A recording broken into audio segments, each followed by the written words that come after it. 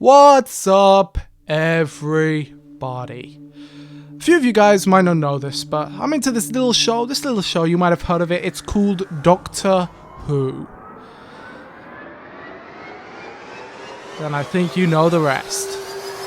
Last year, I made a video, an attempt at a brief explanation of Doctor Who. And I succeeded, mostly. The video had a lot of problems, most of them being either rendering issues with images being in low res, or the audio in certain sections being weird due to copyright. But overall, I did manage to succeed in my very own goal of explaining all of Doctor Who as briefly as one can, which it does seem that 5 hours is the bare minimum. But I don't think that's good enough. No, I am not satisfied. And so I'm going to reattempt my mission and update my explanation of Doctor Who, because frankly, this franchise is too damned complicated. And in that 5-hour videos, I skimmed over at least half of the important stuff.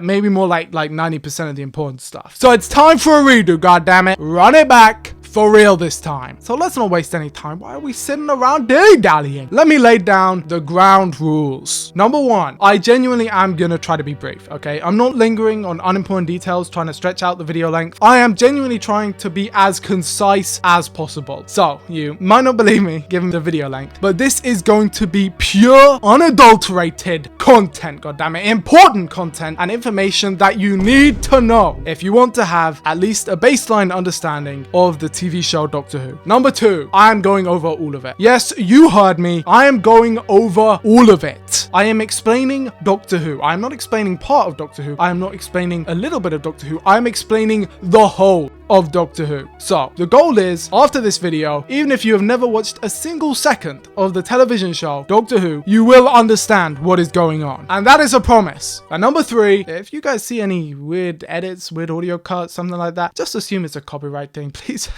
A lot of people, when they hear Doctor Who, they see that, they think, what the hell? They see the number of episodes, they see that it's got like 300 seasons, they see that it's 61 years old, and they tune the hell out, which is fair enough. They don't know where to start. Everyone telling them the wrong place to start. They got no idea what the hell is even happening, which is why I am here. 1 year ago, I made it my mission to catch everyone up to speed on the whole show, the whole franchise, because I care. I am the DW fan 91. Not only the 91st Doctor Who fan of all time chronologically, but also the #1 fan in terms of leaderboard status. Yeah, we got a leaderboard. I've been keeping it in my basement. And so basically what I thought was that what people needed was a short, comprehensive guide just to ease them into the show a little bit. You know what I'm saying? Because I am this show's #1 ambassador, and I do love it very much. But I'm getting ahead of myself. What is Doctor Who? Doctor Who is a sci-fi adventure serialized TV show about this guy, Doctor Who, or as some people call him, the Doctor. He is a traveler through time and space, and he goes on adventures in his time machine that's called the TARDIS. It looks like a blue box because it's meant to be able to camouflage into things based on its environment, but it got stuck, and now looks like this forever, because the TARDIS is pretty much broken all the time. And half of the reason the Doctor even ends up in all of these wacky locations and situations every single week is because the TARDIS doesn't take him where he wants to go. That's the basic premise. Doctor Who in the TARDIS goes on adventures in time and space. But there's a little bit more to it than that. While that explanation works as a hook, I want to make sure that everyone is caught up to date on everything. And I do mean everything, because there is a lot. So if you haven't seen any Doctor Who before, or if you're new to the fandom, or even if you're like me and you've watched every episode of the show like 50 times over, buckle up, people, because I'm about to give a brief explanation of the whole chronological history of Doctor Who from memory. Here we go. Our story begins in 1865 in a small French commune by the name of Marbouf. Forgive the pronunciation. It is a small town with a population of approximately 200 people. It's hardly a noteworthy place. It doesn't even have a post on Wikipedia. But it was here, in this place, that something very peculiar happened. Something inexplicable. A child was born, and that child's name was Arnold Galopin. and you won't believe what happened next.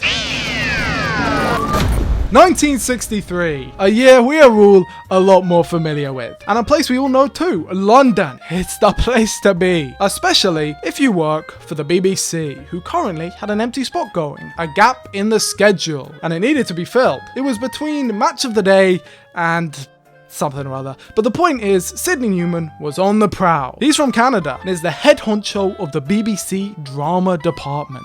So what does he do? He comes up with an idea. Those 20 minutes needed filling somehow, and he has just the thing. Grandfather, granddaughter, two teachers going around history, exploring the world. Fun idea for all the family. An educational program. But he had two rules. Rule number 1, no aliens. Come on now guys, don't be silly. We can't have aliens in this show, that'd be absurd. And of course, rule number 2, no bug-eyed monsters. BEMs, he called them. And to be honest, I mean, fair enough. We want the show to stay grounded, right? Keep realism first. And I am sure 100% that going forward, these rules would be held. In fact, spoiler alert, they are still held to this day. That's true, that's a true fact, certified true. That's commitment for you. Which sets the scene for Verity Lambert, first female producer in the history of the BBC. And people don't know if she can hack it, but she's ready to prove them all wrong. Getting all the stuff together, all the ideas, concepts, scripts, fucking everything. She's getting it all together for this new show. They actually came up with the name together. It's called Doctor Who. But they go along with the pitch. They cast William Hartnell, mostly known for portraying old, scary military men, as the titular Doctor. You know, from Doctor Who. They cast up-and-comer Carol Ann Ford as his granddaughter, Susan. Don't worry, we'll get to that. William Russell is Ian, and Jacqueline Hill is Barbara. That's the core four. These two are teachers at Coal Hill School, and so the stage is set. We don't have much time, we have even less money, and so we've just gotta go, go, go, go. The scripts are in, the actors are in, and the episode is done. Doctor Who's first ever episode. And it sucks. Yep, things behind the scenes, and actually in the scenes as well, they were pretty bad. There were major production issues. The writer for the script had a massive falling out with everyone involved. I wonder if that'll be important later. And in general, it was just kinda bad. A lot of people don't know this, but Doctor Who's first episode isn't actually Doctor Who's first episode. You see, unbeknownst to most people, until several decades later, Doctor Who had a pilot. An unaired pilot. That is pretty much just an objectively inferior version to the actual first episode of Doctor Who. Flubbed lines, missed cues, also the TARDIS looks slightly different for some reason. It's actually kind of cool in a weird way. It's like a bizarro version of the episode that we actually got. Because, spoiler alert, yes, this failed episode was scrapped, and the crew were given more time to work on the actual first episode of Doctor Who. Doctor Who on an Earthly Child. November 22nd. 1963. President John F. Kennedy is shot in the head while riding through Dealey Plaza in Dallas, Texas. 30 minutes later, he was pronounced dead, shocking not just the nation, but the world. The President of the United States had been assassinated. And Doctor Who aired 1 day later, November 23rd, 1963, saw the airing of Doctor Who's first ever episode. An Unearthly Child released to an alright reception. Technically speaking, it was arguably underwhelming. Verity Lambert pressured for a repeat the next week, saying that the President's death impacted the viewing figures, which is basically an undeniable fact. But the point was, it was out there, okay? We've started, guys. Our journey, it might have gone off to a little bit of a rocky start, but it had aired. And even though it didn't seem it, on that random Saturday afternoon at 5:16 p.m, something went out on the airwaves that was truly special. That's the Doctor Who theme, by the way. Composed by Ron Grainer, it is one of the most unique pieces of music I have ever heard. It's rather magical, in my opinion. At the time, it was brand new, and that in many ways can be attributed to the uncredited co-composer, Delia Derbyshire. She oversaw the BBC's radiophonic workshop, which was responsible for most of the music in Doctor Who. The theme is comprised of several sections. The first being the introduction, the neo dun dun dun dun dun. This begins the track, leading on to the main iconic bit of the theme, you know, the ooh, Doctor Who, which then leads us to the most underrated part of the theme, in my opinion, the middle eight, which I will allow my good friend Peter Capaldi to explain. Take it away, Pete. If you don't know what that is, it's the bit that goes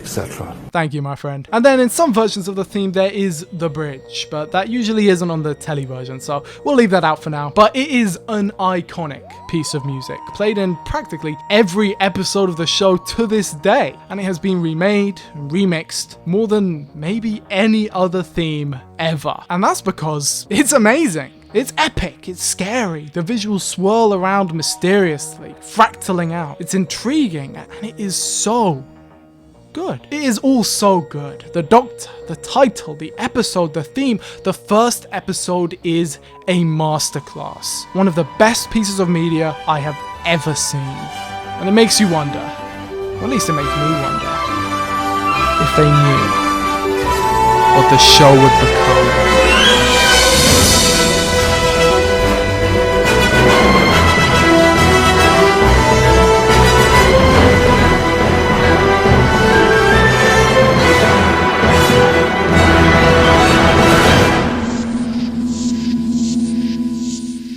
An Unearthly Child begins on a foggy London night. A policeman makes his rounds past I.M. Foreman's junkyard on 76 Totters Lane. And in the midst of the junkyard is something out of place. A blue box, a police box, giving off a strange hum. Ian Chesterton and Barbara Wright are teachers at Coal Hill School, just finishing up for the day. It's clear there's something between them, or at least the start of something, as they make conversation with each other about a strange student of theirs, Susan Foreman. She's totally out of place. Strange. Always saying weird things. Barbara's lending her a book on the French Revolution. Susan says it's her grandfather's favourite period in history, and after she leaves, Ian and Barbara decide to follow her, with Barbara saying that she's concerned that Susan's home address seems to lead only to a junkyard. Ian calls her out though. He knows why she's interested. That's the same reason he is. There's something about Susan that's not quite right. She knows things about the future and about the past. She's incredibly gifted at some things and shockingly unknowledgeable about the rest. Ian and Barbara see Susan as an enigma. They see Susan enter the junkyard, and concerned, they go in to find her. But when they do, they find it empty. They search around for a while until Ian notices the police. The police signal post, as it was called, appeared on the streets of London in the 1880s and made use of the newly invented telephone. But it wasn't long before the posts became fully fledged boxes and objects of great civic pride. Inside there was a first aid kit, a desk and a logbook. The police box was also a place for the weary copper to have a rest and a cup of tea. Police boxes were commonplace in the 1960s, usually seen at street corners. Their purpose was simple. Policemen used to use them to cool the station when they needed to. The inside was small and held various supplies and pens and stuff like that. If they had a prisoner or a criminal, well, they could just plop them inside. Perhaps you've noticed those blue telephone boxes labeled police box, but some of you still think that they are only for us to use. They are not. They are for you to use, and we want you to use them. There is a little window through which you can get to the telephone, which is in direct communication with the nearest police station. However, this is no place for a police box to be. Ian puts his hand on it, reacts again. It's vibrating, humming. It's alive. Someone else enters the junkyard. Quick, they have to hide. It's an old man. Strange old man. He seems to have no patience for the two, who he quickly catches and tries to send on their way. But they're not having it. And when they hear Susan's voice from inside the box, they barge their way in, and they find themselves transported. Transported to another dimension, the inside of the TARDIS. On the outside, it's a wooden box. On the inside, it's a labyrinth. A futuristic scientific laboratory. It's bigger on the inside. Susan said that it was she who came up with the name. Time and Relative Dimension in Space. TARDIS. And Ian is stunned. Everything he knows about the world changed. Forever. And the Doctor knows this. Susan is distraught. The Doctor tells her that they now have to leave this time, but Susan doesn't want to go. She likes 1963. She wants to stay here, but the Doctor insists, and it's a mixture of his stubbornness, Susan's panic, and Ian and Barbara's presence that causes an accidental takeoff. The TARDIS dematerializes, sent off into the time vortex. Who knows where we'll end up?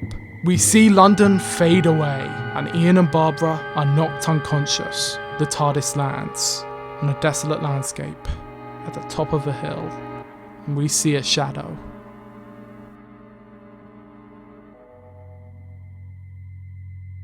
Yeah, it's fucking peak. Doctor Who: An Unearthly Child is one of the best first episodes of a TV show ever. In my opinion, it's my favourite. The mystery is overwhelming. So much is established in such little time. So much is left unanswered. It is the perfect episode. And before we go over the rest, let me just explain everything that just went down, okay? So Susan Foreman is a student at Coal Hill School. She's been staying in 1963 whilst living in the TARDIS, but she's attracted suspicion and accidentally brought two strangers home. The Doctor is her grandfather and is clearly a lot more strict than she is. He says that he and Susan are cut off from their home planet and that they are wanderers in the fourth dimension. They're exiles. And also that Susan came up with the name TARDIS. There's something important there, I can feel it. But the Doctor's name is not Foreman. He says as much in the next episode. It is merely taken from the front of the junkyard that they were staying at, which leaves a lot up to interpretation. Who is the Doctor? Where does he come from? Susan's language is intentionally vague. She says they come from another time, another world. It is highly likely, for a multitude of reasons, that the original intention for the Doctor and Susan was to have them be humans from the future, a highly advanced civilization that invented time travel, or more specifically, a highly advanced civilization where the Doctor created time travel, and then Susan came up with a name for it. The problem with that theory is kind of simple though. The Doctor can't pilot the TARDIS. It becomes very clear within the first moments of the second episode that the Doctor has no idea how the TARDIS works, which wouldn't quite make sense if he was the one who created the machine. So, what is he? Who is he? He said it. When stepping out onto prehistoric Earth, the Doctor makes note of the fact that the TARDIS's appearance hasn't changed. He finds it troubling, very troubling. Later, this would be attributed to a faulty chameleon circuit. The TARDIS, if it worked, is meant to be able to blend in to its surroundings. And presumably, when the Doctor and Susan travelled in time before the events of the program, this chameleon circuit just worked fine. Until now. The chameleon circuit was a later addition, with the term actually first being coined 3 years after this episode came out in the Doctor Who radio script Journey Through Time, written by Malcolm Hulke. But all you need to know is, from now on, the TARDIS looks like this, okay? No matter what, it's stuck. So, good luck blending into the environment now. The shadow we saw at the end of episode 1 was a caveman, because, as I said, we're on prehistoric Earth. An unearthly child sees the TARDIS and its crew flung back into the far distant past, with them being forced into a dispute amongst the tribe of Gum. Things got a bit crazy, people get killed, and the Doctor and friends only manage to escape in the nick of time, being chased all the way back to the ship and getting out just by the skin of their teeth. Exhausted and out of breath, Ian tells the Doctor to take them home, but the Doctor says he can't. He has no idea where they're going, and there is no hope of him piloting the ship. They land on a new planet, and the scanner shows them where they are. A desolate forest with strange looking trees. The four head out to investigate as the radiation needle starts to move toward the danger zone. And that's Doctor Who's first story. The Doctor, the TARDIS, everything is here. But it wasn't until the next one that the show would really solidify itself. There's something that wasn't going around anytime soon. The Dead Planet is an interesting one. At first, it gives us a larger look into life in the TARDIS. It has a machine in it that can make any food you want, just in a bar. That's pretty cool. And also, it is the most historic episode in Doctor Who history. The TARDIS lands in a petrified jungle, where they soon discover a futuristic city that the Doctor seems eager to investigate. The others don't seem too pleased until the Doctor says that they're all out of mercury, so they have to go and investigate. And so they do, entering the strange metallic city, separating apart from each other, and each going down twisting eternal passageways. Barbara walks down a series of corridors until suddenly a door slams shut behind her. She's trapped, her back literally against the wall, as we suddenly switch to another perspective. a creature, a monster, approaching our heroine threateningly.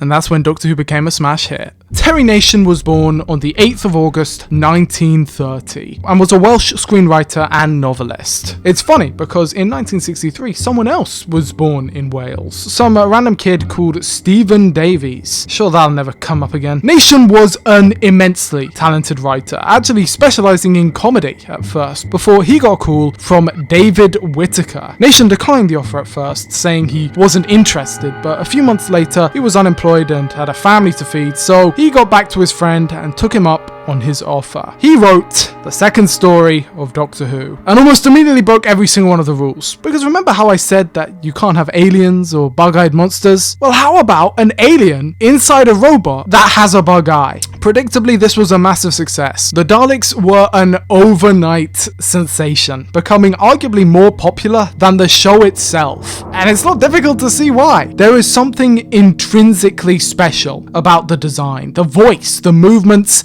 the everything. I hold no secrets on this channel. I love the Daleks with all my heart. I say they're arguably more popular than the show because I actually like them more than the show. I watch Doctor Who because I like the Daleks, okay? And boy, oh boy, I am not the only one. But we'll get into that. Let's keep talking about Terry Nation. Our pal Terry was a very clever lad because he got in touch with his agent and managed to secure the rights for half ownership of the Daleks.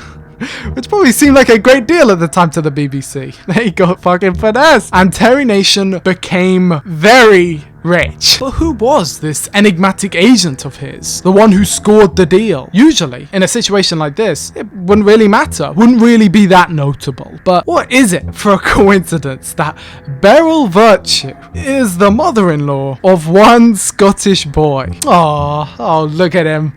Look at him reading this book. Look at it, isn't that cute? He's reading this book, in the Daleks book.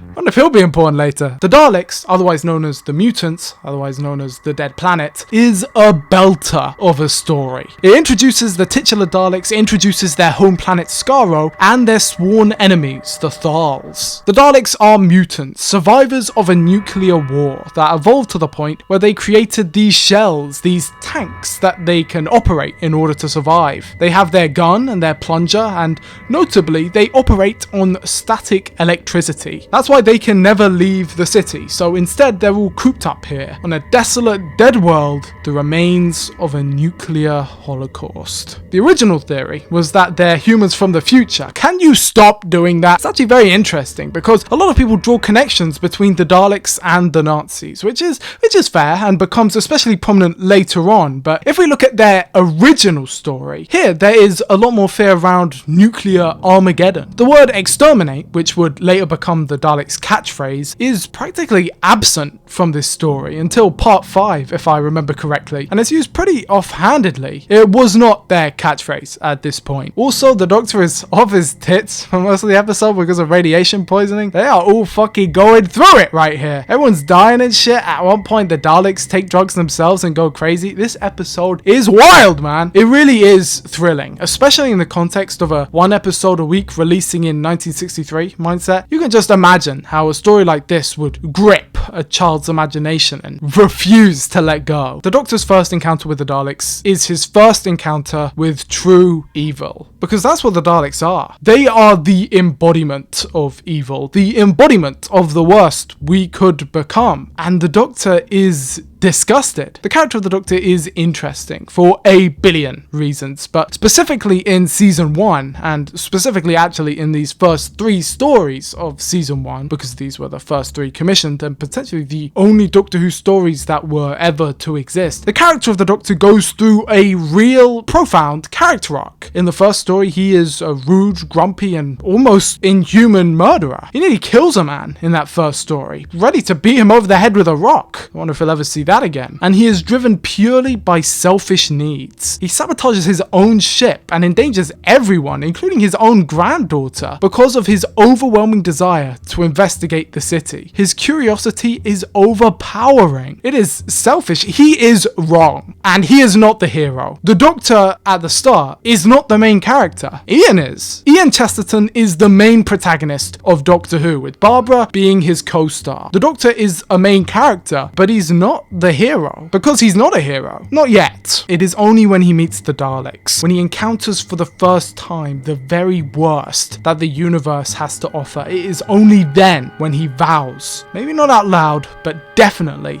in his mind, to stand against it, to stand against evil. He is inspired not only by the people around him, the first humans who show him what heroism really is, but also by those he stands against. Which again is interesting, because for all I've said about them, this is probably the most sympathetic version of the Daleks ever. Yes, they are evil. Yes, they are villains. But there is something so tragic about them. Something so tragic that is never revisited again. Not that it needs to be, but it adds a layer, a dimension to this episode that sets it apart from all that follow. The Daleks are victims too. All they want is to find a cure to the radiation, like the Thals have, so that they too can explore the planet. They just want to be free. But they hate the Thals so much. They hate them so much that even when the Thals say they want to help, naively coming in and wanting peace, the Daleks still kill them all. The Daleks want them wiped out more than they want to survive themselves, and it is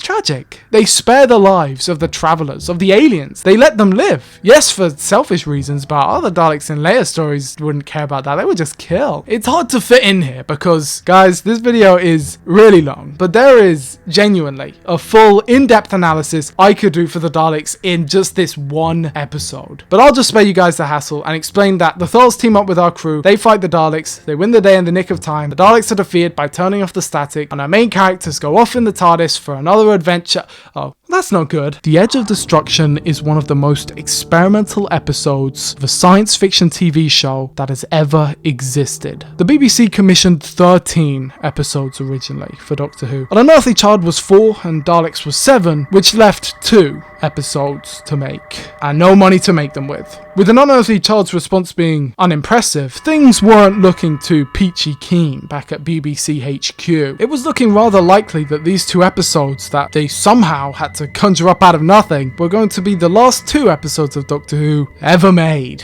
So they got creative. This story is set entirely within the TARDIS. It is the only episode in the history of the show to do so, and something has gone wrong. Something has entered the ship. It has possessed Susan and made her start acting erratic. Everything is going crazy. The ship is haywire. The clocks are melting. It looks like it's getting to the point where we're headed to the end of everything. And then the Doctor figures it out. The lights go dim. The TARDIS jolts forward. And William Hartnell delivers one of the finest monologues that will ever be spoken in Doctor Who's long history. Because spoiler alert, Doctor Who didn't end there. Yeah, the Daleks were a massive success. Beyond success, actually. They were a sensation. They took the country by storm, and it wasn't long until toys hit the store shelves. Merchandise of every kind began pumping out, and England was overtaken by the craze that we call Dalek Mania. Naturally, the show was commissioned for a lot more episodes. The success of Terry Nation's Daleks solidified the show, boosting it to untold levels of popularity.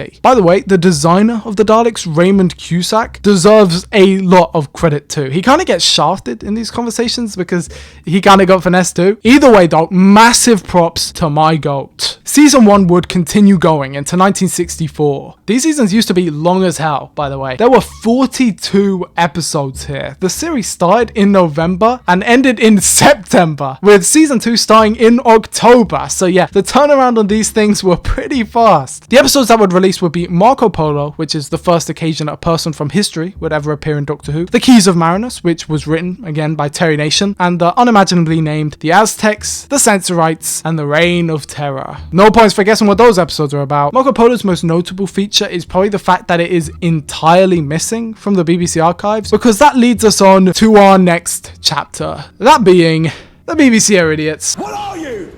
An idiot sandwich. Due to not seeing them as important and as a waste, the BBC would routinely dump, burn or reuse its old film again and again, resulting in an outrageous amount of lost media. Lost media being media that is lost. Like, for example, an episode of Doctor Who that we know to have existed but no longer exists. The evidence of its existence is objective. Like, we have pictures of it, promotional images, we have the Radio Times listing, and most importantly of all, we have the audio, recorded straight from the television. This audio survives alongside telesnaps taken by a man named John Cura. He used to literally take a camera, which were pretty hard to come by back then, point it at the telly, and then take the photos. Telesnaps were taken of every Doctor Who story until The Mind Robber in 1968, where John Cura actually died, so he couldn't do it anymore. Most surviving relics of old missing stories are in the form of these old telesnaps, so when it comes to missing episodes past that point, well, we're shit out of luck. I say that somehow, miraculously, over the past 40 years, gigantic efforts have been made and are still continued to be made to recover all missing episodes, and over half of all missing content has been found. The problem comes in with the fact that film degrades over time, so the longer it's out there, the lower the chance gets that we'll recover it. Besides, we have checked practically everywhere, so while it's not impossible that we'll find more of the missing content, it is improbable, and some of the episodes are almost confirmed gone forever. So there's that. This has led to attempts in the 21st century to animate certain missing episodes, and well, we'll get there when we get there. Point is, a lot of Doctor Who is gone, and Marco Polo is the prime example of that. We know the story through audio, telesnaps, and the novelization, but through the actual show, it's gone, which is a shame, because from those mediums, we know it's pretty damn good. With the TARDIS landing in 1289, the crew joins the caravan of the famous explorer Marco Polo, and they literally travel all the way to the Imperial Palace. It is said to be one of the most visually impressive episodes of early Doctor Who, and one of the most historically accurate, which I must say, some of the stuff that they were able to pull off on the shoestring budget they had is really quite remarkable. It does make sense why it was so popular. I mean, it is just so good. The Keys of Marinus is up next and features the wonderful Vord. They're an attempt by Terry Nation to recreate the success of the Daleks, except they're mostly just meant to be pretty cool. Nation already had his cash cow. The Keys of Marinus is a rather typical Terry Nation thrilling caper, this time with a more quest-oriented focus. Each episode has their cast track down one of the titular keys of Marinus, get it? Marinus being the planet that they find themselves upon. It's a great story actually, and you will see why I mentioned it in a little while later. The Aztecs is up next and sees the Doctor getting his first love interest. Aww. It's also the most educational episode of the series yet, living up to the original vision more than other episodes like the Daleks or the Keys of Marinus. It also establishes the consequences of changing the course of history, a concept that would later be coined as fixed points. Fixed points in history are parts of history that cannot be changed because otherwise there would be severe consequences. This idea is the crux of the main conflict of the episode, which is between the Doctor and Barbara, who has been mistaken for a goddess. Barbara wants to stop the human sacrifice, and the Doctor insists that she must not. At the end of the episode, Barbara does not stop the sacrifice. The eclipse happens and the rain falls. Barbara laments, "What is the point in travelling through history if they cannot change it?" To which the Doctor replies by saying that she did change it, not by altering the events in the textbook, but by changing one of the individual's lives on the ground. You see what I mean? This is good stuff! The Sensorites is an interesting episode of Doctor Who because on its own, it's largely unnotable, but like everything in the early years of Doctor Who, it is highly influential for a bunch of things that come up later. So instead of telling you what happens in it now, I'm actually going to wait and tell you all when it comes up later, because I'm trying to be chronological, and jumping 45 years into the future to give factoids is just a little incongruous with what I'm attempting to go for. You guys know what I mean. Which leads us to the Reign of Terror, the finale, in inverted commas, of Doctor Who Season 1. They didn't really have finales back then, and besides, the next story, aka the first story in Season 2, was actually meant to be in Season 1 anyway, so it's rather an arbitrary distinction. Anyway, we're in France, and the Doctor just straight up kills a man. Now, I'm kidding, he's fine. Anyway, this episode is beautiful. Remember how I said Susan said the Doctor's favourite time period was the French Revolution? Well, here we are, baby, and it is brutal as hell. Fire, murder, slaves, imprisonment. This story holds no punches, and it is one of the most effective pure historicals that the show has ever done. Little over a month after season 1 concluded, something massive occurred. Something which would forever change Doctor Who. TV Comic was a weekly anthology magazine that began in 1951, and in the 674th issue, Doctor Who made its comic debut, with part 1 of the story titled The Klepton Parasites. Yep, here it is, the very first Doctor Who comic of all time. And yeah, as you might have guessed, it is weird. First and foremost, the Doctor's name in these comics is literally Doctor Who, meaning that yes, his second name is Who. And we are introduced to 2 new companions for the Doctor, those being his grandchildren, John and Gillian Who. They accidentally bumble in, mess with the TARDIS's controls, and are whisked off all the way to the 29th century. From there on, it's typical 60s comic hijinks. I do love the art in these. But it was only the beginning. After Doctor Who comics came Doctor Who Everything. Doctor Who and the Daleks was a collection of short stories sold alongside Cadet Sweet's Sweet Cigarettes, and features the Daleks invading Marinus. Remember Marinus from 2 seconds ago? Well, the Daleks are fighting the Vord now, and the Doctor Who, is involved as well. Yeah, here's about the time where I tell you guys that in like at least 60% of all canon, the Doctor is just straight up called Doctor Who. The credits call him Doctor Who. Frequently, the show itself calls him Doctor Who. And so even though he's technically called the Doctor, if you are a true fan of the show, he is called Doctor Who. Don't look at me. I'm just a messenger. Also introduced in this story for the first time is the Dalek Emperor, with this all-time classic design. We're going to be seeing a lot more of this guy going forward, so look out for that. This story also makes reference to the Dalek book, which I have right here. In many ways, this is the first Doctor Who annual, but it is actually just a Dalek annual. See what I mean about the Daleks being bigger than the show? There was a Dalek annual before a Doctor Who annual. And also, it just so happens to be the first ever printed collection of official Doctor Who stories ever. It is actually a wonderful book because all the comics actually tie into themselves, and they also tie into events yet to come, foreshadowing a potential invasion attempt of the planet Earth. Though we'll get into that. The 12th of November 1964 would see the release of the first ever Doctor Who novelization. It was entitled Doctor Who in an Exciting Adventure with the Daleks, and it is one of the most influential books ever written, maybe, as it was genuinely the first ever Doctor Who novel of any kind, which is quite a big deal if you consider just how many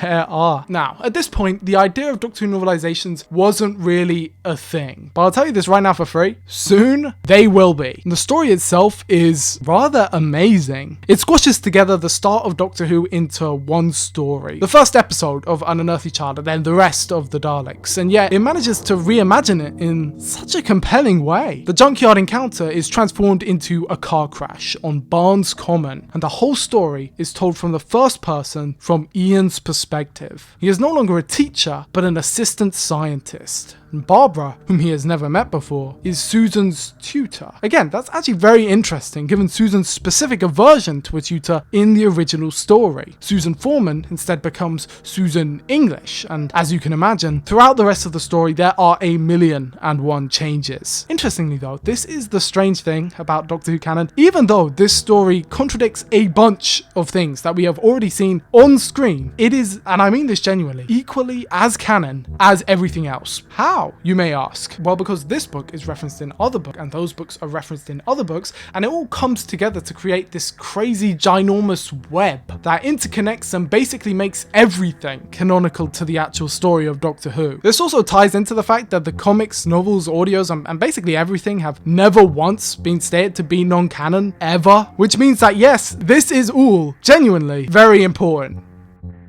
A few weeks later, the Go-Go's released their song, I'm Gonna Spend My Christmas with the Daleks.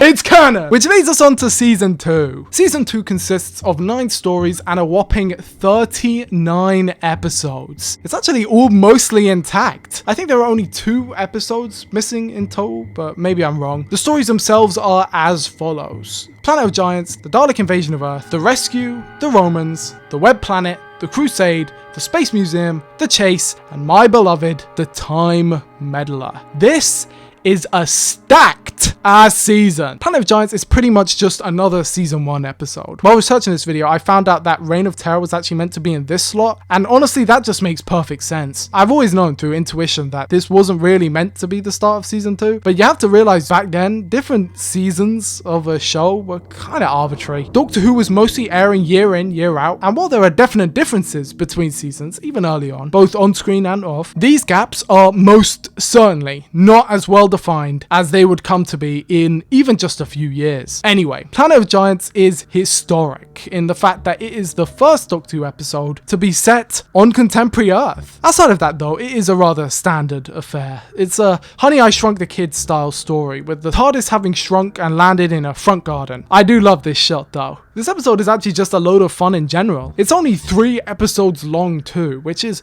weird because usually Doctor Who stories are either 4 parts or 6 parts long, and also occasionally 2. It is very rare that there are odd numbers of parts, with this being the only 3 parts I can remember off the top of my head. Also, some stories in season 7 are 7 parts long. Now might be a good time to go over what episodes and parts and all of that are actually. Now, I know there's going to be at least one person out there who randomly gets annoyed at me for using the terms parts, serials, and episodes interchangeably, but that's because I can't be bothered. And also it's not worth the effort, because although these things technically mean different things, they kind of all fall under the umbrella of episode. And so I don't feel the need to specify every time, because I mean, we're on a bit of a time crunch anyway. Look at the time. A serial is the full story. A part is a part of that serial / full story. And an episode is like both at the same time. Does that make sense? Am I just waffling? Who cares? The Dalek invasion of Earth. Finally, we're on to a real story. The Daleks are back, and this time they've taken over the Earth. They have a flying spaceship, and their plan is to hollow out the core of the Earth and then pilot around like a Death Star. This story is so peak, man. It's so good. I will never forget watching this for the first time as a kid, man. Just that opening scene alone. The Robo-Man tearing his collar off and then drowning himself in a river. This is a kid's show, by the way. The TARDIS lands on the same riverside by a sign that reads, "It is forbidden to dump bodies in the water." This is about when they probably should have gotten out of there. But sadly, Susan makes that impossible, accidentally twisting her ankle and bringing a bridge down on top of the TARDIS, stranding him there in the middle of London. That can't be all bad. It's London. Surely someone can come along and help. Well, no, because they soon find out that this is actually post-apocalyptic London, with Susan and Barbara being taken by a band of rebels and the Doctor and Ian being caught by Robomen, enslaved humans controlled through their mechanical helmets. And then a Dalek rises from the water. By the way, this was actually the coolest thing of all time. It blew my mind. It blew my fucking mind. Probably still one of my favorite shots in the whole show. I just love Doctor Who, man. Anyway, the Daleks have conquered Earth, as foreshadowed in the comics. First, they sent a plague that ravaged the planet and caused infighting. Then, they launched their attack. Then they made the Robomen and started enslaving other people in the mines. They roamed through London as conquerors. This story also marks the first of the Daleks using exterminate as a catchphrase more commonly, leading to the association between them and the Nazis. Actually, a lot of firsts for this story. A quarry is used for the first time. They move from Lime Grove to Riverside. And of course, there's the first ever companion exit. The Doctor's granddaughter Susan meets a wonderful man and they fall in love. Aww. And so the Doctor decides it is finally time for him to let her go. It's been clear since the very first episode that Susan feels lost, like she doesn't belong, and she desperately wants to belong. She's not an adventurer like her grandfather. She wanted to belong in 1963, staying there for months at a time, but her identity as a traveller through time and space stopped her. But now the Doctor has grown enough, and Susan has too, that he feels like now is finally the time to let her free. David proved himself as a brave and kind man, and so the Doctor leaves her in his care and gives one of the best monologues, again, in the show's long history. He is just too good, man. It perfectly encapsulates the character, and contrary to popular belief, I actually think this is a perfect exit for Susan. It's a great episode, and it's not like this comes out of nowhere. It is a satisfying end for a character arc and makes perfect sense, and it's all been set up, yada yada yada. I just think it's brilliant, okay? I could keep talking about this episode, as you can probably imagine. I mean, I could just go on a rant and monologue just about the quarries, for God's sake, but instead I shall be concise, and instead I will talk about who the hell is Susan. This is the type of question where 60 years on, we still don't fucking know. Susan shows up again twice in the 20th and 30th anniversary specials, and she's kind of just there. There isn't really any explanation given to this part of the timeline on who/what Susan really is, at least in the show. In the books and stuff, there are about a million that all contradict each other, but we will get there when we get there, okay? Let's not rush through it. The point is, there's still a lot of mystery surrounding this early stuff, as there should be, to be honest. We don't want any tampering with the past.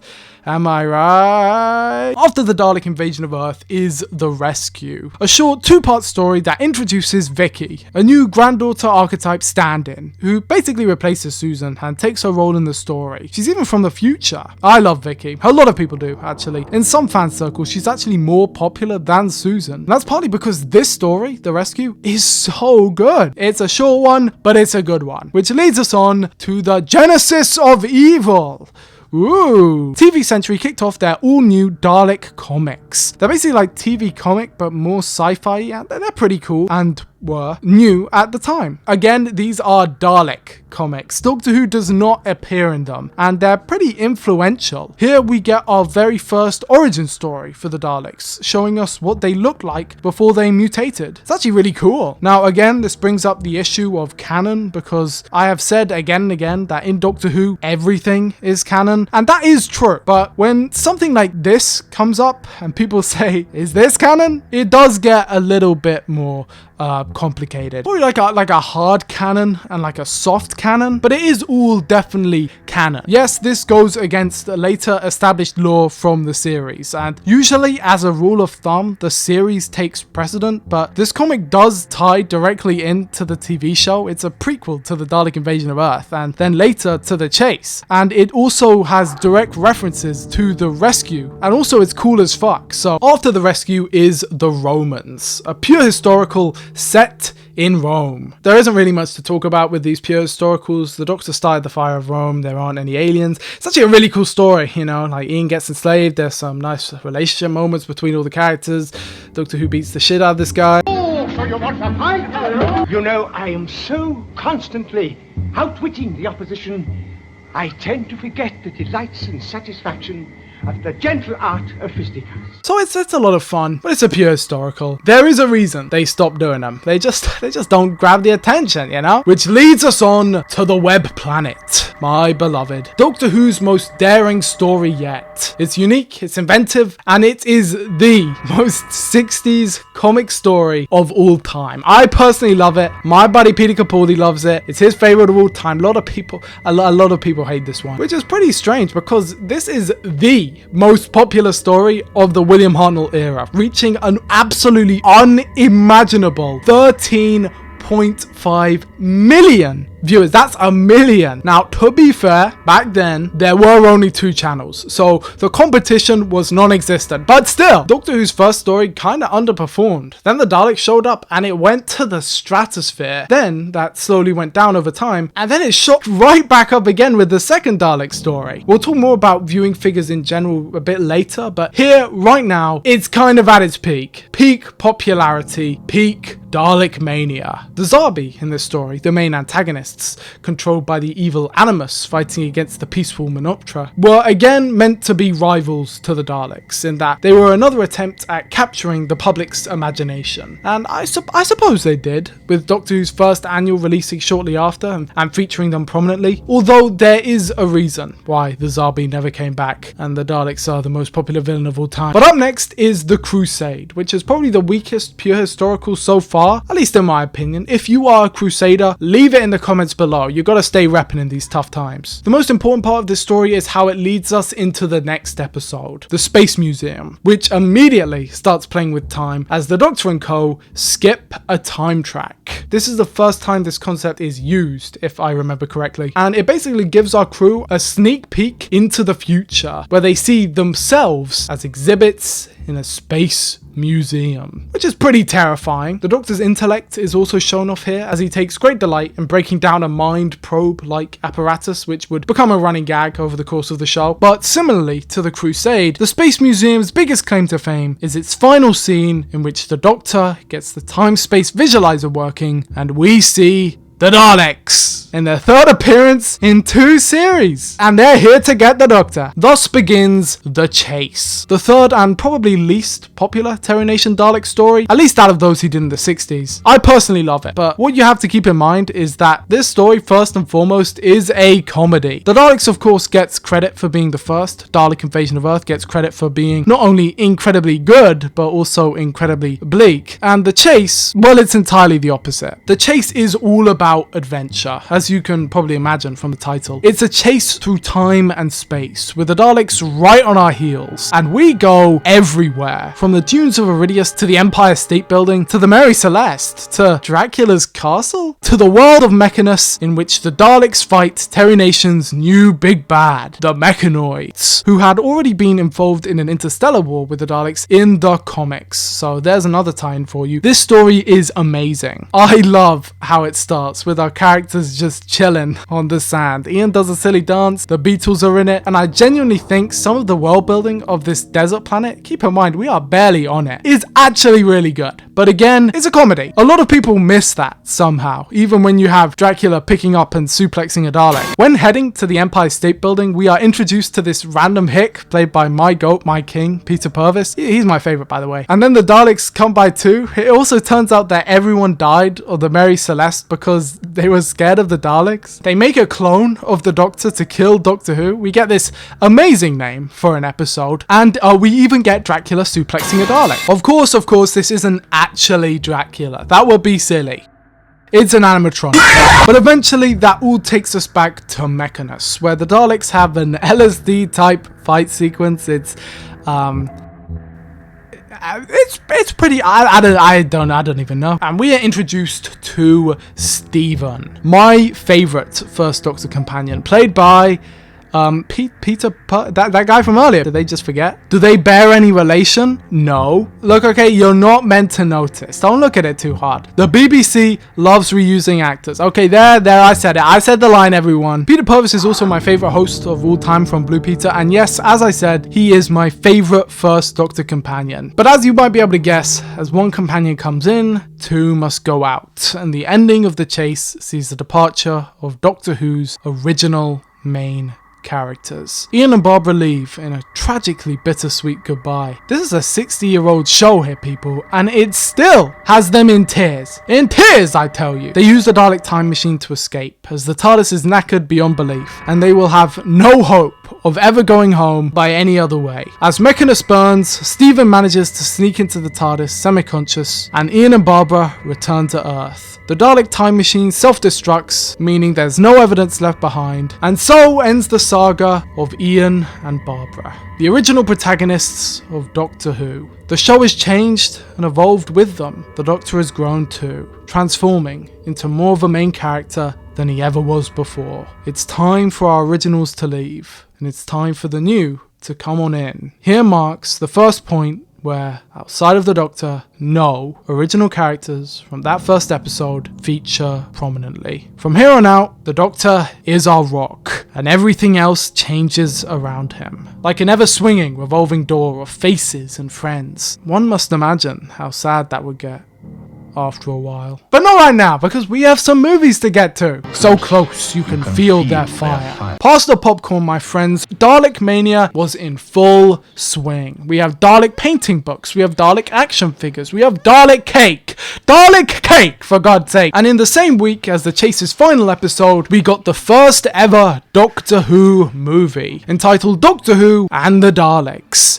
And it was in colour, which was a big deal back then. It's a retelling of the first Dalek story, but again with significant differences. The Doctor is again Doctor Who. He is 100% a human, and he's not even from the future this time. Susan is way younger, and Barbara is also Doctor Who's granddaughter. Ian is her date, and the TARDIS is just called TARDIS, although similarly to William Hartnell in the actual show, it was mostly just referred to as the ship. It was a project he made in his back garden. It also looks like this, which is pretty cool. Doctor Who is played by Peter Cushing of Van Helsing fame, or as you probably know him, Grand Moff Tarkin from 77's Star Wars. And all in all, this movie is just a load of fun. It is much shorter than the original story, and arguably better too. As a kid, I definitely preferred it. I used to watch it all the time, although I much preferred its sequel, Dalek Invasion Earth. 2150 AD.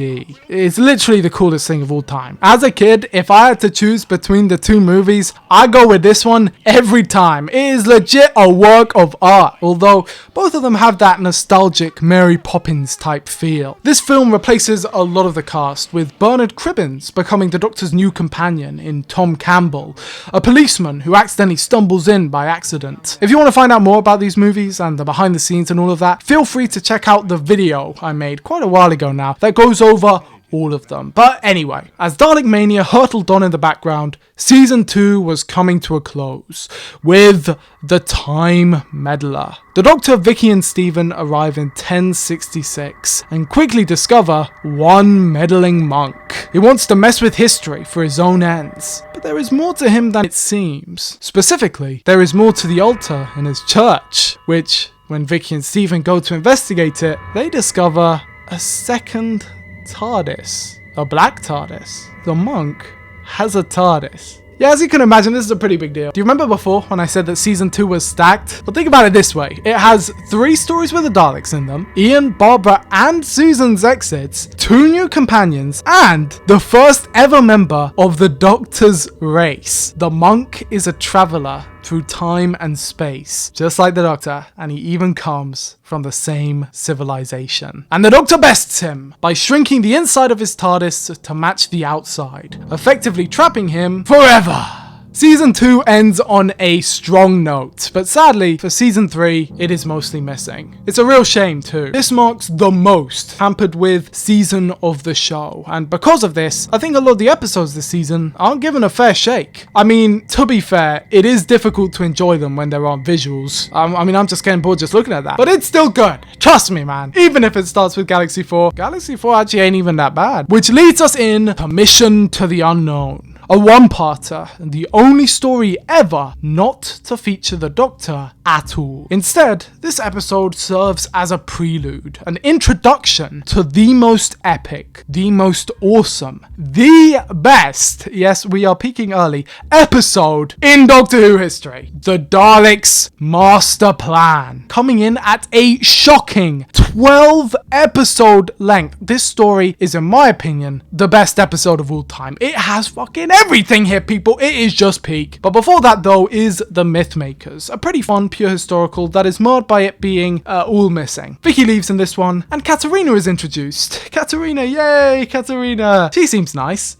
Katerina fucking dies. The Daleks' Master Plan is an episode I actually want to do a full video on, simply because, I mean, it's my favourite episode of all time, but as a basic gist, it's kind of like The Chase, but longer, and more hype. The monk returns, characters crop up from before, Nicholas Courtney arrives, playing Brett Vaughn, by the way, remember his face for later. We get a new companion, Sarah Kingdom, Space Security Service, she's Brett's sister. We have a Christmas special halfway through, and we even have a 4th wall break where the Doctor tells the audience Merry Christmas. What is not to love? Additionally, this whole episode is brutal. It is genuinely tense the whole way through. This story features not only the first companion death, but the second companion death too, and they are both harrowing. I can't decide which one is more brutal. Peter Purvis acts his ass off, proving that he is the best first Doctor companion as Katerina struggles in the airlock with a stowaway and accidentally presses the wrong button. Not that one! Katerina! Katerina! Ejecting herself into space. What a way to go! Sarah Kingdom dies way later in the story, at the very end, exposed to the Time Destructor. That's the main MacGuffin of the story. She withers away into dust before Stephen's very eyes, an event that traumatizes him. I think Katerina's death is sadder to me, not only for the fact that it's historic as Doctor Who's first protagonist death, but also because Katerina genuinely is so nice. She is so kind, and she has no idea what is going on. She's a girl from Troy and believes the TARDIS to be magic. In her eyes, the Doctor is a god who came and saved her in her time of need. That's how it is framed in the past episode. Now she struggles for her life in a world way bleaker than she could imagine, and one she could never possibly understand. Put through physical trauma until the very end, where she is then sent out to die in the vacuum of space. God damn, man, that is just so sad. At the end, the Daleks are defeated, and the Doctor and Stephen mourn the loss of all those who had to suffer for no reason at all. What a waste, the Doctor says. What a terrible, terrible waste. Next up is the massacre at St. Bartholomew's Eve, and this episode, in my opinion, is the most underrated story in the history of Doctor Who. I have never heard anyone talk about it, and that is because it is almost entirely missing. There are hardly telesnaps, and the audio quality is bad, but the story, it's a pure historical, with the gimmick being that William Hartnell is playing two roles. But if you know anything about this period of history, which I actually didn't before I watched this episode, you know just how bloody things turn out at the end. And Stephen is devastated. He is sick of the death. He is sick of the bloodshed, and he leaves the TARDIS at the end in shame. He has a falling out with the Doctor. Stephen, who has been through so much, has had enough. So he leaves. And the Doctor is alone. I think I should just let it speak for itself. Even after all this time, he cannot understand. I dare not change the course of history. Well, at least I taught him to take some precautions. He did remember to look at the scanner before he opened the doors. Now, they're all gone. All gone. None of them could understand. Not even my little Susan. Or Vicky. And as for Barbara and Chesterton, they were all too impatient to get back to their own time. And now, Steve. Perhaps I should go home. Back to my own planet. But I can't. Thankfully, Stephen returns, and a young girl named Dodo also happens to barge in. The TARDIS materializes, and we're off for another adventure. This season marked some massive changes behind the scenes, namely with Verity Lambert stepping down from the show. Both in and out of universe, William Hartnell was alone. The only old head, with everyone else being new kids on the block. And he was sick. Frequently now, he had to be written out or have his part be shortened due to his health, and talks had to be had about somehow recasting the character. Up next is The Ark, which is a pretty cool story that we can pretty safely skip over. These guys are cool, eh? Jumping ahead a second, The Gunfighters takes place in America. They keep playing this annoying ass song, and in The Savages, Stephen leaves. The Savages is probably my least favorite 1960s story. I mean, it's still pretty good, but just relatively, it's just not my thing. Which means, with all that said, I can hop back to the one that I skipped over, a rather historic episode in many ways, The Celestial Toymaker, with the titular character played by Michael Gough of Batman 1989 fame. Yes, he is Alfred. This episode has been a fan favorite for decades now, and it is not hard to see why. Even though some people want to pretend that it's bad now, this episode is so unique, so inventive, and just cool in general. It is impossible to hate this man. The Doctor lands in the Toymaker's domain and is forced to play games to fight for his freedom. But the Toymaker cheats at every opportunity, and each game that follows is more twisted than the last. Eventually, the Doctor manages to outsmart the Toymaker, beating him at his own game by using a recording of his voice against him, leading to the simultaneous destruction of his realm and escape of the TARDIS. But the Doctor knows that he'll be back. A creature of that strength doesn't just stay dead, they'll be back. The finale of season 3 is The War Machines, which is a sleeper hit for me, a genuine contender for top 5 favourite. I love this one. For the first time ever, we are in contemporary London, a setting which would eventually become commonplace for Doctor Who. And in many ways, this episode serves as an advert for the newly constructed post office tower, or as we know it now, the BT Tower, that was at that point the tallest building in London. It needed to be that tall to send out all of those computer waves. And speaking of which, Kit Pedler can have this one attributed to him, or at least partially. And I'm telling you right now, that is a name we're gonna hear again in the not so distant future, so just keep that one in mind. This episode is primarily concerned about artificial intelligence and the internet, which this was 1966, by the way, and also it is a prototype for a bunch of stories yet to come. Basically, the Invasion of Contemporary Earth episode, which are most of the episodes that I like, actually. Introduced here are new companions Polly and Ben, who are both very sweet, and poor Dodo is sadly benched for, I don't even know why. Poor Dodo, LBBC. But with Innes Lloyd having taken over as producer, a new era had begun for the show, and with a new era came a new Doctor. For season 4 was a new beginning. Season 4 opens with the rather uninspiring Smugglers. It's fine, I guess. It's missing. At this point, the ratings were getting pretty low, with this episode actually barely surpassing the 4 million mark. The show wasn't bad, but holding such unimaginably high ratings so consistently for several years straight, it simply wasn't conceivable. But what it showed was that a switch up was in order. It was time for new blood to enter the scene. And so, in the next episode, it was decided that William Hartnell would exit the role of Doctor Who. The 10th Planet. It's a very important episode. It was meant to be the first episode of season 4, which is rather obvious to those paying attention, and it is also, of course, the first episode to feature Doctor Who's second biggest bad, the Cybermen. Exactly like you once, but our cybernetic scientists realized that our race was getting weak.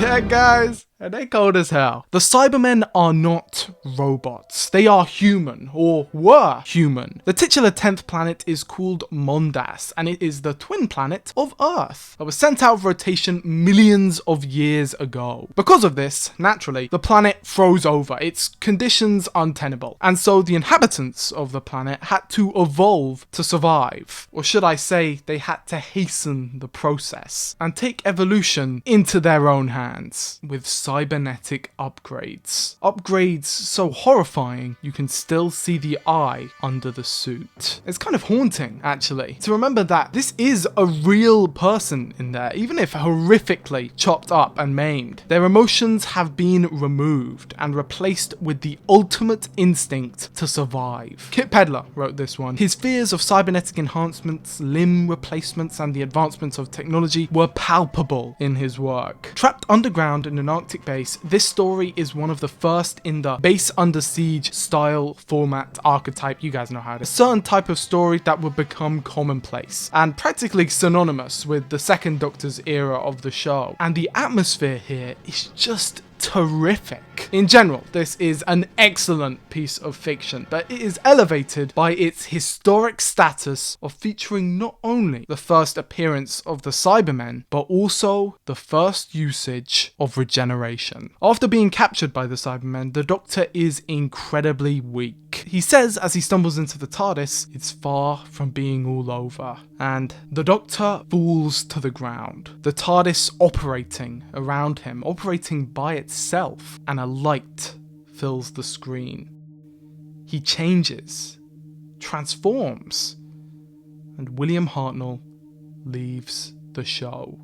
The first on-screen regeneration, and now Patrick Troughton takes the reins as Doctor Who. Patrick Troughton was born on the 25th of March 1920 in Middlesex. He was a very unique actor, able to play a variety of roles, and he'd even played opposite previous Doctor William Hartnell. In fact, William Hartnell approved of the recasting, saying there's only one man in England who can take over, and that's Patrick Troughton. For the record, William Hartnell gets a lot of flack from certain people in the fan base, you know, haters, who basically call him too old, doddery, and make fun of the fact that he sometimes flubbed his lines. And you both knocked, you knocked both and I unconscious. As if they weren't making these shows on a time crunch. But the dude was a real actor, like genuine, incredible talent. You can really tell when you go from watching him in Doctor Who to him in other stuff, just how different he was, and just how wide his range is. He was amazing! And Patrick Troughton is amazing too. Fun fact, he was the first ever Robin Hood on telly. Would you look at that? The role of Doctor Who is a very strange one, as you can all probably attest. It's changed and evolved over the years of the program, but what you have to remember is that in 1966, it was rather firmly established. Doctor Who was an old man, a grandfather, eccentric yes, but stern too. He was a scientist, and more slow, while his younger grandchildren would be running around getting into trouble. You can see this dynamic take place, not just in the show, but in the comics as well, the books,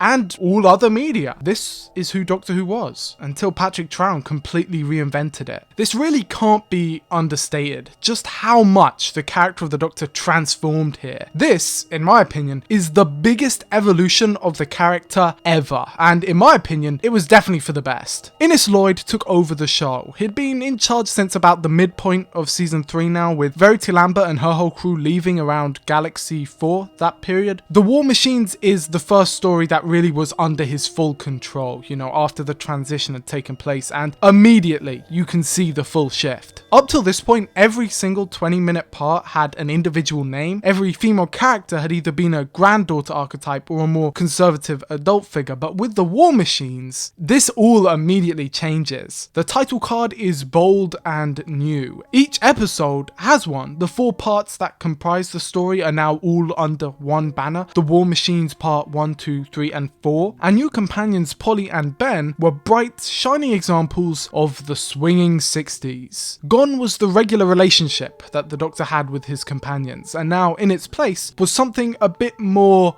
contemporary. This has its pros and cons, of course. The timeless factor of the original dynamic was gone, in favour of something a bit more 60s. The original creators had left, and their show was now in the hands of someone else with a different vision. But the thing about that is that is how it always was. Since the very beginning, the show has more or less been betraying its own mission, breaking all its own rules. But it's always important to stick to that core, that heart of decency, heroism, and imagination. So overall, I think I am definitely pro this change. Change is a part of Doctor Who. Everything's changing all the time, and that is made very clear with this new era of the show. Ratings had grown stagnant, audiences had naturally drifted away. Holding onto the cultural zeitgeist forever is impossible, so Doctor Who decided to reinvent itself. Power of the Daleks is one of the greatest stories of the show's history, and I think it's fairly obvious to see why. The Daleks have become very interesting as of late. Their fear factor had decreased due to their comedy episodes like The Chase and their prevalence in the public eye. This had made it so that parodies were popping up left, right and centre, not just in the newspapers, but on television too. There was definitely an element of oversaturation there, which is why Power of the Daleks is all the more impressive. The Daleks serves as an origin story. It introduces the villain, is a thrilling caper, and wraps up cleanly all by the end. The Dalek invasion of Earth is the perfect sequel. It ups the ante, it takes away their few restrictions, that being static electricity, and brings them right to the audience's doorstep, terrorizing the children in familiar locales. And The Chase caps off the trilogy perfectly, speeding around the whole universe in a wonderful and emotional adventure. And of course, the Daleks' master plan is just a masterpiece, taking all the elements of The Chase and making it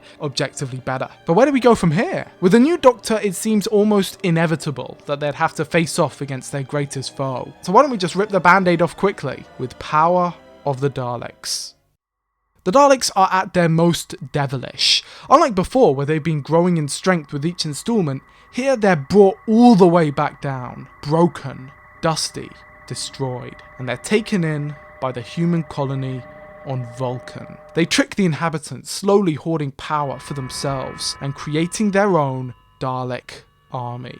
It's genuinely a 10 out of 10 story. My brief explanation can't do it justice, but basically it's showcasing the true malevolent evil of the Daleks and how even when put in their worst case scenario, they can still find a way to survive at all costs, to conquer. And of course Patrick Troughton is amazing here too. He has just regenerated, a name and concept which hadn't fully been ironed out at this exact moment, but basically the current explanation around it is that when a member of the Doctor's species dies, their whole body changes. Every cell regenerates itself, but that changes them. They become someone entirely new, but they're still the same person, same brain, same memories, but a new body. More or less it's just an excuse to recast the actor whilst keeping the same main character, but I think it's genius. It really does just shake the whole formula of the show up. However, at this point, the rules were a bit more foggy. The term rejuvenate might be a bit more appropriate in this context, as it is heavily implied that this incarnation of the Doctor is actually just a younger version of our original one. There's some funny business that happens here with the Doctor looking into a mirror but seeing his old face reflected back at him, and he keeps switching from referring to himself as the Doctor and the person he used to be as the Doctor. It's all needlessly confusing, but the reason he's doing that is because right after regenerating,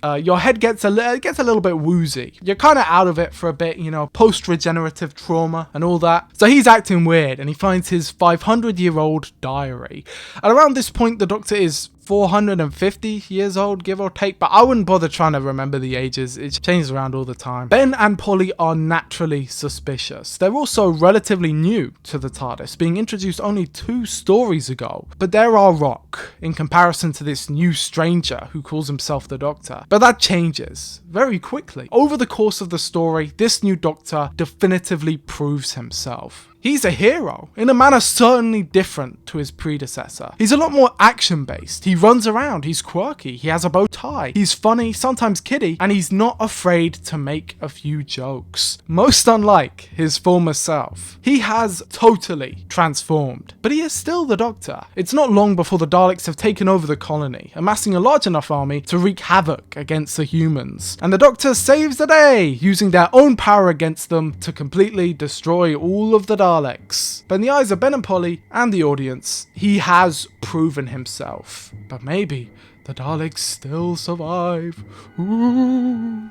I don't think enough credit is given to just how seamless this transition really is. Yes, the character of the Doctor would go on to still evolve, and is actually still evolving to this day. This was the first step, and arguably the largest step. You can see a lot of how this incarnation of the character will go on to inspire those in the future. But even just taking a step back from that, this was a pretty big success. It wasn't long before the second Doctor was the one in all the adverts, the one in all the comics. You'd think there would be a few stragglers, considering, you know, we just changed the whole main character of one of the most successful shows in Britain. But no, the whole dynamic of the cast fundamentally changed. The whole character archetype that the protagonist embodied was flipped, and it worked. Next up is the Highlanders, and this is where the second Doctor's era really comes into its own. This story marks the last of the pure historicals, as they were called, stories set in Earth's past with no alien interference whatsoever, but I do think that makes sense. These stories were by far the least popular, and with the direction the new crew wanted to take the series, it didn't make sense to keep them going anymore. But it wasn't just that. The Highlanders introduces one of Doctor Who's most beloved characters, Jamie McCrimmon, the right-hand man to the second Doctor. He's the GOAT. Who doesn't love Jamie, man? Fraser Hines would play the Highlander and very quickly become the main companion archetype going forward. He was a best friend to the Doctor, and he almost wasn't in it. The decision to add him to the main cast was a very late one, and as so, he had to be hurriedly fit into the future stories. But boy, did that gamble pay off, because Jamie is one of the best characters ever. Meanwhile, in the comics, the second Doctor would continue to travel with his 2 grandchildren, John and Gillian Who, but strangely enough, there's a weird time gap that allows for the events of the show to take place as well, and they don't even mention the change. Curious. Up next is the Underwater Menace, which is a rather ambitious story, and one I hold a soft spot for. Yes, these fish people do look weird as fuck, but the villain's great, the cliffhangers are tense, and all of the characters get fun things to do in Atlantis. Yes, we go to Atlantis in this story, people. Just don't think about it too hard. After that is the Moon Base, which features the return of the Cybermen again in the same series, and with a new redesign and a voice. Yeah, we're switching things up and fast. They're on the moon. I don't know why I said that like it's supposed to be a revelation. But the base they're on is supposed to be one that can regulate the Earth's weather, and is all in all very important to the well-being of the people on the planet. We're in the far future now, 2070, which is almost 100 years on from when the 10th planet took place, which was in 1985. The Cybermen have supposedly been dead for ages, but psych, no they're not. They're fine. And they walk across the moon. Man, that's just iconic. They've poisoned the sugar. What bastards! And Jamie's out of commission for most of the story, because he was a last minute addition to the cast. But overall, this is still a really great episode. The Cybermen's design has changed drastically, which is meant to reflect how time has passed and they have evolved, but was also done out of necessity, as the 10th planet costumes, whilst being absolutely chilling and very unique, were also very heavy and bulky. They were very uncomfortable to wear, and also the effect of the real human hands and meshy plasticky face weren't exactly the vibe that the creators wanted to actually go for. Which makes sense, they wanted metal men, not robots exactly, but close enough in size and shape. I love the redesign personally, I think it's amazing. I also like the original design, it's kind of like a happy accident that it came out as good as it was. Also, a kind of running theme through every Cyberman story, and I've legitimately got no idea why, is the idea that they've been dead for ages and that they're just coming back now. Like, I don't know why this is in every single Cyberman story, but it just is. Naturally, the Cybermen recognize the Doctor and don't even mention his renewal, but this kind of ties into what I was saying before about the seamless change. No one really made a big deal about it. It just happened and everyone moved on. Up next is the Macra Terror, and wait a second, what is Macra? Never heard of them. Guess that's because they don't exist. The TARDIS lands on a human colony, appearing happy on the surface, but being controlled from the shadows. They soon realize that all of the inhabitants are brainwashed, and that the Macra are the ones pulling all the strings. This is an absolute belter of a story, clearly playing off certain fears of the time and novels like George Orwell's 1984. This story remains fearful and tense, whilst also being genuinely funny at times. It's just peak. And also quite monumental, as this story would introduce the new title sequence. Each new era ushers in a new creative team, and usually those creative teams like to leave their stamp on the program, seeing each new title sequence as one of those stamps, as a marker, an indicator that this is new. It also helps shows you which Doctor is which, as the Doctor's face usually shows up in the title sequence. So if you're watching an episode and you want to know who the Doctor is in it before the episode starts, that's an easy way to find out how. The music is also slightly different, but mostly the same, and the font in the title has changed to Times New Roman. Personally, I actually prefer this title sequence, but that is because I am definitely more nostalgic for it. I watched a lot more Patrick Troughton as a kid than William Hartnell. Nothing against William Hartnell's stories, I still watched quite a lot of them, but they're just mostly missing, you know what I mean? So it was difficult to find VHSs and DVDs. By the way, a working title for this episode was The Spider-Man, and that would have been crazy, especially since the Macra are crabs. I mean, what even are Macra? Macra don't exist. But up next is the Faceless Ones. We've returned to Earth, finally.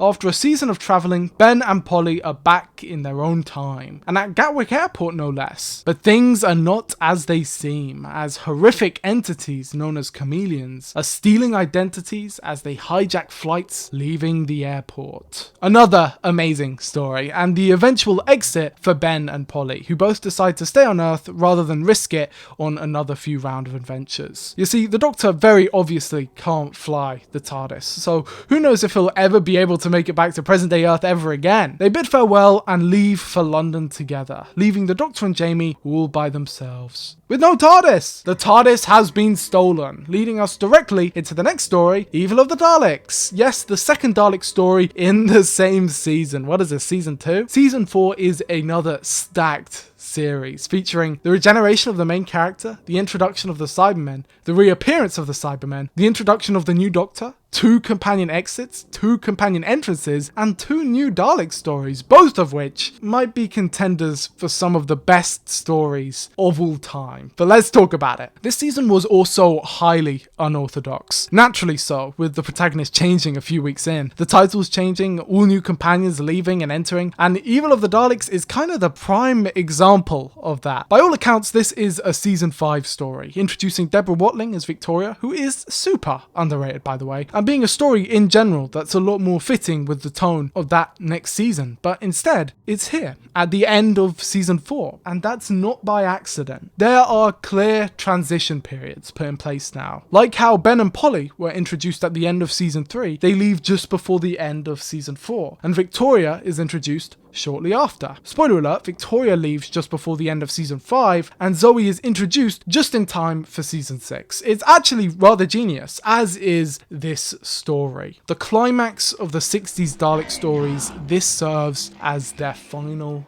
end. The Daleks are operating a time corridor to travel between 2 periods of history, and are doing so to entrap the Doctor into helping with their scientific scheme to find the human factor. They want to figure out why they keep losing, and they want to incorporate humans into them. However, this causes a natural conflict of interests, as the Daleks are obsessed with purity, and by introducing non-Dalek elements into them, well, that causes a frenzy. Victoria is the typical princess trapped in another castle for Jamie to save, while the Doctor works for the Daleks, and overall it's just genuinely a really compelling story. I would highly recommend checking this one out. Yes, a lot of it is missing, but the animation is not too bad. The final part sees the Doctor and co heading to Skaro, the first time it's been shown on screen since the original Dalek story. And that's a neat bit of world building. The Doctor actually uses his knowledge of the caves from that first story to lead them to the Dalek city, which erupts in a civil war caused by the Doctor's own meddling. The Emperor Dalek is introduced here, finally on screen, after being comic only for quite a while, and holy shit, that is cool. I am in love. But it all goes up in smoke. The Daleks explode, the mutants bubbling from within, and the Doctor says how this truly is the final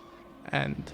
Etc, etc, etc. Who's really believing this shit? To be fair, this was actually meant to be the last one. Terry Nation desperately wanted to start a Dalek spin-off in America, and he would try many times to do so, but none of them ever got off the ground, sadly. He wanted to take them out of the show to get a better shot at doing this, and a lot of the creatives also wanted to give them a break as well, as they had been dominating the show for quite a while. You guys know how I feel about that, though. I am a Dalek fan. It's about, well, whatever, man. Overall, season 4 had been a success, a massive success. The show had been successfully revitalized, audiences were back and excited, and there were new threats on the horizon just waiting to be battled. Season 5 would begin with Tomb of the Cybermen, one of the most historic episodes of the show, and it's not difficult to see why. The impressive miniature work, camera work, direction, script, pretty much everything about this story is perfect, and it really shows just how good things were going to be going forward. Introduced here is the Cyber Controller.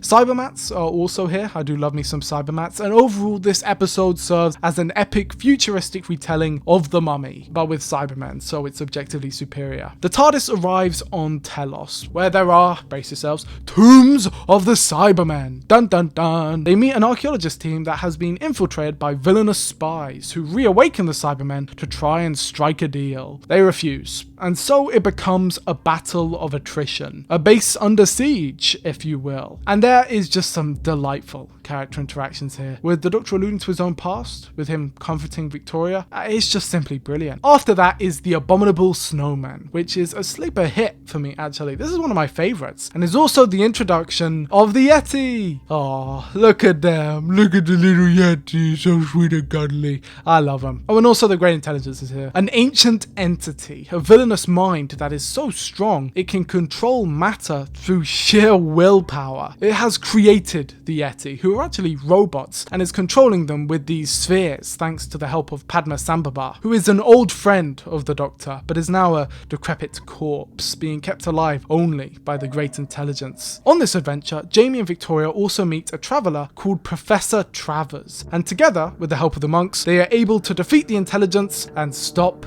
the Yeti.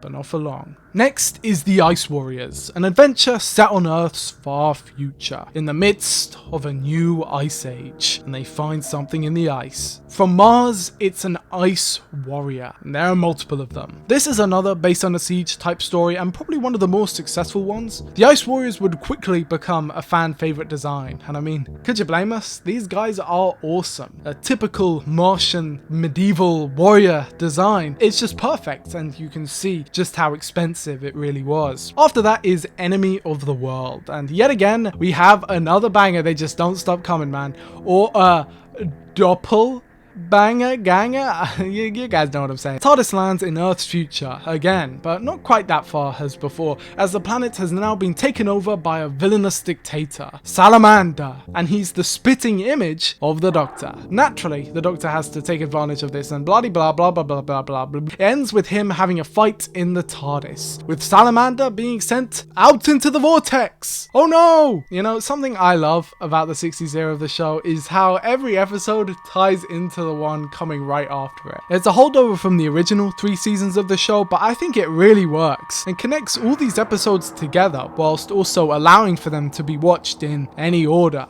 which is the way I watch Doctor Who. Web of Fear is up next, and the Great Intelligence is back, baby. Already, to no one's surprise. But this episode, okay, I know I say this a lot, and I really do, but this episode, it's a 10 out of 10 masterpiece. What can I say? It's true. What I meant to just lie? We begin in Tooting Bec, many years after the events of the Abominable Snowmen. The robot's Yeti is on display, and Travers is back to look at it. He's older now, and he's convinced that there's something off about it, that the Yeti are about to return. But he is shooed off. This is one of the most atmospheric openings in the show's history, by the way. But they should have listened to his warnings, as the control sphere breaks into the house, and the Yeti transforms.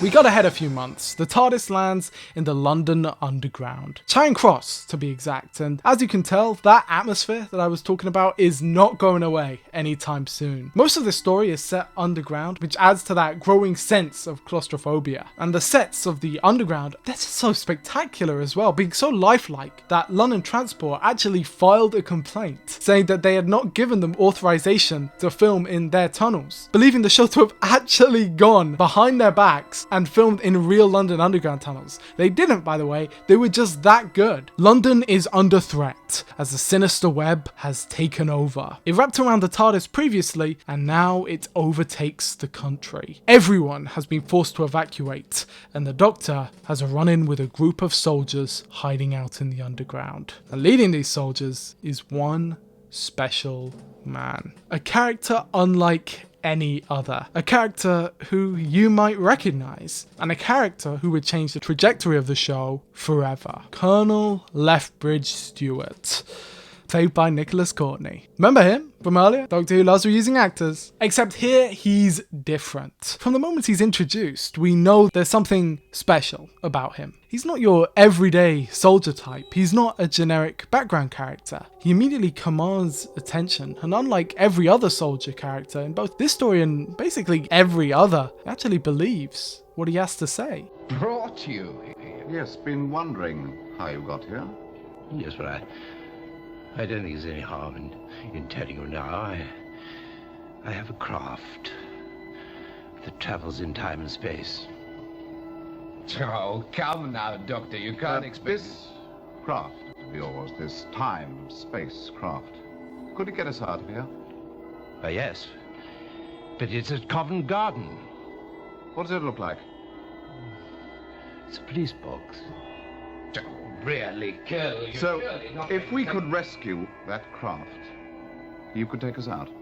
It's a special scene. Genuinely, especially because of the legacy this character would go on to have. But it's really a moment where you see this character prove themselves as someone worthy to go on to be who they go on to be. The Sergeant disregards the Doctor immediately, saying it's ridiculous. The Brigadier does not. That's the clear difference right there. That's the difference between this character and every other military character that's ever been in the show. It doesn't matter how ridiculous it is. If it's true, it's true. And he's getting everyone out of there. He's the last of his battalion, with everyone else having died from the Yeti attacks. And as the web grows closer surrounding them, it appears we're in a situation where there's no longer any hope for survival. I actually won't spoil this one. There is a super compelling murder mystery aspect to it. It has a genuinely shocking resolution as well, so I'll just skip to the end. The day is saved and the TARDIS goes off, but life on Earth will never quite be the same. You really gotta watch this episode, man. But up next is Fury from the Deep, which sees the departure of Victoria and the bittersweet separation of herself and Jamie. They were so sweet together, man. God damn, man, that's so sad. Also, the story's great, but yeah, you've already heard me go into all that. Also introduced here for the first time is the sonic screwdriver. This would later go on to be one of the Doctor's most useful tools, but here it is. It's literally just a screwdriver that makes a noise. Well, technically, that is what it says on the tin. Which leads us on to the finale, the wheel in space. The Cybermen are back, and they're attempting to sabotage the wheel in space. A human-operated base that controls the Earth's... Hey, wait a second. Yeah, this is pretty much the moon base again, but this time with Cybermats and a Cyber Planner. Ooh. And also a new Cyberman design too, and a new Cyberman...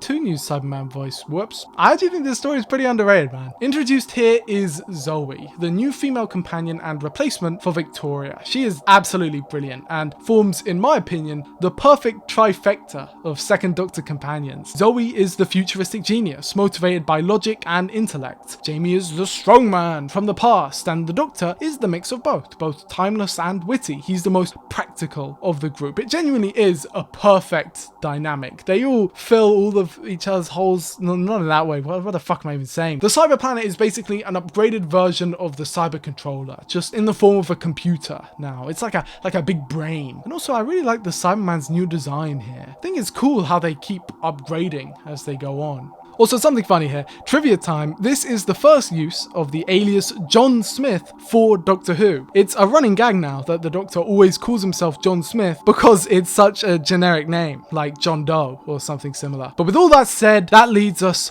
on to Season 6. Sadly, by no fault of the show, audiences were starting to get a bit bored. Ratings had declined once again for no real reason other than the fact that I guess the show had been going on too long. I honestly couldn't tell you. Ratings for this show are so nebulous and inconsistent. I'll talk about it later. We'll get there when we get there, man. Come on, well, you know I'll have this discussion. The point is, talks were made for Patrick Troughton to be recast yet again. Patrick Troughton himself was in favour of the idea, actually, saying that 3 years is the perfect length of time to stay as the Doctor. But this time round, more than the last, it was proving a bit more difficult to find a replacement. Season 6 begins with a whimper. The Dominators takes the spot of another story that was actually meant to be in this one's place, but it's not a bad story, not by any means, and features the always wonderful Quarks. But it's certainly not as spectacular as the rest of this season, or the last for that matter. It was clear that with this episode and the Crotons as well, they had to be more so cobbled together than all of the other stories. Later, the original stories that were meant to be in this place would be reproduced in book and audio format, and if I'm being honest, I prefer the television versions. The Quarks would feature a lot in TV comic, and I love them for that. Up next is the Mind Robber, and holy fuck, this episode is good. See what I mean? Yeah, the Dominators is cool and all, but you compare it to this one that comes right after it, and holy!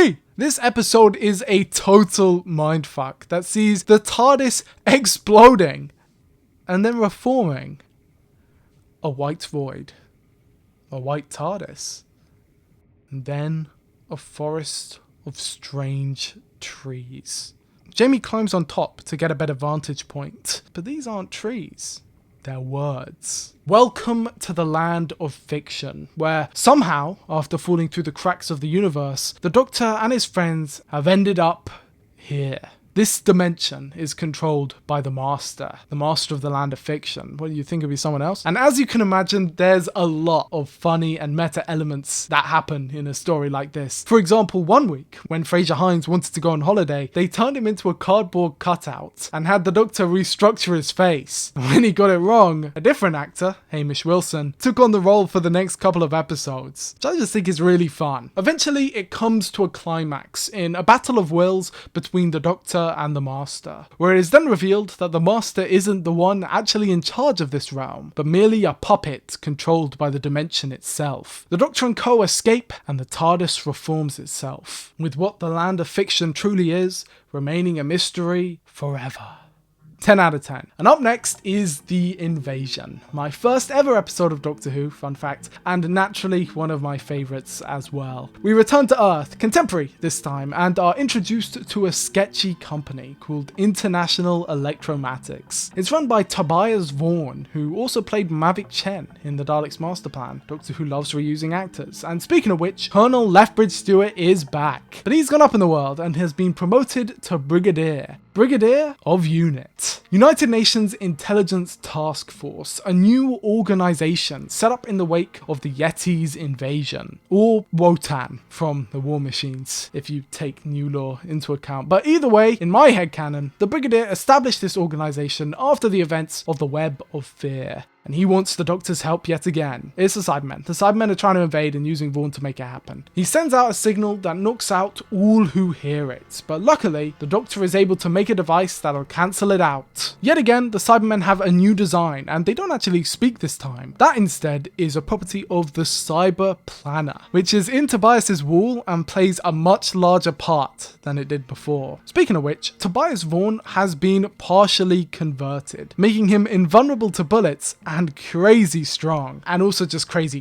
But he has a plan up his sleeve for when the Cybermen eventually betray him. A special type of signal that'll make them go insane. Cybermen have been running around the sewers, going crazy due to these experiments on them, and eventually they rise, ascend from the sewers, descend the steps of St. Paul, and they invade London. It's literally iconic. Also, it's definitely my favourite Cyberman design. Probably ever. In fact, definitely ever. A few more interesting things here. Terence Dix, my favourite Doctor Who writer, got his start here as a script editor. Corporal and later Sergeant Benton is introduced here, one of the best characters of the whole show. And Derek Sherwin is now primarily in charge over Innes Lloyd, though that has more or less been the case for a little bit now. This scene with the cards, by the way, is my earliest memory of watching Doctor Who. Oh, and also the TARDIS can go invisible. Up next is the Crotons, which is it's not as good. Still fun though. Robert Holmes wrote this and he's awesome, and also introduced here is the HADS, the Hostile Action Displacement System, that allows the TARDIS, when put in immense peril, to automatically escape to a nearby location. Wonder if that would be important later. After that is the Seeds of Death, a follow-up to the Ice Warriors, an episode that's still pretty good, but just a little bit too long. Again, we have another weather control station, and this time it's, you guessed it, a base under siege story. But we have a cool new Ice Warrior design. I think there's a bit of a missed opportunity here not to have some Ice Warriors show up in a more contemporary settings, but then again, that's just how my brain works. I love these things. After the Seeds of Death is the Space Pirates, and golly gosh gee willikers, this is an episode, one of the episodes of all time. It's actually not as bad as everyone thinks, but as it is all gone and there are no telesnaps, I mean, I can't say I don't get why this one gets a bad rap. Luckily, by this point, it's actually quite rare that stories are missing, with most of season 6 being completely intact and the only missing episodes from here on out being certain colour copies of the next era, meaning that this is the last lost story. Maybe. But we'll talk about that another time. Around this time, there was a crossover episode of Doctor Who with a show called Out of the Unknown. Terry Nation allowed them to use the Daleks, and the TARDIS was used as well. But sadly, yeah, that's all gone. Why must there be so much lost media? Season 6 was underperforming, but the brand overall was doing pretty well. As you can imagine, there were yearly annuals, weekly comics, and people were liking what they were seeing. With the exception of the Crotons, I think, which had apparently a bit of a poor reception. But to be fair, I can't find much evidence to prove this. This season had been well received by audiences. It just needed a bit of a switch up. And so preparations were made for Doctor Who's second most epic story yet. The War Games is one of my favourite stories, and I don't think it's any secret why.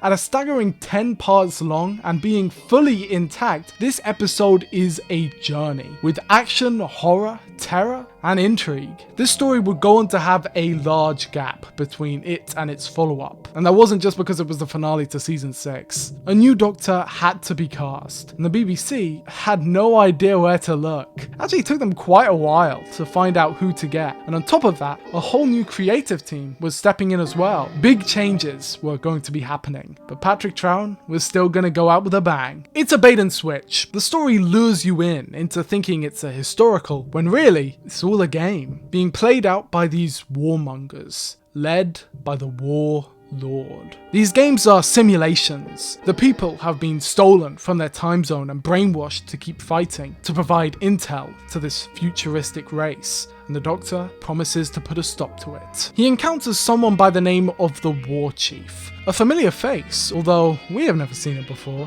This man is the same as the Doctor, from the same civilization as the Doctor. Eventually, the Doctor is put in too large a predicament for him to truly get out of. It's a no-win scenario, so he finally does it. Does what he's been running away from for all this time. For the last 6 seasons, the Doctor has been in exile. He ran away from his home with his granddaughter Susan, and now it's finally time to give it up.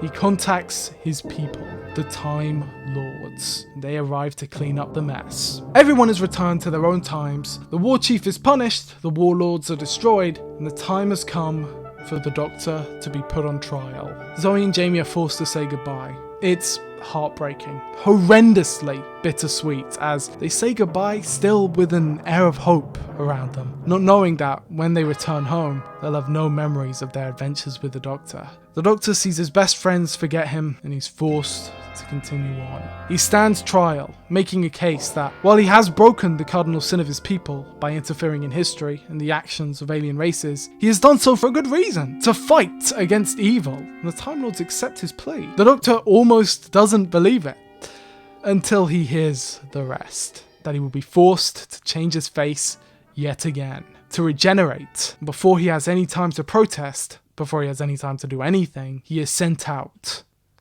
flying into the black void, screaming in terror.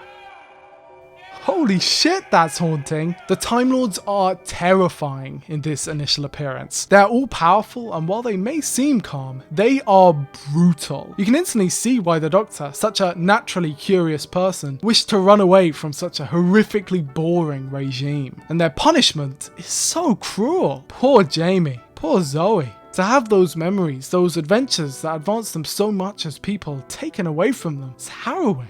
And the Doctor regenerates too. Or does he? Okay guys, stay with me here. Usually, the comics try to fit in line with more or less what the show is doing. Jamie is introduced in the comics, they brush over the regeneration, a lot of this stuff can more or less fit together. And strangely enough, that remains the case even after this episode. Remember what I said, the gap between season 6 and 7 is large, larger than any that came before, but the comics still had to go on. They needed to be made weekly, and even though they probably could have gotten away with not mentioning the events of the War Games, or even implying that these adventures take place before that, what they did was something very different. The second Doctor survived his regeneration, or at least it didn't happen like it did in the show. This ending is ambiguous enough that anything could have happened, and the comics take full advantage of this. They reference the event multiple times. The story arc of the comic has the Doctor reuniting with Jamie, then putting him back, then evading the Time Lords altogether. And this is simply because, in this regeneration from the second to third Doctor, we do not see the regeneration of the Doctor. There is no third Doctor here. I don't see him. Spoiler alert, when the third Doctor does show up, he's wearing completely different clothes. He's stumbling out of the TARDIS. How did he get in the TARDIS? Something happened between these two stories, and I think I know what.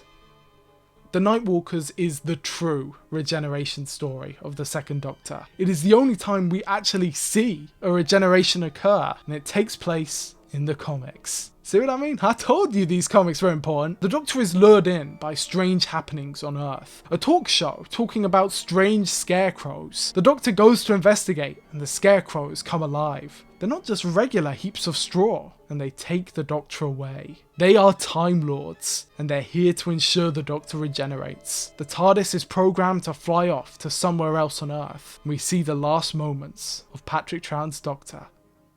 And I wonder what will happen next. Yep. Who follows William Hartnell and Patrick Troughton?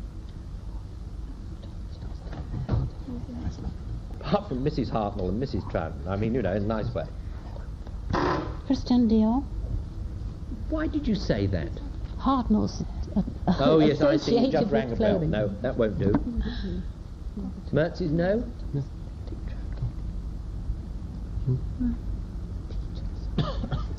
No, you don't. Peter Sawyer. Peter Sawyer, why did you say that? Well, they were on Tom somebody's grey mare, weren't they? I don't think Patrick Troughton or William Hartnell ever been on grey mares. They've kept it pretty quiet. John Pertwee, he's going to be the third Doctor Who in that long-running what's-her-name. After all was said and done, John Pertwee stepped into the fray, being cast as the third incarnation of Doctor Who. Here's where stuff gets crazy, folks, because John Pertwee lived a crazy life. First being born in London in 1919, John Pertwee later served in the Royal Navy, similarly to Patrick Troughton, and yes, by served, I do mean in the Second World War. His ship was sunk, and he was one of only 4 who survived. He had just been transferred shortly before, and afterwards, he worked as a spy, and by spy, I literally mean he was the blueprint for James Bond. You think I'm joking? I am not. John Pertwee taught commandos Secret Service skills and attended regular meetings with Winston Churchill. This line of work caused him to come in contact with one Ian Fleming, and he, alongside another name you might recognise, became sort of inspirations for the main character of one of his later spy novels. Okay, I know this came out of nowhere, but can we just agree that John Pertwee is fucking badass? He's a fucking badass, bro. And that is why I can safely say, without a shadow of a doubt, that this Doctor, Doctor number 3, is the GOAT. He is personally my favourite. I just love John Pertwee. I love this era. I love all the gadgets, all the fighting. It's just awesome, man. I think it's amazing. And also in my research, I found out that he was in the circus too. I love him. The third Doctor was a drastic shift from the second, and I think you can see that for yourself simply from the change in silhouette. The third Doctor's costume is unique and a key part to understanding his character. It was also picked out by John Pertwee. He's a man out of time, a figure of authority and sophistication, but clearly alien and stands out like a sore thumb. The third Doctor is both serious and a little silly, but played completely straight throughout. He's a master of Venusian Aikido. He wears the frills out of an Edwardian drama. In his first story, Spearhead from Space, he finds himself stranded on the little blue planet. Quatermass was a British science fiction television show that released in 1953. Well, the first 3 parts did. The 4th part we can forget about because that was much later. Quatermass was highly influential on Doctor Who, although its creator infamously stated his dislike of the program. Maybe that's because they totally ripped him off. I mean, I can't blame him. But you know what they say, from derivativeness comes success. Quatermass follows Bernard Quatermass, a British scientist who works in the British Experimental Rocket Group and constantly finds himself facing off against sinister alien forces that threaten to take over the planet, which is basically the whole plot of the third Doctor's era of the show. If you go, I mean, I hadn't really noticed this until quite recently when I rewatched the wonderful Hammer movie of Quatermass in the Pit. It is the Pertwee era. It really is. Julian Glover is playing exactly the same character as the Brigadier, only as Colonel Breen, and the relationship between the two of them is John Pertwee and Nicholas Courtney. It just is. If you go and look at it, you can't miss it. Thanks guys, but I didn't ask. The allusions are obvious and kind of tongue-in-cheek. It is ironic that the creator would voice distaste for Doctor Who when Quatermass is canon in Doctor Who. The British Experimental Rocket Group are name-dropped, and frequently, even all the way up to 2007, it was referenced throughout. In fact, jumping ahead for a second, the Lazarus Experiment episode literally takes its name from the Quatermass experiment, and it's almost a remake of that exact same series. It's canon, guys, it's canon. But don't worry, I won't bore you with all that admittedly pretty cool series of genre-defining stories, and instead I will just talk about Spearhead from Space. Woohoo! Due to a strike at the BBC, and don't worry, we'll be hearing about a lot of those, Doctor Who was unable to film anything. Yes, the whole thing was shut down. So if they wanted to make anything at all, the production crew was forced to film everything on location. This is actually a blessing in disguise though, because it meant that the whole story nowadays looks gorgeous. And the main reason behind this is the fact that the whole thing is shot on film. Now, I won't pretend to be an expert on this because A, I'm not, and B, there is a whole subsection of this fandom that not only are experts, but also really care about about the accuracy of 720i and 50i and digibeta and a bunch of other words I'm too stupid to truly understand. And to those people in the audience, I'm sorry, but I will try and give the brief rundown, at least to the best of my ability. Classic Doctor Who is usually shot on either film cameras or studio cameras. Studio cameras are, big shocker, used in the studios, and film cameras are used on location, generally. Exceptions, I know you're writing your comments, but just, this is a long video. Now, the thing about film is that it can be upscaled kind of forever, basically, whereas a lot of the studio stuff, while being generally cleaner, I don't know, it also kind of has limitations. This is just a me thing, but I think Doctor Who shot on film genuinely looks beautiful. All of my favorite sequences from the original show are shot on film, and Spearhead from Space naturally benefits this, especially on future HD re-releases. But also the audio sucks because they weren't in the studio. The Doctor? Yes, sir. He says you know him. How the devil did he find this place? Your mystery man with the police box? Yes. I don't know, I kind of like it. Adds verisimilitude. Spearhead from Space begins with a shower of meteorites landing in rural England. And this guy's very worried about it. And we're in colour! Yes, in 1970, colour was finally invented, which means the whole world was no longer black and white. Jokes aside, colour televisions were now a little bit more common. Not everywhere, but still common enough. And so the BBC forked up the cash for colour television shows to start being produced. And that included Doctor Who. The TARDIS lands in a forest. And the Doctor stumbles and falls into the undergrowth. He's taken to a hospital, who quickly discover that he has 2 hearts? First time that's mentioned. And so they get in touch with a special organisation. We know them, we love them, it's UNIT. Led by the Brigadier, we are introduced to the UNIT from before, this time through the eyes of one Liz Shaw. One of my favourite companions ever, and the new scientific advisor, wahey! Genuinely though, she is great. If you are a Lizzer, leave it in the comments below, man. Hashtag Lizzer. We're going places, man, trust. They head over to meet the Doctor and are shocked to find a total stranger, but a total stranger who nonetheless recognizes the Brigadier. The new Doctor has a bout of post-regenerative trauma, but after getting shot with a blank, he gets over it and is quickly back in the middle of the action. He steals some clothes and a car and heads to UNIT HQ to solve the mystery of the plastics factory. You see, there's this creepy ass guy is hypnotizing everyone and makes these plastic things, they're called autons. Boom, big reveal right there. No offense to everyone, but I just gotta say it, this is one of the best stories of all time. Introduced here are the Nestine Consciousness, a formless entity, we get a lot of those recently, that has the telepathic ability to control plastic. They use this ability to mobilize these autons and have them kill people in cold blood. It's sick, man, it's terrifying. Shop window dummies activate all over England and storm the high streets. It's just iconic, man. I think you can see why this was such a hit, because yes, spoiler alert, it was a massive hit. The Doctor and UNIT go to the plastics factory, have a big fight, the Doctor kills the Nestine and finds himself becoming the all-new scientific advisor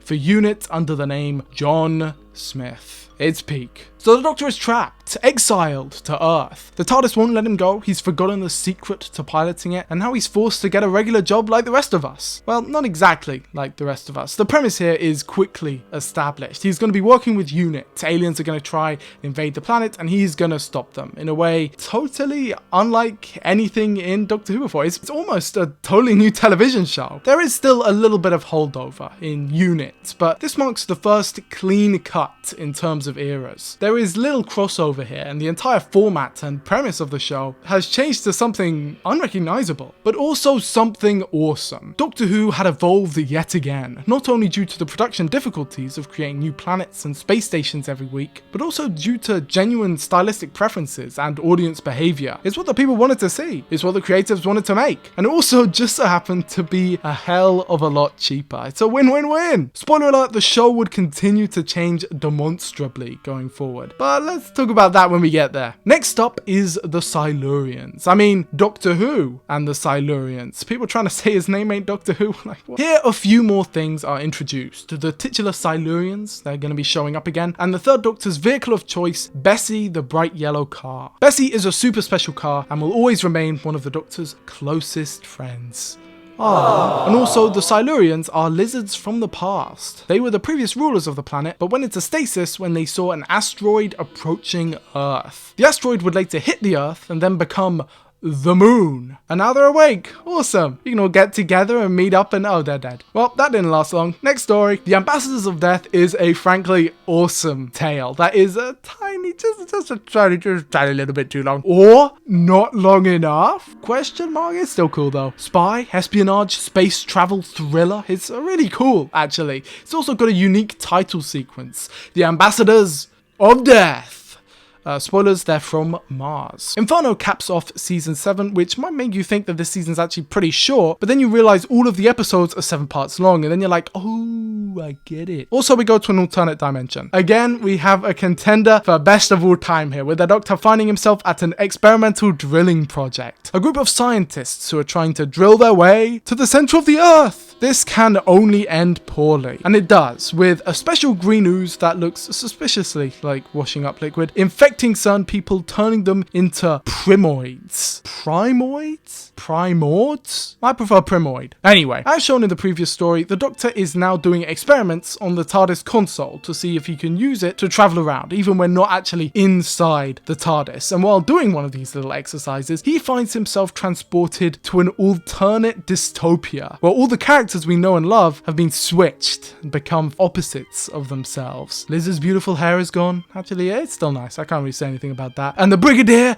has an eye patch. Dun dun dun. The alternate world ends up destroying itself in one big inferno, wink, and the Doctor returns just in the nick of time to stop the same thing from happening in our world. It's actually a perfect story, and somehow, even at 7 parts long, not only manages to stay incredibly well paced, it also manages to have some of the best cliffhangers in the show's history. 0 minus 20 seconds. Countdown will now proceed by seconds. Go on, run for it, run! 0 minus 10 seconds. 9, 8, 7, 6, 5, 4, 3, 2, 1.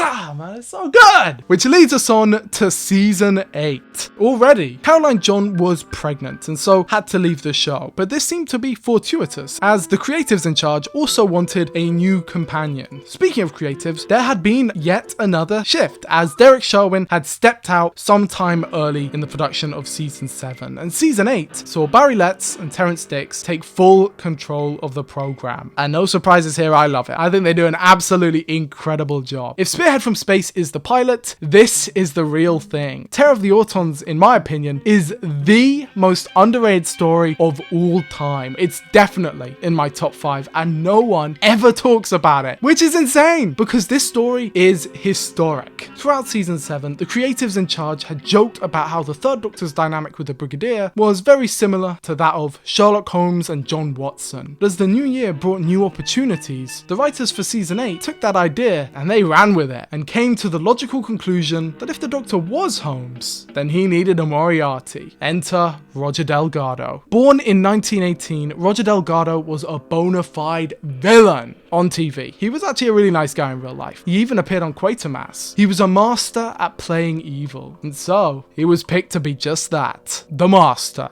a renegade Time Lord and nemesis of the Doctor. They were friends once, but the Master has lost his way, having become corrupt and evil and motivated only by the pursuit of power and destruction. This story is kind of just an improved version of Spearhead from Space. Introduced here is the Doctor's new companion, Jo Grant, played by the spectacular Katie Manning, who brings to life one of, if not the best Doctor Who companion. She is so good and has a real arc in not just this story, as she proves herself constantly to the people who doubt her, even the audience, but also in the show as a whole over the 3 seasons that she features in. She really grows, but even before she is an incredible character and one people really need to put some more respect on the name of. I'm being so for real, guys. Jo Grant is that girl. It's strange. Terror of the Autons is the first episode of John Pertwee's 2nd season, but already we are seeing a soft reboot of sorts, and that's after the hard reboot of the previous year. Gone are the gritty and depressing storylines, and in its place is more thriller-like action, gadgets, gizmos. Both styles are incredible, I think, but this one is a bit more refined. It also helps that the cast is just so good here. Firmly established is the unit family. The Doctor and the Brigadier at the top,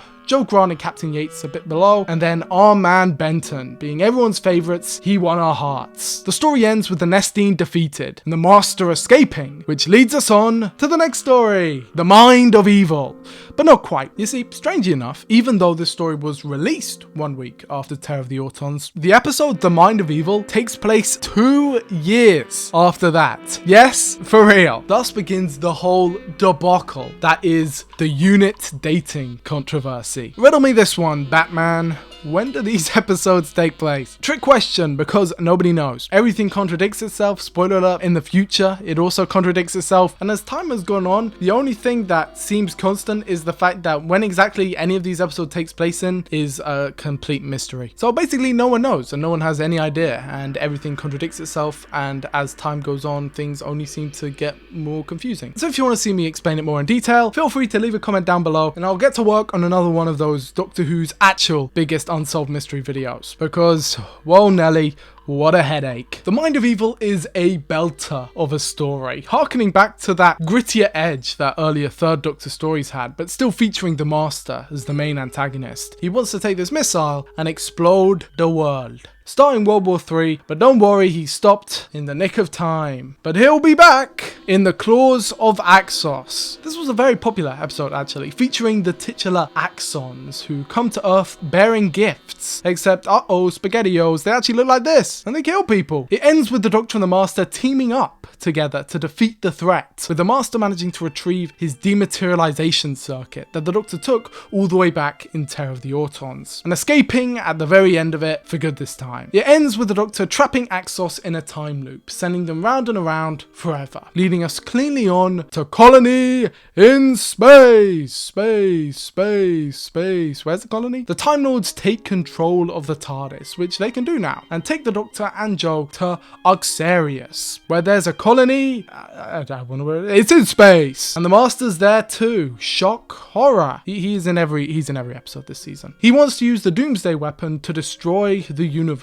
And also introduced here is the all-new sonic screwdriver, and look at that, it actually has design now. Wow, that only took 3 years. Up next is The Daemons, which takes place in Devil's End, and the Master is in this one again. But don't fret, he gets captured at the end and sent off to prison. He spent the story trying to reawaken the demons, or daemons, from the planet Deimos, or Demos? I don't know. I actually think this is another contender for top 10 of all time. The stories this season are just so good, man. Which takes us to the end of season 8. Every story featured the Master, and every story's had him in some elaborate disguise. My favourite is probably Terror of the Autons, but overall this is either my first or second favourite season of all time. I feel like I just can't state it enough, but it is just so good. But with all that said, here's where things get interesting. Jon Pertwee's Doctor had been a massive success, and with the new decade came new opportunities for external media. Of course, the comics were still going strong, but there was also a chance for something more now. New avenues to take. And one of the first steps in that direction was The Making of Doctor Who, published by Piccolo Books. As you can imagine, this is a behind-the-scenes story that goes over how Doctor Who was made, which is all very well and good, and actually this book was very influential, going on to be the inspirations for many future Doctor Who writers. But what I want to shine a light on today is the fictional story that was included within it, because alongside a bunch of out-of-universe stuff, there is also a major lore drop here, including the Doctor's name. Yes, this is not a drill. Doctor Who's real name has been revealed, and it is partial derivative 6 cubed sigma x squared, or 6-3 DRA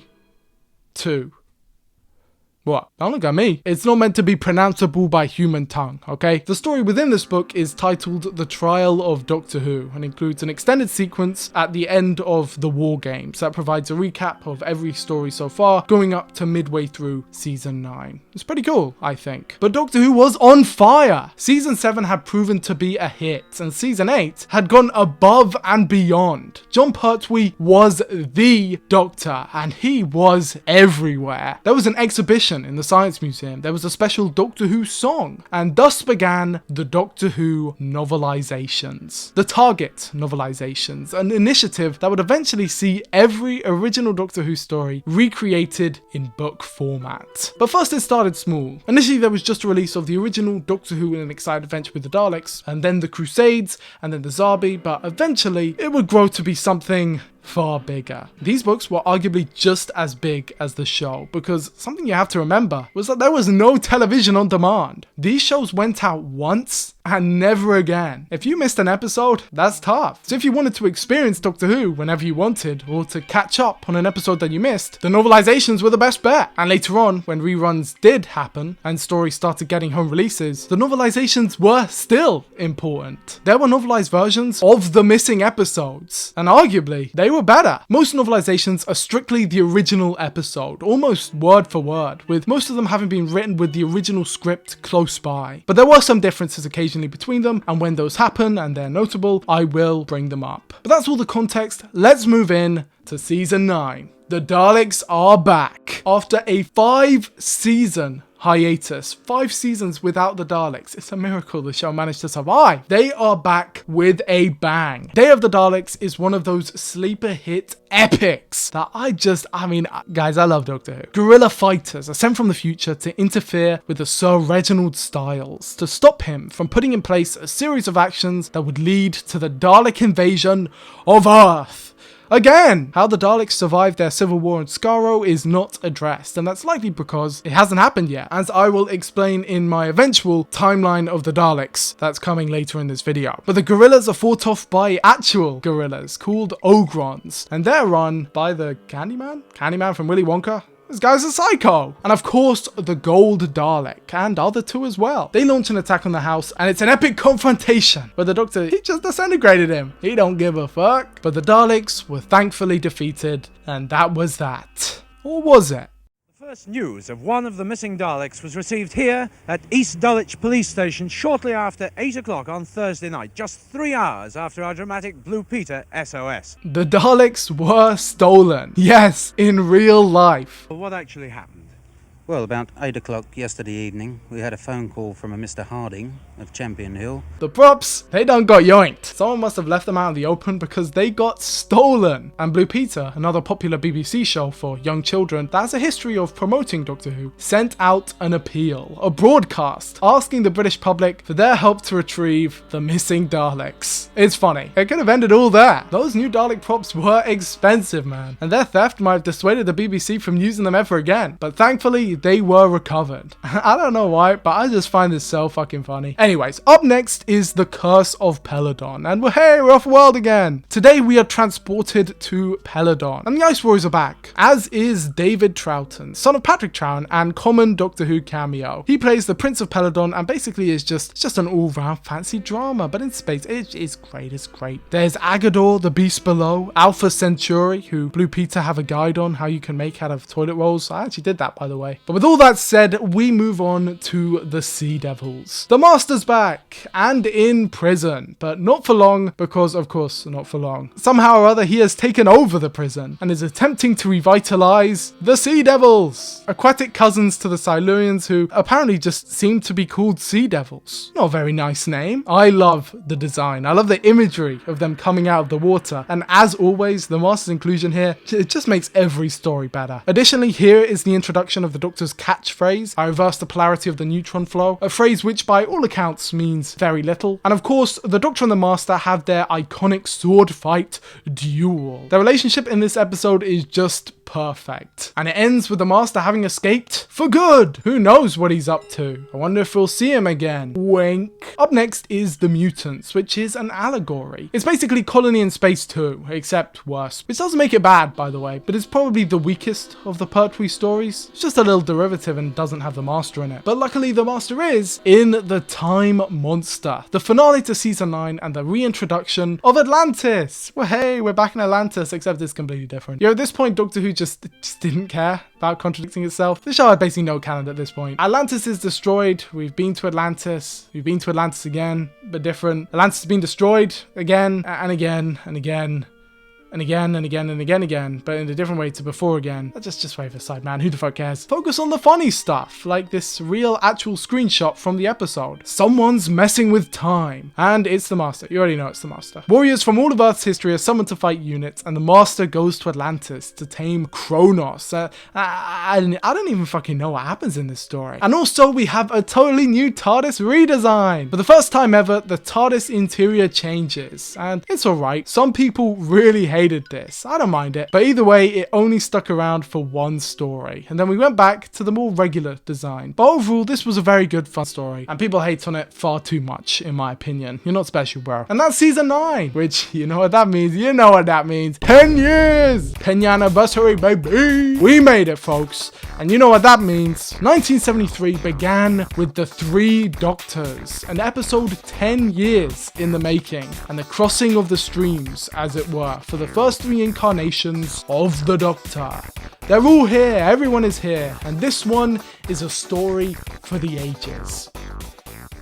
The Time Lords are under attack. Their energy is being drained through a black hole, and meanwhile, on Earth, the Doctor and units are battling against powerful aliens they have never seen before. It turns out the 2 events are connected, and the Time Lords, unable to do anything themselves, break the first and cardinal rule of time and employ the 2nd Doctor to help his future self. This story is just a dream come true. The 2nd and 3rd Doctor's dynamic is a joy to behold, and seeing how Benton and the Brig react to seeing the old Doctor again, it's just so good. The Brigadier sees the TARDIS for the first time, and we actually end up going through the black hole. No!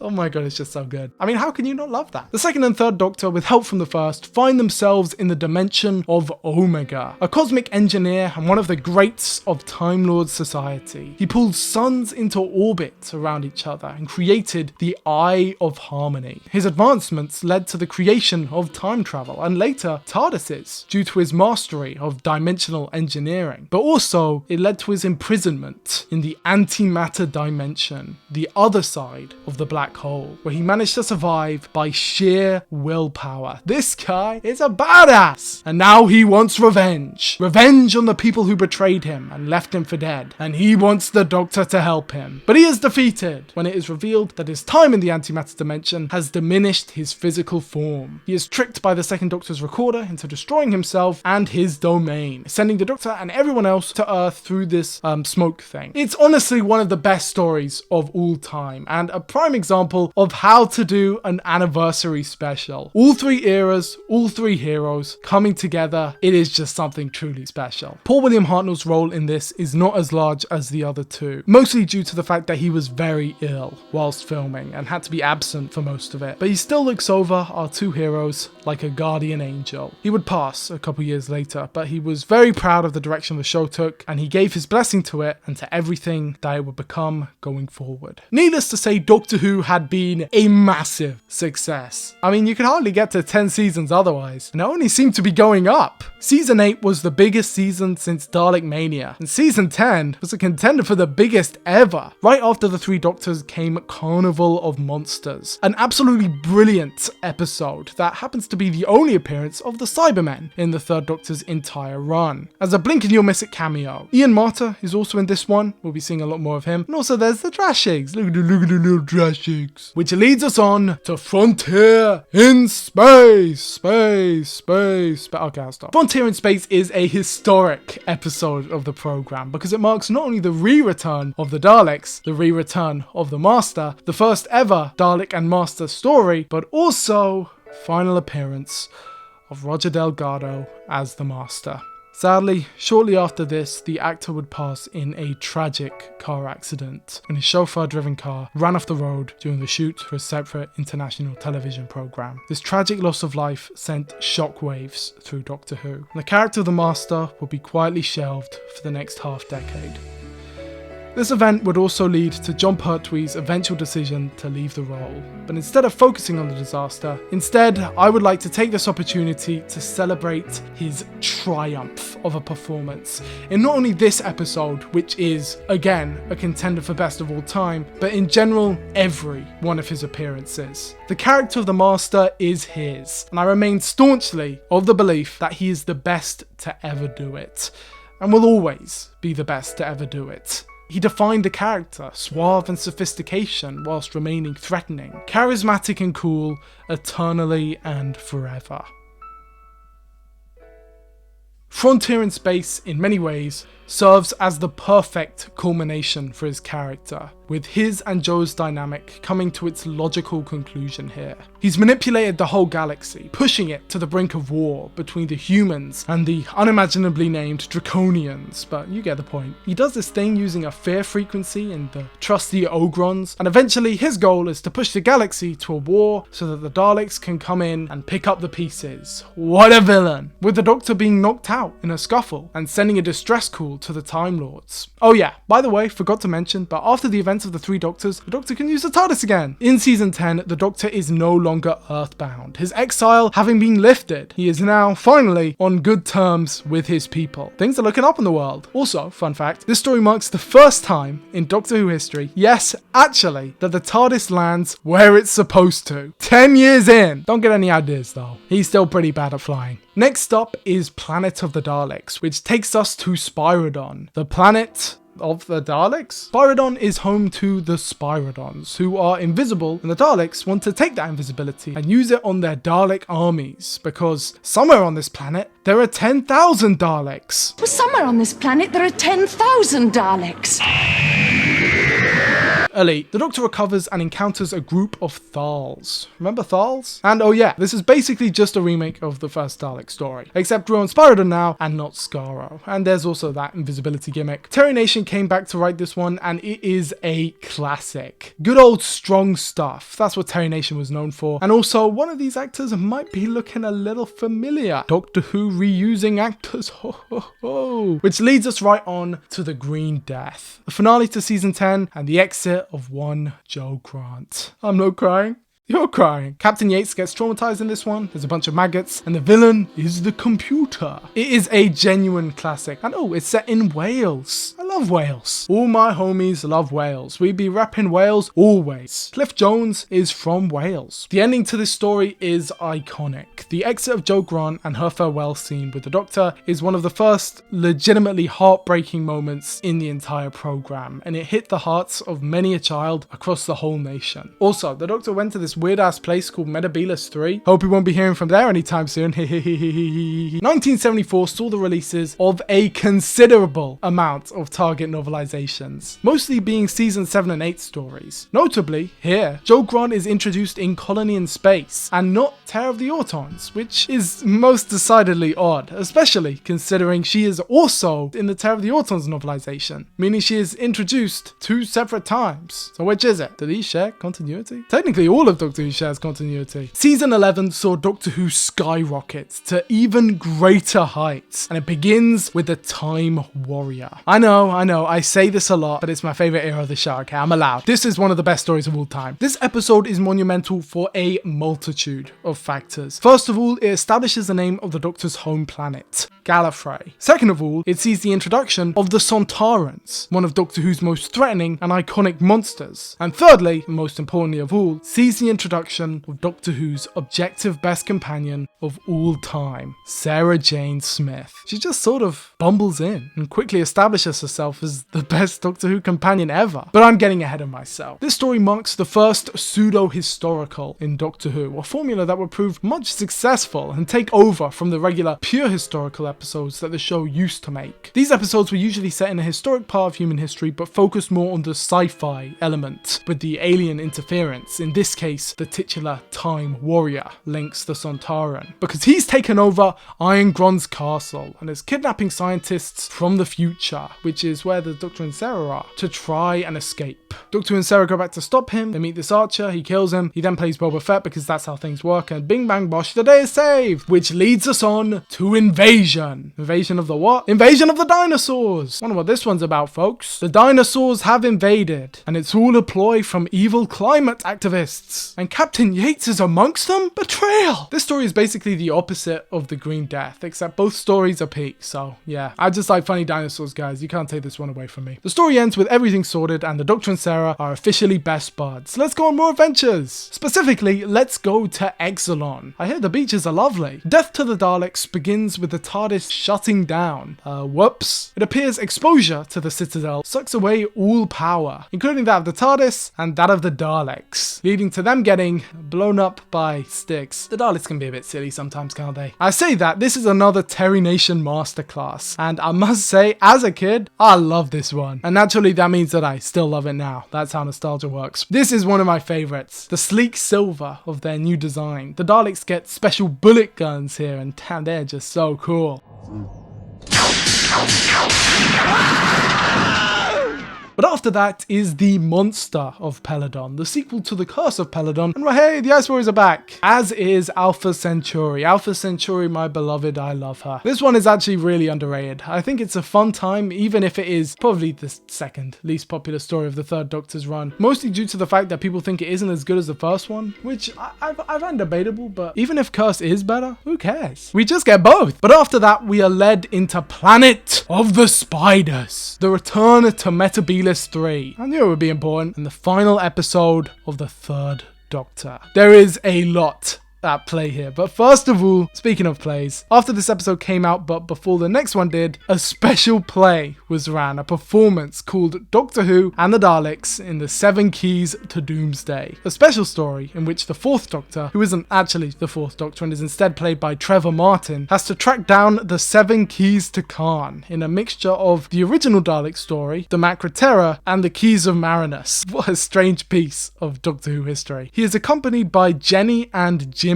new companions original to the stage play, with Jenny being played by old companion actress Wendy Padbury, who played Zoe. What is going on? Not much is known about this story, but the Dalek Emperor is apparently in it, and elements of it would be salvaged in the future, so I mean, it's cool, I guess. Anyway, back to Planet of the Spiders. We're back on Earth. And the Doctor and the Brigadier are just having a fun night out together. I unironically love this sequence, okay? It shows how strong the relationship between the Doctor and the unit family has gotten. Before, he wanted to leave Earth as soon as possible, but now he stays even when he doesn't have to. His life still revolves around Earth, and he's still helping the Brigadier when he needs him. They're on the lookouts for psychics, because, actually, yeah, I should probably explain this. Psychics, people who have psychic powers, like regular humans who are telepathic, are just happen to be a thing. You know, they exist in the Doctor Who universe. Some people are just born like that. It's a really low-key thing that no one really talks about, but it just keeps popping up again and again, that people are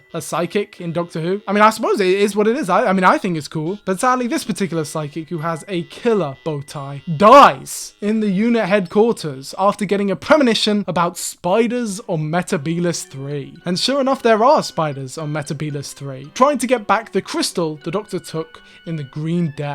And they're using a Buddhist wellness center to do it. I mean, a bit strange, but if it works, with them infiltrating the minds of this weird cult thing to try and kill Mike Yates and Sarah. Basically, the writer got really into Buddhism and wanted to write a story about it. The head of the retreat is Campo, who turns out to be the Doctor's teacher. Over the years, we had gotten hints at Doctor Who's home planet. First, we learn its color: orange sky, silver leaves, sand everywhere. The Doctor gives quite a beautiful speech about it in The Time Monster, and then after that, we find out its name. We now know it's called Gallifrey. But now, in Planet of the Spiders, we learn more about the Doctor's upbringing. And then Campo dies, regenerates, and I think that sets the scene for what's about to happen in the rest of the story. This story is action. It's action from the word go, with one of the episodes genuinely being a 20-minute long chase scene along roads, sky, and sea. It is epic! And the crowning achievement of this epicness is the iconic Doctor Who's Whomobile. Yes,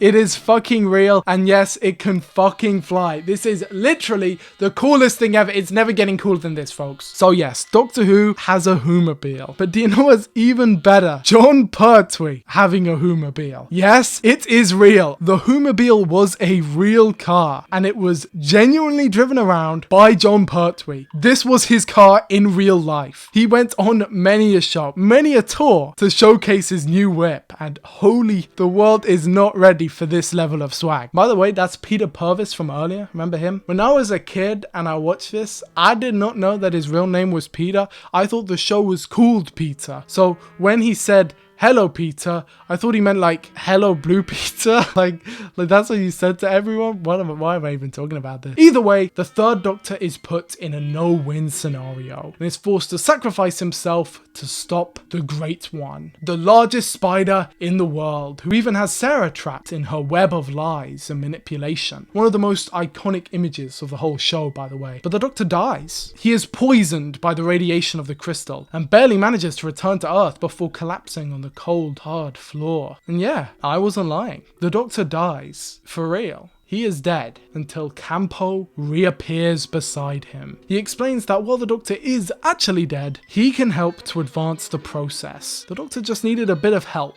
with his regeneration, and Campo gives him that push. The man disappears again before the Brigadier can ask even a question, and the Doctor changes once more. John Pertwee's time on the show is finished, and Tom Baker's is just beginning. Thomas Stuart Baker was born on the 20th of January 1934 in Liverpool, England.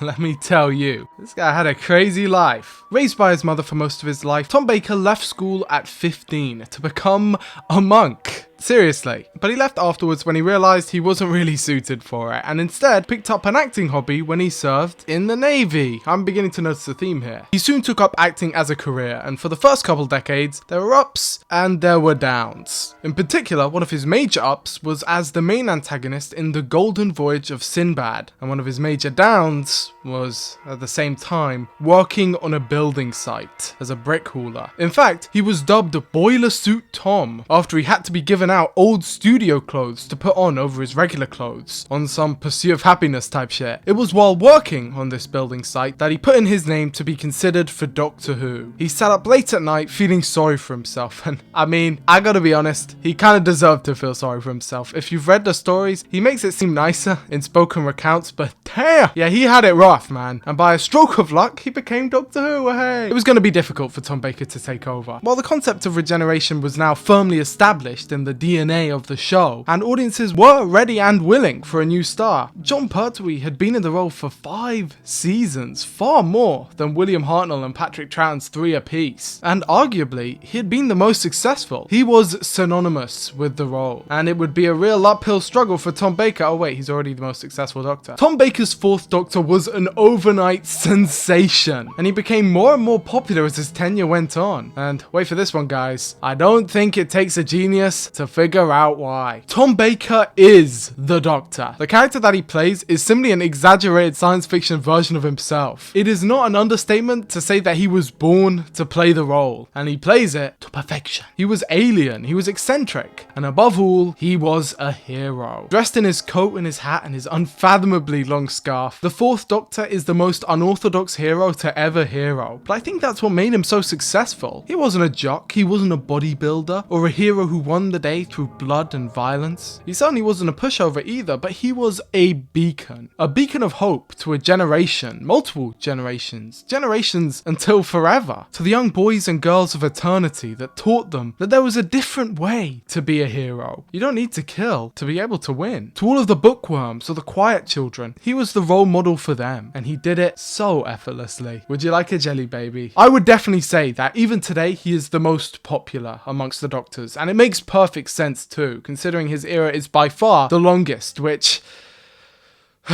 we aren't even halfway through. I am dying, bruh. Okay, so we have finally reached season 12, and before I go into what happened here, let's take a little breath, a little break from all the chaos, and just sit back just for a second. We're almost halfway through the classic show, everyone. We're doing great progress. Are you enjoying the video? You're doing good? You're having a good time? Feel free to let me know in the comments below. Okay, enough of the break. Season 12 began with Robot, an episode about a robot. You can't make this shit up. Following on directly from Planet of the Spiders, UNIT is faced with a new threat, a new Doctor, and of course, Harry Sullivan, one of my favourite characters, played by good old Ian Marter. Doctor Who reuses actors, etc, etc. Robert Holmes is the new script editor for this story, but the main thing you'll notice is how this serves as a sort of exit point for all of the regulars of the previous era. They'll stick around for a bit as a transitionary period, but the Third Doctor's era is finished. And that means the same for the UNIT family. Sergeant Benton, Bessie, the Brigadier, all staples of the previous era, are here on full display for the last time. It's not really a somber story. In fact, it's a typical Third Doctor adventure, except this time it's with the Fourth Doctor, and he's not the same as he was before. Of course, he's still the same underlying person, with the same ethics, memories, and love for protecting life, and for Sarah Jane, but he no longer has any commitments to Earth. The Third Doctor had a whole multiple season story arc showing how he grew more and more affectionate towards Earth, to the point where he even calls it his home in his final story. Quite a big leap. But the first thing the Fourth Doctor does is run off. That's change right there. And it's kind of sad. But it's also exciting. Barry Letts and Terence Dicks fall back behind the scenes, and in their place are Robert Holmes and Philip Hinchcliffe. And they, together, in my opinion, form the greatest duo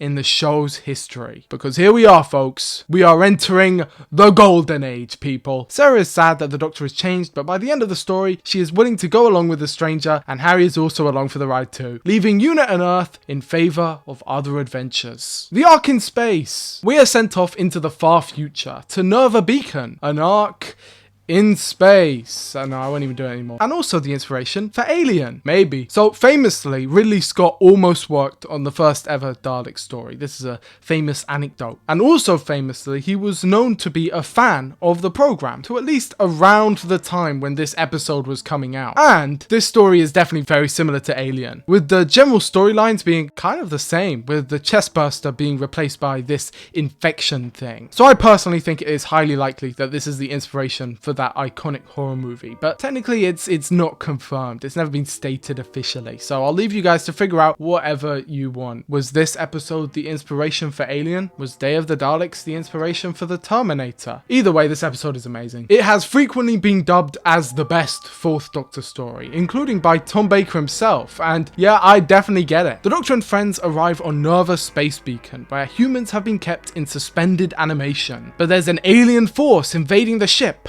we're in, and they are threatening to destroy the remnants of mankind. This marks the start of the darker, more gothic style of storytelling employed to great effect by the Hinchcliffe-Holmes duo. Here the Doctor delivers the first of his speeches, something that will become a staple of the character, most likely due to a certain Scottish boy being inspired by his favourite episode. And the Doctor asks people if they want a jelly baby. Can you believe it? Last time I made a whole video about the entire history of Doctor Who, and I didn't even mention that the Fourth Doctor always asks people if they want a jelly baby. I mean, it's his iconic catchphrase, people. Additionally, as all of this was going out, the novelizations began releasing at full speed. The Cybermen books, the Peladon books, most of these didn't really differ too much from the original story counterparts outside of small and not very important details, but what's key to remember is the fact that for most Doctor Who fans at this point, this was the main way they were consuming the old episodes. New Doctor Who fans are born every year, and this still remains the case, but due to the show's absolutely booming popularity, with Ark in Space actually being the entire show's peak for top ranking shows within the week,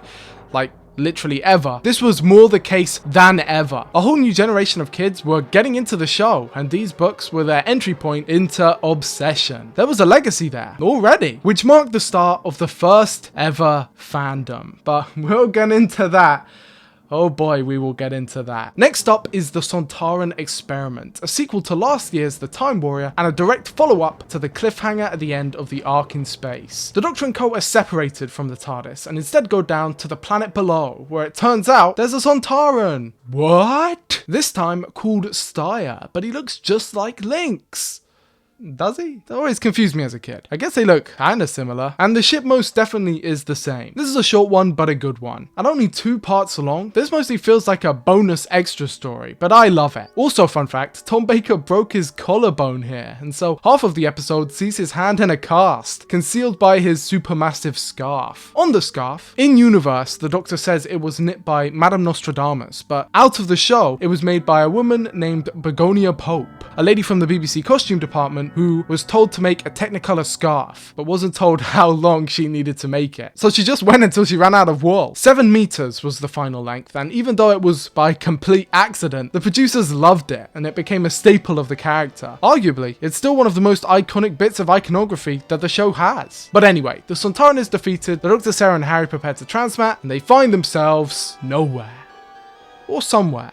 The Doctor finds himself in a gas-covered wasteland, where he finds himself face to face with another Time Lord. I love the costuming here. The Time Lords have been portrayed in many a different manner so far in Classic Who. Originally they were robed and all-powerful, a sort of quiet malice befitting of upper-class, snobby, self-assured know-it-alls. They had all the power and they knew it, thinking themselves better than all. Then, in Terror of the Autons, when another appears to warn the Doctor about the Master, he wears a slightly less ostentatious costume, but one that more so translates what that previous costume was attempting to communicate into a more contemporary language. Then, in the Three Doctors, they became a little bit more bumbling, a little bit more flawed, wearing these more armor-like robes and being far more fallible. But here, they return to more of their original look, whilst being something totally new. It's like a dark jester, and the way it's shot too, like he just comes out of nowhere. It's actually rather scary, the contrast between his face and the costume and the way he speaks. It fits in with the more gothic tone from earlier. And anyway, he is here to warn the Doctor yet again. While the Time Lords no longer exile the Doctor, they do still want to use him, but this time as little more than a pawn. As he is a renegade, but a well-meaning one, they want to utilize his meddling to interfere in things that they themselves are too scared to touch. And here, they want him to do something really scummy. The Doctor, Sarah and Harry find themselves in a war zone, a grim and gritty reminder of the horrors that this new era is willing to show. But they're not just in any war zone. No, the Doctor is on Skaro, and he is tasked with averting the genesis of the Daleks. Terry Nation had been a very successful writer, and after taking a few years off the show, had been back to Doctor Who with much success. Both Planet and Death to the Daleks were highly regarded and successful stories, but Hinchcliffe wanted more. There is a false assertion in the fandom that Terry Nation was a one-hit wonder, untalented, both a bold and blatant lie that is obviously untrue due to his massive successes both before and after the Daleks. But a lot of where this idea comes from is the fact that he needed to be pushed in the right direction by the other creatives at this time. Allegedly, he sent in a draft for a new Dalek story that came off as a bit bland, and so he received a note back with a new idea for the Daleks, for a story, the origin. But I fail to see how that makes him a bad writer. Okay, so maybe I'm biased because I love the Daleks just so much, but saying Terry Nation is a bad writer is just insane to me. I love Planet and Death of the Daleks, so people's complaints about those stories just bounce off me, and I think you're crazy if you don't like them, but this is the one which genuinely annoys me. Every writer receives feedback from the people in charge. It is a testament to how great Terry Nation's scripts were that they rarely had to be reworked at all. Terrence Dicks famously stated that Terry Nation was one of his favourite writers due to how consistent he was, and due to how little guidance he usually needed. He wrote good, strong stuff. He knew what he wanted and he delivered, and he did it consistently, on time, and without the need for many drafts after. Yeah, he is probably one of the best writers in the entire history of the show. Even putting aside the fact that the show owes its entire success to him, just for a second, which, I mean, we don't have to put that aside, but we will. Planet of the Daleks is an episode that is absolutely thrilling, and Death to the Daleks is honestly an episode that the only people who say it's bad are the people who have never watched it. Oh, the Daleks get a poor showing. Do they, bollocks? They get their new guns and they kill bloody everyone. It's amazing. But even I have to admit that Genesis of the Daleks is a step above. Terry Nation, after getting a push in the right direction, set out to make something new, and he came back with a 5-star meal. Genesis of the Daleks is probably the most popular story among fans in the world, and that is partly due to just how oppressively real it is. For a story set on a distant planet featuring screamy robots that go exterminate, this is the rawest a Doctor Who story has ever felt. ever. We see the Daleks before they're the Daleks, being introduced to the Khalids, the original enemies of the Thals, and here, both sides are terrible. They have been fighting for over 100 years, with their planet having become a toxic wasteland, breeding mutos, and their weaponry having devolved from high-powered laser guns to basic muskets, and even bows and arrows. The imagery here is bleak as all hell, with the Dr. Sarah and Harry having to take the gas masks off decomposing corpses to survive. Also, the soundtrack is incredible here. I know I'm not supposed to be doing a review, but just holy shit, man, this is so good. The Doctor is introduced to Davros, the creator of the Daleks, played by Michael Wisher. Doctor Who reuses actors, blah blah blah blah blah. Davros was blasted by a missile and permanently disfigured, losing his arm, his legs, and his ability to see, but he could still move one hand. And with that hand and his unimaginable intelligence, he created something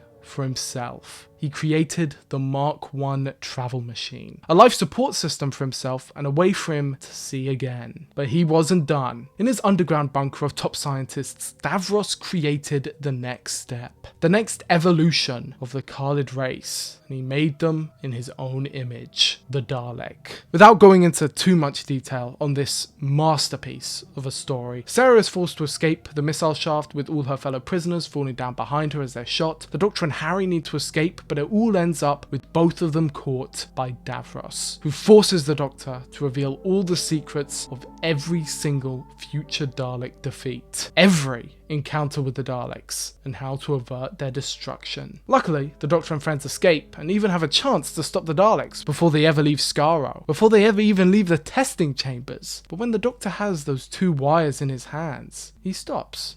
He thinks, do I have the right? The Time Lords have seen a future where the Daleks become the most dominant race in the universe, and the Doctor has been sent here to stop them, but he can't. He can't commit genocide, undo all of the influence that the Daleks have had on history. It is one of the most powerful scenes in the entire show's history, and eventually he decides against it, or is forced to drop it, more accurately, with the Khalid city being bombed. By Davros, by the way, and most of the Khalids dying. The Doctor, Sarah and Harry use their time ring to escape, just as the Daleks emerge as fully independent beings. They exterminate the rest of the Khalids, and then they exterminate Davros. I wonder if that will be important later. There is a lot to talk about with this story, probably more so than most other of this series, but that is because, holy crap, there is a lot of lore here. First and foremost, just throw out everything you know about the Daleks. This story goes against every pre-established story, and honestly, it's for the better. The old original Dalek creators, gone. The first ever Dalek story, gone. The last ever Dalek story, who cares? Genesis of the Daleks is a full-blown reset. Now, the Dalek tapes, as they have been dubbed, are likely to have been destroyed, but the Doctor's meddling in the origin of the Daleks completely undid their whole timeline up to this point. One of the key parts to the Dalek story was the fact that the first Doctor, Ian, Barbara and Susan were the first ever aliens to ever land on Skaro, and they effectively taught the Daleks that there was life in the universe outside of themselves. However, now, the Daleks know that from the start, and their advancement is supercharged. Their timeline no longer ends with Evil of the Daleks, and it's heavily implied that none of the events of those previous Dalek stories or comics or any of that even happened anymore. No Dalek Mechanoid War, no second Dalek conflict. Maybe there's still a Dalek invasion of Earth, who can really know at this point. But either way, important to note down, 12 seasons in, this marks a hard reset for the Daleks timeline in Doctor Who. And up next is Revenge of the Cybermen. Cybermen fans sadly stay losing, as their return to the show is definitely not given the same love as the Daleks. Despite being absent for the entirety of the Jon Pertwee era, the Cybermen aren't treated nearly as nicely, being treated mostly as robots and kind of stupid ones at that. I do still love this story though. Spoiler alert, this is the one and only Cyberman story of the 70s, and it is probably one of the weaker ones. The Cybermen are always getting done dirty. You'll see as we go on, but they were treated nice in the 60s, you know, were absent for the peak of the show in the 70s, came back in the 80s, they were pretty cool then, and then after that, okay, well, we'll get there when we get there, people. Revenge of the Cybermen sees the Doctor return to Nerva Space Beacon, this time in the past, and there's a virus on the ship, transported by the Cybermats. Everyone is down for the count until the Cybermen arrive on their spaceship. At least they've got a cool design. They want to take over Volga, the planet of gold, because the Cybermen's weakness is gold for some reason. I don't know why. But then they lose, the day is saved, and I have no idea why the Vogons use the seal of Rassilon as their logo, and I don't want to waste everyone's time with the lore implications of that. So on to the next. Due to strikes at the BBC, Blue Peter would go to the Doctor Who set in a video which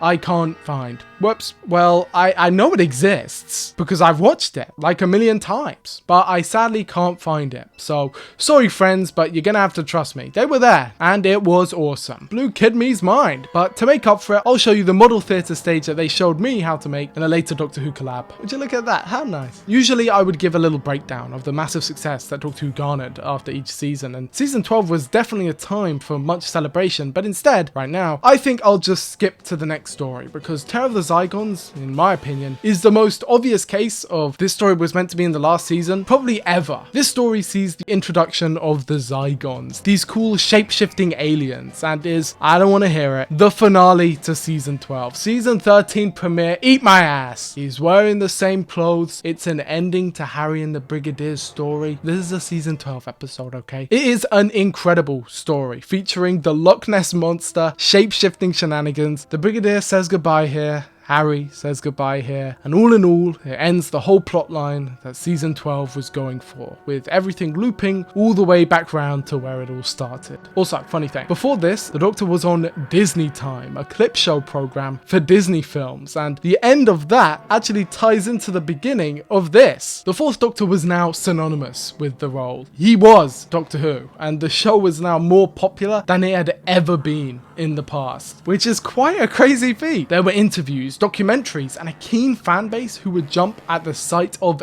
anything with the logo on it. And boy, was there a lot to be sold. So many Target novelizations. So many that the Target book company went platinum. The Doctor Who monster book, the Dalek board game, Doctor Who and the Pescatons, an audio adventure featuring both the main cast. This show was a smash hit! And not many television shows can say that twice. Thrice, all within 2 decades, which set the scene for season 13, The Doctor and Sarah Against the Universe, and the most popular season of the show. Patent of Evil is next up, which is kind of like a mix between Journey to the Center of the Earth and Dr. Jekyll and Mr. Hyde, but the real smash hit was up next with The Pyramids of Mars. This is a very iconic story that I've gone over in great detail before on quite a few occasions now. I didn't realize that it was stacking up that much. So if you want the basic rundown, you can go to my previous video, An Abridged History of Sutekh, but here I'll just say it's a 10 out of 10 masterpiece, but you already knew that. The Doctor and Sarah land in Unit HQ, before it was Unit HQ, and discover some robot mummies under the control of Sutekh the Destroyer, an Osiran who is sealed away on Earth, with his only exit being to destroy the Pyramids of Mars. There we go. He is an all-powerful godlike being hell-bent on death and destruction, and Sarah says she's from 1980. What does this mean for the lore? Okay, so yeah, Sutekh is really cool. He's got a badass voice, and it ends with him being stuck in the time corridor, going out into eternity, blah blah blah blah blah. Very cool, but Sarah says she's from 1980, okay people, what the fuck does that even mean? So okay, this story came out in 1976, right? And the last time Sarah was on Earth, it was 1975, right? Unless it wasn't? When was the rest of the unit stories? If there was a year-long gap between Terror and Mind of Evil, and the Doctor was on Earth for 6 years, and if... Hang on, when did any of these episodes take place? I think... it's intentionally vague. Thank you.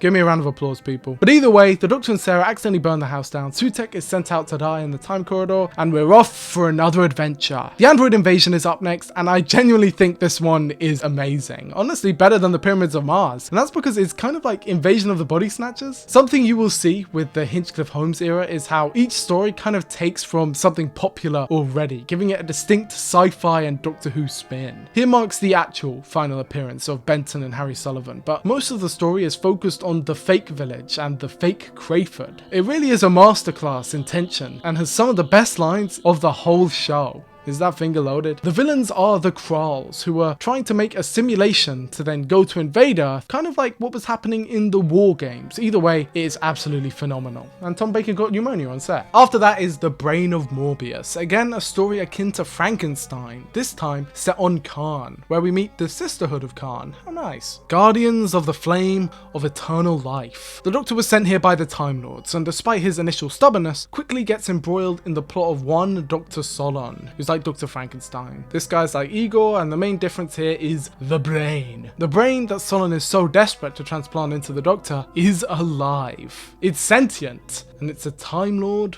of its own. A merciless renegade by the name of Morbius. He's kind of like Time Lord Voldemort, and he was very powerful in his heyday. But he was killed, destroyed, but his brain survived and made its way to Khan, where Dr. Solon, his loyal servant, pledged to find a body for him. So he sent out a signal, luring ships to crash on the planet below. Khan became a ship graveyard, and Solon salvaged and scavenged all of them to create the perfect body for his master. After his plans to use the Doctor go sour, he is forced to put Morbius into the monster's body, and the Doctor and Morbius face off in a mind duel. We see all of Morbius's previous bodies before switching over to the Doctor, and we see all his previous faces too.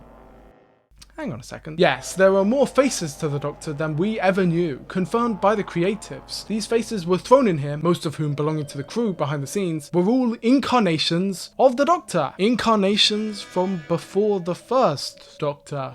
Huh, what's going on here? But going back and assessing all these past memories seems to have left the Doctor short-circuited. It takes him a bit of time to get back into the swing of things, where then he and the Sisterhood of Khan team up to defeat Morbius once and for all. And after that is the finale to season 13, The Seeds of Doom, an episode which I love very much. It's basically The Thing from Another World, set in Antarctica, and with the main villain being a crinoid, which is just a recolored Axos suit. The Doctor just kills a guy, man who never would my ass, and it wouldn't be long for season 14 to release shortly after. Beginning with The Mask of Mandragora, my second most underrated story of all time. This one introduces the Doctor's secondary control room, which he presumably used in his second incarnation off screen. It's a beautiful story set in Italy, where the Doctor faces off against the Mandragora Helix, a formless and evil entity that possesses humans akin to the Great Intelligence and the Nestine Consciousness. They really need to bring this guy back, I feel. I mean, the other two have been. And after that is The Hand of Fear, a historic episode in Doctor Who, as it would see the departure of the much beloved Sarah Jane Smith. The actual story is brilliant, with the titular Hand of Fear belonging to Eldrad, who needs nuclear power to recharge himself. But the main highlight of the story is its ending. The Doctor and Sarah say their goodbyes, and she finally leaves the TARDIS. Tom Baker and Elizabeth Sladen were very close to each other. They had each made these characters their own, and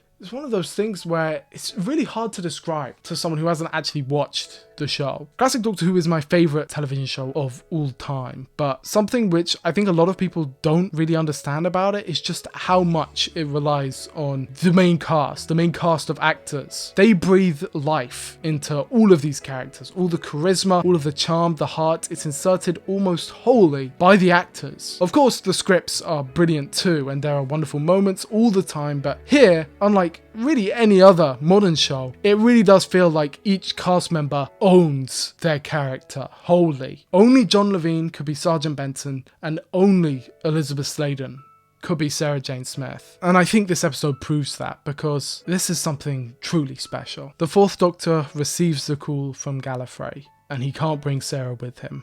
And the rest was made by them. Yes, the script was left blank, and Tom Baker and Elizabeth Sladen came up together to make their farewell scene. They played it how they wanted to, and it is so tragic.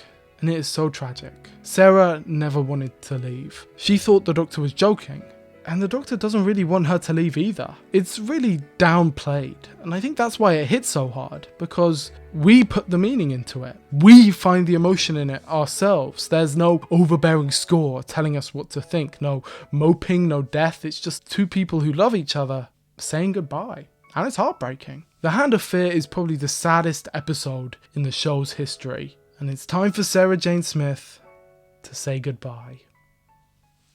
The Deadly Assassin starts unlike any other Doctor Who story. A title crawl, establishing the history of Gallifrey and the trouble it finds itself in. The Doctor sees a premonition, an assassination of the High President, and he returns to Gallifrey and quickly becomes embroiled in a scheme to see himself and his home planet destroyed by none other than the Master. He's back! And there is quite a lot here, actually. Mainly the fact that we're back on Gallifrey. For the first time, we are seeing a story without a companion, and an episode set entirely on the Doctor's home planet. Introduced here is Barusa, the Doctor's teacher and friend. The Chancellery Guard, the Chancellor, the Castellan, all different positions of the Time Lord bureaucracy, and most importantly of all, Rassilon is established here as the creator of Time Lord society. Originally, the inhabitants of the planet were Shobogans or Shabugans or whatever the fuck they are now, but they have evolved into Time Lords, and they kind of suck. Yes, gone is the mystique of the Doctor's home planet and race, because it turns out that everyone on Gallifrey is kind of a bit of an idiot. This episode was controversial at the time because it basically shows how everyone on Gallifrey sucks, how Gallifrey sucks, and how the all-powerful portrayal of them in the war games was basically all an act. They are powerful, there's no doubt about that, but they are all bumbling fools compared to the geniuses that are the Doctor and the Master. And the Master is finally back as a spooky skeleton. The creatives didn't want to regenerate the Master as they thought it would be disrespectful, so instead they turned him into a charred... Wait a second. Well, it came from good intentions, and the imagery is effective as fuck. I think it's cool. So basically, what happens here is that it is now established in this episode that the Time Lords only have 12 regenerations and 13 incarnations, and that the Master was on his final incarnation. But somehow or other, he died, but still remains alive as a burned corpse. But here, he plans to frame the Doctor, and then use the Matrix, yes, the Matrix, to take over Gallifrey, taking the seal of Rassilon for himself and destroying the planet, because yes, the Master is strong enough to destroy all of Gallifrey. The Time Lords are weak as shit, bruh. So yeah, this story is basically the Manchurian Candidate and also the inspiration for the Matrix? Kinda. The Doctor spends the mid portion of the story going through the Time Lord's interactive data archive, known as the Matrix, that is basically exactly like the movie's version of the Matrix, and there's some weird shit that happens in there. The story ends with the Master escaping and the CIA going after him. The CIA, of course, meaning the Celestial Intervention Agency. Classic. After this, Doctor Who went on a brief break. The exit of Sarah had left many fans saddened, but excited for the future. And the future looked bright for Doctor Who fans. Millions of families across the nations, all who adored the show, because 6 weeks later, the show returned to their screens with The Face of Evil, which saw the Doctor battling against the evil computer Zoanon and meeting his new companion, the ever-wonderful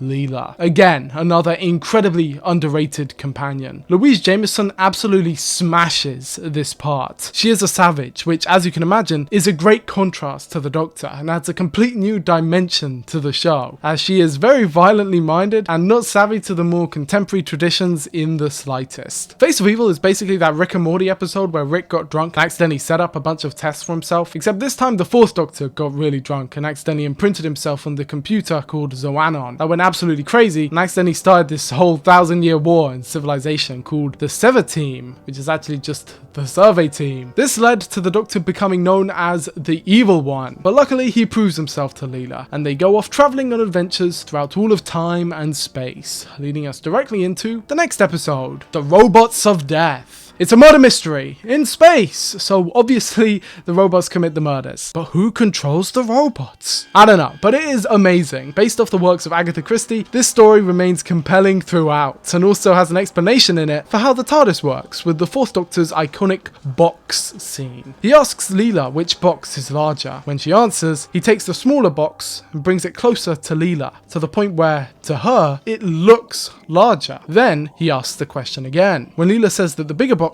is still bigger, the Doctor explains that if you could have the big box at that size, but be put in the smaller box, the big one would fit inside the small one. And that's how the TARDIS works. Leela says that's silly, and the Doctor says it's dimensional engineering.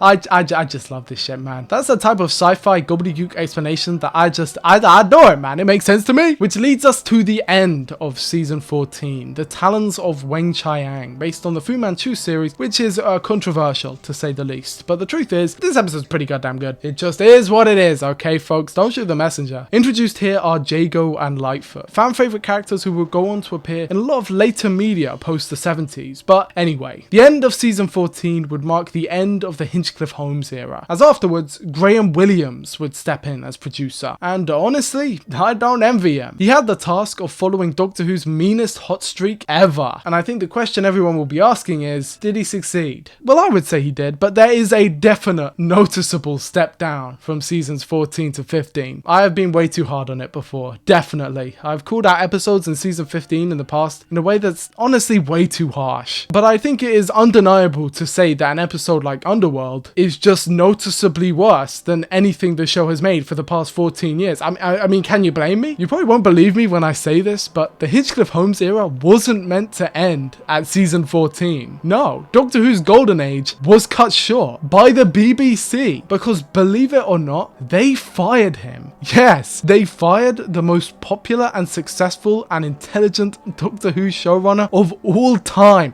Why? Why, might you ask? Because, I kid you not, he was too violent for the little kiddies. Aww. Mary Whitehouse is attributed to most of this because she basically wept and cried and was basically a massive weirdo clutching at pearls and saying, "Would you please think of the children?" whilst also wanting to send children off to war because she was a massive hypocrite and horrible. But yes, sadly, the BBC chose her and her coddling association over the best Doctor Who producing duo that we have ever seen. And so they got sacked midway through season 14, which is, I mean, it's just crazy to me. But here we are, folks. Let's move. Season 15 begins with Horror of Fang Rock, an absolute masterpiece of a story. It is a banger, set entirely on a remote lighthouse and introducing the Rutan host, enemies of the Sontarans who have been locked in warfare for thousands of years in a never-ending conflict. The Rutans have the ability to shapeshift and are also made of washing up liquid. Also, Leela's eye color changes here because for some reason in season 14 they made her wear contacts and she didn't want to anymore. So they say she saw an explosion and that changed her eye color. I don't really know why that detail needed an explanation. I wouldn't have noticed, but I guess it's cool to have. Next up is the Invisible Enemy. And while part 1 to this story is great, here we start to see my main problem with this mini era, and that is the over-reliance of the very primitive green screen. CSO, they called it, color separation overlay, and it is bad.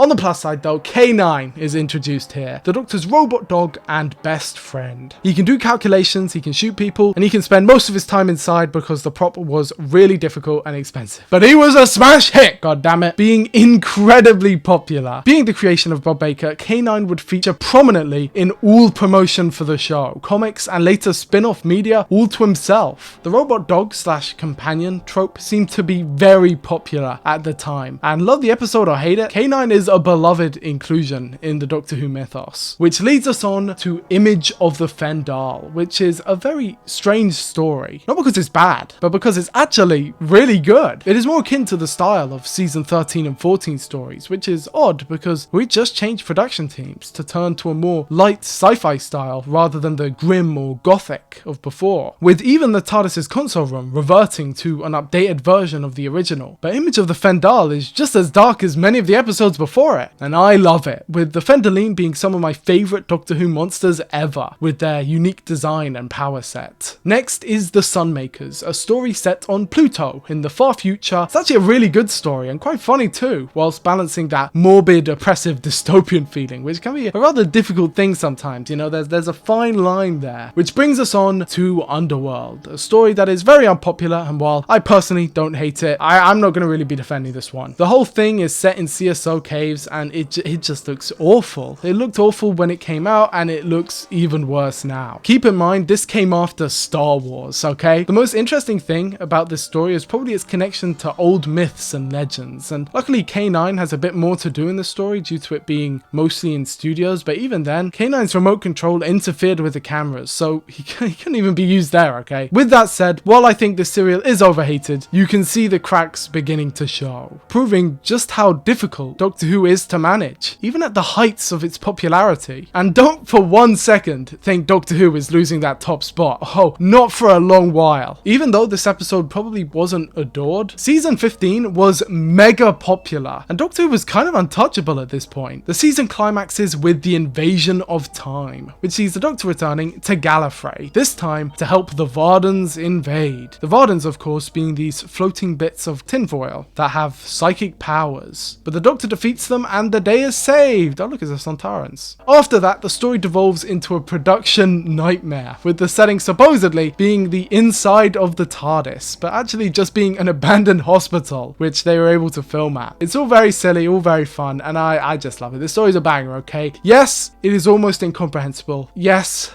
I do not care. No running by the pool, guys. Barusa is back. He's just chilling. Leela says goodbye for some reason. We get a new K9, and the Doctor defeats the Sontarans by shooting them with a big gun. What's not to love? Surprisingly, even though the story is set on Gallifrey, there actually isn't really a lot of lore here. We do see outside the capital for the first time. It's very orange. We meet some Shabogans or Shabugans or whatever the fuck. We learn about a transduction barrier, which we'll see later on. But most of the story is just vibes. It is the best unintentional comedy of all time. You can see that the script was made last minute. You can tell the production was cobbled together last minute. I know it sounds like I'm joking, but I genuinely love it. This episode is a fucking clusterfuck, bruh, and I would not have it any other way. And maybe Leela staying on Gallifrey will have future lore implications. Who knows? Who knows? I don't know. I don't know. Maybe I do. After the success of the invasion of time, because yes, not only was this episode a mega hit in terms of ratings, it was also the most popular amongst fans. The creatives decided that the new companion should be the time lady established in the last story, Rodan. When complications arose, they decided it would just be easier to introduce a new character. And so the premiere of season 16 would see Romana Dvoraknalunda joining the cast as the main companion, or Romana for short. Season 16 would be different from all previously, and revolutionary for the program, as it would introduce the first ever story arc. A series-long arc that stretched across every story for that season. This would later become to be known as the Key to Time arc, and would release on VHS and DVD. I have these. It starts with the Ribos operation, or the Ribos operation, or whatever the hell you want to call it, okay? Which sees the Doctor being transported out of space-time into a new dimension where he meets the White Guardian, the most powerful entity yet seen in Doctor Who canon, and the counterpart to the Black Guardian, who is also the most powerful. Just flip, you guys know what I'm saying. And he sends the Doctor out on a quest to gather each segment of the Key to Time. So each adventure is him getting a segment, and his new companion to join him is our beloved Romana. Hey! Up next is The Pirate Planet, which is written by Douglas Adams. Douglas Adams is probably the most famous sci-fi writer in Britain, maybe ever, and for good reason. He's bloody good. And luckily, his involvement in this season would lead to greater involvement in the next, where he would take up a more prominent leadership position. And after watching this episode, it's quite easy to see why. It's just great stuff. After that is The Stones of Blood, which is the 100th story of the show. Very nice, and is also a complete bait and switch. I personally love this one. I think it's massively underrated, and basically it's about vampires and ceremonies and dark magic, but then it all completely changes when it's revealed that not only are the rocks themselves the vampires, called Ogre, stroke of genius by the way, but also they're aliens who have a mothership waiting above them, and halfway through the tone just changes from a gothic horror story to a courtroom drama. This one has to be seen to be believed, people. And the novelization is really good too. Of course, goes without saying, as the episodes air, novelizations are coming out almost multiple times a week now. So at least 3 a month at this point. We have got a crazy backlog. And most of them, for the record, are written by Terrence Dicks. Remember when I said he was my favorite writer for the show? He may not have written many episodes exactly, but he did write a fuck ton of books. And I think he has written legitimately more Doctor Who than anyone on the planet. And he even signed my copy too. When I met him, I told him he was my favorite writer, and he was very pleased. It was all very nice. How nice. After that is The Androids of Tara, which is a classic doppelganger story that we've seen quite a few of now. And actually, it's rather brilliant. I like this one, with all the sword fights and such. Power of Kroll is up next, and ooh, it's a big squid. And would you look at that, we're at the finale. The Armageddon Factor served as a major changing point in the story. At this point, Tom Baker was going a little bit mad with power, and employed heavy influence on the story and direction of the show took itself in. Opposite to it was Mary Tam, who felt her character wasn't really getting much love and decided to call it quits. Adjacent to both was Lala Ward, who hit it off immediately with Tom Baker and was quickly cast to be Romana's regeneration, Romana 2, which would happen after this story. The story in and of itself is nothing really special. I mean, it's fun and I like it, but I don't really want to waste time talking about how they go into a cave and then out of a cave and then in a cave again. They meet this guy called Drax. He's a Time Lord too, and he says that the Doctor's real name is Theta Sigma, which is cool. That's interesting to know. The key to time is completed here as the Doctor fends off against the Shadow, the emissary of the Black Guardian. And of course, he's defeated, but when it's all said and done, the Doctor immediately uses the finished key to time to destroy the key to time. I mean, we knew it couldn't really end any other way, but the Black Guardian is furious. Doctor, you shall die for this! And so to get around it, the Doctor installs a randomizer, which is basically meant to act as a counterbalance to the fact that the Doctor has gotten too good at piloting the TARDIS. He needs to forget how to do it again. So we've got the randomizer to randomize where we're going to and where we're not. Well, hey! A new season and a new series of adventures each Saturday as BBC One's intrepid traveller in time and space prepares once again to face the forces of evil. Doctor, awake. Doctor, awake.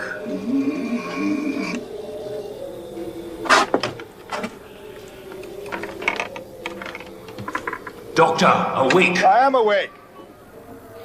Who are you? Go away. What do you mean, waking me up in the middle of August? Doctor, I come to bring you a warning. You will be pitted against an evil force. Evil force? What evil force? A race known as the Daleks. Never heard of them. Daleks? Where? What are they doing? That I may not tell you. Then why bring it up in the first place? Forewarned is forearmed. Yes, but I remember once... You will now forget. You will now lose all conscious memory of this warning. Hello? Hello? Somebody there? Did somebody say something?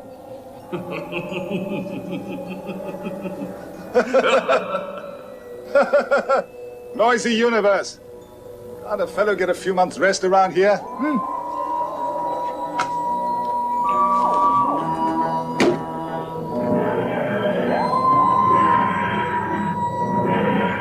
Doctor Who sets off on a new series of adventures each Saturday, part of the new season on BBC One. The Daleks are back, and this time it's their destiny to be turned into robots. Yes, Destiny of the Daleks is monumental in the fact that I used to watch it all the time growing up. I love this one, and I always will, but also for some reason it is very silly, and they turn the Daleks into robots. Terry Nation wrote this one, except he didn't really, because Douglas Adams snuck in and rewrote the whole thing, which led to a whole hullabaloo that led to Terry Nation never writing for the program again. But that makes it sound like it ended on really bad terms, okay? He just kind of never got around to writing for it again. He still liked it and would have returned, just didn't have the time. Anyway, Davros is back, and sadly the new actor they got, David Goodison, had to work in a mask that was made for Michael Wisher. So I don't pity the man. And speaking of recasts, due to another falling out / scheduling conflict, K9's voice also had to be changed to Roy Skelton, which they cover up by saying he has laryngitis. Yes, the robot dog. I don't really know the history behind this one because he's back next season, but whatever, man, it is what it is. More K9 is always cool with me. And also, of course, there is Romana 2. I briefly touched on it before, but Lala Ward and Tom Baker were very close, and so were the characters of the Doctor and Romana. Just discovered I can increase the power of my prime by 5 times in 111 seconds. Office automation, revolution, accounting, no more books. Around the planet communications instantly. I can design ships, run power stations, oil, gas. Where would the energy industry be without prime? Ask it how to handle a woman. Romana, was you married? Yes. Oh, prime. Also, they got married the following year, so there's also that. There is very clearly tension here. And you know what I like. I think it's cute. Usually, I am genuinely kind of an anti-shipping guy because I have just seen shippers tear fandoms apart and go completely wild and rabid. And probably the most toxic part of every single fandom I've ever seen is the shippers. No offense, you guys. You guys know it's true. But here, with this specific case, just this one, I'll allow it, okay? The only ship that I will allow. And also, when Romana regenerates, it's shown that Time Lords can regenerate at will in this very weird sight gag where Romana goes through a bunch of regenerations like she's clothes shopping. I wonder if this will somehow have lore significance. But the main takeaway from this episode is there is a war between the Daleks and these guys called the Movellans. The Daleks get blown up and Davros gets sent to prison in a cryogenic freezing chamber. Next story, City of Death. Wait a second. What? We're already on City of Death? Where did the time go? Man, it feels like just 2 seconds ago we were talking about Unearthly Child. Now we're talking about City of Death? It's trippy, man. Anyway, City of Death is the peak of the entire show. Clocking in at a staggering 16.1 million viewing figure. City of Death stands at the very tippy top, but not without trade-off, as we will go over later. This story is what we like to call in the business a Douglas Adams masterclass, with its sharp, witty, and hilariously funny dialogue, perfect performances from every cast member, inspired storyline, and just beautiful location footage. City of Death takes us to Paris, as the Doctor and Romana continue to go on romantic dates throughout the whole universe. Here, they quickly become embroiled in a conspiracy as the Doctor discovers a crack in time and a plot to steal the Mona Lisa. It turns out it's this guy, Scaroth, who has been split across all of time and space and is trying to reform himself so that he can save the Jaggeroth. And this guy, Duggan, is a police officer trying to get to the bottom of the case. It is just a perfect story and one of the best in the show's history, leading us straight into Creature from the Pit, which, oh, nah, I'm just kidding. The story's pretty good too. And so is Nightmare of Eden. The show's creatives thought that the program had gone on too large recently, both in terms of scale and budget, and so they sought to bring things down to size with smaller scale stories and those with I'm sorry, I can't hold it in. Something quickly you will come to realize about Doctor Who is that it is and always has been way too overambitious, and that is a good thing, by the way. The reason why Doctor Who is so good is because it is overambitious, and something which I think all fans and audiences need to know is that even though nowadays to us this show looks cheap, and even though maybe even the modern show might look cheap as sometimes looking back, it is still super expensive, and it always has been. Even when trying to be small, episodes are usually super expensive. It just is the way it is. I'm sorry. Nightmare of Eden had a particularly hellish production schedule, and it was a story that actually convinced Graham Williams to leave, which is funny because I would say The Horns of Nimon is quite a bit worse. Still funny though. But sadly, Doctor Who's luck would run out, and tragedy would strike as the finale to the show's 17th season would be completely lost to time, as industrial action at the BBC would cause it to crumble before it could ever be fully finished. War Red.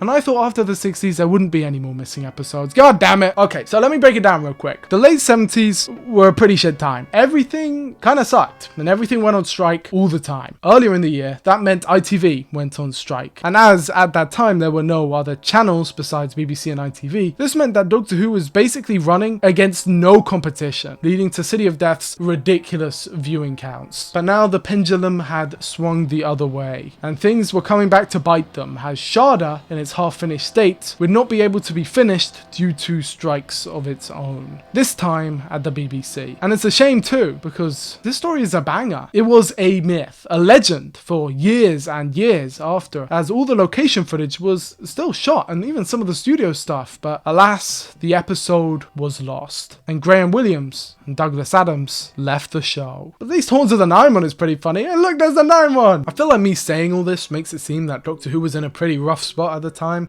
It wasn't, by the way. As I said, City of Death saw the show's highest popularity ever, and growing since the start of the Tom Baker era was a real fandom. Like, genuinely. Something that had never been seen before, outside of maybe Trekkies in the States. Doctor Who was a phenomenon. It enraptured the youth, and had even gone international at this point, with dedicated fans all round the globe. And so it was decided that Doctor Who Weekly would be released. Later renamed Doctor Who Monthly, Monthly, later renamed Doctor Who Magazine, this mag is a staple of Doctor Who fan culture and would feature fans writing in, sneak peeks, and exclusive comic books. The Doctor Who fan club had been fully established, and there was this one guy, this one Scottish guy, get his name, he was like the head of it or something. I think it was Peter Capaldi? I don't remember. Either way, I'm sure he's not important. Wink. But there were many fans writing in all the time. Stephen Davies, that kid from earlier, David McDonald, whoever that kid is, sounds like he's got a farm, doesn't he? But anyway, what I'm trying to say is that this show was popular, and currently it had no producer. So what we're saying is we need someone to step in, someone with a unique vision, someone who's a fan of the show, someone who's been working on the program for a very long time. John Nathan Turner was born on the 12th of August 1947 and was the first ever creative for the show to have grown up with it as it came out. He was a fan of the show since very early on, although he did have a habit of making fun of William Hartnell's weird. It should be mentioned though that due to no repeat viewings, these observations and jokes he would make were based entirely off of one viewing of each episode. Either way, he was a big fan of the show and also very talented in media arts, having done the job many times before. Even as a teenager. He got a job at the BBC after meeting Graham Williams, and he quickly made his way up the ranks, becoming floor manager of Doctor Who, and also working on the other popular show at the time, All Creatures Great and Small, which starred some random up-and-comer going by the name of Peter Davison, whatever. As soon as he took over the show, he made sweeping changes. With the 80s ushered in a totally new way to do television. Things were changing, competition was steep, and slowly but surely, Doctor Who's reputation was going down. Big changes were in order, and John Nathan Turner had a vision he wanted to implement. First things first, he got rid of all previous writers for the show, and even all the old music. Then he changed the whole aesthetic, and then he got Tom Baker to leave. Now, all of those sound like very massive things to do, and maybe even bad things to do, but believe me when I say this, it was necessary. Tom Baker, God bless him, had stuck around for far too long, and was starting to get very angry, and even aggressive with directors on set. Additionally, his marriage with Lola Ward had turned sour, and as you can imagine, having them both on set when they refused to talk to each other, they still refuse to talk to each other by the way to this day. I mean, I think you can understand, you know what I mean? But apparently JNT's the bad guy because he changed the costume. I actually liked the costume change and the whole aesthetic change. JNT knew there was a fan base now, and he knew it was international too, so he wanted to make instantly recognizable iconography, which led to, of course, the question marks. Also, he would later cast Janet Fielding as an Australian companion to try and get more sway from PBS Australia. So yeah, the dude had a plan, and he wanted to keep Doctor Who up to date. The result of this being season 18, which I love. Okay, I don't love the Leisure Hive, which is how it starts, but that's neither here nor there, so let's skip that one and let's get to Meglos. This episode features a villainous cactus, and also Jacqueline Hill is in it, although she is not playing Barbara, sadly. These two episodes are actually rather monumental for, you won't guess why, their special effects. I'm not kidding. They actually were quite revolutionary, but whatever. Let's just move on, okay? At this point, Barry Letts had come back in to see that the transition went smoothly, and that became more obvious in the next story, Full Circle. Here, in my opinion, is where season 18 truly starts, with what we like to call the E-Space trilogy. The TARDIS ends up in E-Space, which is basically a parallel universe, and the Doctor finds himself on Alzarius, this incredible marsh planet in which the Doctor meets Adric, the new companion and Jar Jar Binks of Doctor Who. By that, what I mean is that I love him and everyone else hates him. But he tags along for State of Decay, in which the Doctor fights off against vampires. Way! It's an old Terrence Dicks script, and yeah, this one is just, I mean, you guys already know it's good. I mean, just look at it. Director Peter Moffat is here for this one, and he does it masterfully. I love this episode, and introduced here is an interesting lore fact. Back in the Dark Times, the Time Lords used to fight the vampires. It's cool. Next up is Warrior's Gate, which concludes the Space trilogy and sees the sad but abrupt ending of Romana and K9. A new director here is Graham Harper, who would later go on to do some of the best work of the show going forward. straightforward, but this story in general, it's absolutely fucking bonkers. I don't know what else to say. I actually don't want to spoil it because it's probably the most confusing episode of Doctor Who, and I might actually want to do a separate video on it entirely, so I'll just leave it at that, okay? It's very much based on Alien with the lived-in sci-fi aesthetic, which is funny because Alien in the first place was based on Doctor Who, allegedly. Anyways, up next is The Keeper of Traken, and whoa, baby, we get into the big ones here. Introduced in this story is Tremas and Nyssa, both royals of the utopian planet of Traken. Except things are not all well, as the Melka, a symbol of evil and corruption, has appeared in the garden of this tranquil planet. And the statue plots to take over from the Keeper, an all-powerful being that uses the power of the Source. And it turns out to be the Master, hey, played by Jeffrey Beavers. It is the same incarnation as before though, even though he does look different. And he is defeated, except, oh wait, no he's not. At the end of the story, we see the body of Tremas be stolen by the Master, as Anthony Ainley takes on the role of Doctor Who's arch nemesis. Which, can I just interject here, in the whole of classic Doctor Who, there is only one incarnation of the Master, that being the 13th. Yes, there are several recasts, but the Master never actually regenerates, which I actually think is pretty cool that it does all carry on Roger Delgado's legacy like that. Which would lead us perfectly on to the next story, Logopolis. But before we dive into that, I want to do a little bit of housekeeping when it comes to all of the external content releasing at the moment, because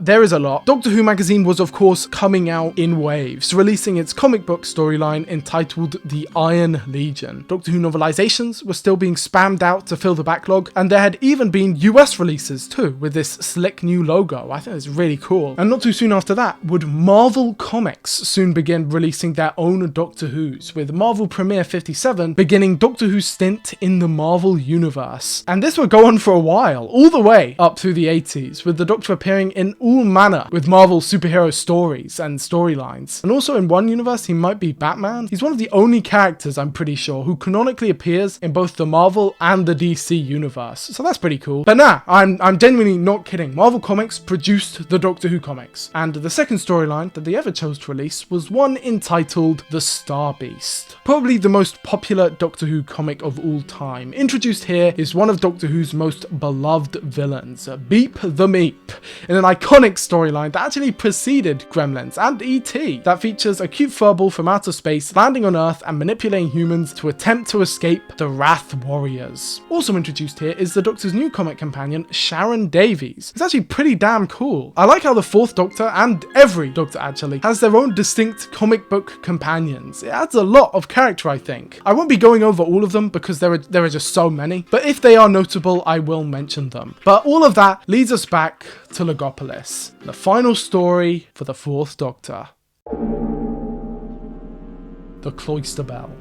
The universe is in grave danger, and only the Doctor can save it. But to do so, he must be willing to sacrifice everything he holds dear. This is one of my favourite stories ever, and I feel like if you watch it, say it with me now, it's fairly obvious to see why. Season 18 throughout has had this feeling of a funeral. Like, it really is the end of something, and that's all been building up to this. Logopolis isn't the grand finale that the Fourth Doctor might have had in seasons prior, like Invasion of Time or the Armageddon Factor. Instead, it's something that only works as the end to season 18, a more calm and contemplative season finale. Even while the stakes are higher than ever. The Fourth Doctor's costume even reflects this. Tom Baker's performance is more subdued and somber. Everything, from the behind the scenes to the writing on the page, all coalesces to create this masterpiece. And when the Doctor steps out onto that motorway and sees the Watcher, a white figure standing opposite him, an inexplicable creature just above the A4, it is something truly special. Introduced here are new companions Tegan Jovanka and Nyssa of Traken, as the Master, now having stolen Tremas's body, attempts to destroy Logopolis and use entropy to destroy the universe. Tegan just wants to get to Heathrow, but she ends up wrapped up in all this, with her Auntie Vanessa miniaturized by the Master's tissue compression eliminator, a gizmo that I failed to mention, but it's basically the equivalent to the sonic screwdriver. It turns people into a miniature version of themselves, and they die. There's a lot of new ideas introduced in this one, the main one being the Cloister Bells, a bell in the TARDIS which tolls when a crisis so severe has occurred, so dire, that the whole universe is in danger. danger. Either way, the Fourth Doctor ends up at the top of the radio telescope. The Master has tricked him and run off scot-free. All the while, he hangs there, hangs for dear life, as vestiges of the past come back to haunt him. His enemies, every single one of them, they all come back. Doctor, you shall die for this. His grip weakens. He struggles to hold on.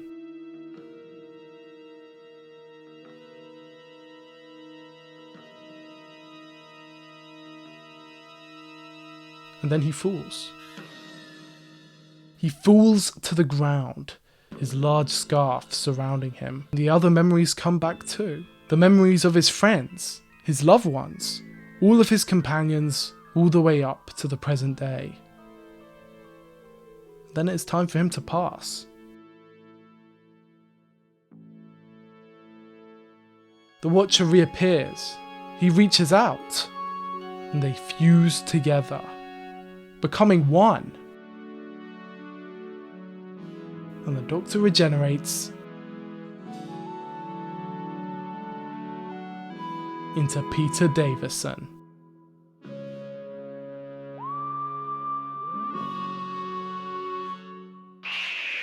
Wait a second, run it back. He was the Doctor all the time.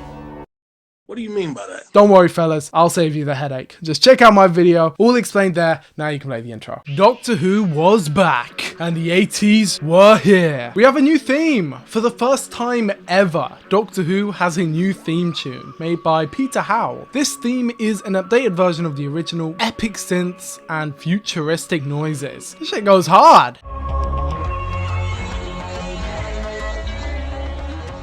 But the stage was set for yet another soft reboot, for another opportunity for Doctor Who to reinvent itself in the same way it did in the early 70s. Again, viewing figures had drooped down. Again, because of what I was talking about, the steep competition, release dates, and overall interest in the programme. But John Nathan Turner set out to rectify this with a series of bold and daring decisions. The first of which being the casting of Peter Davison as the 5th Doctor. Peter Davison, born in 1951, was by far the youngest actor to ever play the role of the Doctor, and his inclusion was met with much controversy. The character of the Doctor had been so firmly rooted in people's minds as this older authority figure, they didn't really know how to react to this abrupt change and shift. Tom Baker had been the Doctor for so long, almost a full decade, that he had literally become synonymous with the role. It would be hard to make the public accept anyone else, let alone someone as young as the baby-faced Peter Davison. Look at him, look at the little guy. The actor had received much acclaim, mostly from the show All Creatures Great and Small, which JNT had worked on, where Davison played Tristan, a character who was quite unlike the Doctor. But thankfully, and obviously, Peter Davison, being one of the best actors in the country, quickly proved everyone wrong, turning even the most staunch of haters into fans overnight. His Doctor turned down the eccentricities of the 4th Doctor and became a much more grounded protagonist. He still had his quirks, the main one, of course, being the stick of celery, which was applied to his lapel, the purpose of which remained an enigma to most of the audience until his last story. But the 5th Doctor was a lot more human than any who had come before, and that kind of came at a good time. Doctor Who had garnered a reputation in the late Graham Williams era for being a little bit too silly. The storylines had been far too space-centered, comedic, at least in the eyes of the general audience, and there wasn't that same groundedness that kept the audiences feeling like the show was really there, that the show was real, as there was in the early 70s, for example. For 4 seasons straight, none of the companions had been humans, either being aliens or robots. The costumes also got a reputation for being shaky, and as fandom grew, so did negative perception of nerds and the like. I think you can tell that I stand firmly on the side of Doctor Who fans in this one. Haters of the show were just straight up losers, and I hate them, and I still do, but that's a story for another time. Although the 5th Doctor was successful, and don't worry, we will get onto that, the shadow of Tom Baker Undertaker still loomed over the program. It was hardly going to go away anytime soon, and in fact the public perception would remain for many years that his stuff was the pinnacle, and afterwards it kind of fell off. Fandoms being introduced also accentuated this, with nostalgia and half-remembered childlike fantasies being held up on pedestals, making it impossible for this new wave of content to be truly appreciated, or at least appreciated in the same way. Now that the show itself was being run by fans, and it had been going on for almost 20 years, audiences, and specifically fan audiences, felt like they had an ownership of the program. Whereas before, they would take the ups with the downs and just sort of accept that this was how things are, fans now believe that they knew the rules just as well as the people in charge. And in a way they did, which makes this all very interesting, and there is a discussion that can be had about fan entitlement and if it's even correct or not and all of that, and as a mega fan myself I can probably provide a bit of insight, but the point is, this transition this time from the 4th to the 5th Doctor was proving a little troublesome, even if the 5th Doctor was well liked. But let's get into that right now. Season 19 released to thundering applause, beginning with Castrovalva, a special type of story because looking back it is quite unique. Everything was switched up here, releasing in early 1982. The traditional release schedule of once a week Saturdays had been altered to twice a week on weekdays, a change which, while looking questionable on the surface, was a masterstroke. This decision basically skyrocketed the program. Just compare it to the year before. It also fit the new TV landscape, and the story in general was one for the fans. The 5th Doctor is still recovering from his regenerations, and as he does so, he goes through the motions of every previous Doctor,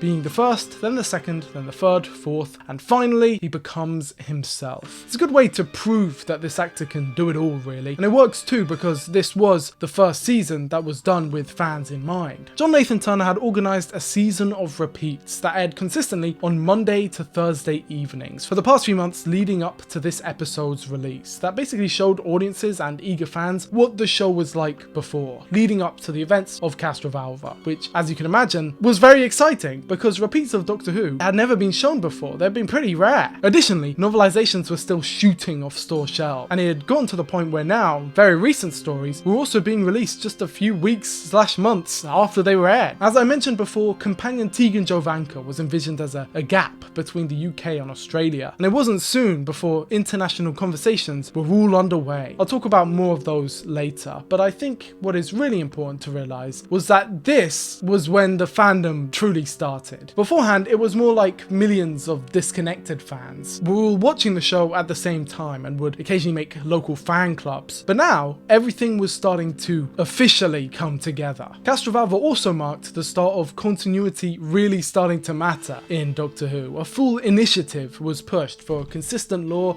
and story across all media, whereas before, I mean, it's not like Doctor Who had no continuity, but it would be quickly disregarded if the creatives felt it interfered with the story they were trying to tell at the moment. Now, those in charge were very much aware of the continuity, and the fans at home. In fact, a certain group of fans were called in to overlook scripts to make sure they don't contradict previous events. I don't really know what made these fans so qualified, and clearly they weren't, because, spoiler alert, there were still a lot of mistakes, but at least they tried, okay? At least they tried. Castrovalva takes place directly after Logopolis and sees the 5th Doctor and his companions taken to Castrovalva, where it turns out the Master is at large again, and then he's defeated again. But despite as monotonous as I make it seem, Anthony Amy's Master would prove very popular with audiences and would make yearly appearances from now until the late 80s. But all that to say, season 19 began with a bang, bringing us straight on to the 4 to Doomsday, which is actually the first story filmed for Peter Davison. Yeah, it's all out of order now, how trippy, and rumour has it that this episode takes its title from that stage play that I mentioned earlier, do you remember? Either way, this one had quite a sorry production schedule, with multiple scripts having to be thrown out and the final product being somehow pretty good. The main things you notice is the fact that each of our 3 companions, Nyssa, Tegan and Adric, all get sidelined in different distinct ways. This is because the decision to bring Nyssa into the fold as a companion was a last minute one, but it did pay off as Nyssa was by far the most popular and Peter Davison's favourite. But yeah, her late additions does become obvious with Kinder, where she is entirely absent after having fallen unconscious at the end of the previous episode. That being said, Kinder is a terrific story. Taking place on the planet Diva Loca, this episode delves into the psyche of Tegan and introduces the terrifying force that is is the Mara, a devilish, snake-like creature that lives in the dark places within the mind. Meanwhile, the Doctor and Adric are in the power of colonizers who have gone stark raving mad. It ends with Tegan freeing herself from the Mara's possession, but the effect still lingers in her mind, as she discusses at the start of the next story, The Visitation. Slowly but surely each companion is getting their time to shine, with the only exception possibly being Adric, who again I definitely like more than most people. I actually think Matthew Waterhouse goes a long way, because for some reason Adric usually ends up siding with the bad guys more often than not. This episode is different, however, taking us all the way back to Heathrow Airport in 1666. Tegan's trip back home is taking longer than expected, as it seems the Doctor's control over the TARDIS has completely disappeared after his regeneration. Oh yeah, Tegan's a flight stewardess, but you can already tell from the costume. Every character in this season has their own special costume, more than regular clothes that people would wear. Again, this was another attempt by John Nathan Turner to create iconography and instill the show in the minds of children. The Visitation is another pseudo-historical, the first in a long time actually. Season 19 is more or less trying to be a soft reboot of the show, with the three companions meant to replicate the original First Doctor's TARDIS team. Episodes like The Visitation, that take the audience back in time, were attempts to modernize what would have been adventures like the Aztecs in decades past. I think it works rather spectacularly actually. The pteroleptals are really well made, animatronic/prosthetics, and the design still holds up today. The story is also important, as it marks the destruction of the much beloved/despised sonic screwdriver. Yes, the Doctor's iconic gadget. It appears to have caused a bit of a stir. You see, it's basically a magic wand. It can do anything that the plot requires, and it also is just straight up too OP. It's been used a lot and it had to go. Fair enough, to be honest. It was used as a crutch more often than not, and it had outstayed its welcome. Additionally, the episode concludes with the Doctor starting the Great Fire of London, which is cool and all, except for the fact that the Great Fire of London had already been explained in Doctor Who continuity twice. So, putting those fan advisors to good use, I suppose. This story also marked Eric Sawer's first contribution to the show, a very talented writer who would go on to have a falling out with the show's creatives, and we will talk about that when we get there. But that was mostly due to the direction of the show, where he wanted to take it darker and, well, they wanted to do other things. But even here, you can see the start of his signature style already at play, but we'll be talking about that a little bit in the future. Which leads us on to Black Orchid, a short two-parter and the final ever pure historical. Yes, in this story there is no alien interference whatsoever, and I think that's kind of neat. The Doctor plays cricket, there's some nice slice of life stuff, just pure filler. Which takes us on to the next story, the climax as it were, Earthshock.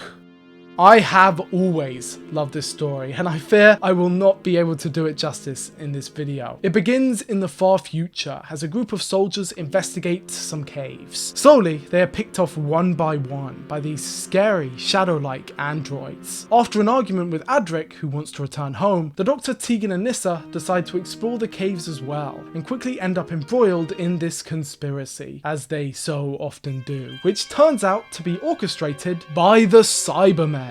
This was a massive shock at the time. The Cybermen had not been in Doctor Who since Tom Baker's first series, almost 9 years ago, and no one expected it at all. Famously, John Nathan Turner turned down a Radio Times cover, something that was very important at the time, just to keep the surprise. The Cybermen were back, and with an all-new redesign. David Banks plays the Cyber leader here, and he's kind of just the Cybermen guy for the 80s. This guy knows his stuff, even writing books on the history of the Cybermen, which, as I said earlier, their history is very confusing, so I'd suggest picking this one up if you can spare like £10 billion or however much it costs. The Cybermen are in a near constant state of extinction, where everyone presumes that they are dead following a cyber war, except they never actually are. This time, the Cybermen are plotting to send a freighter ship into Earth, destroying the whole planet and ensuring their supremacy. This story also ends on a bombshell, as long-running companion Adric doesn't make it out. He dies, crashing down onto Earth in the freighter ship, unaware that the Doctor had altered the time zones so that he wouldn't be crashing into Earth as it is now, but instead he would be crashing into it in the times of the dinosaurs, meaning he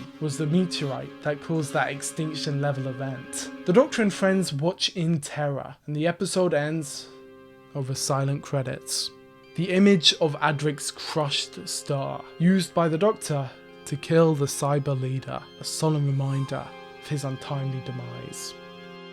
It is genuinely emotional. Adric holding onto his dead brother's belt, unable to know if his calculations were even correct as he crashes into the planet below. And then years later they made a claymation sequel where he was totally fine and then got eaten by a dinosaur. No, but seriously, this was a massive deal at the time. Doctor Who killed one of its companions. This is something that hadn't been done since the Daleks master plan. And Adric had been around a long time, 2 seasons at that point, and then he just died. Just like that. It was a huge shock at the time, and this story proved insanely popular. But it wasn't the finale. No, that honour would fall to Time Flight, an episode that sees the TARDIS finally return to Heathrow, just as intended, only to get wrapped up in another one of the Master's dastardly schemes for ultimate power. I don't really mind this one. Some people hate it. It was quite liked at the time, even if it is more or less just an advert for Concorde, which doesn't exist anymore. But at the end, Tegan leaves, which I won't really bother talking about because she's back in the next episode anyway. So let's talk about the season overall. It was a bold step forward and a very successful one at that. Peter Davison had proved all the doubters wrong, but the show was in a far more precarious state than it ever had been previously. Although it was arguably a British institution, the show definitely had its haters in both regular life and at the BBC. Again, I point at the bullies and losers of the world, who made fun of fans and children for enjoying sci-fi. In general, there was an attitude of snobbery, looking down on Doctor Who and turning its nose up at it in favour of other more boring TV shows that no one remembers the name of. Looking back, it's all rather silly. The legacy of Doctor Who is more important than anyone who has ever disliked it, and yet at the time there was a real sentiment there. But also there was the matter of fandoms. Expectations became far higher. Fans were less forgiving, and I mean, I do kind of understand it. We are entering season 20 after all. That's 20 years, right? And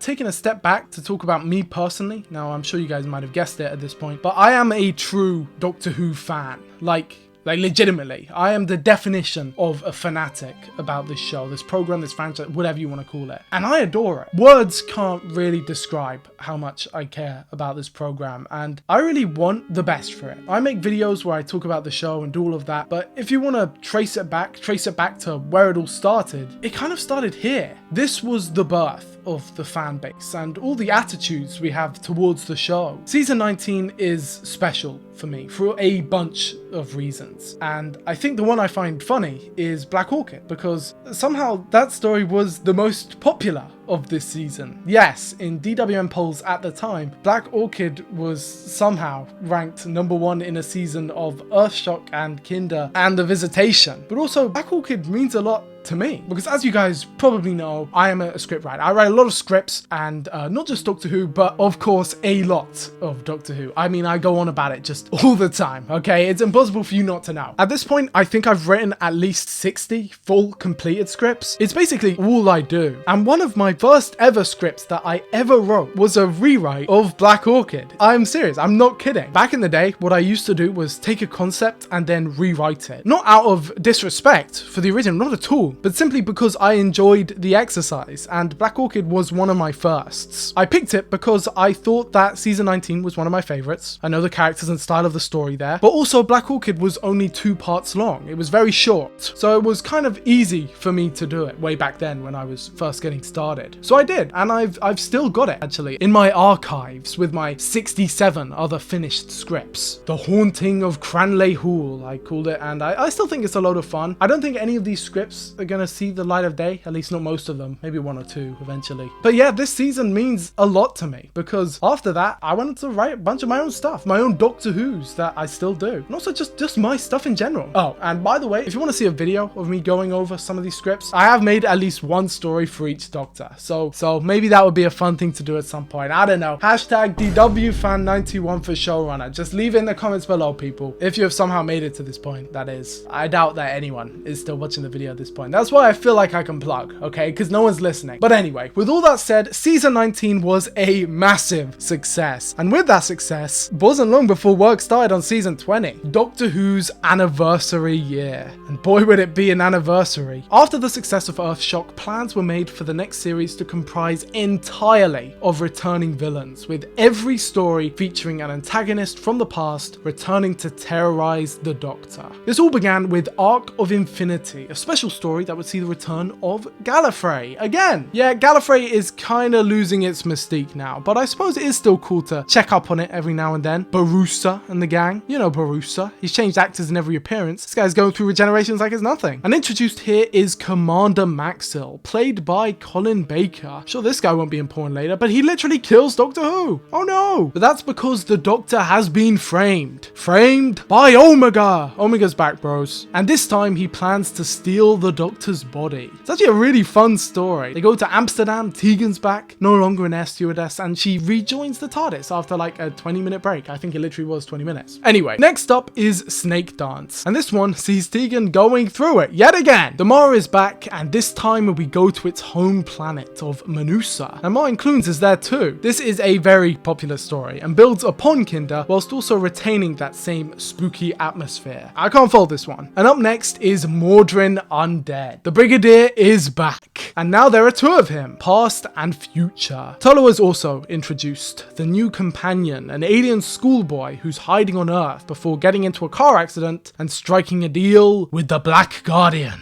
Dun dun dun. The Black Guardian's back, and he's basically the devil who Turlo's struck a deal with. Turlo masquerades as the Doctor's companion while secretly trying to kill him. Meanwhile, Tegan and Nyssa encounter a version of the Doctor from the future, who actually turns out to be Mordrin, a scientist who is attempting to discover the secrets of regeneration. Okay, now this is where it gets really weird, because it's revealed here that regeneration isn't actually an innate trait of the Time Lords, but instead it was something that was created somehow by one of the ancient founders of Time Lord society, and can be inserted and injected into people with this thing called the symbiosis regenerator. Mordrin attempted to use this device on himself and his colleagues, but the process went wrong, and they began aging in reverse, mutating whilst also being unable to die. He plans to use the Doctor's regenerations to put him and his friends out of their misery. But don't you guys think it's interesting that regenerations are just something you can inject into yourself with a needle? Just feel like that's weird somehow. Anyway, the Brigadier accidentally interacts with his future self and thus loses chunks of his memory, leading to his retirement from unit and taking up the position of a maths teacher. The Doctor meets him, they reminisce. The story really is really quite beautiful, actually. With the Doctor returning his memories to him, they show this genuinely hard-hitting montage of all of his memories and experiences, and just showing how one human witnessed all this. It is a brilliant story, and a very underrated one as well. Next up is Terminus, which sees the creation of the universe again, and the exit of Nyssa, which is it's actually rather sad. Still, Turlo is an agent for the Black Guardian, but he is unable to act on his commands because of the predicaments they find themselves in when the TARDIS accidentally crashes into Terminus, a plague ship that also somehow has time-traveling capabilities, leading to it becoming the Big Bang. Wait a second, haven't we already done the Big Bang before? We've done it twice! Lord, that's my foot. You guys can't keep anything straight. But I think it's fair enough here, because it is genuinely a rather exciting reveal, and a good story, an engaging story. Doctor Who's really good at this point, which takes us to the end of the Black Guardian trilogy with Enlightenment, one of the best episodes of the show, to be honest. The Doctor and companions find themselves in a space race, manned by the Eternals, incredible powerful beings that are nigh omnipotent, but have no feelings, and are all in a race to find enlightenment. It's a brilliant story, and sees Turlo finally rejecting the Black Guardian when he and the Doctor are first to reach enlightenment. The White Guardian tells the Doctor that the Black Guardian will return, and the Doctor allows Turlo to come with him, knowing that Turlo would choose the side of good eventually. Also, not so funny story, Mark Strickson, who plays Turlo, had an accident while filming this episode and broke like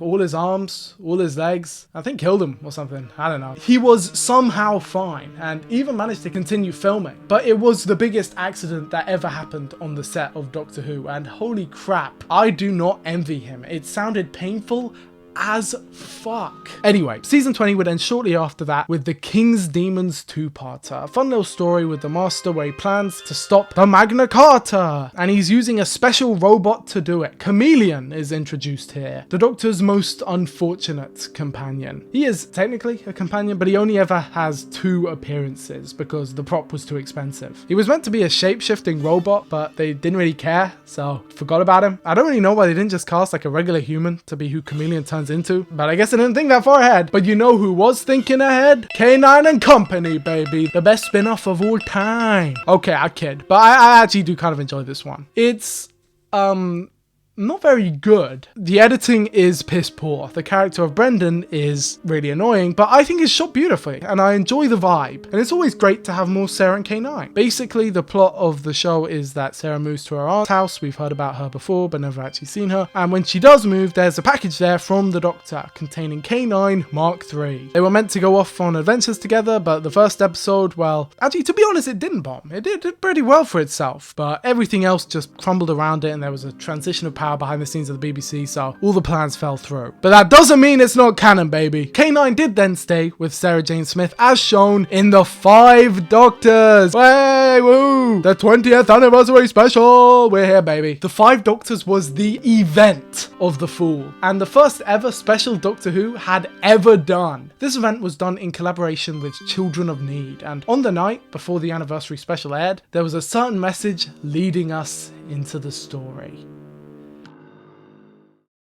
This episode is one of a kind. As you can imagine, fans were seated, but it also marked something more. This story would feature Richard Hurdnall of Blake 7 fame taking up the mantle of the first Doctor after William Hartnell's sad passing in 1975. Patrick Troughton would return to the role of the second Doctor, and Jon Pertwee would similarly make a reappearance as Doctor Who's third incarnation. There had never been anything to this scale before. It was history in the making. Notably, Tom Baker declined the call. As mentioned previously, Tom Baker felt an ownership over the character, and while he would later go to conventions and become friends with all the other actors, at the time, he felt hard done by a show that he felt couldn't work without him. He saw his successors as imposters, taking his role away from him. So, sneakily, in all the production stills, they just posed with the waxwork instead. I mean, who's gonna know? I can't tell. Tom Baker's inclusion in the special would be waved aside, with archival footage of Sharda being used in its stead, saying that he was stuck in a time eddy. Eddy is stuck in the space-time continuum, etc, etc. But apart from that, this was the place to be. This was the program to be watching, and everyone was here. The Brigadier was back, Sarah was back, K9, Susan, Liz, Mike, Zoe, Jamie, even Barusa is back. And for the first time, we get to see Rassilon. The story for the special isn't actually that important. Written by Terrence Dicks, it's more of an excuse for cool shit to happen, rather than an intense plotline with deep meaning. It's good stuff. Probably one of my favourites ever, but I won't pretend the story is anything more than it is. This is all about the character interactions, and of course, the lore. Barusa is revealed to be the main villain, and in an attempt to steal immortality, tricks all the Doctors into winning the games of Rassilon, trapping them in the dead zone, so he can sneak in and steal the reward. Little does he know though, that the reward for victory is eternal torment. He should have read the terms and conditions. He, like all others who came before him, is trapped, turned into a statue in the tomb of Rassilon, and I am sure there will be no other connections made between the Time Lords and statues ever again. But anyway, the Master's here, the Daleks are here, the Cybermen, even the Yeti. This really does have everything you could ever want from a Doctor Who story. Susan, notably, is just there. Again, never explained who she is, and we don't really care, just move on. The story ends with each Doctor returning to their time, and Chancellor Flavia announcing to the 5th Doctor that he is now the High President of Gallifrey, to which the Doctor says, "Don't worry, I'll be right there," and then runs off back in the TARDIS with Tegan and Turlough. This special is brilliant. The show at this point was doing incredibly well, riding high off the success of the 20th anniversary, but things behind the scenes weren't quite so peachy keen. It's strange that such a contrast could be going on, but it wouldn't be the first time. Peter Davison wasn't all too satisfied with some of the stories in season 20, and fellow actor Patrick Troughton gave him some advice that most Doctors after him would also choose to follow. Only do 3. Most Doctors after this point would only do 3 series of the show. Peter Davison, shortly after, would tell John Nathan Turner that he wanted to leave the program. He wanted to do other things, and by other things, I presume he meant open up a burger joint called Pertwee's Burgers. I can't believe this is a real thing, by the way. But there was still much to do. As work started on season 21, there were also conventions to be had worldwide. And at these conventions, a lot was exposed. It was revealed that in the 1970s, Tom Baker and Ian Marter had made plans for a Doctor Who movie. A movie that never was. Plans for a Doctor Who movie kind of just floated around aimlessly, with at one point, and I am not kidding, Michael Jackson being in the running to play Doctor Who in an American reboot. I don't know how to feel about that. Eventually, Tom Baker's movie would be adapted into a story called Scratchman, which I have read and is one of the most unique and baffling and amazing Doctor Who stories ever. Wherever you think that that story is gonna go, it doesn't. But back to the present, the higher-ups at the BBC had their sights set on Doctor Who. It had been too big for too long, and they weren't having it. Season 21 would start with Warriors of the Deep, which is arguably the inciting incident that got the BBC heads to start reconsidering the show's future. Although the story was popular with fans due to the reintroduction of both the Silurians and the Sea Devils, seeing them teaming up this time to take on an underwater sea base, general audiences took issue with the Merker, which, yes, to be fair, this is the worst pantomime horse villain I've ever seen, but also, have you considered that it's funny? Next up is The Awakening, which is another two-part pseudo-historical. I once met a guy who said this was his favourite episode of the entire show, and I'm not saying like he's objectively wrong, but seriously? This one? Okay. I mean, it's okay. After that is Frontios, which is when season 21 really kicks it up into high gear for me. This is a really good one. The Tractayers are an incredible monster, and their body horror stuff with the human remains is just so cool. This episode, set on its desolate planet with hungry soil that eats up everything that rests on it, including the TARDIS, would later be used as inspiration by multiple writers and would probably become one of the most influential stories of the 80s. The story ends with the Doctor and crew getting stuck in a time corridor, taking us right into the start of the next story, Resurrection of the Daleks. Eric Saywood is back, and this episode is grim. Featuring the highest direct murder count on screen, this episode is probably the most violent the series had ever been up to that point, and I love it. The location work at the decrepit Shad Thames, the daringness to begin the story with the imagery of police brutality, the sheer depth that this story has. Okay, I know I say it a lot, but this is an all-timer. It's a 10 out of 10. I mean, what else can I say? The Daleks are still in their war with the Malevolence, and so, following the plotline that was set up in Destiny of the Daleks, they go to break Davros out of prison. This time, Davros is played by Terry Malloy, who would go on to play Davros until the show's revival. Lytton, a Dalek soldier, is also introduced here as a mercenary, as is the idea of Dalek duplicates, clones created by the Daleks that they were planned to use to infiltrate and invade Gallifrey. Wonder if that'll be important. The episode ends with everyone dead. Every single named character outside of the main cast having been killed. Davros presumably dead, the Daleks dead, everyone on board the prison ship dead, and Lytton emerging as the only survivor, apart from the Doctor and Tegan, of course. But Tegan is sick of it. She leaves the Doctor in dismay, saying that it stopped being fun. Too much death, too much bloodshed. Tegan runs away from the Doctor in tears, and the Doctor and Turlough continue on together. Tegan runs back, having maybe changed her mind, but it's too late. She watches as the TARDIS dematerializes, the end of her story. Which leads us on to the Planet of Fire. Turlough was an alien, by the way. I wonder if you guys forgot that. So we all go to his home planet of Trion. Also introduced here is the new companion, Perpigillion Brown, or Perry for short, played by the wonderful Nicola Bryant. The Master is back too, and so is Chameleon. Hey, Chameleon, he's back. And he's literally just in it to immediately be written out, but at least he was here, you know, at least he got some time in the sun. He's been taken advantage of by the Master, again, because the Master has accidentally shrunk himself with the tissue compression eliminator. For real. But Chameleon sacrifices himself to defeat the Master, and as the Master dies, burning up in the Planet of Fire, he calls out to the Doctor saying, "Won't he save his own brother?" Yes, the Doctor and the Master are brothers. The line was cut out, but it's still canon, okay? Not really. And Turlough leaves. He stays with his people, leaving the Doctor and Perry together in the TARDIS. Oh, they really like each other. I wonder if they'll have many fun adventures. I wonder if they'll have many fun adventures.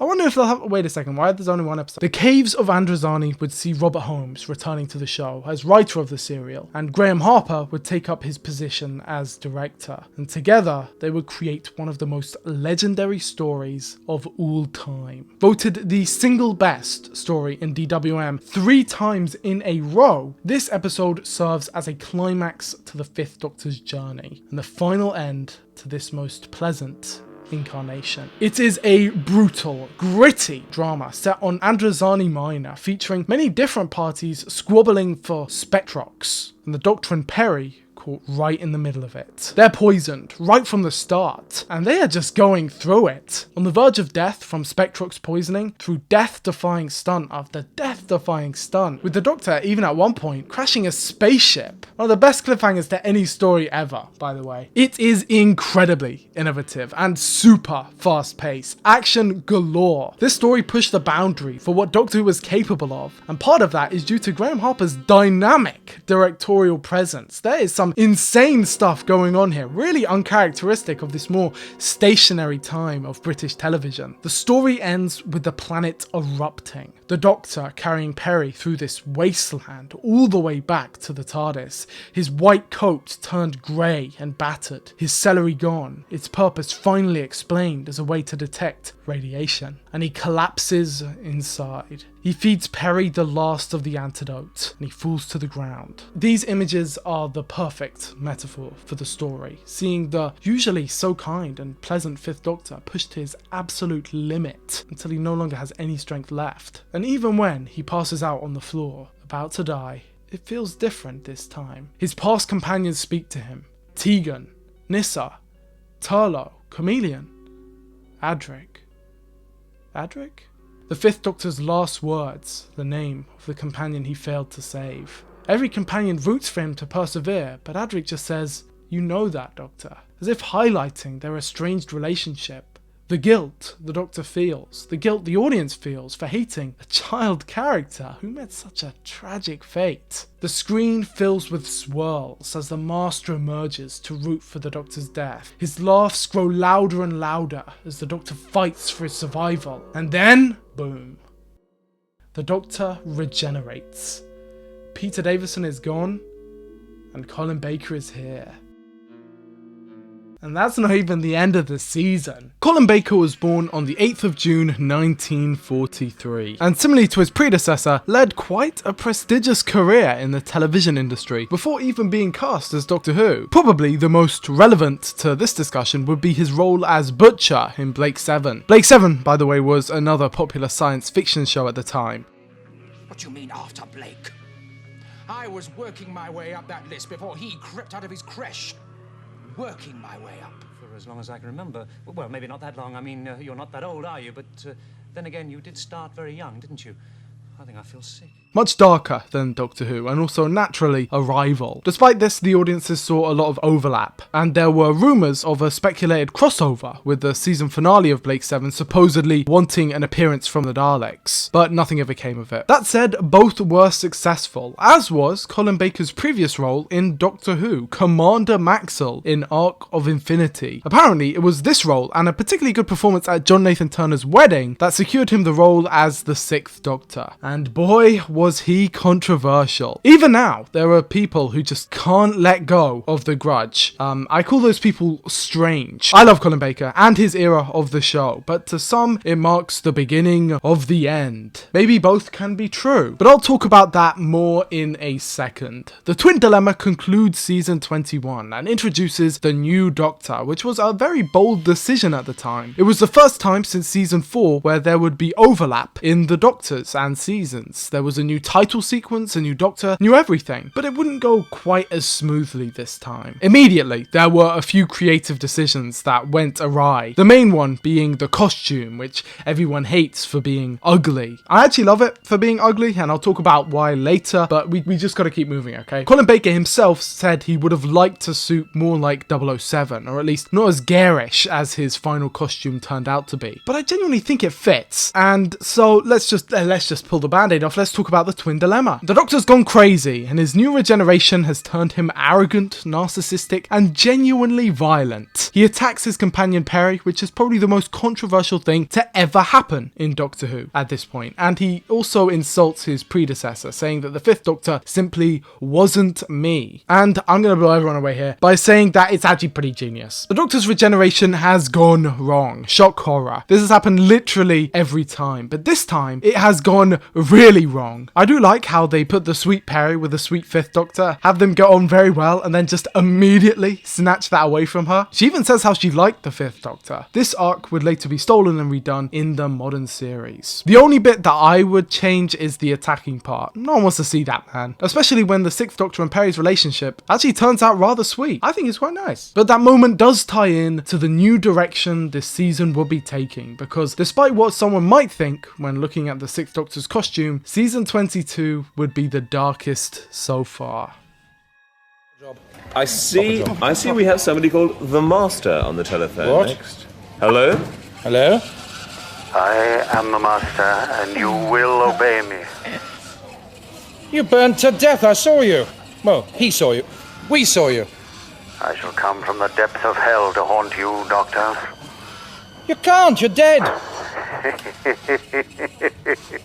I saw him die, I saw it. How can you be sure? I challenge you, Doctor, in your latest guise. You are the most arrogant of all. Let us decide our feud once and forever. I challenge you.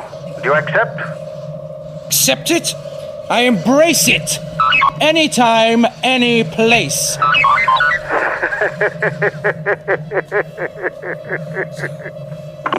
I've gone all shivery. Goodbye, Master. Thanks for your call. Didn't ask him where he was Where did he calling come from? Didn't ask him where he was calling from. I bet he reversed the charges.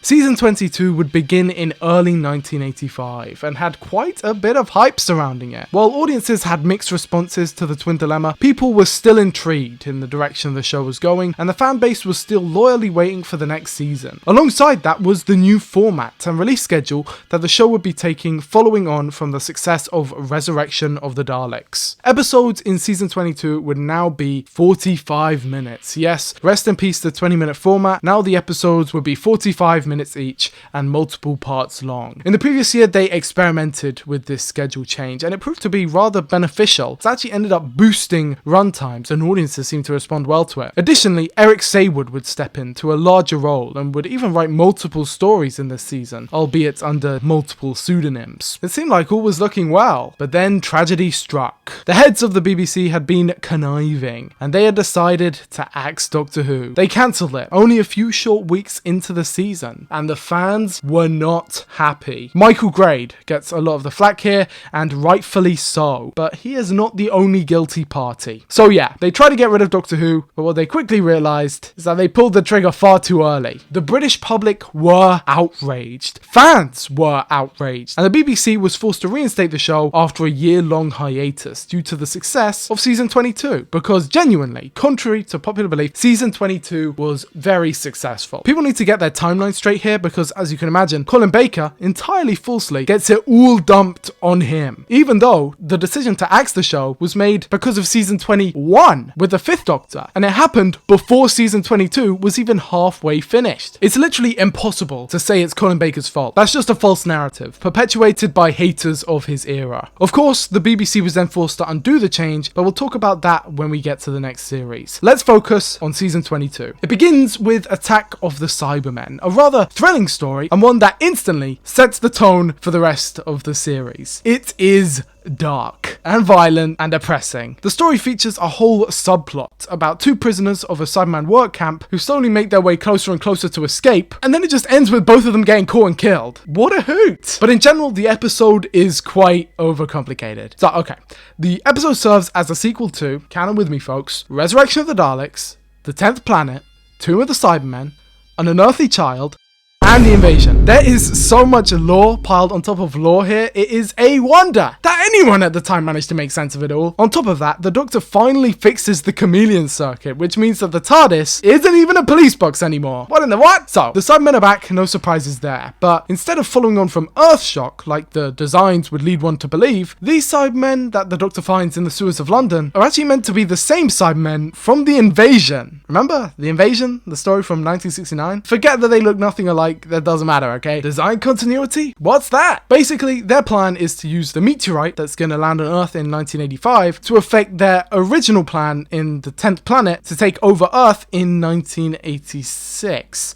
Okay, then they go to Telos, the planet from Tombs of the Cybermen, which just happens to look incredibly different, to help Lytton from Resurrection of the Daleks. Oh, and they also landed Tortoise Lane. For the record, at this point in time, 3 of these stories that they are building off are missing, by the way. Even if you were a fan at the time, home video wasn't widely distributed, and a lot of these episodes were straight up gone. Guidebooks were your only ally here. And even still, this episode is crazy complicated, but I think it's still really good. David Banks is great as always, and the Cybermen probably get one of their better showings with the conversion process finally being shown on screen. Also, a lot of loose ends with the Cybermen's timeline finally get all put together, and even though I made it sound confusing, it actually makes everything a lot neater if you connect all these 60s Cyberman stories rather than pretending that they're all disconnected. Even the Cyber Controller is back, and it's the same actor as the original too. My friend used to call this the Banana Head Cyberman, and I kind of love it for that, but I don't know why he called it that. If you know, leave it in the comments below. Again, the violence is on full display here. The Cryon Queen, the Cryons being the original inhabitants of Telos before the Cybermen took over, just dies really brutally. Lots of people are outright killed. Lytton has all this blood on his hands, like really shocking stuff. As well as, of course, the Doctor just straight up gunning down the Cybermen at the end here like Rambo. With all that said, this story was really successful. But I think again, this shows how viewing figures are really just picked and chosen from when they matter. Tom Baker's final season had noticeably bad ratings. This season has noticeably good ratings, and yet people will still say that Colin Baker tanked the show and Tom Baker was the golden goose. Later, when ratings would inevitably dip, and I'll explain why, then all of a sudden they are used as an example to prove that's why the show failed. So it's legitimately damned if you do, damned if you don't. People will literally pick and choose, and I'll explain in a bit why the whole discussion is kind of just useless. Next up is Vengeance on Varos, a parody of video nasties of the 80s, and again another brutal episode. This one is notorious for its violent depictions such as acid baths, hangings, and mutation. Also introduced here is Syl, probably the last iconic classic Who villain. This is a wonderful monster right here, given life by a great performance from Nabil Shaban. It's a great commentary on reality TV actually, and just in general quite a good story. After that is Mark of the Rani, which reintroduces the Master because, big shocker, he can't die, and also introduces the Rani, a new time lady and female alternative to the Master. She was played by Kate O'Mara, who was quite a big TV name at the time, and in this story, you know, I actually think her character's pretty good. This is another pseudo-historical, this time set in the Industrial Revolution, and naturally the Rani and the Master want to interfere. The Rani works quite well as an antagonist because, unlike being motivated by evil or power like the Master, she is instead driven by pure academic curiosity. She doesn't care for human life in the slightest and just wants to use them for her own experiments. It's actually quite a cool middle ground between the Doctor and the Master, and makes for a cool third in their trifecta of Time Lord renegades. Naturally, it ends in the same way every story with the Master ends, with him totally dying for sure, 100% for real this time. This is actually a really cool story though. As is the next one, Time Lash, which people shit on but actually is quite fun, is a sequel story to an episode that we never saw, mixing in futuristic elements with pseudo-historical as H.G. Wells joins the TARDIS for an adventure with the Doctor to battle against the villainous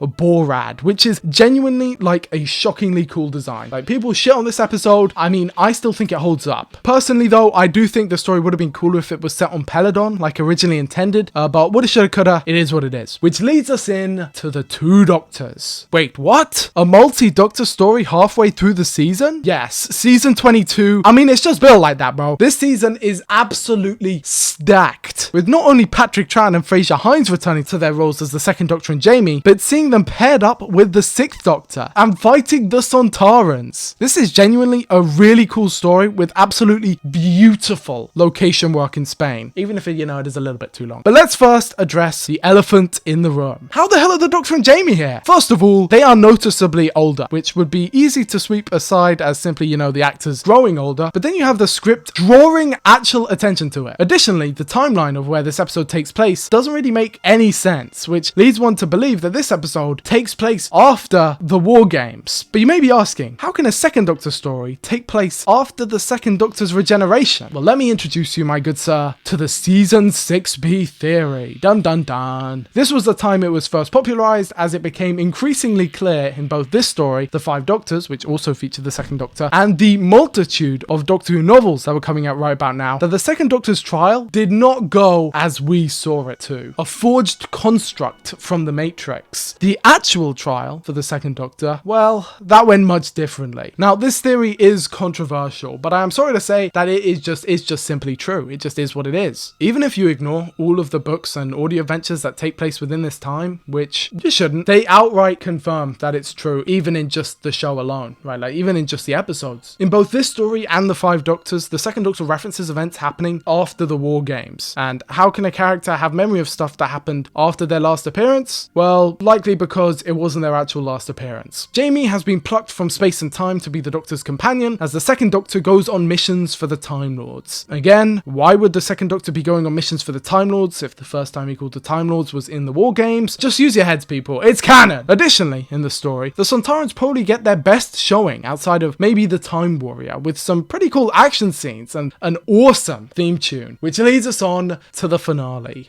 Revelation of the Daleks. Holy crap, I love this story. It's getting to the point now where I feel like there is just too much for me to talk about. This is a very turbulent time for Doctor Who. The show was still airing, but production had stopped and people had no idea if it was going to keep going or if it was just going to stop. This very easily could have been the last story of Doctor Who ever made, but fans were turning up in droves to avert it, and they even made a charity single to try and raise money.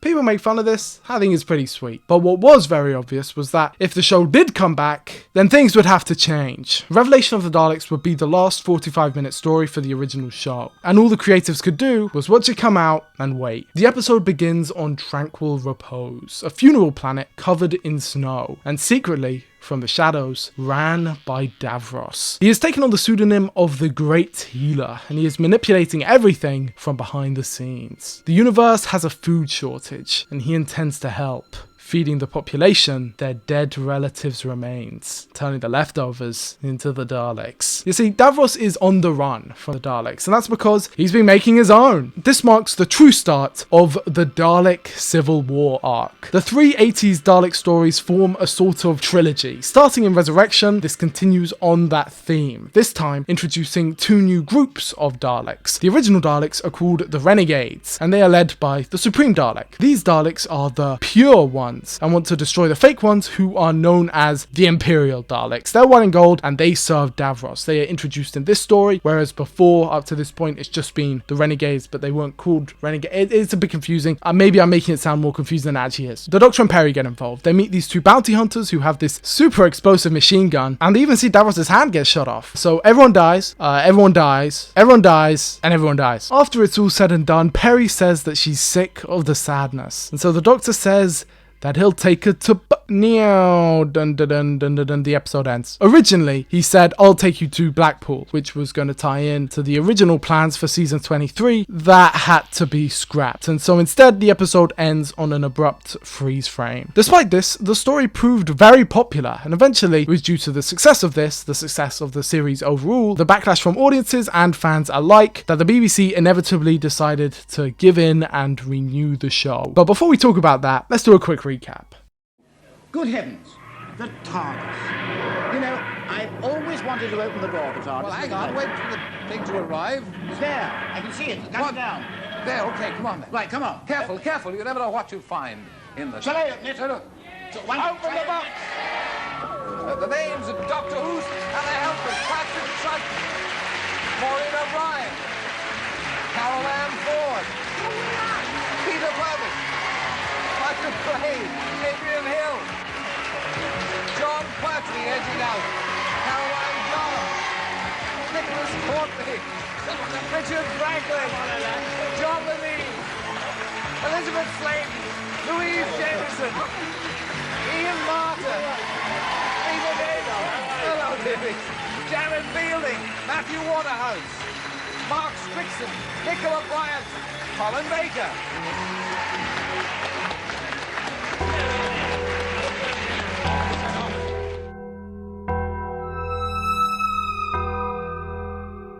Doctor Who was on trial. The show was not as big as it was in the 70s. That much was obvious, but also that much was expected. It is simply impossible for the show to ever be as big as it was in the 70s, so it isn't really a fair thing to call the show out on. While yes, certain things like TV comic might have died off and certain spin-offs might never have gotten off the ground, but that didn't mean the show was dead. The heads of the BBC realised they didn't have enough ammo to kill the show like they wanted to, so instead they devised a plan. A plan to turn the public against Doctor Who by ruining its reputation and then forcing it to be cancelled. They would make everyone involved hurt until they wanted to quit and they wouldn't let anyone else take over. John Nathan Turner had wanted to leave the role of producer for 2 years now, but he wasn't allowed, saying that no one wanted to take over and that if he did leave, that they would simply cancel the show. In a way, he was held hostage as JNT felt a duty to look over the programme, and so he stayed, even when he didn't want to. Season 23 was allowed to go on, but all of the original plans for the story had to be scrapped. This included the much excited Celestial Toymaker sequel story, The Nightmare Fair, which would have seen the Doctor and Perry go to Blackpool, just as hinted at the end of Revelation of the Daleks. There were also plans for a Syl and Ice Warrior story, another international story featuring the Master, the Rani and the Autons in Singapore, and, most elusively of all, an Eric Saywood penned story simply titled Gallifrey. Now, that last one is very important because apparently it was a very particular type of story that would have gone very in-depth to the origin of the Doctor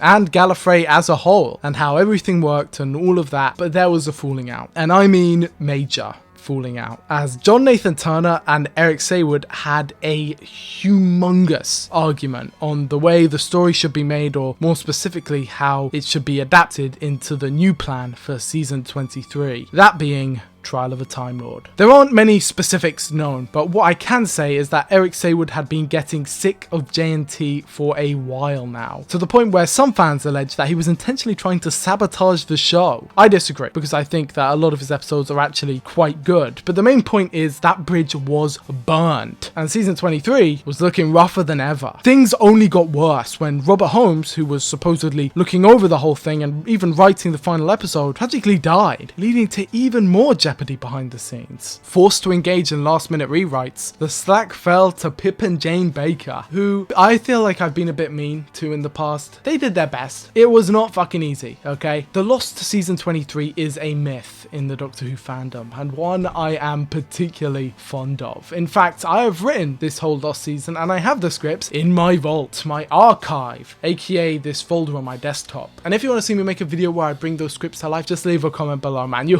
already know what to say. It's interesting. There were plans, genuine plans, after the success of the two Doctors, to bring back Patrick Troughton, to have the show headlined by a previous incarnation, at least for a while, but these plans didn't seem to go anywhere. Instead, desperate and out of options, they decided to go with Trial of a Time Lord.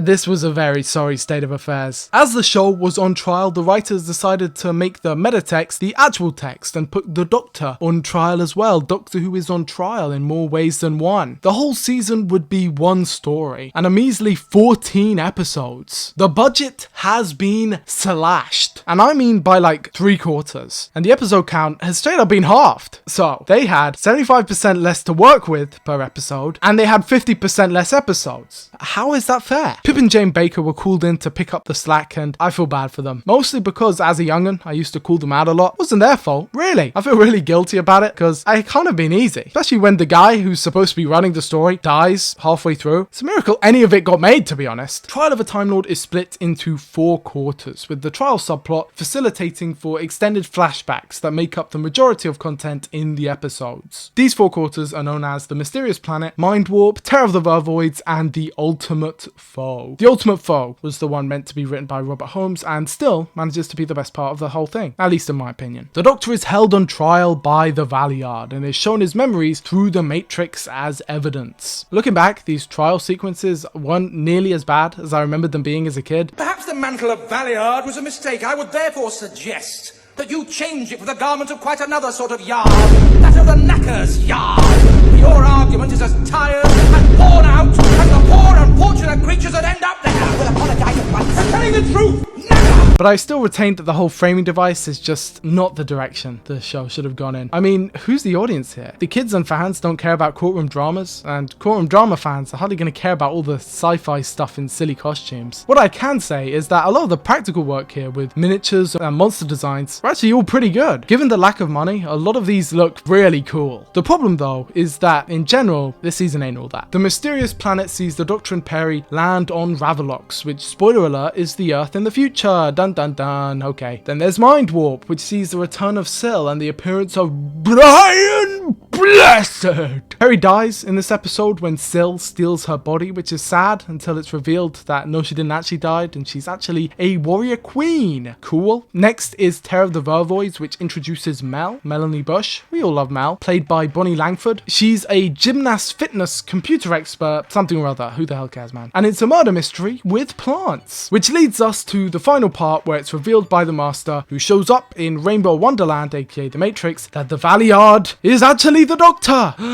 Gasp. Somewhere between the Doctor's 12th and final incarnation, which I love the vague language there, very sneaky. He is the dark recesses of the Doctor's mind. They kind of left off him like a Shedinja from Pokemon. Only one person will get that reference. I actually quite like this idea. It's really cool, and the performance from Michael Jaston is just great. He and Colin Baker basically carry the whole series, and the final two parts of the story, The Ultimate Foe, take place entirely within the Matrix, as the Doctor and the Valiard battle it out each other. Also introduced here is Sabalon Glitz, who is a roguish coward comic relief character. He was called in as a witness earlier, but I mean that's basically it, okay? Character actor's gonna character actor. The Doctor is found innocent, the Valiard is defeated, but oops, turn around, he's still out there. Ooh, I wonder if we'll see him ever again. We won't. The Doctor and Mel get back into the TARDIS, and the Sixth Doctor says his final words. Carrot juice, carrot juice, carrot juice.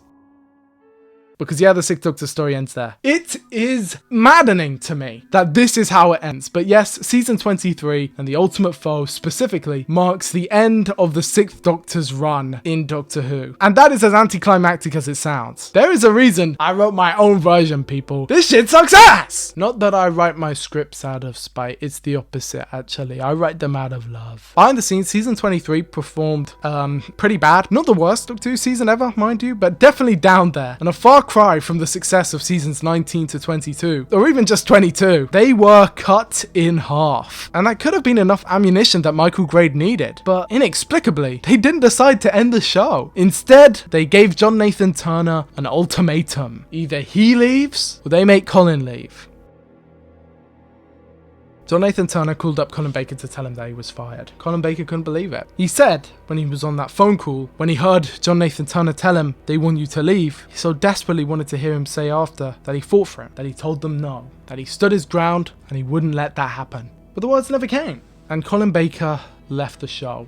It boils my blood. It is so scummy. They didn't even have the decency to fire him to his face. Because of contractual obligations, Colin Baker still had to promote the show, even after he was fired. It is heartbreaking. Colin Baker was by far the biggest fan of Doctor Who to become a Doctor. He had watched the whole show. He had researched the character. He even read some of the books. He cared truly and deeply about the program, and they tossed him aside. And do you know what the worst part is? Michael Grade didn't even want him gone. Michael Grade later said that he had no issue with Colin Baker at all, that he simply wanted John Nathan Turner. Apparently, even Peter Davison corroborated this, saying that he was on a flight next to Michael Grade, who told him the same story. Colin Baker took the fall, even when he didn't have to. I think for me, the thing that takes the piss is that they had the ghoul to ask him back to film the regeneration. Fuck off. Colin Baker rightfully stood on business to tell him to go fuck themselves. And it wasn't even just because of how much they'd screwed him over. Keep in mind, if they had filmed that scene, he would have to wait 8 more months to get another job because of commitments. 8 months! Yeah, they are so fucking scummy, bruh. But overall, season 23 had been an undeniable L. Doctor Who had fallen to one knee, and when it tried to get back up, it stumbled. Things were not looking good,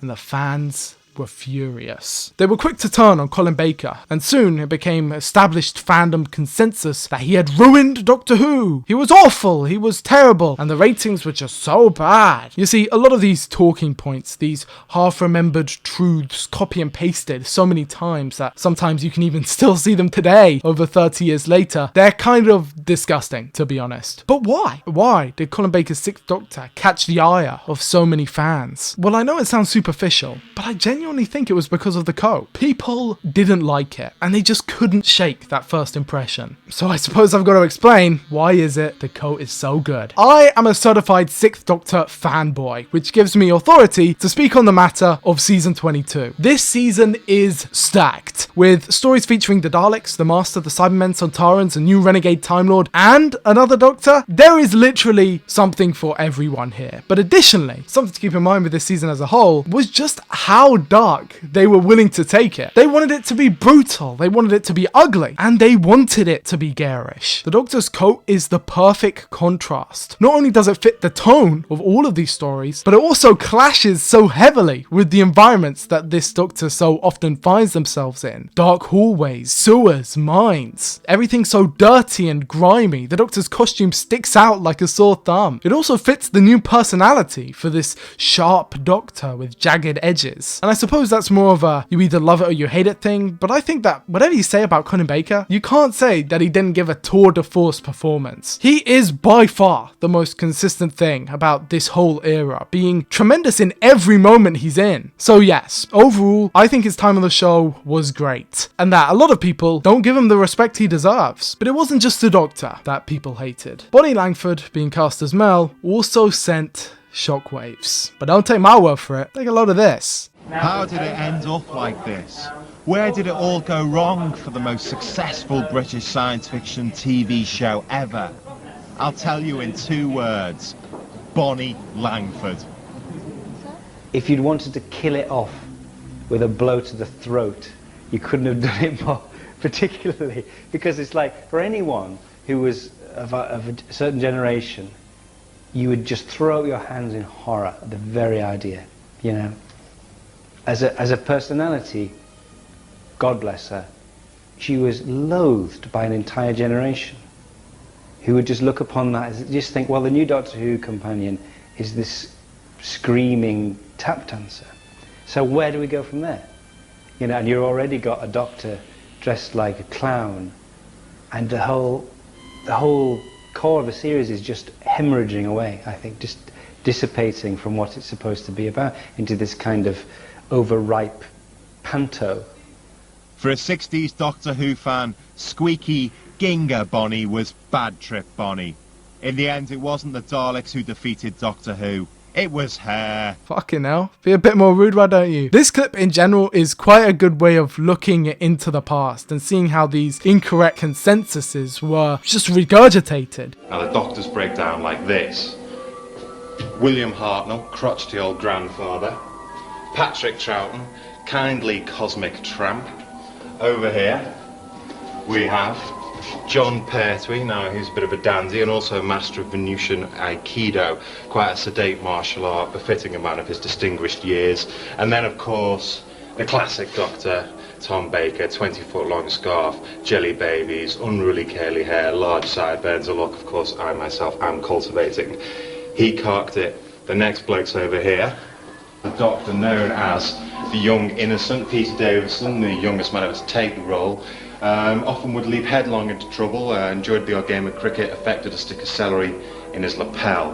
And then the rot set in. I don't know if it's all Colin Baker's fault. Some people said he was too arrogant. Maybe the BBC was losing interest by then. But Colin Baker, people were no longer watching, and frankly he was saddled with Bonnie Langford as an assistant, who I personally blame for the decline of British science fiction.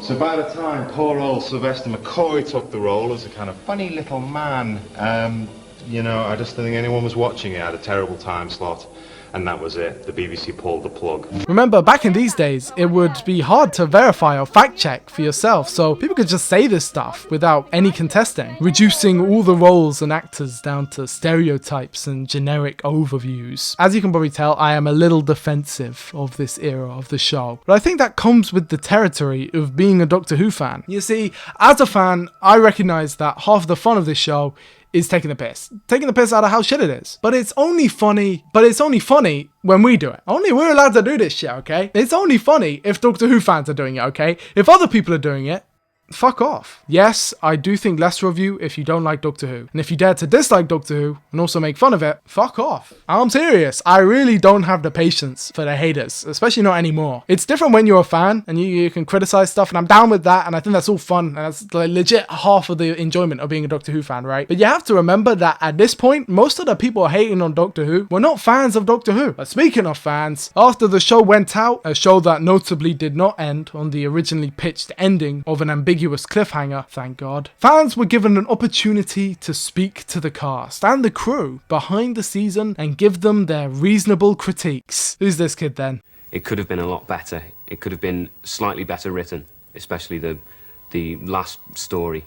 Sure, he won't be important. For the record, I find this funny. After this show would transmit, 15-year-old Chris Chibnall would feel guilty about the comments that he made and write a written apology to Pip and Jane Baker. Pip and Jane Baker would later write back saying that they weren't offended, and season 23 would go on to be one of Chris Chibnall's favourite series. And, fun fact, his kids' favourite series too. So, all's well that ends well. Apart from the Sixth Doctor's storyline. That didn't end too well. Anyway.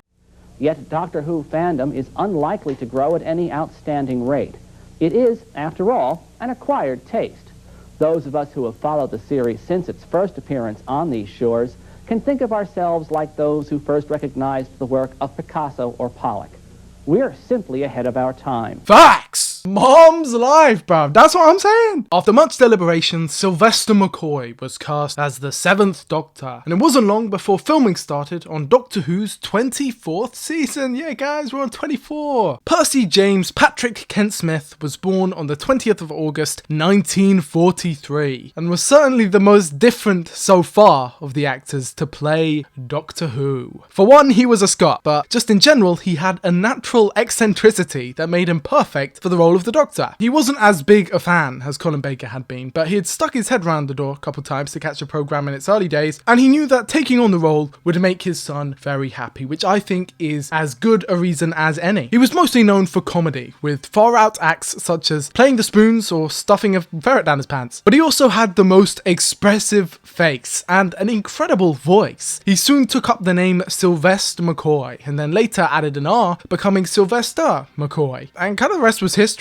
He was announced to the public in probably the most pathetic photo shoot I've ever seen in my life, fit with appropriately battered TARDIS and literal soapbox to stand on. But the 7th Doctor was here, and it wasn't soon before the merchandise began to come out too. DWM Comics also became notable here, as the 7th Doctor's era is when they really started stepping it up a notch in terms of storylines, at least in my opinion. Maybe I need to go back and give some of those earlier ones a read, but whatever. There were action figures, there were books, more than just novelizations, and Doctor Who was big. It was worldwide now. So while it might not be doing the best in the UK, that doesn't mean that there wasn't still a rather large franchise here. Sadly, season 24 sucked donkey dick. Okay, maybe I'm being a little too harsh, but let's start with Time and the Rani. This story sees the incredibly rushed regeneration of the 6th Doctor, where infamously Sylvester McCoy would have to don the clothes of Colin Baker and wear a bright yellow wig to make the effect work, and that's more or less the same vibe that the whole story retains throughout. The Rani is back, with Kate Tomara being shockingly willing to come back to this show, having found her last experience on it very enjoyable. And alongside her are the villainous Tetraps, which are actually a pretty cool design. The problem comes in with the writing and set design. It's just dire. There's a scene at the start where the 7th Doctor tries on all of the other Doctors' clothes, and I mean, man, this show is really clutching at straws. The clothes look shoddy and cheap, The gags aren't funny. The edits are just so noticeable. It makes me feel upset. I feel upset. The show that I love has been absolutely slaughtered by outside interference and budget cuts, and it just makes for an unpleasant viewing experience. Luckily, by the end, Sylvester McCoy has come into his own, getting over the post-regenerative amnesia that kept him in this weird state throughout the story, with Kato Mara dressing up as Mel to try and manipulate him. But man, I just don't like this one. It's kind of the first story of the whole original run, which, man, I feel bad. Luckily, it does get better with Paradise Towers. This episode is a satire and it is genuinely so goddamn good, man. I think this one really plays to this era's strengths in particular, with the shoddy rundown sets and bright lights playing into the comedy rather than working against the atmosphere. If every story of the season was like this, then I wouldn't really have much to complain about. Also, something of note here, he'll be important later, he got his start on Doctor Who right here.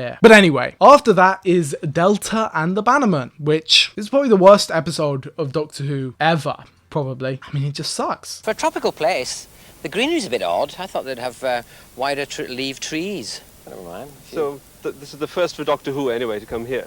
It is, I think, yes.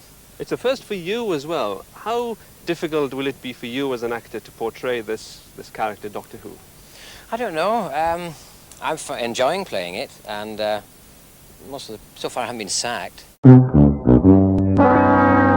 And then we have Dragonfire. Sabalom Glitz is back. Mel leaves and Ace joins the crew. Ace being a Dorothy Gale, and new companion to the 7th Doctor. She was meant to be a more contemporary, cool kid rebel, and although when writing her, those in charge do seem just a little bit out of touch, her character as well as Sophie Aldred's performance was able to create a really well-liked character. At least in retrospect, maybe not at the time. People did not like the show at the time. Season 24 wasn't very enjoyed, which is why I kind of brushed over it like that, but that was mostly due to its lack of vision. As I said, Eric Saywood and John Nathan Turner had a massive falling out. John Nathan Turner was flailing, and they didn't really have a set tone or style that they wanted to go for. Thus, the show became mostly a mishmash of first draft scripts and half-baked ideas, mostly from the minds of Pip and Jane Baker, as no one else really wanted anything to do with the show. Luckily, for season 25, someone else stepped in, a new kid on the block, and someone who had an idea of where to go. Andrew Cartmel was finally given creative control over the program, and as script editor, he took it upon himself to take the show in the right direction. He had a vision that fans have affectionately referred to as the Cartmel plan. It was more of a vibe than a plan, to be honest, but it was applied immediately, and to great effect. He wanted to add more mystery into the program. He wanted dark storylines, a more gothic atmosphere, and he wanted to make his own origin for the Doctor. But we'll get there when we get there. Working on Doctor Who was difficult in the late 80s. The production budget had been slashed to high heaven. It was now at the point where the episode count had diminished to an even smaller number. They had very little,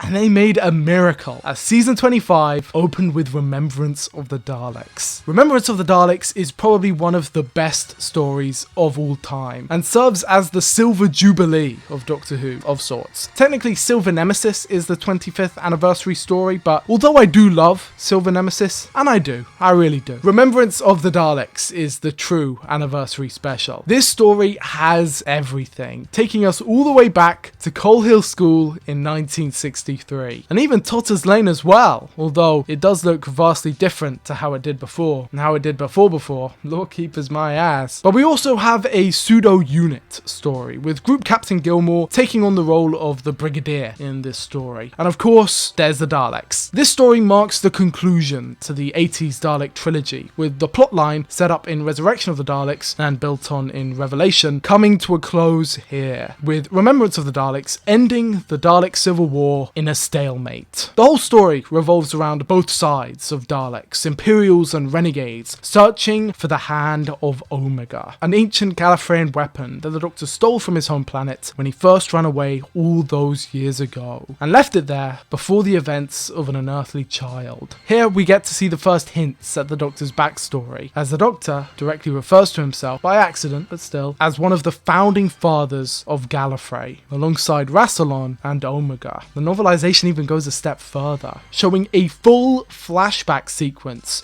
of the Doctor's backstory and past before the events of the program. This is the Cartmel plan, but we'll be talking about that more in a bit. It turns out the Hand of Omega is a trap, and while the Daleks battle it out between themselves, the Doctor positions himself in the best way possible. This scheming and more Machiavellian side of the 7th Doctor would be explored later in the series, but safe to say this is a massive change in direction from how he was portrayed in season 24. Previously, he was a mischievous practical joker, occasionally blundering in and making funny sight gags, but now his character has been transformed, evolved into something just a little bit more sophisticated. The story does a nice little bait and switch here, with this person in the chair implied to be Davros and this special Dalek being called the Emperor, but it turns out that this person in the chair is actually the Dalek Time Controller, head of the Renegade Daleks, and this Emperor is the one who's actually Davros, which wouldn't be a surprise if you've been paying attention to which sides the Imperial and Renegades are on, but it's neat nonetheless. Also important to note, introduced here is the Special Weapons Dalek, which is cool as fuck. The Emperor design is taken straight out of the Dalek comics, which again, I must reiterate, these comics are canon. I don't care, you guys know it's true. There is quite a lot of stuff here, genuinely rather deep and interesting stuff. Great conversations between the Doctor and this cafe owner, some really interesting stuff between Ace and this guy, and also there's this. This is BBC Television.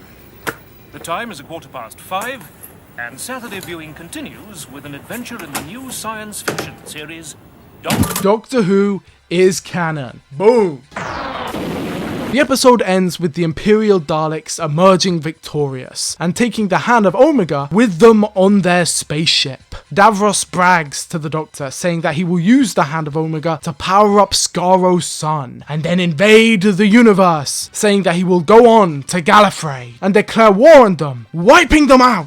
To which the Doctor says, go ahead, completely baiting Davros into firing the Hand of Omega at Skaro's own sun and then destroying it. Skaro explodes, which technically means that the Doctor is accountable for destroying a whole solar system and multiple civilizations, but whatever. But it gets worse, as Skaro at this point in the timeline had not advanced to the point where the Daleks had been created, meaning destroying it created a paradox, deleting every single Dalek from existence. Davros managed to escape in an escape pod, but at the time this episode was released, Skaro was unambiguously destroyed, and the Daleks were gone. Similarly, Silver Nemesis, the Cyberman equivalent to the story, also ends with the Cybermen using a Time Lord weapon called Nemesis to accidentally destroy their own fleet, meaning that the 7th Doctor, in just one series, vanquished both of his greatest foes. For good. It's pretty unambiguous. He defeats them for good. I suppose I should talk about Silver Nemesis then. This story is basically the same as Remembrance, except it's Nazis instead of Renegade Daleks, and it's Windsor instead of London. It's a very weird story, to be honest, but the highlight is its inclusion of Lady Penfort, a mystic figure from Earth's past who seems strangely aware of the Doctor's history and all of the mysteries surrounding him. Up next is the Happiness Patrol, which was a very controversial story at the time, mostly for including the villain, the Candyman, which is a great Doctor Who antagonist. You guys are just crazy. It's also a great story, but fans did not really see it that way. The season ended with The Greatest Show in the Galaxy, a rather epic and self-aware story touching on the nature of fandoms, failing shows, and pleasing the BBC higher-ups. Wonder what this one's about. The heads of the channel were represented by the gods of Ragnarok, who forced the Doctor to juggle and dance for them until the Doctor eventually emerges victorious, watching as their circus crumbles in on itself. I can't show the clip for copyright reasons, but he walks away from the explosion and it is super badass. It's actually a really good story with a werewolf, a creepy clown, and just a great performance from our two leads, just in general. The 7th Doctor and Ace were quickly becoming one of the best TARDIS teams out there, but sadly, audience reception didn't seem to see it that way. The season was a failure, and the decision was made for season 26 to be Doctor Who's last. Which, can I say, this is fucking dumb. Season 25 is widely held, at least right now, to be one of the high points of quality in the show. The fact that it was this season and its follow-up that got the show cancelled is mind-boggling to me. Around this time released Wartime, starring John Levine,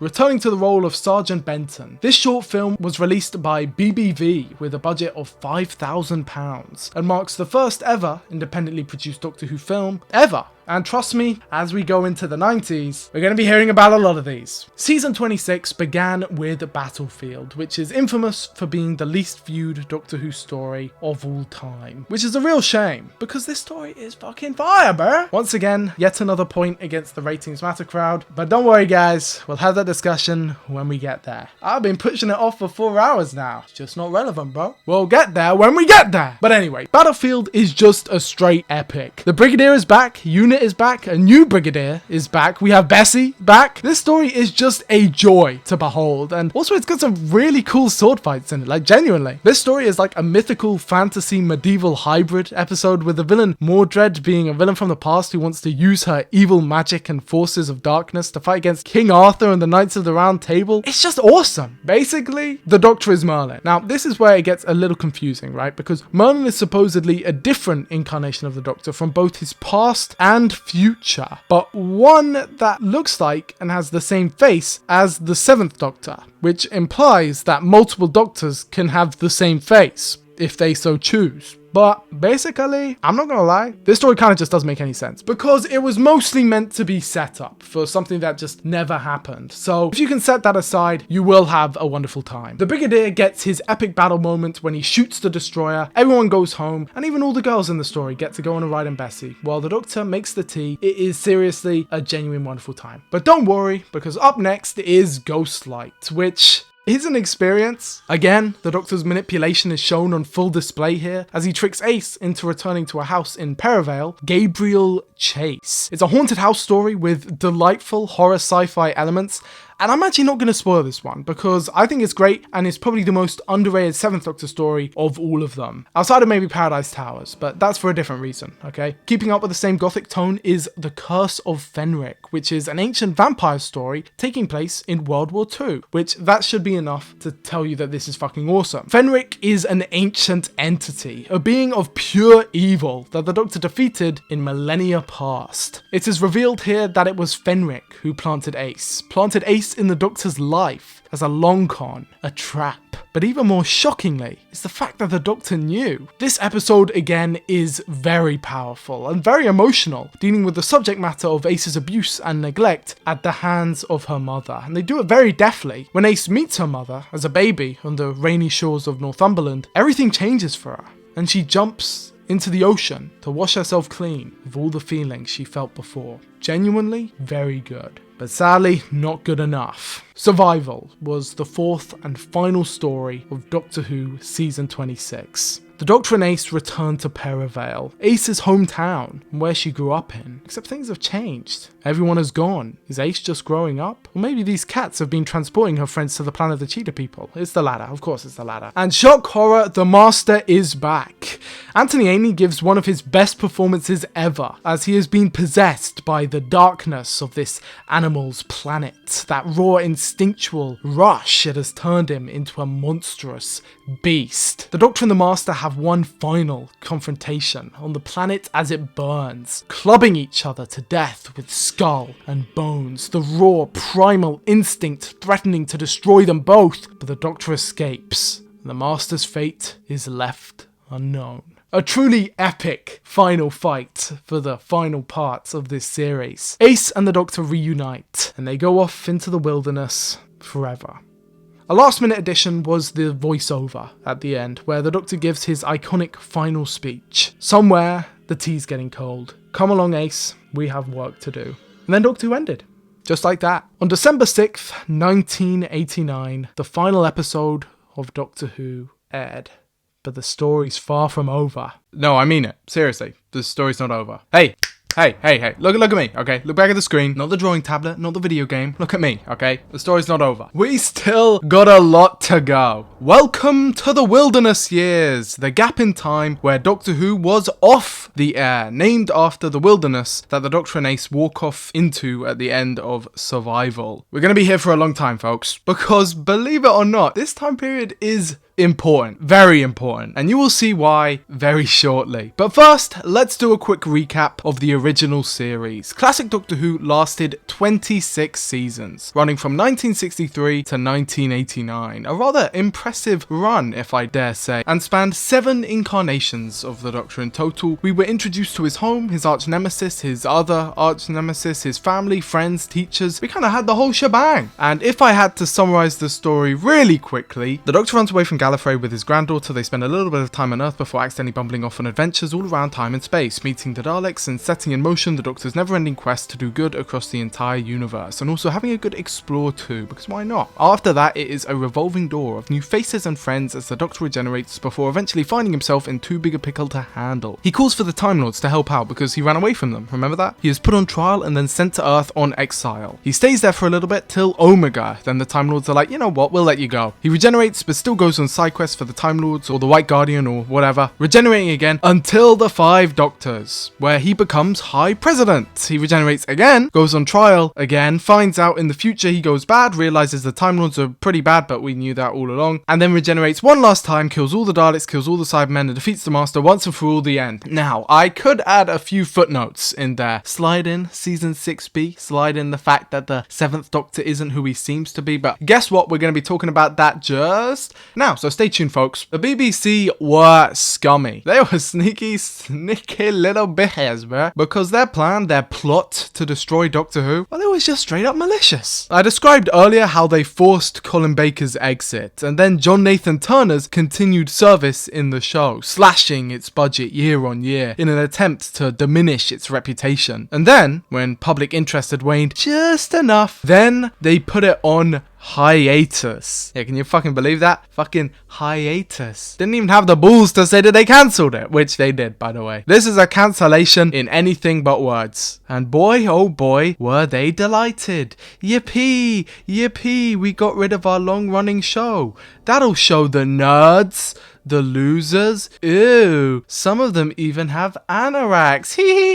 Fucking hate these guys. To anyone who calls the cancellation of Doctor Who justified, just wrong. They intentionally sabotaged it. Admittedly, they even admitted to sabotaging it. They put it in the worst time slot on the worst day against one of the most popular series of the whole year. And all because of one pantomime horse 5 years ago. These people are vindictive, man. Look, I can criticize seasons 23 and 24 like I can, genuinely. It's probably my least favorite period in the whole history of Doctor Who. But something we as a fandom have to recognize that it wasn't Sylvester McCoy or Colin Baker or really anyone's fault outside of the higher ups of the BBC. But let's just say that people at the time, they didn't really see it that way. Doctor Who's fandom was booming, growing exponentially, even without a new program. Despite the decreasing viewing figures, McCoy's 7th Doctor had ushered in a whole new generation, and the start of the 90s saw the original viewers of the 1960s program finally coming into their own in adulthood. I was born around this time, by the way, 91. Get it? But honestly, this makes sense why. The show was almost bigger than itself at this point, with so many books and comics and external pieces of media, and one has to remember that at this point, the internet was coming in. Home releases had started. The first few VHSs were getting sent out, and that was all across the world. The Doctor Who fan club and Doctor Who magazine were massive, with the Sci-Fi magazine poll ranking the Doctor as the #1 most popular sci-fi character of all time, and a Radio Times poll ranked Doctor Who as the #1 most wanted show to return. The Wilderness Years gets a reputation for being when Doctor Who went underground, and while that is technically true, the franchise itself was still massive, niche only by technicality. A lot of fans had been bullied, repressed, and forced to mask their true selves. The Wilderness Years was that ultimate force of repression, where fandom was forced to fester in the shadows, but as one can imagine, just because something is not given the light of day does not mean that it cannot grow. The Fitzroy Tavern was a regular pub, just like most others. There's nothing really special about it, outside of the fact that occasionally, every now and then, it would host Doctor Who fan meetings, let's say, frequent regulars who would attend it and socialise. It garnered quite a reputation in the fandom, as a lot of high-profile names went there relatively often. Little did anyone realise that this silly little pub would turn out to be rather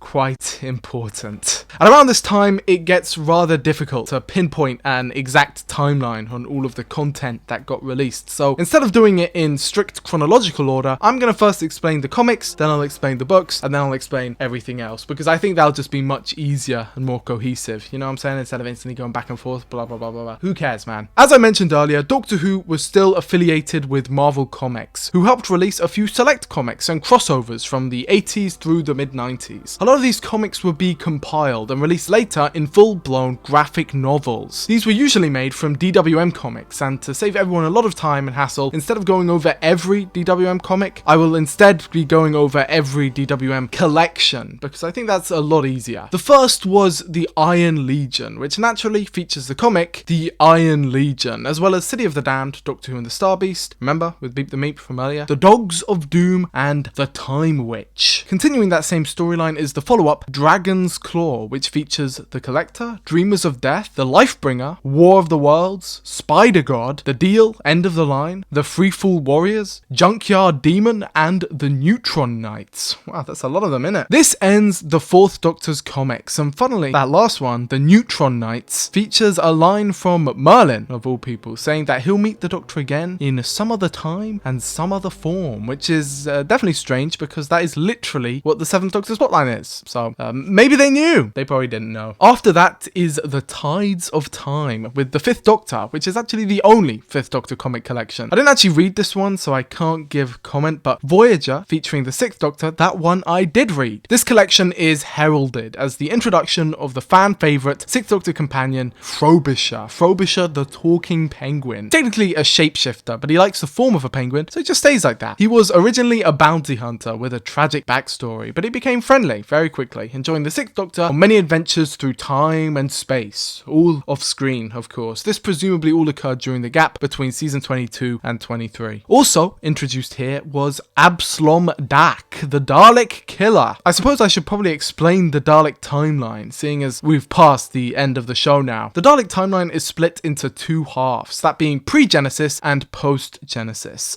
Originally, the Daleks were on Skaro. They lived for however many years after their war. The Doctor came in, kickstarted everything, and that eventually wrapped up with their civil war in Evil of the Daleks. That's all of the 60s Dalek stories, and then there's the 70s ones like Day and Planet, which you can just squeeze in there between Power and Evil somewhere. And then there was Genesis, this story that starts the feud between the Daleks and the Time Lords, which gets mentioned again in Resurrection and Revelation and Remembrance. The Doctor was sent to meddle and intervene, but he failed, resulting in the whole Dalek timeline being completely reset as their progress was expanded exponentially. This led to Daleks getting much stronger, much faster. They got into a war with the Mavellans, these guys, which led to them reviving Davros, and then that eventually led to them fighting in another different civil war, which ended up killing all of them. But notably, Davros did survive, so there's that. Abslom Daak is a sort of vestige of the past. He's like a predator of the Daleks. Very badass character, introduced in the Seventh Doctor's comics, but presumably a character from the pre-Genesis timeline. He's unleashed against the Daleks and just tears them apart with his bare hands. I mean, it's pure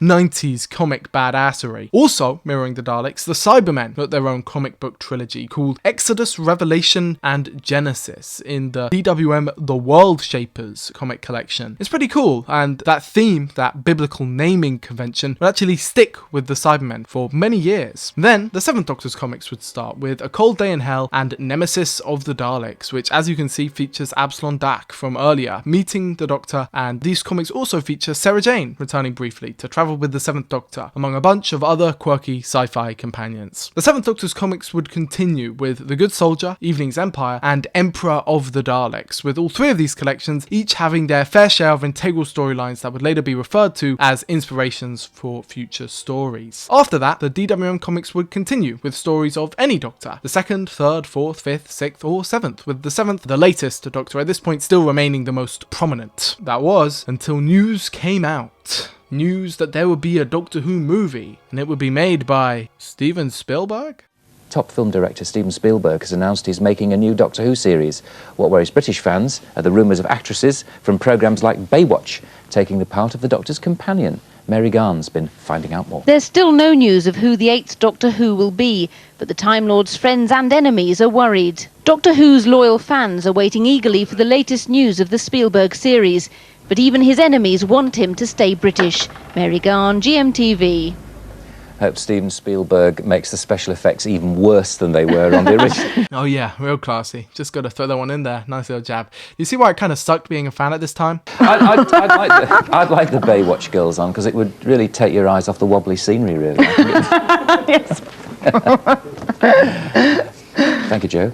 The show was too popular, both in Britain and overseas, to be left. So it wasn't long, even after the cancellation of the show, that talks were had about a potential revival. But we'll skip ahead to that when we get there. The Doctor Who fandom was growing up, or so it would like to think. And with the target novelizations being mostly complete, fans were clamouring for something a bit darker, a bit edgier, and a continuation of the programme. Enter the Virgin New Adventures, created by Virgin Books. This would answer all fan needs and would act as an example, in my opinion, of everything wrong with Doctor Who in the 90s. Okay, maybe that's a little bit too harsh. For their time, this stuff was all they had, but for me, I mean, it's just so edgy. I hate it. Now, I've already made an explanation video on this before, but it would be rude of me, I think, to just skip over all this, so let's do it all again. Run it back. Remember how I said that the Remembrance of the Daleks novelization had an extended flashback sequence that added new lore? Well, here we go, folks, because the Virgin New Adventures set out to answer all of that new lore. It was a series of 61 novels over 6 years and was written mostly by that Fitzroy group. I mentioned them earlier. Remember them? These were the hardest of the hardcore, and they'd reached the age where they could now take over the program. Ben Aronovich and Mark Platt were kind of the only ones left of that old guard, and even then, they came in right at the very end. Terrence Dicks still wrote stories, but the original crew, let's say, well, they were all long gone. The actors were still game, albeit with no show for them to be in, but outside of a very small handful, it was imperative that new people came in to refresh the franchise. And they all had one goal: to realize the Cartmel plan. Dun dun dun. This range would continue directly on from the events of Survival, but with a more adult tone, which basically meant that there would be lots of sex and drugs and hookers and sex and violence,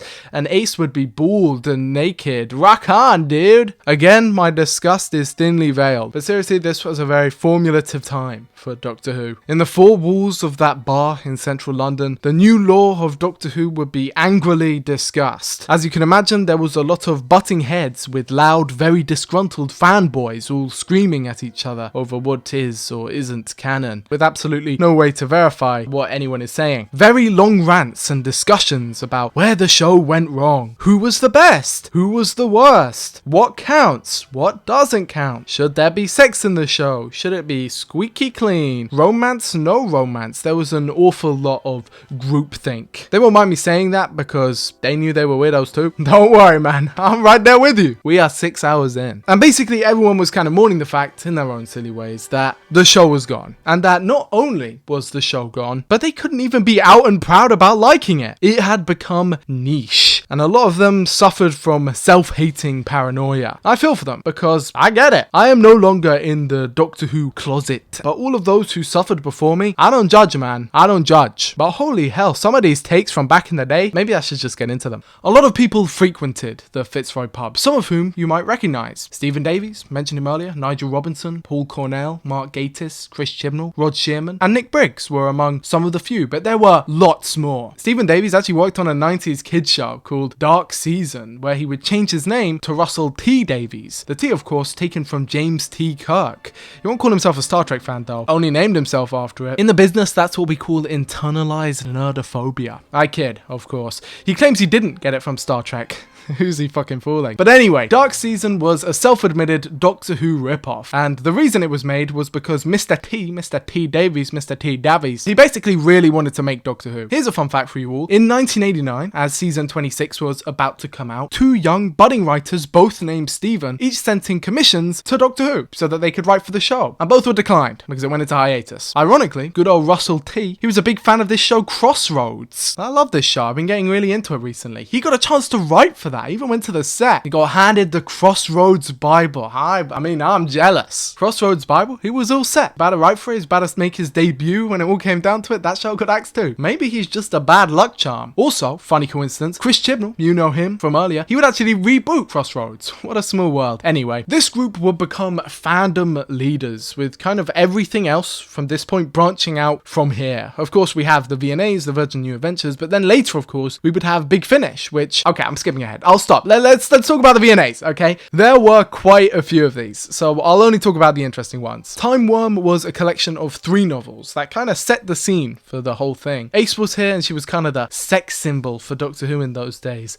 Blech. Now, no offense to Sophie Aldred, because this actually isn't on her, because I put the blame on the lust-fueled fanboys. Maybe it's because I never found the character of Ace, like, attractive. That sounds too harsh. Everyone in Doctor Who. I personally think every single actor to ever be on Doctor Who has been attractive, like conventionally attractive model. Seriously, everyone in this show is beautiful. But just to me personally, if you ask about my taste, you know, which I know no one cares about, but generally speaking, I don't really have a crush on Doctor Who characters. And also, I'm just not fucking weird about it, man. No offense to any of you guys in the 90s. But you suck. Next up is Mark Gatiss, who actually delivers one of the better stories of the VNAs, Nightshade. This one is really good. Like, seriously, good job, Go. After that is Iceberg by David Banks. As you can imagine, this one is about the Cybermen, because by this point in time, I don't think there was a man more qualified on Earth to write or talk about them. Around this time, we were introduced to Bernice Summerfield, the new companion for the VNAs and the next target of unwanted fanboy advances, even though they weren't even a real person. Man, I'm starting to feel really guilty. I am calling out this fandom. Maybe I am a self-hating fanboy. Have I thought about that? No. It's everyone else who is wrong. Bernice Summerfield is actually a pretty cool character though. I just like hating on 90s Who because it's shit. But it's shit in a nice way, sometimes. Actually, no, it is just shit. No offense, guys. But then after that would be Damaged Goods, written by Russell T. Dizzle. This would switch things up, because instead of the story being about sex and violence, Damaged Goods would be about gay sex and drugs. In a thinly veiled AIDS metaphor featuring characters called the Tylers. Wait a second, who wrote this again? It's actually one of the better stories here, genuinely. With Steve and Gabriel Tyler having quite an interesting story. It's basically an adaptation of Blood Brothers, you know, that old musical. And also, Gabriel is a psychic. Remember psychics? They're just a thing in Doctor Who. This novel also ties into goth opera, with there being an overarching theme of vampires at play, which of course goes back to State of Decay, with the vampires there in their war with the Time Lords in the Dark Times. Goth opera was a Virgin Missing adventure, which would basically be the VNAs but set with other Doctors. These generally were quite a bit better and not as vulgar as their new adventure counterparts. The whole series would come to a climax with its final, debatable, installment Longbarrow. But before we talk about that, let's talk about some good news for a change. Paul McGann had been cast as the 8th Doctor Who. Yes! A new American reboot had been announced, and the BBC would be collaborating with Fox. It'd be all new, it'd be all American, and it'd star Paul McGann as the new Doctor. But wait a second, aren't we forgetting something? Let's wind the clocks back, because I think we missed a rather important milestone. Wahey! 30 years in the TARDIS. 1983 marked Doctor Who's 30th anniversary. There was quite a bit of buzz. Among fans, of course. The general audience couldn't give a shit. But fuck them. That's what I say. As I mentioned before, VHSs were releasing at an increased pace, including Sharda, the lost story from season 17, finally seeing a release, with Tom Baker going round an exhibition to deliver the missing moments. Additionally, lost stories like Tomb of the Cybermen were slowly being recovered as fans trekked across the globe to find lost copies. But the big event was on Thursday night, the 26th of November 1993, where the 30th anniversary would air as a crossover. with EastEnders. Dimensions in Time would serve as Doctor Who's big 3-0, and this shit is mega ass, kinda. It's probably the second best thing to come out of 90s Who, and it has, to be fair, a lot of fun elements, but a lot of the enjoyment that I can get out of this story is dampened by the fact that it was just so horrible to film. It features every living Doctor, with even Tom Baker giving a half-hearted intro voiceover, with the mic clearly being in shot. The budget here is somehow a fraction of what we ended with last time, resulting in just absolutely abysmal time. The Rani is back, Kato Mara somehow still enjoying this show, and she's pickled in time like gherkins in a pot. The first 3 Doctors are now CGI heads. Then the other Doctors end up with all of the other companions, and they all have a little mishmash. They all meet back up again, and they end up in EastEnders. Yes, that's canon. They take out everything they can from the BBC wardrobe and stick anyone with anyone. At least the 6th Doctor gets to meet the Brigadier, which officially means that the Brigadier has been in a story with every single original Doctor. Isn't that brilliant? He's met them all. At least there's one nice thing that can come out of this mess. Victoria's back, Leela's back, Louise Jameson, who is actually on EastEnders normally, if I remember correctly. Susan, we got Susan, Mel, Perry, Liz, we've even got Zog. Remember Zog from the Ultimate Adventure stage play? Show some footage of the Ultimate Adventure stage play. So this stage play has got a guy in it called Zog. And Romana, who is also in it, and is probably the coolest part out of everyone. But basically, they go around the Cutty Sark, they go around Greenwich, and it ends with K9 basically shooting the Rani's TARDIS, and it's over. Thank fucking God. It's also a partnership with Children in Need, so I guess I can't be too mad, because, you know, at least it went to a good cause. It was this is dire. This would also be John Nathan Turner's last venture as Doctor Who producer, and a little bit over a decade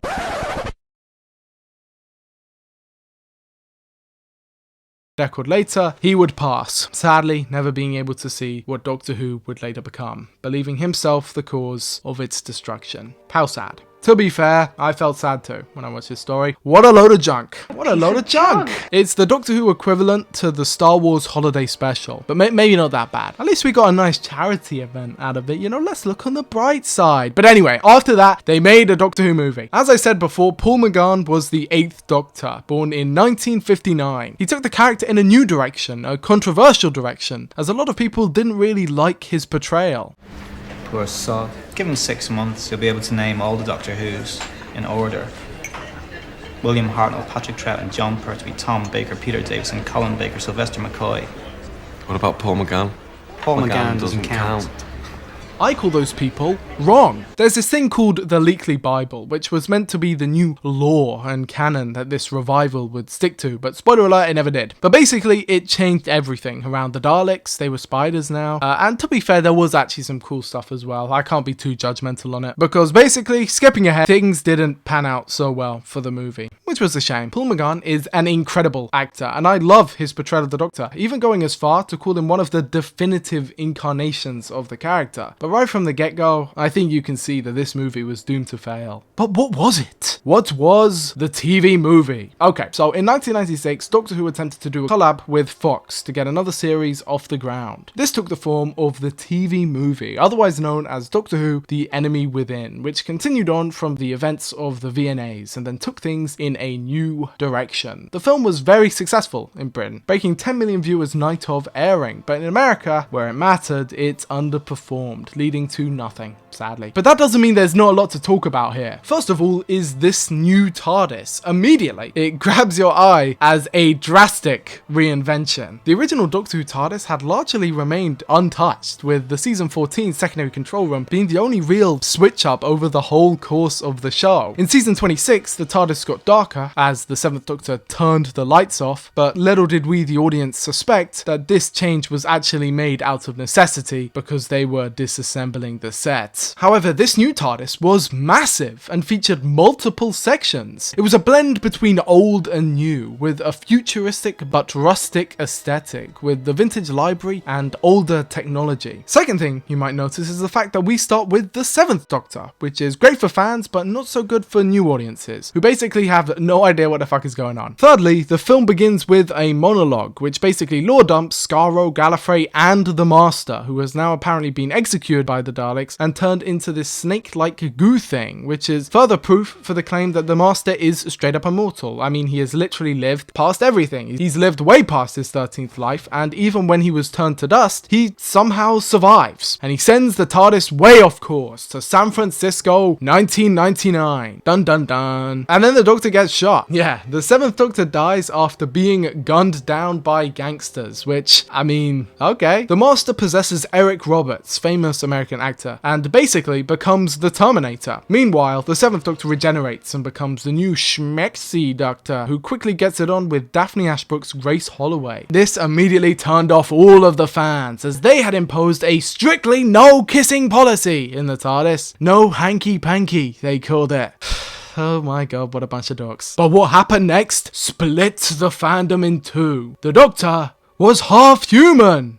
What? The Doctor is half human on his mother's side. I can't believe they've done this. What? They can just do that? Change the established law? Anyway, the Doctor defeats the Master, literally brings 2 people back from the dead with magic, and the day is saved with a kiss. Aww. Also, the Eye of Harmony is now in the TARDIS instead of being inside Gallifrey, a law change which surprisingly remains to this day. I don't even know how that works. It might not sound like it, but I actually really like this film. It's a typical 90s movie, and I just adore that feel. Maybe it's nostalgia. It's definitely nostalgia. But I love it, okay? And I love Paul McGann's 8th Doctor too. But yeah, this was never gonna work. There were too many problems right from the start. But I think I should jump back for a second. I said that this film followed on directly from Longbarrow, and boy was I not lying. This book is dense, by the way, and very expensive. But basically, going over it very lightly, this story was Mark Platt's attempt at delivering the answer to the mystery of Doctor Who. That being the question, Doctor Who? Who is the Doctor? Now, he wanted to reinsert the mystery into the show, but to do that, he wanted to follow the Cartmel plan, which was to answer the question with more questions. Now, if that sounds confusing and counterintuitive, that's because it is. But anyway, Longbarrow is a story about Gallifrey and the Doctor's origins on Gallifrey, and how secretly, all this time, the Doctor has been a founding member of Gallifrey, known as the Other. He's the 3 in the Big 3. You see, Gallifrey reproduce using looms, apparently, after an ancient war with the Pythia deemed the planet infertile. That means no child can be born on it. So basically, what happens is that the Doctor goes back to the House of Longbarrow, which is actually secretly underground on Gallifrey, and is sentient, and also has a bunch of ghosts of people who betrayed him. And this is actually the easy version, because this story is impossible to understand. It was meant to be a television story, but eventually it got replaced with Ghostlight, which is more or less the same story, but watered down and with less lore reveals, making it infinitely better. There's actually so much in this story that I don't know if I can fit it into the video. So, Ace is a Time Lord now. She's called Dorothy. Romana is the new High President of Gallifrey. She spends the story trying to meet the Doctor. The 7th Doctor never actually ends up being Merlin, leaving the whole of the Battlefield storyline hanging, literally forever. But basically, Susan is still unexplained in this timeline of events. But also, Leela's back! Well, hey! And this time, she's pregnant. And I wonder who with. It's the Doctor. She's pregnant with the Doctor. Leela is the Doctor's mum. That's why he's half human. That is the actual, genuine explanation, the genuine lore behind the Doctor. Sorry to not build up to the mystery. I mean, maybe that could have been a cool reveal, but nah, the Doctor is Leela's son.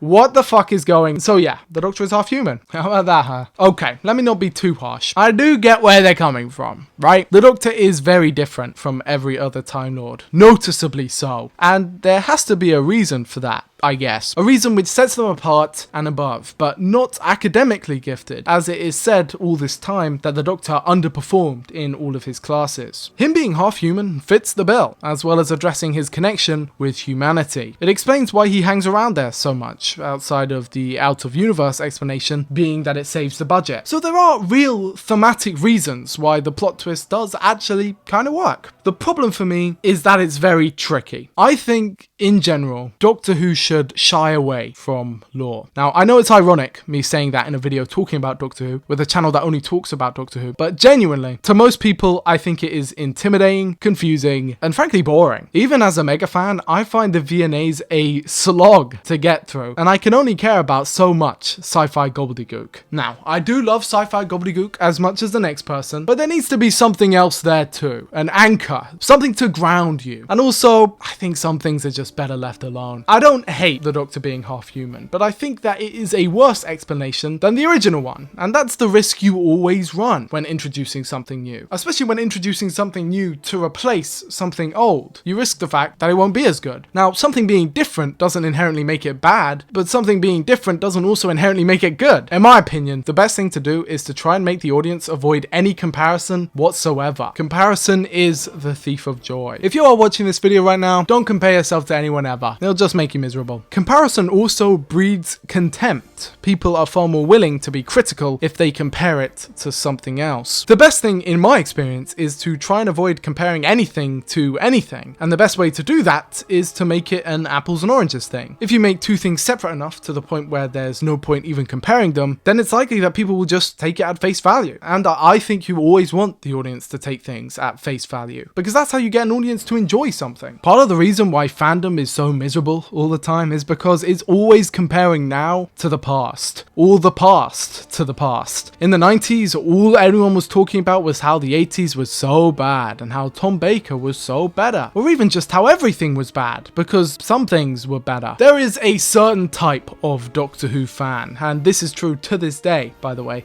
who just doesn't like stuff. They don't like the show. There's a few select stories that they enjoy and deem as above the rest, and then through comparison, they will eliminate all joy that they have for the show. You'll see them say, oh, because this episode is so good, every episode should be like this episode. 90% of the show is actually bad. And then of course the extension of that, all this new stuff is so bad. The old stuff was way better. Why don't you just take both at face value? What about having standards? Which, I mean, on face value seems fair enough, but the truth is that fan expectations and standards rose exponentially, and over 20 years into the show, they were straight up unreasonable and almost impossible to be met. This is how, by the way, that even though the show ended on a high note with two consistently well written and produced seasons that contained some of the most beloved stories of all time, by the way, people still run with the narrative that the show fell off because the expectations got too high. People think that they know everything, think they know the show, and at this point, it's just kind of impossible for them to be satisfied. It's gotta be perfect in absolutely everything. There can't even be a tiny little thing that no one would have noticed. And safe to say that after the release and flop of the TV movie, there was a lot of dissatisfaction in the fandom. A lot of this was taken out on Colin Baker and Sylvester McCoy with a DWM poll, which I can't seem to find anymore, but I promise existed, having them ranked as the least popular things in the show, alongside John Nathan Turner, Ace, and Mel. New thing bad. Some things never change. But the V&As would come to an end with a coda featuring Paul McGann to be the finale of the range. So what would come after that? A load of knockoffs, of course. BBV production stands for Bill Baggs Video, and was very obviously trying to appear similar to the official British Broadcasting Corporation. And this man would be responsible for most of the Doctor Who content that would come out in the next few years. And what I mean by that is that he would get the rights to certain monsters and make very low budget fan films about them to try and get his foot in the door in the actual business. At some points, he would even hire old actors to return to their roles, or to return to roles that were very similar to their old roles. This would result in such classics as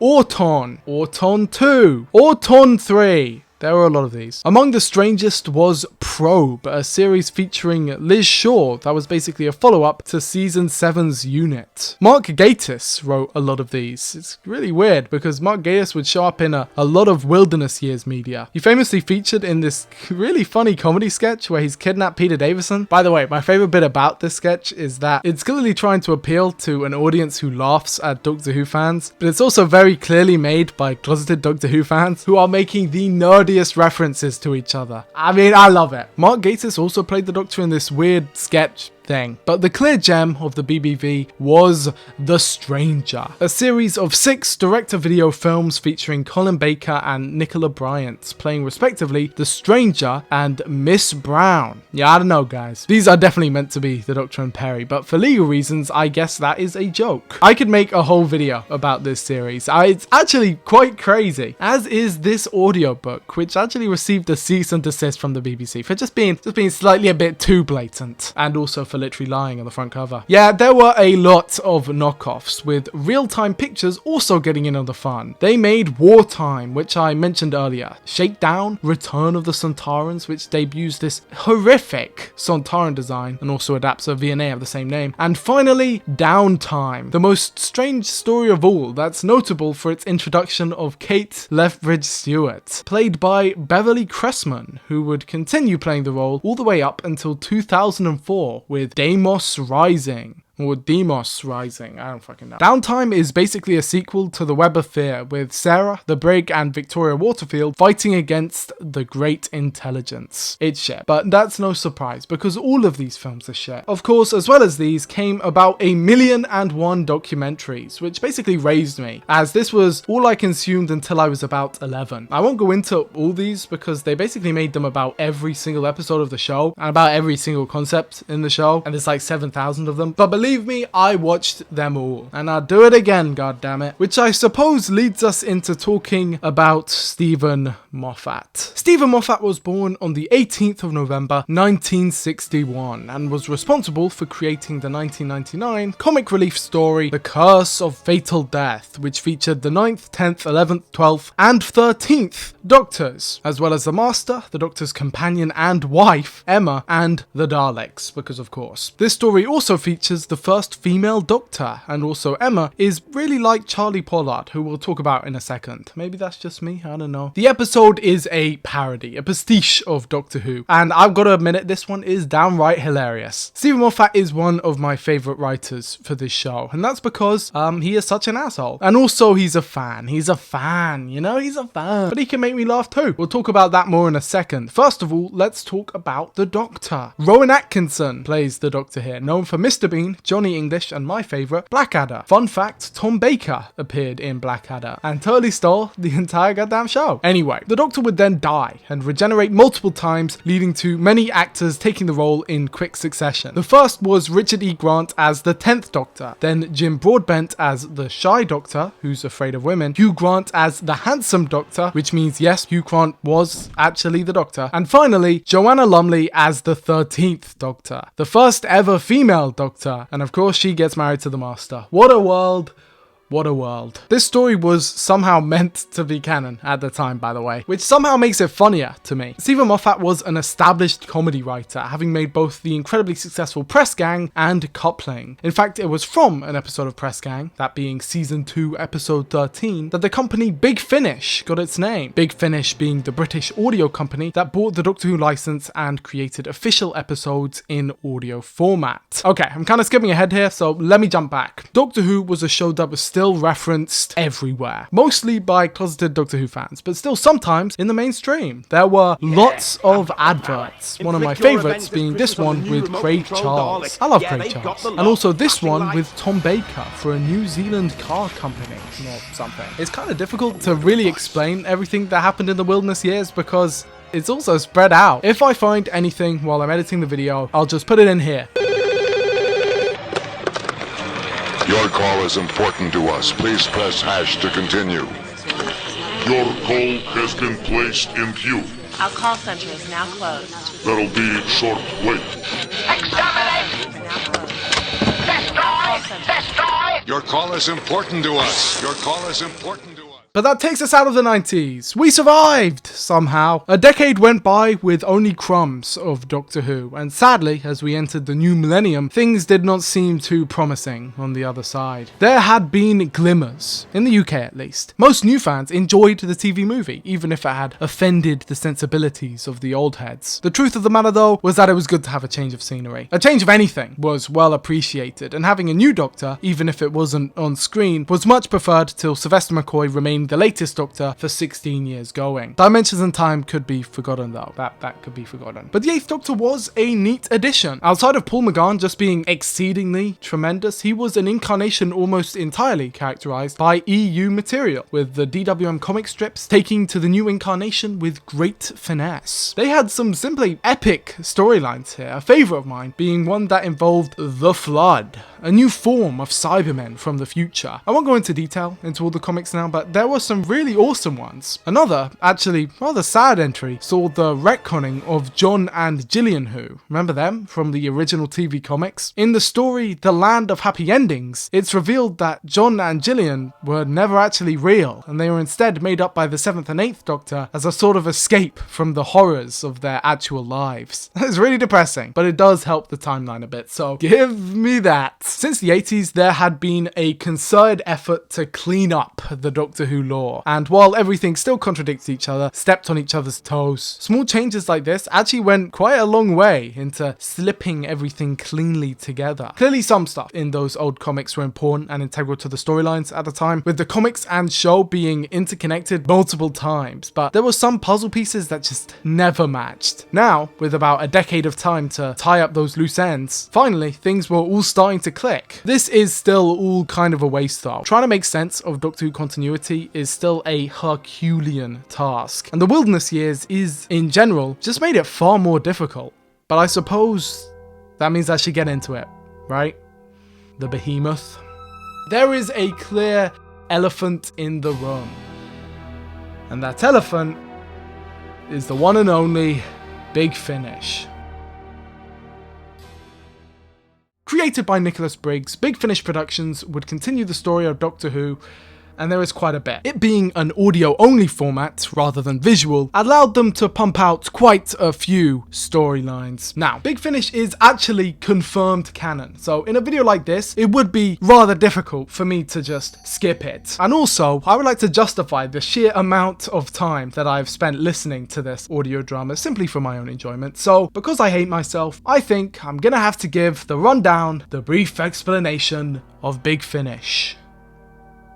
Okay, I'm making this its own chapter because honestly here, this could be its own video. Big Finish has made about 1,000 individual stories, meaning that it has more content than the whole rest of Doctor Who combined, which means I'm gonna have to paraphrase a bit. The company itself started 3 years before it got the Doctor Who license, but things really began to take off in 1999, when it started a monthly release schedule called The Monthly Range. This would mimic the actual Doctor Who stories, where they would release episodes of their own, this time featuring the new 8th Doctor and their original companion Charlie Pollard, played by India Fisher. Alongside that, there was also an animated webcast called Sharda that attempted to put together the Lost story from 1979 whilst also tying things up with Romana 2 on Gallifrey. It's all very confusing, and honestly I don't really want to talk about these webcasts. Sharda in general is just a whole can of worms because retroactively they mix the meta out of universe fact that the episode was lost into the actual continuity of the show, with how in the 5 Doctors, Barusa takes the Doctor out of the story, becoming the reason that this is a lost story. And instead, it no longer happens as it was meant to, and the webcast version is canon. And also there were some other webcasts, like Death Comes to Time, that was supposedly the end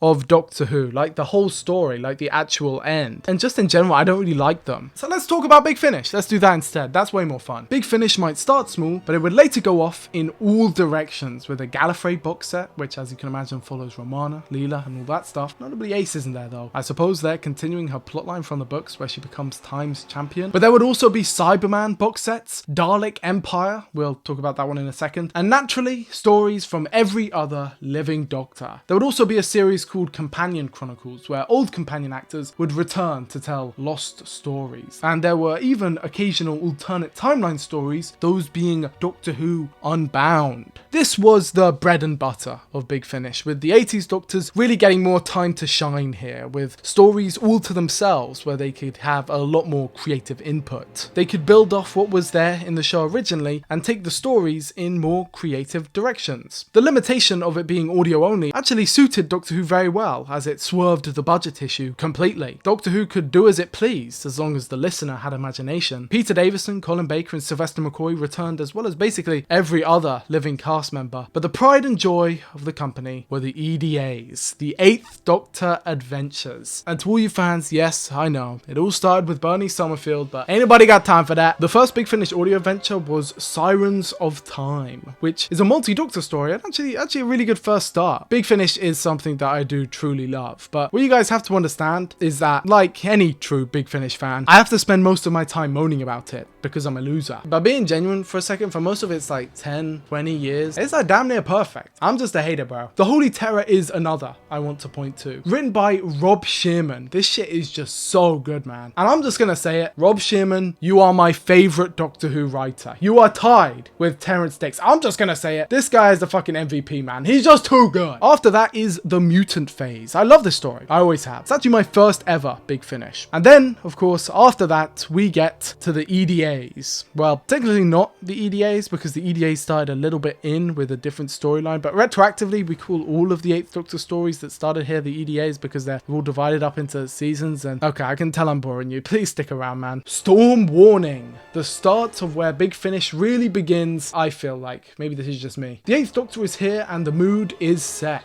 It's the R101 and it's the Hindenburg disaster, and the Doctor meets his new companion, Charlie Pollard, who's basically a peek into the future of what most companions would become. She's great, and she kind of has a sort of romance with the Doctor that evolves into something even more. Makes sense if you listen to it, trust me. But her main gimmick is the fact that in this story, the Doctor saves her from an event where she was meant to die. Basically, he completely changes history, and that has ramifications. Next is Sword of Orion, which introduces the Cybermen. This sets the scene for that Cybermen box set, which I mentioned a little second ago, and also is the first time that Nicholas Briggs would voice the Cybermen. Nicholas Briggs is a very talented voice actor, and if you listen to Big Finish for about 3 seconds, you will notice that he voices about half the cast of every story. And also he does the Cybermen and the Daleks and basically every single monster voice in the show going forward. And that's because he's the GOAT. Next is The Stones of Venice. Minuet in Hell. I'm just gonna skip over these two till we get to somewhere important. And then The Chimes of Midnight. Another written by Rob Shearman and very well might be like the best story of all time. What? I don't know how that is possible, but it might be true. I'll leave that one up to you guys to decide. You can listen to most of these for free, by the way, if you have a Spotify. They're all on there. I would give this one personally a 10 out of 10, but if you listen to it for yourself, I mean, just see what you think. Time of the Daleks is another one that I love. Everyone hates it. I think it's amazing. Probably like a 9 out of 10, 9, 10 out of 10. It's just its peak. But then there's Scherzo, which is another Rob Shearman and takes us into the Divergent Universe arc. There's this guy called Chris. He comes in. His extra story was apparently so bad, it took like 15 years for the actor to come back. But Scherzo is another where it's like, holy shit, bro. This one is amazing. It's a story where the Doctor and Charlie basically go insane. And I really don't want to spoil it, but it's sweet and scary and basically everything in between. It is so good. And basically the whole storyline, more or less, ends with Charlie leaving the 8th Doctor, only to immediately end up with the 6th Doctor. In probably one of Big Finish's best moments, the storyline seamlessly transitions, with Charlie switching Doctors and then being forced to fight against this thing called Patient Zero and the Virons. It's just really cool. The 8th Doctor continues on, picking up Mary Shelley as a companion for 3 stories briefly. All very cool. And before we move on, let me just pick out a few key stories to touch on before jumping ahead in time. Yeah, we're gonna have a time skip, but don't worry, I'll talk about the important ones. Spare Parts is one of Big Finish's most popular of all time, seeing the return of the Mondasian Cybermen against the 5th Doctor. This story is also commonly referred to as the genesis of the Cybermen and is the Prometheus of most, if not all, modern Cyberman stories. This episode would later get credits in future Cyberman stories as well, because that's just how influential it was. Personally, I would give it a 10 out of 10. It was made from the remnants of a lost 5th Doctor story, but it's brought to life in such a haunting way. A lot of this stuff really has to be heard to be believed. What's that?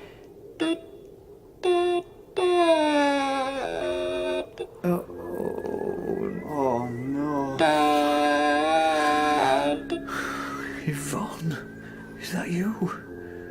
What have they done to you? I can't see your face. And they've made you so tall. Oh. little Vonnie. Let's get this horrid mask off. The Cybermen are characterized perfectly here, and with this story, a lot of what is loved about them finally gets to be brought to the forefront. Jack, use the propulsion system now or the whole planet dies. Humans, Cybermen, everything. We are human. We survive as cyber-humans. I like humans a lot, but I don't like you. We are still human. You abandoned that right long ago. You've gone the whole hog and you'll never be human again. The 70s had seen the Cybermen absent. The 80s had turned them simultaneously into robots and also creatures that were a bit too humanoid. Either way, the villains hadn't really been treated nicely in about 30 years now. Cybermen fans would somehow claim that they were better than the Daleks due to the body horror aspect, as if the Daleks didn't do that better. But truth be told, nothing like that had ever been done before in the show, and wouldn't be done until much later. But of course, there was also the classic villains trilogy with Davros, Master, and Omega. Notably, from here on out, Omega would never be touched, which, I just find that odd, but maybe it's just me. But the final story from the main range I want to talk about is Jubilee, a 6th Doctor story written by Rob Shearman, a story that practically reinvents the Daleks. This audio was released to mark the start of the 40th anniversary, and I genuinely would say that this episode, like most of Rob Shearman's before it, is straight up a contender for one of the best of all time. But I'll explain why in just a second. Let's get back to the EDAs. The 8th Doctor has left Charlie and Shelley and is now traveling with Lucy Miller, and they are going through it, being chased through time and space by the Headhunter. This series starts with Blood of the Daleks, which, like many big finishes of this time, will be highly influential to stories going forward. This episode would build off the Civil War and purity-obsessed aspect of the Daleks, and would serve as a fittingly epic introduction to the new arc, with the rough and lively new companion, Lucy Miller. Phobos comes up next and sees the Doctor encountering a godlike entity that is as large as a whole planet, as large as a whole sun. It survives by absorbing fear, and in an epic speech, the Doctor gives up all his memories to the creature, overloading it in an idea that would later be taken again for another Doctor Who story. Human Resources caps out the season and is a genius Cyberman story about soul-sucking office jobs. This one might actually be a sleeper hit. No one talks about it, and it is so underrated. Without spoiling too much, there's this walking office, like literally an office on stilts that brainwashes everyone within it, and then the Cybermen invade it to take over, which adds a whole new meaning to the name Human Resources. I am seriously not doing this one justice. Season 2 then begins with a continuation of the plotline, a new Time Lord Straxus being introduced right at the end in a follow-up to The Brain of Morbius. Season 3 continues the plotline even further before concluding the Headhunter storyline in a sequel to Planet of the Spiders. And then season 4 sees the whole thing coming to a close in the final 2-part finale, Lucy Miller and To the Death. The 8th Doctor returns to Earth, but this time in the far future, to the remnants of the planet after the Daleks' invasion. He reunites with Susan, and Lucy sacrifices herself. This would later lead into another storyline, but to go into that would mean skipping ahead into the far future. So instead, let's finish up talking about the wilderness years and get back on track. How about that one, folks? The 40th anniversary passed the Doctor Who by like a fart in the wind, with the only thing releasing being this admittedly dope as fuck edit. But luckily, right after that, they announced that releasing shortly would be the animated Doctor Who story Scream of the Shalka, featuring Richard E. Grant as the 9th Doctor and Derek Jacobi as the Master. This story would be a well animated enough episode that seems to have nothing really special about it. Sorry guys. Which is a shame because the casting is just so good. Here it appears the Master is living with the Doctor, kind of like a pet. But there's not really much point talking about this story because sadly it simply wasn't meant to last. It's not a very good introduction to the series. It was very expensive and difficult to produce, and it would be simply impossible for it to get any viewership whatsoever because to watch it you had to download it off 2004 internet. This is a Flash animation, right? But it was a good effort, okay guys? I actually really like this as a part of Doctor Who history, and it is canon. So just as this story finished production, Doctor Who fans would finally be blessed as good news finally arrived at the doorstep. Quietly, a revival series would be announced, and very early on there was actually not much news heard about it, but as the year went on and production began, would that soon change? The wilderness years were over. Stephen Russell Davies was born on the 27th of April 1963. Taking up the name Russell T. Davies in the 80s, the kid would lead a rather prestigious career, even appearing once on Play School as a presenter. But after that, he would say never again and stick only to writing, which is odd because as a child, Stephen was very adept at drawing. I personally love his artwork, genuinely. There is something so hypnotizing about it. I'm genuinely in awe. I think something which people don't really notice about Doctor Who is how good it is to draw, to make art out of. Because as a child, that's definitely what I did. The Daleks, the TARDIS, even the Doctor himself with K9 and the sonic screwdriver, that iconography is so good to draw, and as a child, that really sticks out to you. I genuinely think that that is the main secret behind Doctor Who's long-term success. I love the drawing, really I do. And I think the kid, aka Russell T. Davies, is genuinely a very, very talented man. And that isn't even just because of Doctor Who. He's obviously got a bit of a brain on him. He's a very smart man, very eloquent, but his most important quality was his work ethic. He knew how to work, and he was put in a position where he kind of had to. Very frequently, he would be forced to do everything behind the scenes, and I do mean everything, usually because other people couldn't be bothered. And on children's television, where he got his start, he very often had to write in pages and pages all up in one afternoon. He was director, researcher, illustrator, assistant floor manager, and publicist, all for one show. Consistency is a very valuable quality to have as a writer, and the kid could write. He could do it, and he could do it on time. And that got him job after job, the most successful of which being Queer as Folk, a very edgy and daring Channel 4 show that also had a lot of Doctor Who references in it.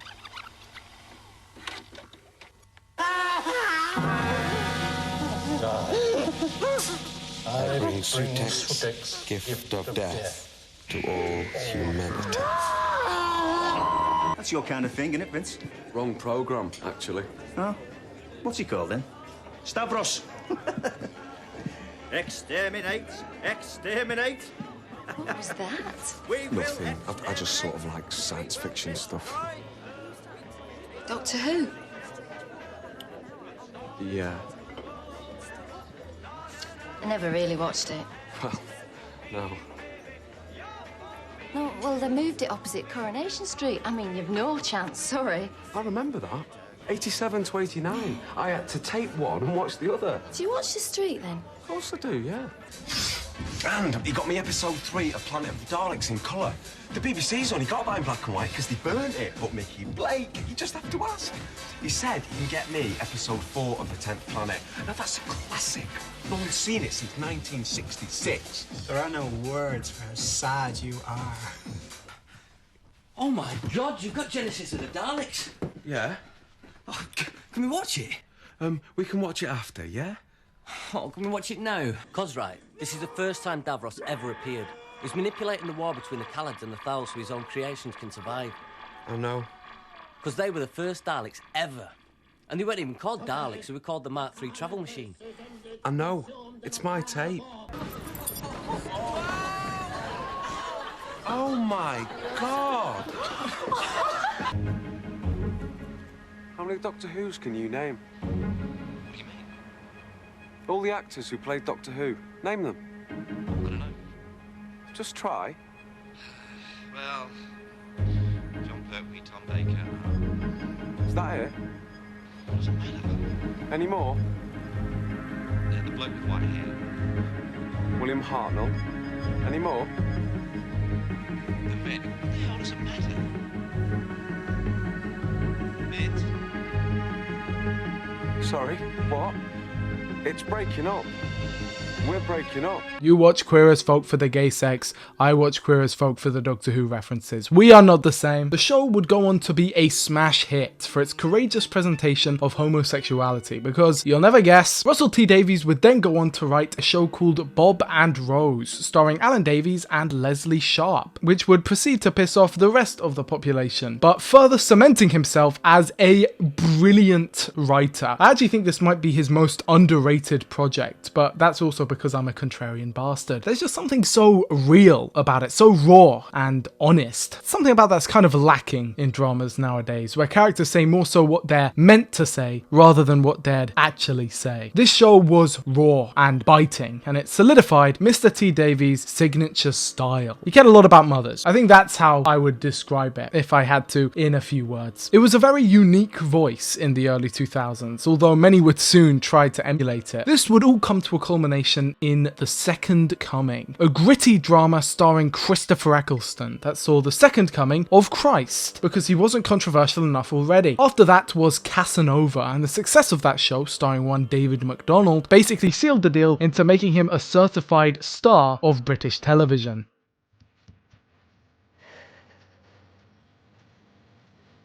How you feeling? Beth, how you feeling?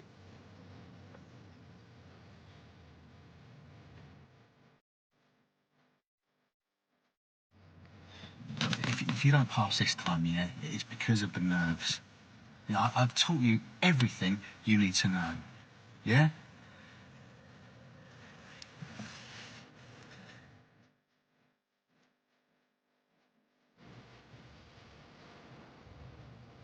You can drive. I'm sorry, can you not talk?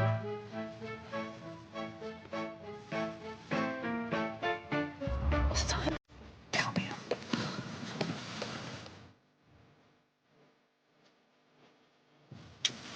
Good luck. Go easy on the clutch, yeah?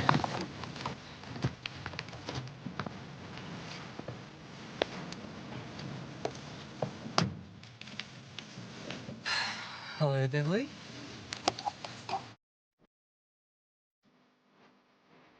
Please, could you prepare the car? And we'll start the test.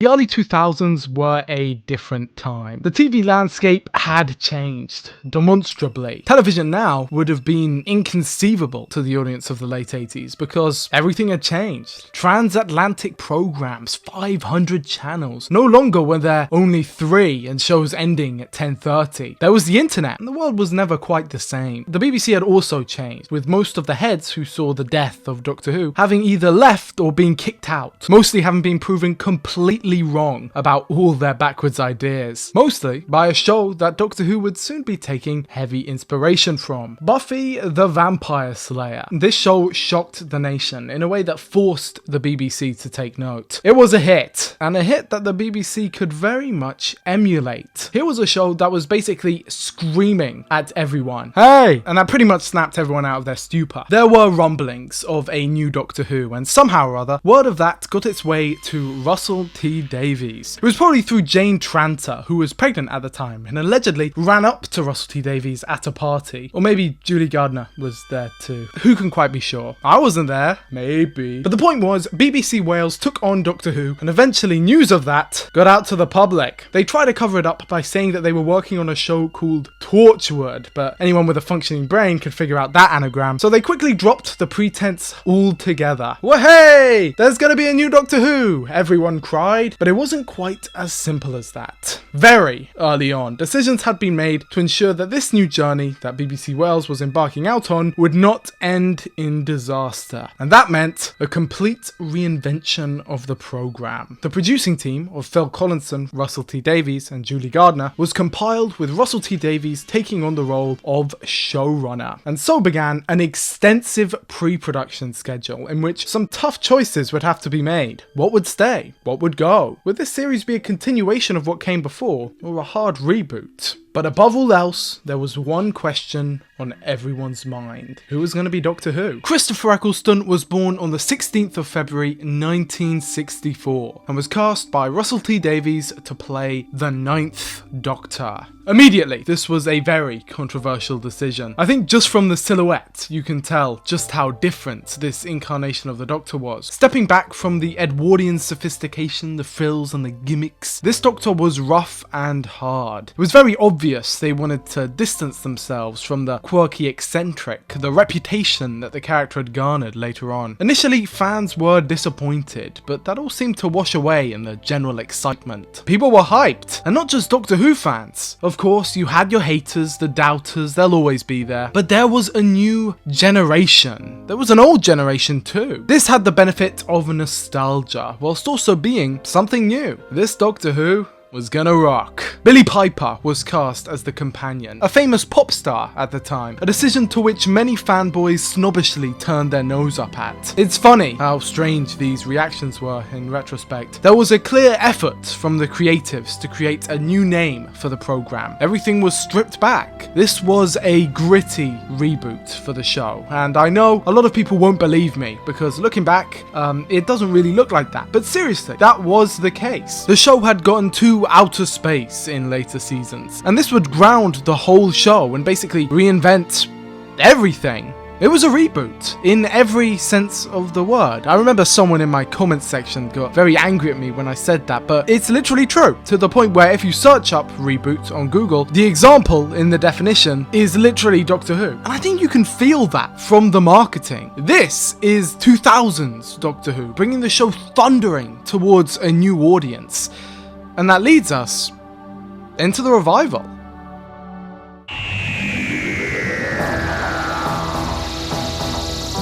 Doctor Who, Series 1, 2005.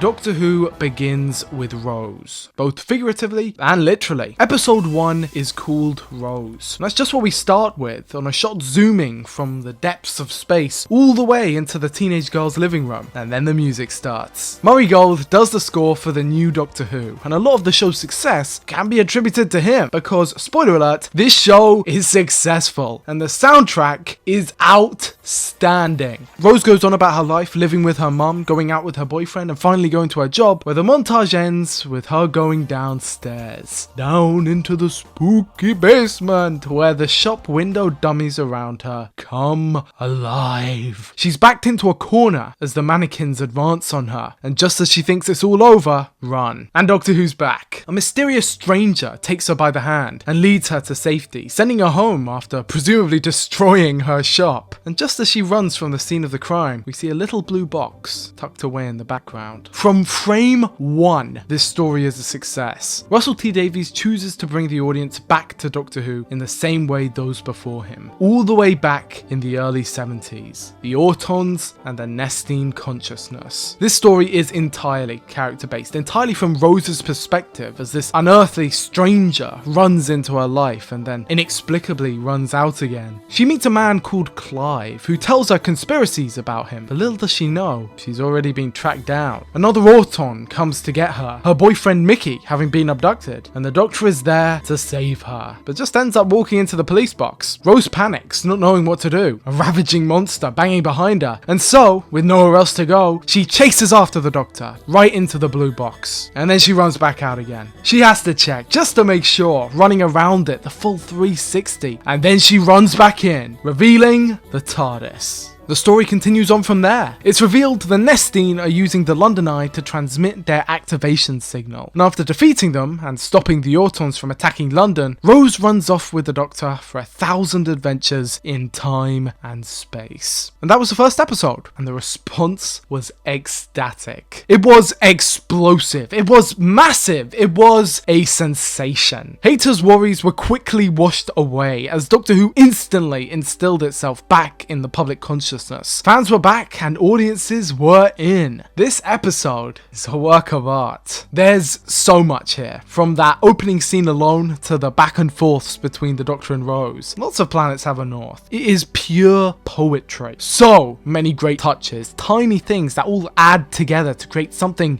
real. Cliff's death, Rose declining the Doctor's first offer, the whole character of Mickey and Jackie. This episode is an amazing pilot, and it is no wonder that the show went on to be as successful as it did. Christopher Eccleston was a different type of Doctor. Up to this point, every incarnation of the character would exude an air of poshness. You know what I'm saying? That isn't really a dig, it is simply just a fact. The white cravats, the frills and coats, even the way the Doctor spoke just screams upper class, and I suppose that makes sense. The character was a Time Lord, after all. He was an alien from a civilization far more advanced than anything we could ever conceive of. Naturally, a member of that species would be eloquent and pompous, except for the fact that he's not actually how that works at all. That's entirely a reflection of our society, and given the fact that most sources of media weren't going off the assumption that the Doctor was half human, there's no real reason for the Doctor to follow that assumption. In fact, realistically, he should be the opposite. The Doctor is a rebel, he's an outcast, and besides, at this point in time, audiences weren't really connecting with the upper class Doctor, and fair enough. I too find it rather difficult to sympathise with rich people, no offence guys. So they were in need of a change. The whole character would have to be reinvented from the ground up, and a certain man threw his name into the running. Originally wanting to be a football player, Chris Eccleston took up acting as a hobby after joining a drama club in school. This later turned into a very successful career in both television and film, and after working with Russell already on The Second Coming, he wanted to show his range and do a program that would make him play against type, a hero rather than a villain, and a show for families rather than a film for adults. It's interesting looking back now for how much enthusiasm he had for the program. Russell T Davies' skills as a writer were the main driving force to get him to sign on. How things change. But he brought something new to the role. In the biggest evolution of the character since the 60s, his costume was simplified, the dark leather coat giving him an instantly recognizable silhouette while stripping down all the eccentricities. It was, and still is, cool. It's understated and yet stands out. He kind of just exudes this badass energy. Very handsome man playing a spiky outsider. He was real, but also instantly recognizable as something alien. There was a lonesome nature about him, smiles and cheeriness masking a deep sadness. I know, I mentioned this before, but even though you can look back on it now and see the 2000s cheese, this was meant to be a gritty reboot, to bring everything back down to earth, and you can see that in the new TARDIS design. Often referred to as the coral design, this TARDIS switches out the bright, overlit white interior of years past for a dirty, lived-in TARDIS, taken from the concept of the TARDIS being a living creature. The set designers went above and beyond with the idea, making these swirling pillars that look like they've grown out from the ground. But it's still also recognizable as a machine. The TARDIS rotor in the middle going all the way to the roof, epically ascending and descending. The console itself looks like something that had been cobbled together by the Doctor. The miscellaneous screens and recognizable technology mixed with futuristic devices and buttons. Even the use of the hammer to show how ramshackle it is, it's all perfectly crafted. It shakes and moves, just like how the old TARDIS did, but now it feels more alive. Like you can really believe that the Doctor knows where he's going, just enough, when in reality, of course, he has no clue. The colours, green and orange, are specifically used here, not just because it instantly separates the location of the TARDIS from all of the others in the story, as green lighting isn't very common. It also creates a mixture of atmospheres. Orange is homely, the characters spend time here, relaxing, but the green is ethereal, alien, and sometimes when it gets darker, it can even feel somber too. It is a brilliant set, and so much thought went into it. Tiny little things that you wouldn't even consider, thought about and considered, and the entire show is just so fundamentally different. The show would reset here back to series 1, and I think it has every right to. The format has changed, this time from serials to regular episodes, and the 25 minutes has jumped up to 45, the standard for dramas at the time, making it not only a BBC headliner, but a candidate for some of the best time slots in the industry. There's also a very obvious gap in time, to the point where audiences didn't know if it even took place in the same continuity. This would be an argument in the fandom for quite a few years now, because creatives behind the scenes also gave no comment on whether the show was connected, likely to not intimidate new viewers. Of course, yes, to not intimidate new viewers. You could hardly convince everyone to sit down and watch a season 27 after a 16-year-long gap. And why even would you? These two shows are entirely separate. They are too different to be classified as the same show, and so we, as fans, have divided the two series up into classic Doctor Who, seasons 1 to 26, and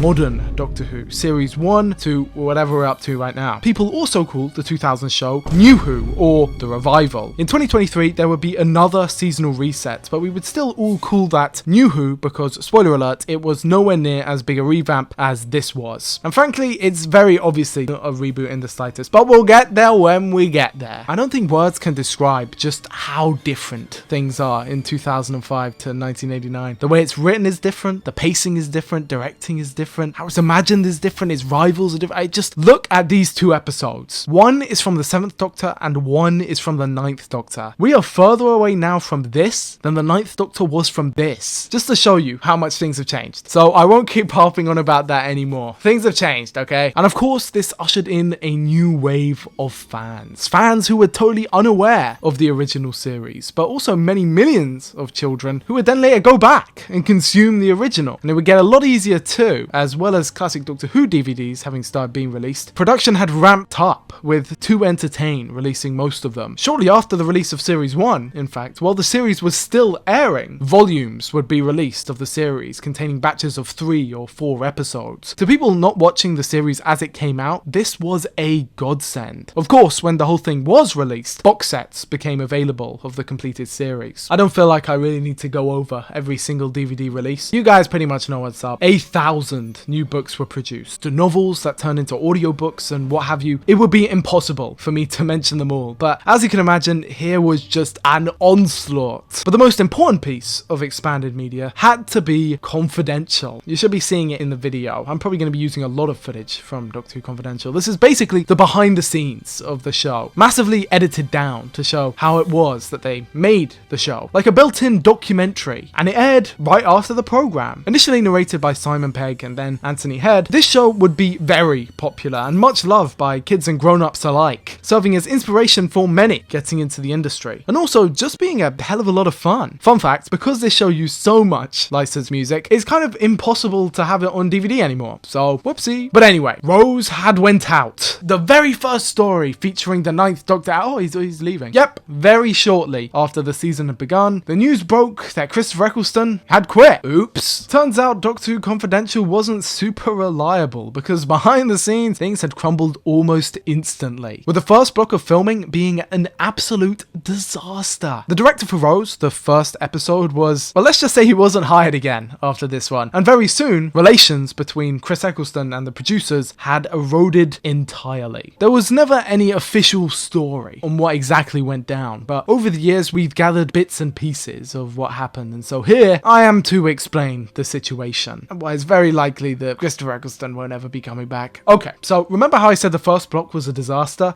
Yeah, it was a disaster. Apparently conditions on set were downright dangerous, with fire hazards left, right and center. There were weird gases in the air, and the director had a crazy falling out with Eccleston. Now, we don't know why for sure, but what I think happened is that some production crew were put in a very dangerous and precarious position due to negligence of the higher-ups, infuriating the main star. The director was likely very blasé and dead set first and foremost on getting the episode done, which, to be fair, most directors are like that, but this likely caused the disagreement to spiral more and more out of control until the point where it got sent up to the higher-ups, and it was very likely there where the bridge was burned beyond repair. Maybe one poor production experience the star could live with, but the producers of the show were very quick to throw Chris under the bus. Rumour has it that if the show weren't to succeed, they were planning to pin it on him to save their own necks, by saying that he let the side down by arguing all the time, being a nuisance and not being fit for the part. Now, of course, we know he is fit for the part, so that bit is particularly egregious, but of course back then they didn't know. The producers took the director's side, and immediately Chris Eccleston knew where he stood. He fulfilled the rest of his obligations, but when the time came to sign a contract for Series 2, he declined. He was only signed on for 1 season, and he left it at that. I think it was more of a bluff, actually, like he's saying, oh, you think you can go on without me? Well, then go on without me. And then they actually went on without him, but that's just my speculation. The reason I say this is because Chris Eccleston actually spoke highly of them right after he would have presumably quit the show, if the timeline of events is to be believed. I approached Russell. I read that he was going to do it, and emailed him and said, when you draw up an audition list, put my name on it. Because of his, you know, I'm a fan of his writing. I've worked with him on Second Coming. I love Bob and Rose, I love Mine or Mine, I love Queer as Folk most of all, I think. Kind of changed television in a way. So, easy. Which is crazy in a way, because it is a big deal, I now realise. But I really didn't consider that. I just wanted to work with Russell. It's kind of the closest I've been to playing myself in a way. It's like a version of me as a child, the way I felt about the world and everything that was in it, which we kind of, as we grow older, we possibly box in and change, but it's like as close to myself as I've played, I feel, and I kind of based a lot on Russell in a way. If you've just seen him, I mean, how do you follow a press conference like that? Okay. I kind of borrowed some of Russell's speed of thought and pace, and it's his words really. But things became unforgivable after the BBC released a press statement saying that Christopher Eccleston quit the role because it made him tired. They attributed a false quote to him, saying that he was unfit to play the part, and actually ended up having to release a retraction after such a storm was cast about it. But they blacklisted him from working in the BBC after that, and the working relationship was ruined forever. Now, I don't know every detail about this story, and to their credit, Russell T Davies and the other producers have never said a word negatively about Christopher Eccleston publicly, remaining steadfast that he was one of the best actors on the planet. But I do think I'd probably side with Eccleston on this one. They behaved scummy, which, I mean, is fair, right? Sometimes people have to. Their job is to make the show, after all, and to protect the show, sometimes you gotta do what you gotta do. But I truly do feel like a producer has an obligation to their actors and an obligation to their crew. I do not feel like these producers fulfilled that obligation, and so I think that they do deserve the scrutiny and criticism that they still get to this day. I don't hate them. I don't even know what exactly went down, but I do know that they had a duty of care, and making up quotes just to spite your main star, I mean, that's just so low. But let's put that out of our minds. We know the Doctor is leaving at the end of the season, but that's still a long ways off. Let's dive in to the end of the world. Doctor Who's second episode and a jump into the far future. Balls to the walls. Everything is on show here. If you're gonna do it, you're gonna do it. And BBC Wales went all in. From the mocks of Balhoun to the forest of Cheam to the face of Bo. The costume department went above and beyond here, with their magnum opus being Cassandra, the last human.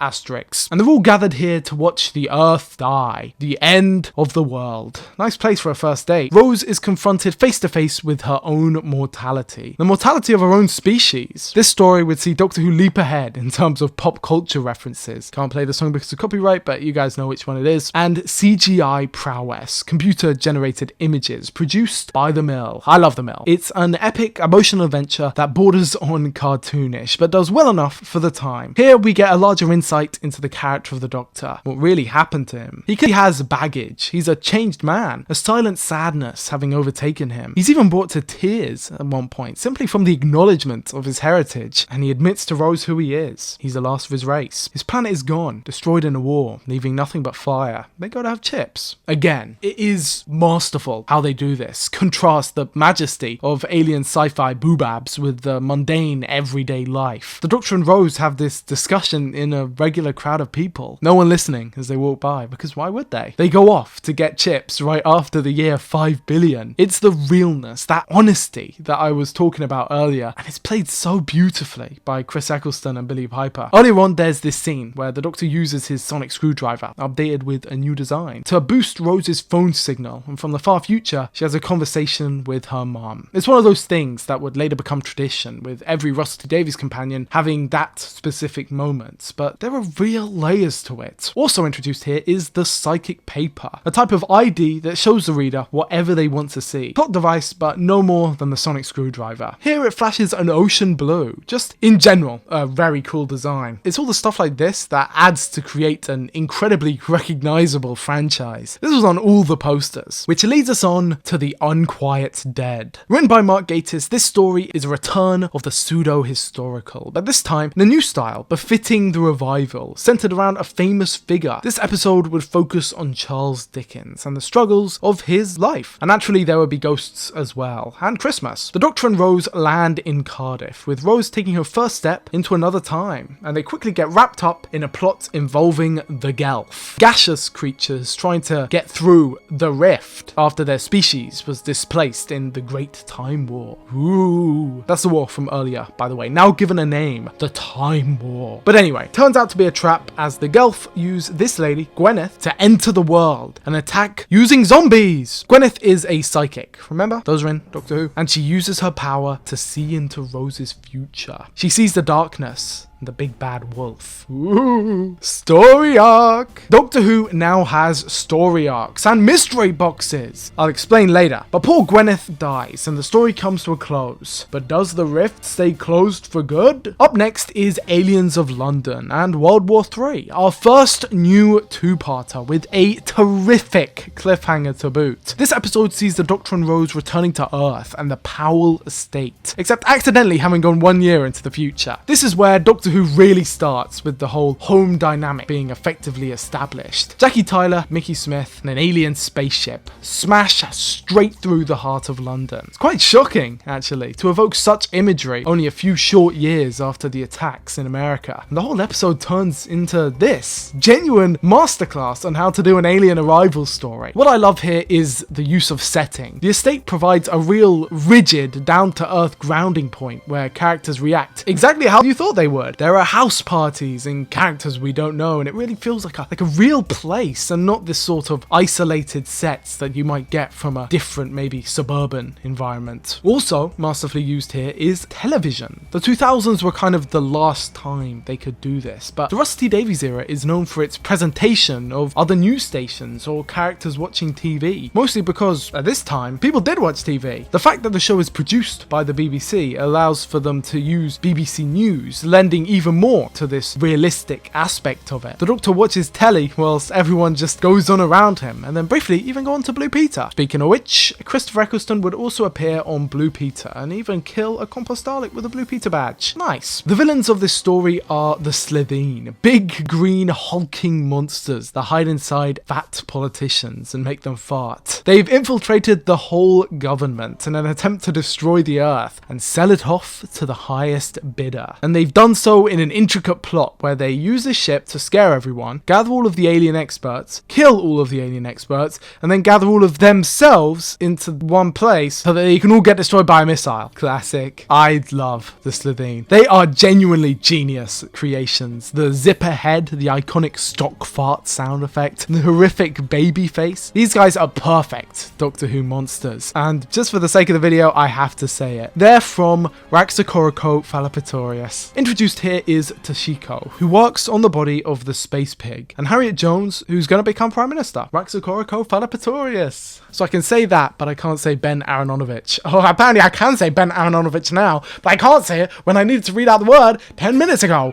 What the fuck? The Slitheen end up all defeated. Life on Earth moves on, with the spaceship being labelled as a hoax, and the Doctor and Rose continue on into the vortex.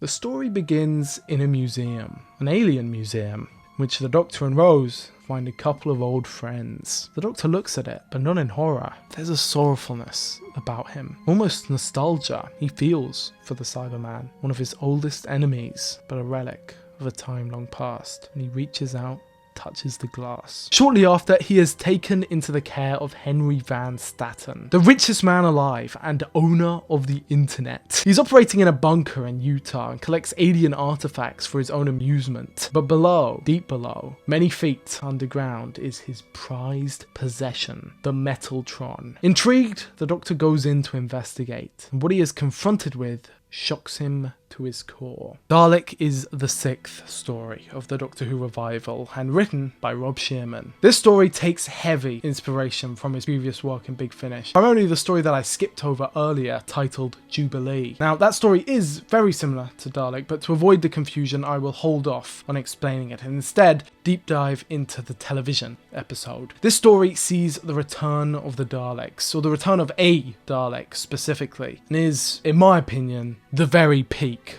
of the revival era. I think this is the best episode of the new show, and say it with me now, I think you can all understand why. The Doctor confronts the last Dalek, the very last Dalek in all of existence, crashed down to Earth in a ball of fire. Its weaponry is defective and it is wrapped in chains. The Doctor tears into it, and we finally get an explanation on the last Great Time War. It was between the Doctor and the Time Lords, the Doctor's species. It lasted an eternity and a second, ending in the death of both races at the Doctor's hand. He watched it happen. He made it happen. He destroyed them, and he had no choice. This exchange between the Doctor and the Dalek is one of the most powerful in the entire history of the program, conveying the whole legacy, the whole rivalry, and the whole justification of this show's existence. This episode is the catalyst. The Doctor is broken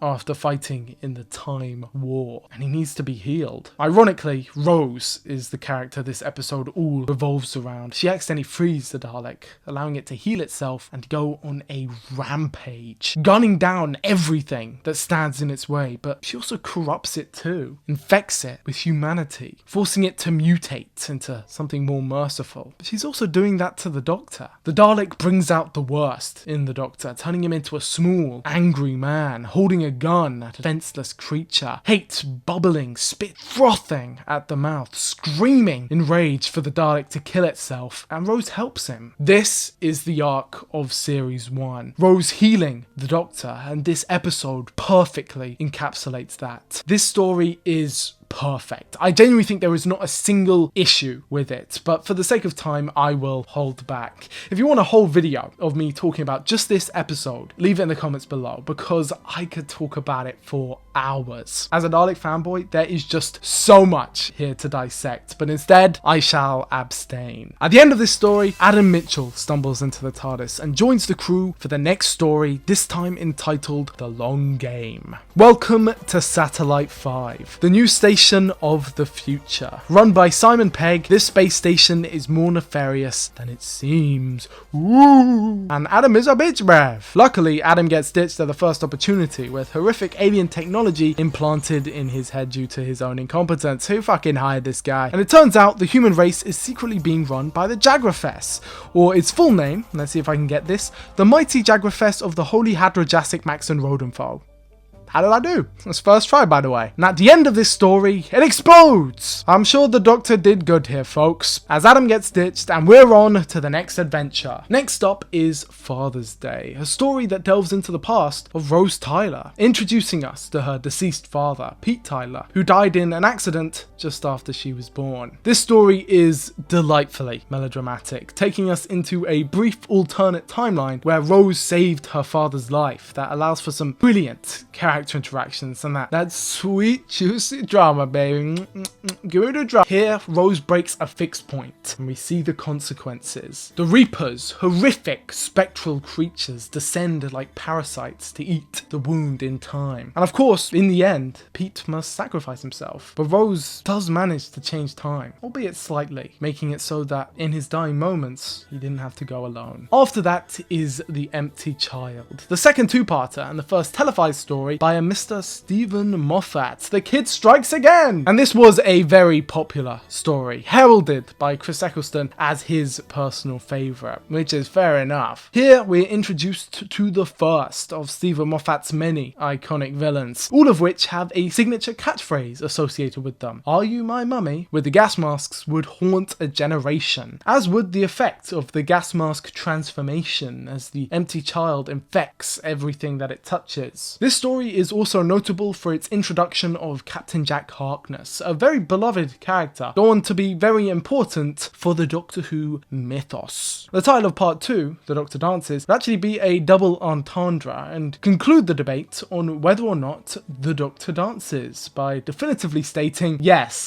the Doctor does indeed dance. The no hanky-panky in the TARDIS crowd were quaking in their boots. If you haven't been able to tell up to this point, the relationship between the Doctor and Rose is romantic. Aww. Yes, this is not up for debate. The story ends with Jack joining the crew. He used to be a time agent, now he's a con man, but after his adventure with the Doctor, he's changed into a bona fide hero, leading us straight into the next story, Boomtown. The Sardine are back! Well, one of them is. Boomtown continues on from the events of World War III, but this time in Cardiff, with Margaret's plan to use the rift to destroy the planet. I really like how interconnected this series is. This episode sees Mickey coming back into the fold and continues on with Captain Jack, which means that we have ties to the last episode, The Doctor Dances, the episode before that with the Sardine, The Unquiet Dead with Cardiff, and the very start with Mickey. So literally every part, every segment of this season is being constantly called back to, all except the Daleks, which is a very subtle way to put them in the back of your mind. Not so you forget them, but more so that you don't suspect them when they show up later. I mean, all the Daleks are totally dead, guys. For real. Also in this story is the character's first recognition of the repeated words bad wolf, showing up in every story so far, with the Doctor brushing it off as nothing. I'm sure it won't mean anything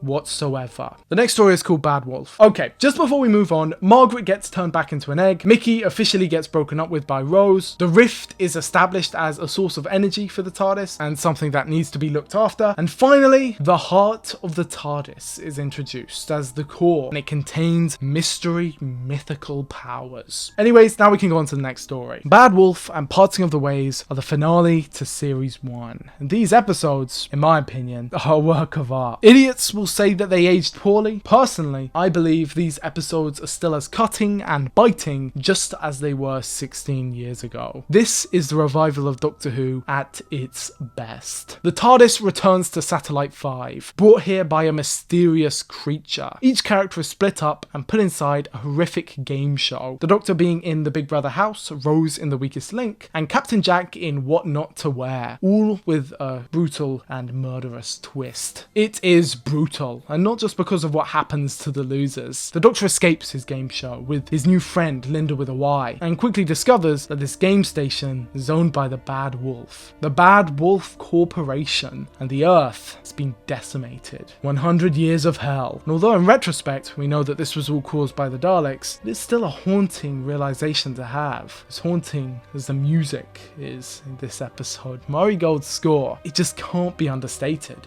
The music in this episode is terrifying. One of my favourite parts is when the Doctor escapes Big Brother and there's this triumphant, heroic music. The Doctor, with the upper hand, he's confident, can take on the whole world. And then, as soon as he's out of the small room, it all fades away into the cold, dark world. It isn't as easy out there as it was in here. Even the colours reflect this. Each episode has its own identity, and Bad Wolf and Parting of the Ways are by far the darkest. Literally, tone meetings were a part of the extensive pre-production process that dictated, among other things, which colour palettes each episode would have. It's not a coincidence that even when compared to the episodes set at night, Bad Wolf still has the darkest colours out of all of them. And even when it is bright, it feels like a reprieve from the oppressive nature of the story. As when Jack finds the TARDIS. I'm also reminded of Resurrection of the Daleks, but that's probably just me with my stupid fan brain. But I'm skipping ahead, as the Doctor is too late to save Rose, and she finds herself murdered by the android. Rose is killed, disintegrated. Genuinely, one of the most jaw-dropping moments of the whole show. I find it crazy that people can look at this episode and say that it's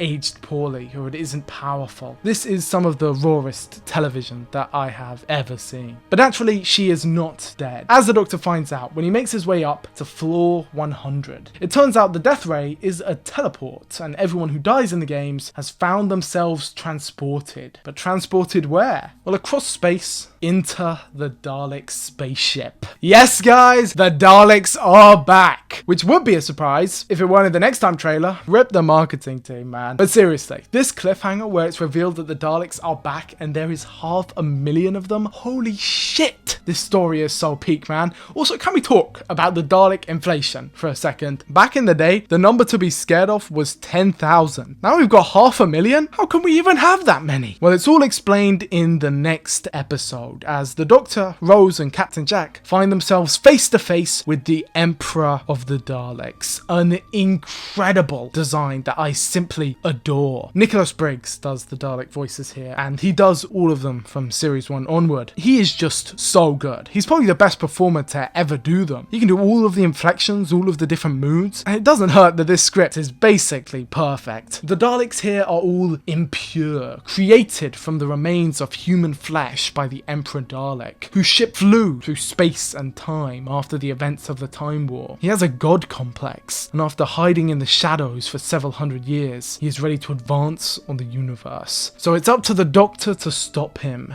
the oncoming storm, getting ready a delta wave, while everyone else fights for him below. Rose gets sent home, she's pretty sad. Linda dies, Jack dies, and basically all seems lost until Rose opens the heart of the TARDIS and she becomes Bad Wolf. It turns out it was her future self, sending the phrase back in time as a guiding point to bring her to this exact moment and to destroy the Daleks from existence. And also she brings back Captain Jack, wahey! The Doctor realizes the energy is too much for Rose and finally takes it all away from her with a kiss. Aww, that's that good shit. Again, I feel like this episode has too much for me to talk about, so I will spare you the fine details. This is one of those episodes I would just highly recommend to watch for yourself, because whatever words I could think of to describe it simply wouldn't do it justice. Rose wakes up again in the TARDIS. She doesn't really remember all that happened. She looks over at the Doctor, who seems to be worried about something. Little does she know that this would be her last moments with him. You see, the Doctor is dying, but he tells Rose not to worry. This is a little trick. He's done it before, but it means he's gonna have to change. Rose, unsure of what the Doctor means, simply listens, knowing intuitively that these would be his last words to her. And as the Ninth Doctor's character arc finishes, Rose jumps back in amazement as he is surrounded by a burst of ferocious fire, his whole body engulfed in flame. And then, before Rose's very eyes, his whole body begins to change.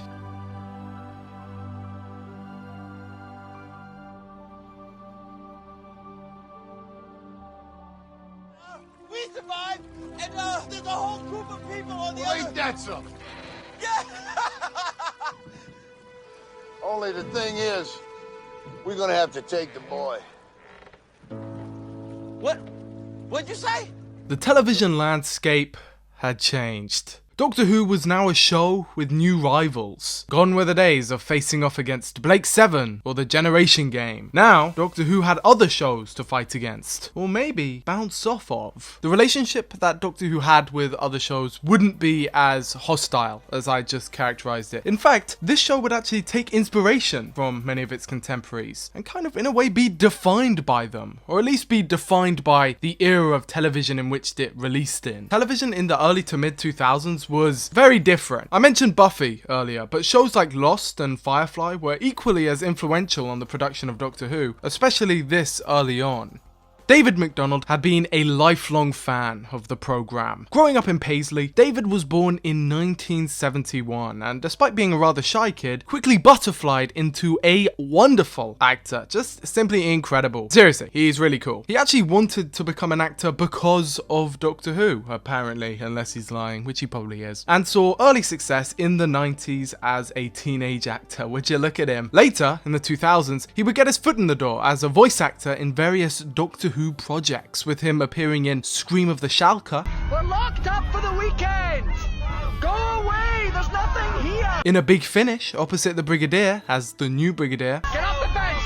Get off the fence! Get away! and most notably as Galanar from Dalek Empire, the main character of the first 2 Dalek Empire box sets, which might be the best Big Finish thing, I don't know, maybe, coming from a Dalek fan. But his real big break came in the form of Casanova by Russell T Davies, and it seemed from the moment that Christopher Eccleston announced his resignation that all eyes were set on David Tennant from the get-go. I mean, it is rather obvious, he literally voiced the first revival documentary. So he would become the 10th Doctor, and his journey would begin on Children in Need with the nice little fun short Born Again. I really like this one. It shows the direct aftermath of the 9th Doctor's regeneration and is a neat little tie-in to the next story, the Christmas Invasion, the first of the Doctor Who Christmas specials. Let's go! These would become a bit of a tradition, and just in general, I think they're a bit of a laugh. I love them, and I've got to admit, I love this episode as well. The revival of Doctor Who is very interesting to me because it's a constant juggling act of old and new, and by this point, 1 year in, the show had made quite a name for itself. The creatives were, of course, fans, but also they were keenly self-aware fans who were very in touch with the sensibilities of the general audience. They always wanted to add more Doctor Who, but also they had to work with the balancing act of this new stuff, this new drama that they had created, and I feel like the Christmas Invasion is the perfect blend of both. They had a new audience filled with people who had never watched the show before. They had an old audience who hung on to every word, and they had children who were going back and forth between the two, curious to find out more about the legacy of it all. So as time went on, it became more and more tempting to give into that a little bit, but to their credit, they didn't budge an inch. They played the whole thing entirely straight, and they committed to that original vision, the story of Rose Tyler, the Powell estate. That was our rock, and would guide us through this turbulent transitionary period as we get used to this new Doctor. The decision to have post-regenerative trauma was unlikely an easy one. By the end of the main series with Time and the Rani, it was more so done out of tradition rather than necessity. The TV movie definitely only did it because that's how it's been done before, but the revival didn't make decisions that way. The thing is though, is that if you do go back and realize why post-regenerative trauma was such a useful plot device, you realize that if done with proper execution, it can result in a rather compelling story. Now, I personally think that in the past it was utilized quite poorly, and that in the future, cutting ahead for a second, their rather recent decision to just abandon it is probably a good one. But for the Christmas Invasion specifically, I think the criticism that it features this long-established Doctor Who trope is a rather weak one. It works perfectly here. Grounds us in a world defenseless without the Doctor's help. The characters here are strong enough to stand on their own, with Harriet Jones, now Prime Minister, teaming up with UNIT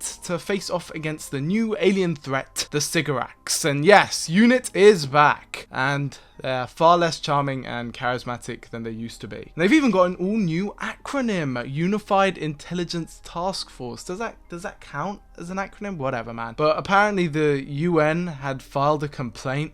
What the fuck? What bastards? What have the UN ever done for us? But the main stars here are the Tylers, and Mickey put in with them as an honorary family member because I think he counts. The Doctor spends most of his time in a coma, so it's up to them to save the day as the Sycorax plan to hold Earth to ransom with blood control. But a good old-fashioned spilt cup of tea is enough to power up the Doctor, who emerges to fight the Sycorax leader Lee Epic style with a sword fight.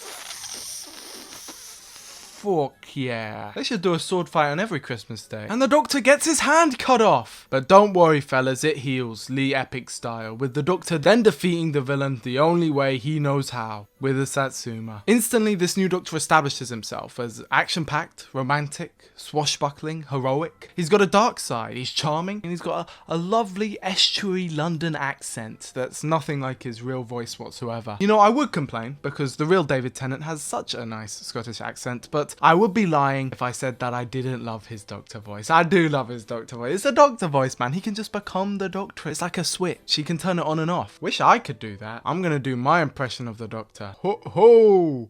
Hello, everyone. I'm the Doctor. Does it work, guys? And I think it's safe to say that at this point, David Tennant had pretty much won everyone over. Basically, instantly. In fandom, there is a certain phase that everyone goes through of dunking on good old DT, saying he's the least favourite Doctor, and he's super overrated, and, you know, every fan goes through it at some point. But then there's the next stage, you know, the next stage that you come out of after the fandom, where you look back at it all, you look back at your past self, you've grown, and you're like, he's really good though, isn't he? David Tennant is a tremendous Doctor Who and would rise to great heights. But we can talk about that right now. Let's dive into Series 2. Series 2 was bigger and better, building off the relationship between the Doctor and Rose, and basically all of the story and character arcs from its year before, with the extra added bonus of Torchwood. With that said though, it is personally my belief that this series, it just isn't quite as good. So with that said, let's talk about the case in point, New Earth. Very impressive story visually, very well directed, a lot of great comedy bits, but immediately what you will notice is that there is a lack of that same depth that the first series had. Not trying to diss on David Tennant whatsoever, I think he's brilliant, but in my opinion his relationship with Billie Piper is a lot less turbulent, just a lot more traditional, and I feel like that takes away a lot of the drama, at least for me. Now, you know, it's all just my opinion. That being said, of course, I am not the intended audience for this. Every time these episodes devolve into the Doctor and Rose staring at each other like lovesick puppies, which all of them do, I must confess I just find myself rolling my eyes. Not even necessarily because I dislike it, at least not in principle, but instead because I feel like the character of Rose really suffers for it. I am not a Doctor Who romance hater. There is a certain subset of fans who just despise the idea of the Doctor getting with anyone, and usually cite the age gap as the prime example and yada yada yada, whatever you want to say, man. But my personal policy is that if it's done well, then it's done well. I'm not going to complain. I think the problem is for me is that it's kind of not really done well that often. I think it's just a little bit too soapy. The Ninth Doctor and Rose's dynamic had layers, man, you know. There was a deep and meaningful relationship that went a bit beyond I think he's hot, I think she's hot. With the transition to Series 2, Rose, who had been such a clever and complicated character, who was a really strong role model to all the kids out there, at least I thought, felt like she just got really demoted, you know. She does get her moments to shine, but she really feels like a diluted version of that original character. Maybe I'm just a hater. But with all that said, that is my main problem with New Earth, which features the return of Cassandra and the far future aesthetiques, which is basically just an excuse to reuse the sets. Face of Bo is in it, then he leaves. Let's just move on to the next episode. Oh wait, before that, I should probably explain that before each of these episodes released, they now made webisodes, which you could find on 2006 internet, which, as you can imagine, these are rare nowadays. Which takes us on to Tooth and Claw. Zoink Scoop, there's a werewolf a boot. This episode is much better than New Earth and features the introduction of Torchwood, made by Queen Victoria after the events of this episode. David Tennant gets to do his regular Scottish voice, they meet the Queen. It's just all around a pretty fun adventure. I said before that Series 2 doesn't have the same depth, and if you pardon my pretentiousness, as Series 1 in my opinion. But that isn't exactly true. There are still great lines here, some nice zingers, you know what I mean? Everything Dies is a personal favourite of mine. Perhaps I treated Series 2 too harshly. But anyway, the series continues with School Reunion, a monumental episode for finally confirming that the two series, this and the original, all take place within the same continuity. Technically, we would have to wait until next season for full official confirmation that the entirety of the classic series takes place in the same timeline as a revival, with the Diary of Impossible Things most notably confirming Paul McGann as the 8th Doctor, although Rusty Davies would adamantly proclaim that that Doctor was not his. But this story also does this by bringing back an old friend from the past. Sarah Jane Smith makes her reappearance in the show, and with K9 too. As you can imagine, this is absolutely marvellous. Although I would be lying if the melodrama and angst of the Doctor and Rose didn't slightly, you know, get in the way. Why not? I don't age. I regenerate. The humans decay. You wither and you die. Imagine watching that happen to someone you... What, Doctor? It is still a joy to behold though, with both parties investigating strange goings on at a school ran by Krilliteens, the leader of which being played by Anthony Head. They are shapeshifters who want to crack the code of the universe, the Scasis paradigm, and they want to use school chips to do it. It is a brilliant story, I cannot deny, and ends with K9 tragically sacrificing himself. It's all very sad, but luckily the Doctor gives Sarah one last surprise. K9 Mark III. Woohoo! And Mickey tags along in the TARDIS as well. The Girl in the Fireplace is next up. That's a great story. Stephen the Kid Moffat is back at it yet again. Students of the game putting everyone to shame. Another tour de force, this time featuring Madame de Pompadour and a revolving fireplace that the Doctor uses to travel through time. The villains this time are the Clockwork Robots, which are just a tremendous design, and it ends with the Doctor getting all sad and mopey because Madame de Pompadour died and he forgot that he's meant to be in love with Rose. And after that is Rise of the Cybermen and the Age of Steel. Holy crap, what awesome titles, holy shit. I'm not the only one who thinks that sounds cool as fuck. The TARDIS lands on the alternate world, a parallel universe, where there are blimps in the sky and Rose's dad is alive. In this alternate world, things are pretty shit, and John Lumick, who is basically Cyber Davros, is attempting to upgrade, wink, humanity by turning them into Cybermen. Dun dun dun. The Cybermen are back, guys. Now, this would be the cause for celebration. Doctor Who's second biggest arch nemesis being back, but why do they have to look like that, man? Look, I'm sorry, man. I hate to be a hater, but what the fuck is that? I remember.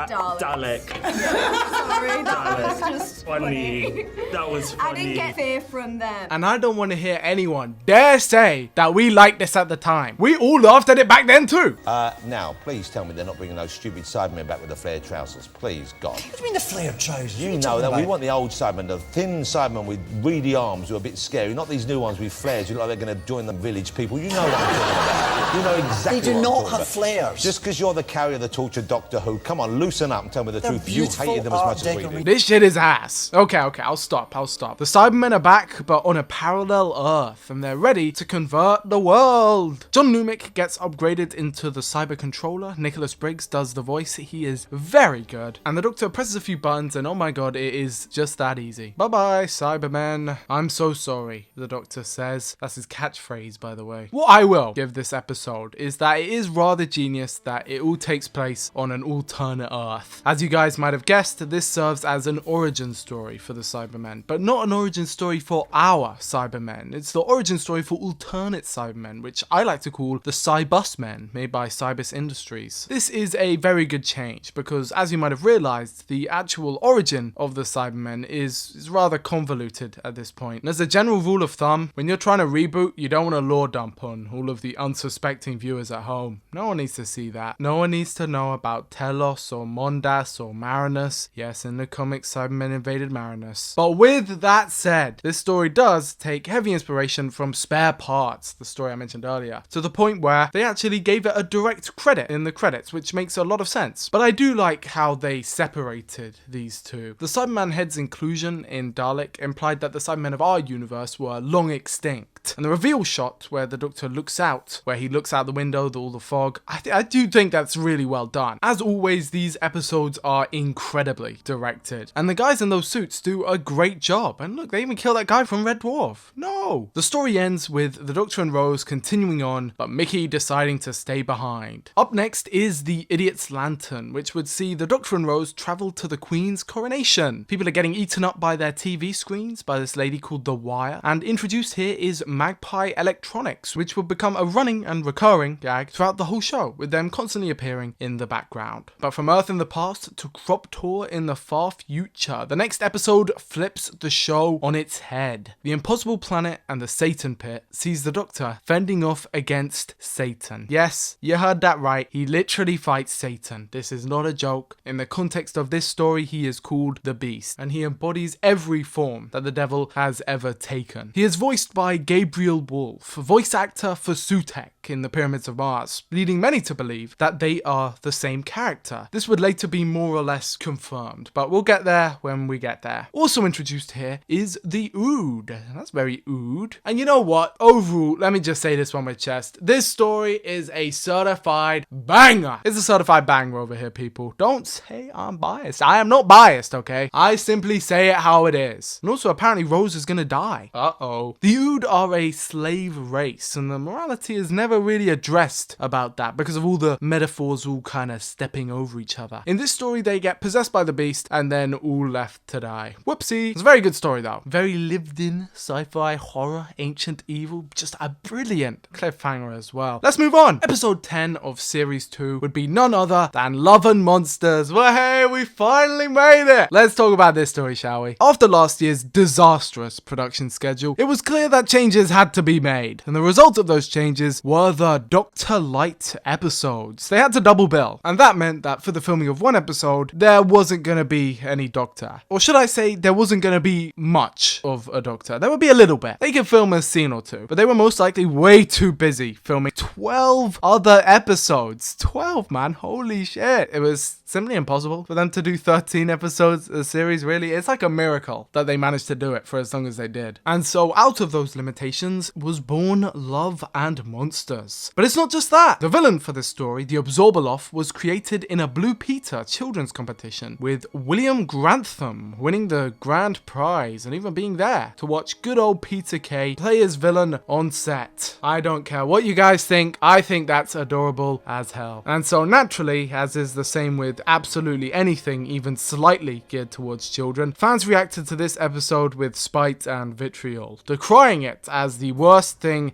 ever to ever grace screens ever, even though if we're being real here, it's not even in bottom 5 of this series. The story follows Elton, or more specifically Elton's video blog, as he joins a Doctor Who fan group called Linda. They have fun, they sing songs, play games, and then one day everything changes when the big leagues arrive. Victor Kennedy takes control and slowly picks off the group one by one. Now, this story is by no means a masterpiece, and the weird fisheye lens thing that they do, I mean, I'm personally not a fan, but the core of it I do think is pretty good. At least I think, you know, but what is my opinion worth? I love how older events of the series are recontextualized and seen from an outsider's point of view. It really makes the whole world feel real and grounded, but the actual story of Linda, the fan group taken over by a certain breed of fanboy who stops it from being fun and actually ends up hating Doctor Who instead of liking it, well, I just think it's too accurate to life. You hear about these people, they come from all around England to meet up, have a laugh just because they like that program off the telly, and then you get the gatekeepers, the lore experts, the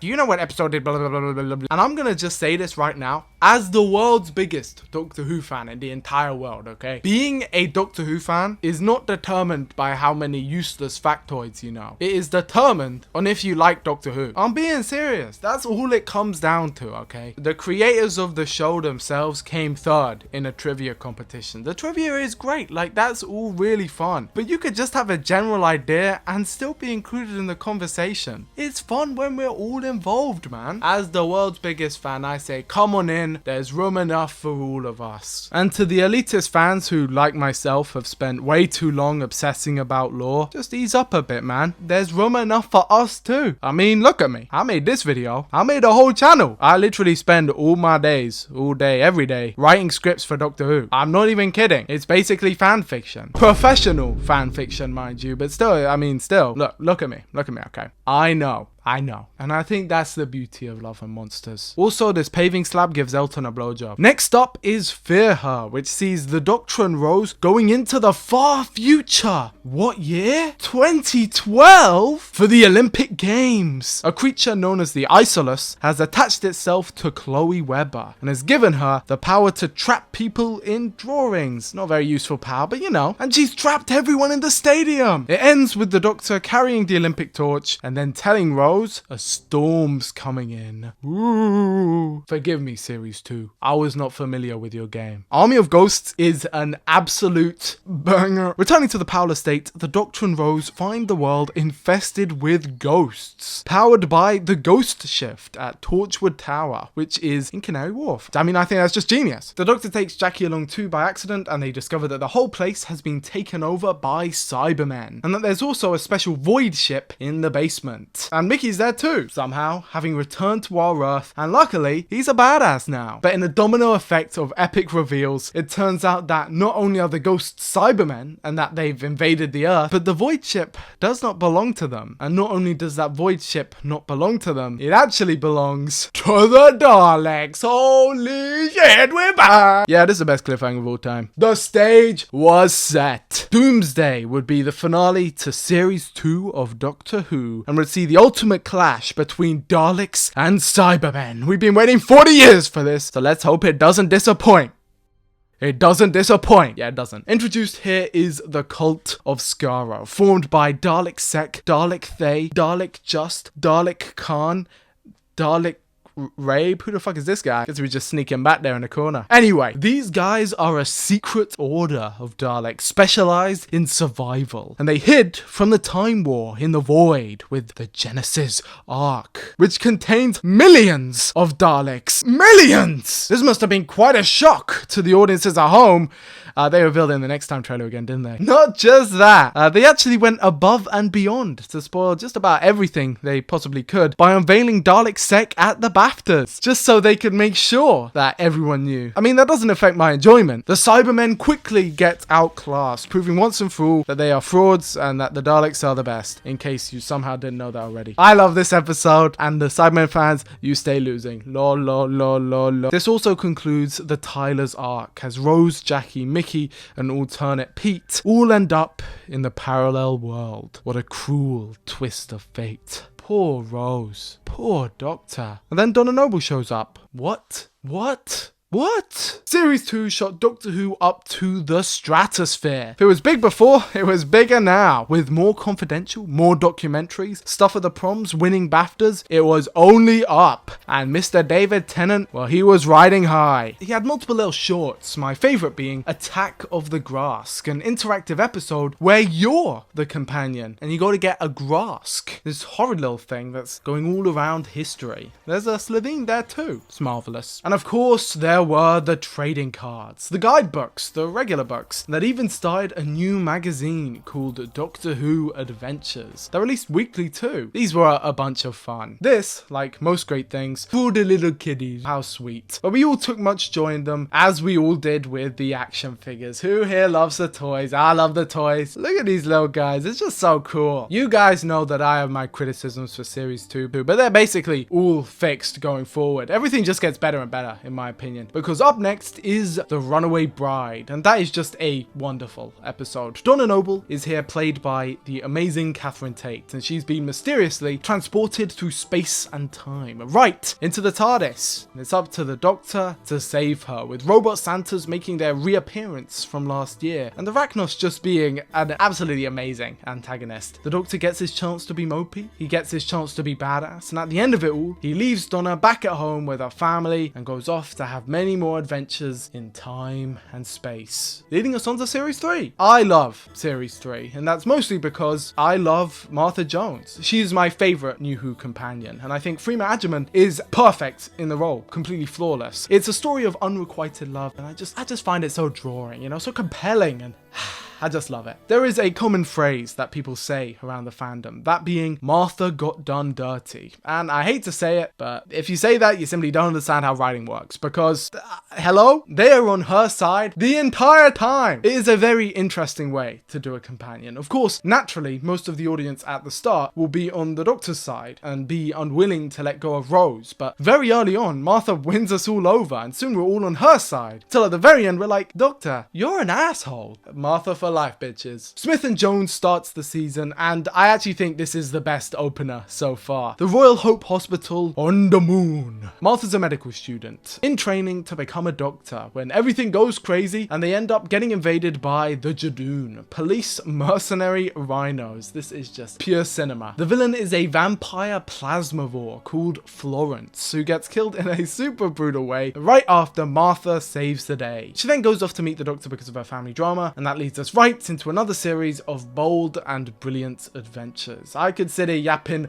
all day about Martha and the complexities of her character, what she meant for the show, what she means to me, and for all of the companions going forward, how she totally reinvented everything, how her family dynamic is so relatable and real and all the intricacies of it. But instead, to save time, I will instead go into speedrun mode. Throughout the season, there are references to an enigmatic Mr. Saxon, with his posters ending up on the wall and a soldier in a tank mentioning him before shooting at the Rachnos. This ties into the series arc, which continues with the Shakespeare Code. We go back in time and meet Shakespeare and the Carrionites. These are witches who use the power of words. They're from the Dark Times, like vampires in the original show, and the Rachnos as well. The Doctor defeats them with Harry Potter quotes, which is funny because David Tennant is in Harry Potter, and John Lumick is as well. Up next is Gridlock, which concludes the Year 5 Billion trilogy of End of the World, New Earth, and this one, Gridlock, with the Doctor returning to New York, which this time has become infested with drugs. It also turns out there's a big ass traffic jam because everyone in the city was secretly killed by drugs. Underneath the city there's a bunch of Macra from the Doctor Who episode, the Macra Terror, but I don't know what Macra are because I don't think they exist, so let's just move on. The face of Bo dies, but he tells the Doctor that he is not alone. This forces the Doctor to spill the beans to Martha and tell her that he is the last of the Time Lords, that they all died. Aww. Why? Martha asks, and she finds out in the next story, Daleks in Manhattan, which features Daleks in Manhattan. The Call of Skaro are back after using emergency temporal shift, and they're in Manhattan, if you couldn't guess. They want to create Dalek-human hybrids, except they don't really, so they do, but they don't want to. So this guy, Dalek-Sec hybrid, they make him, and then they instantly kill him, and then they die, and Andrew Garfield's in it. But Dalek Khan escapes. No! God dang it. After that is the Lazarus experiment, which features the kid Mark Gatiss in all his glory. This is what he looks like without the makeup. But basically, he tries to make technology that de-ages you, but it turned him into a monster. And basically, he just ripped off Quatermass. Good job, Mark. What a story, Mark. Next up is 42, which is an episode in real time. And skip. Human Nature and the Family of Blood is a very cool story based on the VNA of the same name, written by the same writer. This time, there are a bunch of new things added though, like the Chameleon Arch, which the Doctor uses to become human. He also goes absolutely ham at the end, imprisoning each member of the Family of Blood in a different prison, fulfilling their wish for immortality, but in a monkey's paw kind of way, where they're all better off just dying, to be honest. Very cool episode. Good job. Blink. No one cares about this one. Which takes us on to the finale. Speedrun mode, disengage. Let's rewind a little bit, because in that speed round I skipped over a few things. Series 2 of Doctor Who had been very successful. So successful, in fact, that Rusty Davies and crew wanted to branch out into other ventures. They made spin-offs, 2 of them to be exact, one for adults and one for kids, with Doctor Who being the show for both. These shows would be called Torchwood and the Sarah Jane Adventures. I've made multiple videos where I've gone over the plots for both, but fuck it, may as well do them again. Let's do this. Run it back. The Sarah Jane Adventures was a children's show released on CBBC that followed Sarah Jane Smith, K9, and her computer Mr. Smith in their daring adventures battling aliens across London. The main rule of the show would be that every episode must remain on Earth, but occasionally throughout the 4-season run it would break those rules for special occasions. Wink. The main premise of the show sees Sarah Jane becoming an adopted mother to Luke Smith, who is a genetically engineered boy genius created by these aliens called the Bane. He goes to school and meets these kids Maria and Clyde. They fight aliens like the Slitheen, the Kudlak, the Gorgon, until eventually Maria leaves and is replaced with Rani. It's a fun show for kids, and if you're in the age demographic, I would highly recommend watching it. I'll talk more later about relevant episodes when the topic comes up. Torchwood, on the other hand, was a show for more mature adults that is so edgy to the point where it's kind of just no longer appealing. And then it keeps going to the point where it's kind of not unappealing anymore. And then it keeps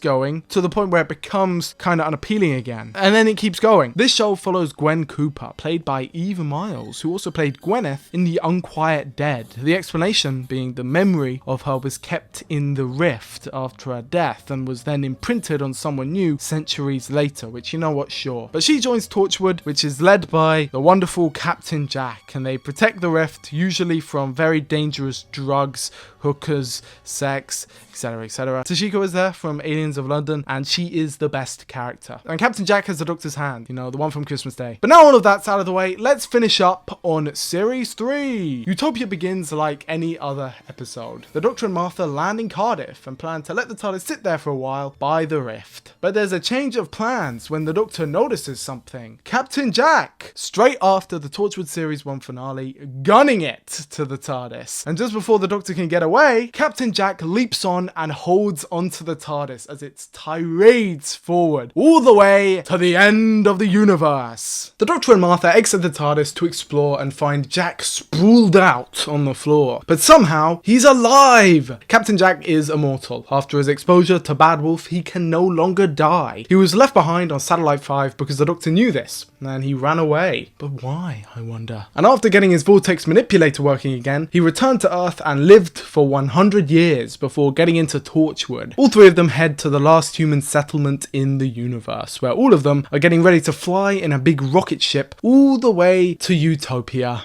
Aww. This mission is led by Professor Yana, but something's off with him. As the future kind, evil mutated versions of humans infiltrate their way into the base, Martha uncovers Professor Yana's deadly secret. A fob watch, just like the Doctor's. Professor Yana is a Time Lord, and with Martha having revealed the watch to him, he can hear it calling. And he opens it. You are not alone. Professor Yana is the Master, played by Derek Jacobi again, and he's shot and killed. That was fast. But forcing his way into the TARDIS, he is able to regenerate into John Sim and leave the Doctor stranded at the edge of existence as he runs around in the TARDIS, full reign to do whatever he wants. Except he doesn't, as the Doctor in the last few minutes used the sonic screwdriver to limit his destinations in time between the end of the universe and the last place he travelled to, present day Earth. He then uses Captain Jack's vortex manipulator to escape, and that takes us directly into the next episode, The Sound of Drums. Dun-dun-dun, dun-dun-dun, dun-dun-dun. The Master is the Prime Minister, and he set the Doctor, Jones and Jack on the run. He's also killed all the politicians and told the world that aliens will be making contact. Aliens called the Toclophane. What? But here's where I drop some hot lore on you folks, because the only reason the Master is able to become Prime Minister in the first place is because the 10th Doctor got Harriet Jones kicked out, meaning that if he didn't do all that, the world would still be fine, which means it's all technically the Doctor's fault. And I don't know if you guys have been paying attention, but the only reason the 10th Doctor made that "don't you think she looks tired" comment is because it's a direct riff on what happened in real life with Christopher Eccleston. It's literal in-show karma for the actions of the showrunner. But anyway, things are not looking good as the Toclophane enter the world with the help of the Paradox Machine, and they murder 1/10 of the population. Captain Jack is imprisoned. The Doctor is aged ridiculously with the Master's laser screwdriver, thanks to Lazarus's technology, you know, from a few episodes ago. And Martha is sent to travel the Earth alone for a whole year. And this is where I think Martha truly seals herself as the best companion. Last of the Time Lords concludes the series with a year time jump that sees Martha having travelled the world and assembled the key to defeat the Master. She meets Tom Milligan, played by Lucifer, and they get together, and after la-di-da having a little bit of fun, she finds her way back to the Valiant, which is where the Master has made his new base. It's like the Avengers helicarrier. When she's up there, she uses the Archangel Network, the Master's satellites that he used to create a telepathic field around the planet, to power up the Doctor's spirit bomb, turning him Super Saiyan and having him beat the Master through the power of magic. Then everything gets undone, Toclophane say bye-bye, and everything gets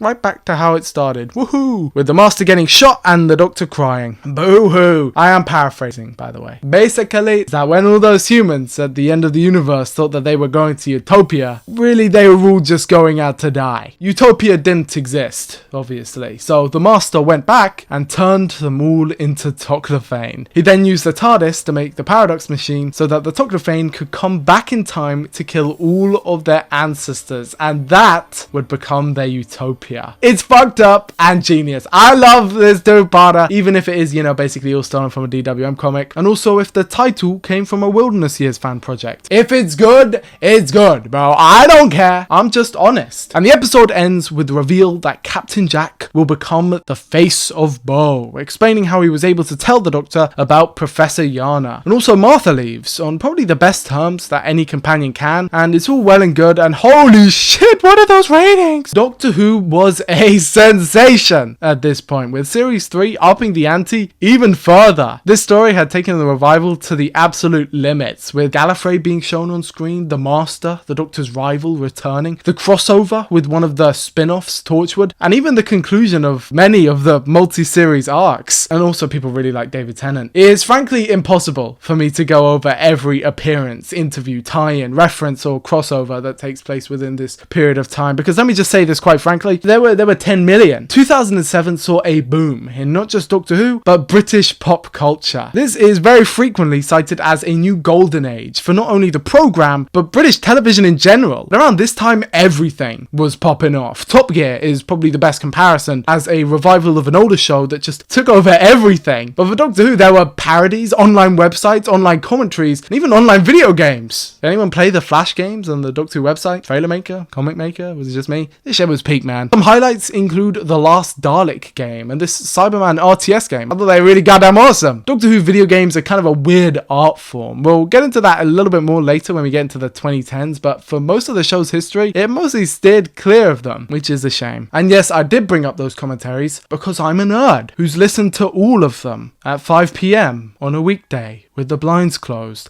How many hours in are we? Yeah, as much as I would like to say this is a joke, it's not. I have listened to every commentary track multiple times. But the point is, I can't begin to even list everything that was coming out at this point, so I wouldn't even bloody bother. Let's just move on to the Christmas special. 2007 Doctor Who Voyage of the Damned. Didn't do half bad. Oh my goodness! So yeah, Doctor Who was pretty successful. This would serve as the pinnacle of the revival, as Doctor Who officially crossed into the mainstream with famous pop star Kylie Minogue, who I didn't know existed outside of Doctor Who, but she was apparently very famous. I don't know because I fill my head with Doctor Who commentaries. And she was hanging out with David Tennant on Christmas Day. I mean, it's basically impossible to fail, really. Children in Need did a little short in between Series 3 and Voyage of the Damned, and so, written by Stephen Moffat, Time Crash was made, a multi-Doctor story in which the 10th Doctor meets the 5th Doctor, and it's absolutely lovely and marvellous, and would you look at the time? Series 4!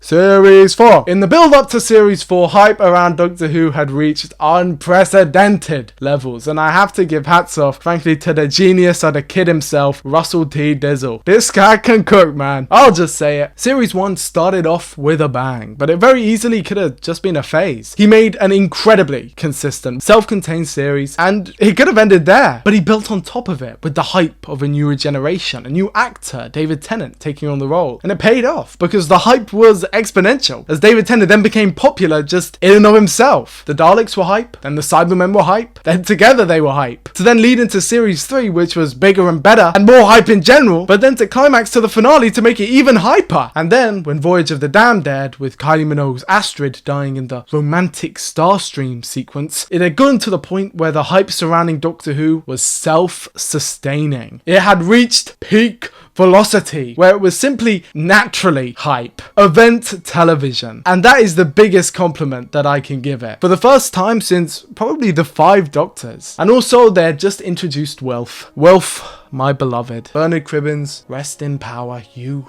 legend. Series 4 begins with Partners in Crime, a reintroduction to Donna Noble, and a hilarious romp that sets the scene for what's to come. David Tennant and Catherine Tate's chemistry is electric, with them very frequently being labelled as one of the best revival pairings of the show. The dynamic is no longer romantic, instead shifting to best friends, and Donna brings a maturity and honesty that the previous companions sort of lacked in a way. That being said, Martha is still the best. I will die on this hill, okay? Martha, get behind behind me. Partners in Crime sees both the Doctor and Donna each investigating adipose industries, just barely missing out on each other while they uncover the alien secrets from within, eventually culminating in the iconic exchange that simply just has to be seen to be believed. Go and check this one out for yourself, folks. The story concludes with the adipose going home, Wilf, Donna's granddad, who had to be hastily put in after the actor who plays Donna's dad sadly passed away, of course missing the whole thing. Quickly established is the Lost Planets arc, probably the weakest of Rusty Davies' story arcs. A lot of the planets are missing. There's this thing called the Darkness that ties into the finale, and oh look, there's Rose. Donna goes off in space and time with the Doctor, and it's time for another series of adventures in the TARDIS. Wahey! The next episode is called The Fires of Pompeii and features a certain Karen Gillan and Peter Capaldi, great actors who I wish were in Doctor Who more, but at least they got a chance to shine.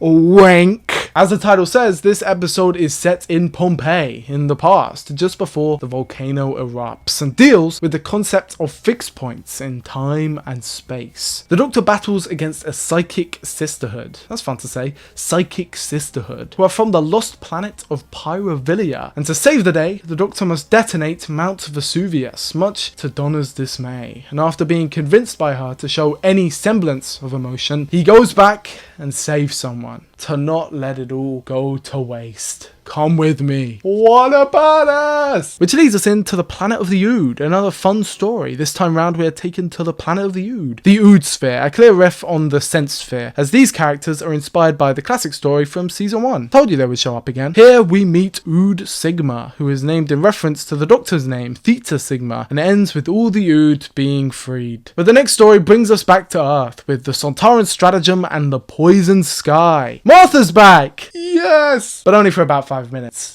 In a baffling series of decisions, the Sontarans make their return to the show in an uncharacteristically clumsy story that practically directly rips off Army of Ghosts, but with a far inferior premise and antagonist. Let's go over the pros. Atmos being set up throughout the past episodes was a very nice touch, as is the reappearance of the Valiant, which adds to its later appearance in the finale of the series. In fact, that is the only reason why it's here, which is a good enough reason for me. Also positive is David Tennant's performance as the Doctor. He is on fire here, and some of my favourite moments with his Doctor are actually in this episode. Similarly, Catherine Tate is great, as is the Queen, Freema Agyeman, but I think that is where the problem starts. The once mighty Sontarans who were able to conquer Gallifrey and were noticeably quite lanky are now replaced with comedic short nobodies who try to invade planets with cowardly tactics and get easily dispatched with haste. Yes, the Doctor gets an awesome moment, but it is at the expense of a new and supposedly big villain. The Sontarans are a big deal, and their return in the eyes of many a New Who fan set them up for failure. They would be treated as comic relief for the next 13 years, as their appearance in this episode is boring and unimposing. Similarly, Unit are also as uncharismatic as before, with Colonel Mace being a fun enough character, but the organisation as a whole seeming cold and dark and frankly villainous. Martha Jones is back, which is a brilliant and wonderful decision on paper, but she is quickly sidelined and replaced with a villainous counterpart to herself, which makes the character look weak and stupid. When this is a character who I happen to love, this feels like an eye roll and out of character moment. When Martha first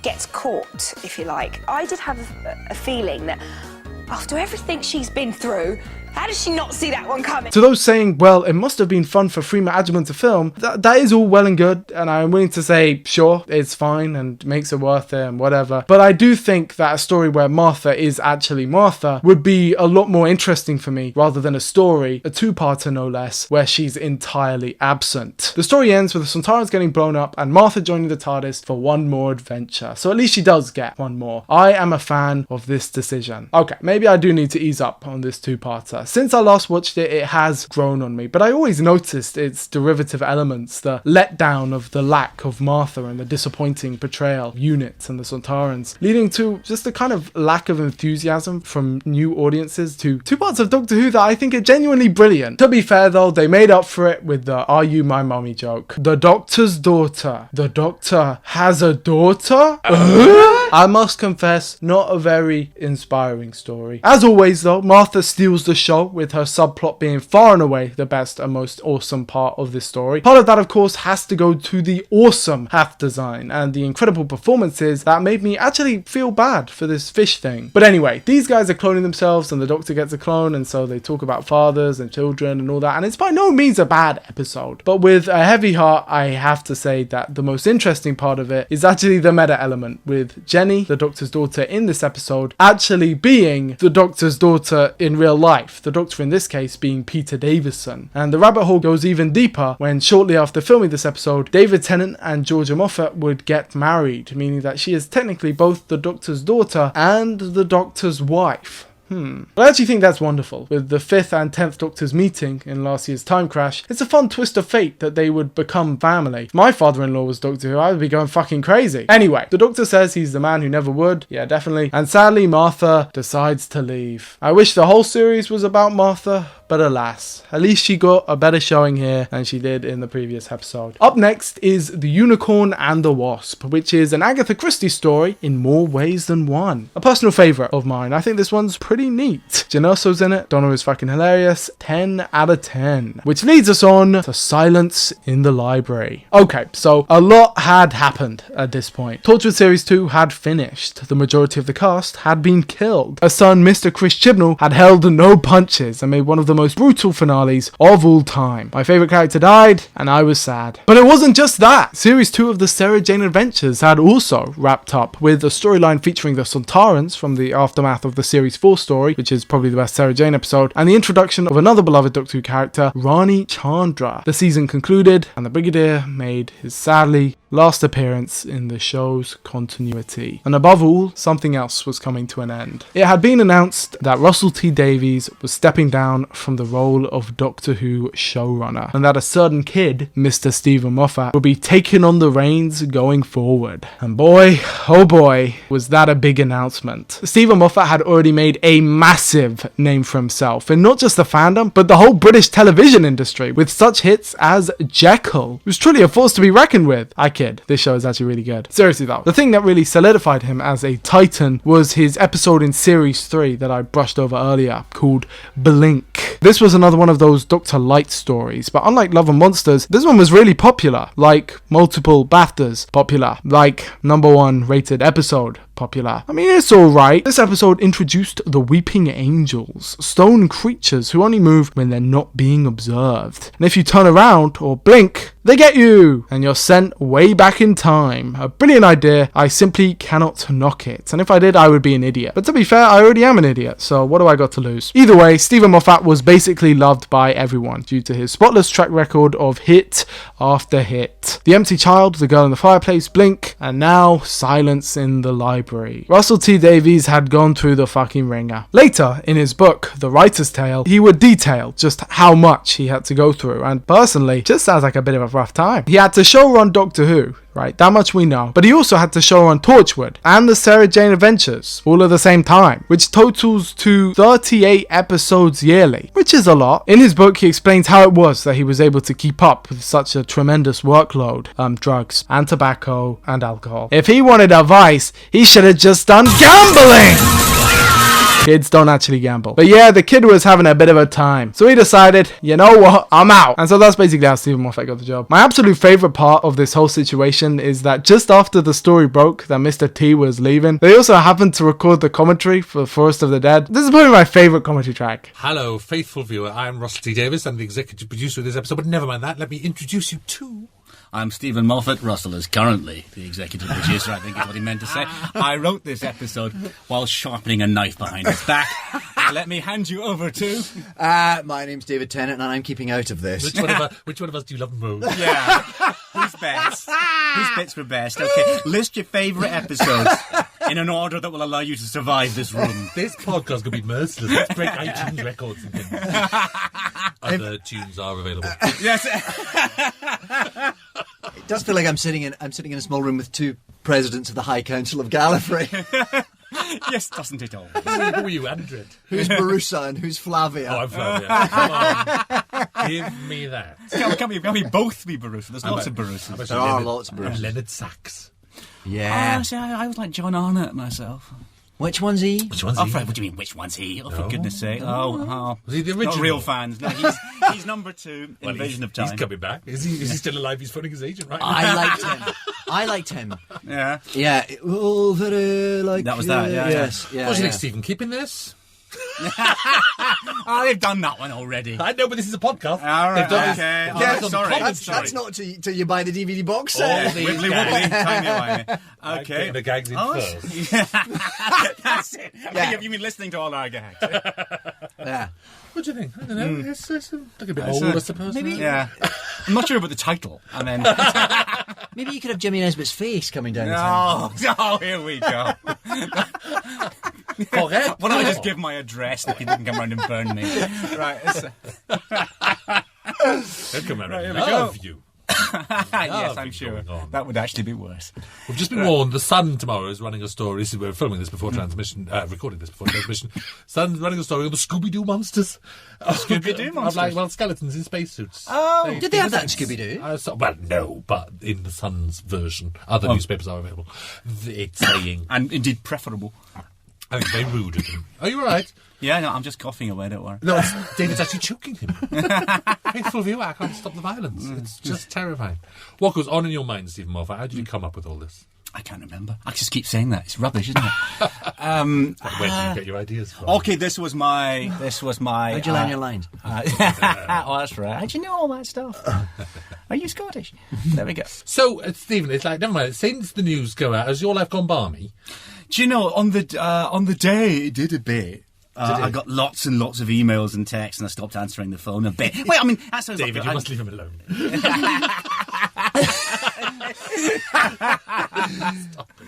I just emailed my CV over. Oh, was that yours? Yeah. No, it wasn't that bad. It was slightly strange. I did sort of think, no, I've not become mayor, you know. If only. Yeah, but then I got an email at the end of the day from you saying, "Has your life gone mad?" I've had 2 emails and 2 texts. That was it. No, that was it. The transfer. And I walked into BBC World the next day, and the security guard goes, "Oh, see you then." Sitting there going, I'm here in a year's time. I should do a tier list of those, by the way. My dumbass, the only person I know I'm the only person in the whole world to get excited, genuinely excited, when I realized that online on the old Doctor Who website from 2008, you can access extra commentary tracks that weren't on the DVDs. Exclusive podcasts that meant that I had even more commentary tracks to listen to. I know I'm the only person in the whole world that has happened to. No one else would get excited over that. That is a whole other level of nerd, and I wear the badge proudly. Yeah, I listen to all the Doctor Who commentary tracks. What about it? But anyway, this episode is a banger. Introduced here is River Song, an archaeologist who is the Doctor's wife. From the future. It is implied that each one of them experiences the relationship in reverse, so that the first time the Doctor meets River Song would be the last time River Song meets the Doctor, and vice versa. I will later explain this timeline in detail, so don't worry about it. I'll explain later. Also introduced here is the Vashta Narada, another villain with another great name. Love this one. And finally, introduced is Stephen Moffat's obsession with virtual afterlives. After this episode, he has made another 3 that I've counted. And the last one was literally a few months ago. So it's a great idea. What can I say? Before we move on to the next section, I should probably admit that I am like a mega massive Stephen Moffat fan, you know, just so everything, you know, all the cards are on the table. I could literally listen to this guy yap and yammer on all day. Same with Rusty Davies and Chris Chibnall. Actually, I just love these guys. So I am slightly biased, but I don't even need to be, because they're already too sick. They don't need me bigging them up. This episode stands on its own, as does its equally good follow-up, Forest of the Dead, which sees River Song's death. Oh no! But don't worry, folks, she's not actually dead, and in an epic sequence, her consciousness is saved on the library's hard drive. Aww. Next up is Midnight, which is another double-billed episode, and supposedly a cheap one. No, it's not. Despite what some people might have you believe, including the person who forgot to key out the green screen, there is no such thing as a cheap episode of Doctor Who. Outside of the late 80s, this shit was always expensive, relative to the time, of course. And I think if you asked the creatives of season 26 if they were stretching the budget, I think you would still get an avalanche of a response explaining how they magically made it work. I mean, think about this, right? They made a story like The Curse of Fenric when they couldn't even afford the fucking TARDIS set. And yeah, in the revival, there is straight up just no way to make a cheap episode. Midnight is deceptive because it all takes place in one room, but people forget that an episode that takes place in only one room has to take place in a really detailed room. But anyway, this episode is great. On the planet Midnight, there is a creature that should not exist. And in this psychological horror, people get possessed by a creature that repeats everything it hears. Then it dies, the end. This is a companion-like episode, meaning that while Donna technically does appear, she is barely in it, and the Doctor is put up against the wall. As random strangers, one of whom played by Merlin and another by David Troughton, simply do not believe him. The Doctor's main weapon, that being his overconfidence and ability to get people to believe him, is turned against him as he is voted out by witch trial until this kind dear lady sacrifices herself to kill Sky, in this beautiful scary commentary about the signs of the times. And how did the fans respond? As also, they weren't sisters, they were married. Russell T Davis, do you have a gay agenda? By talking about the gay agenda, of course. Is that seriously the only thing you want to talk about when it comes to this episode? Isn't there like anything? You know, anything more interesting? I feel like I'm losing my mind here, people. Some things never change. But why was Donna not featured in this episode, I hear you ask? Well, that is because she is the main protagonist of the next episode. Turn Left. One of my favorites of the whole revival. Exquisite. Donna is tricked by one of the Tricksters Brigade. Don't worry, we'll get into that. And has had her past altered, transporting her to a parallel world where everything has gone wrong. The Doctor dies because she isn't there to save him, and after that, everything goes tits up. I love the implication that the Doctor actually would have died. There wasn't someone there to stop him. It's horrifically morbid, and it really sets the tone, as does the impeccable soundtrack from Murray Gold. Oh my god, it is stunning in this episode. Rose Tyler keeps popping up, this time kind of like the Flash, using force speed to teleport around the timeline to help Donna out, when the Titanic from Voyage of the Damned crashes into London and kills everyone. This fucking sucks, but I'm sure it can't get any worse.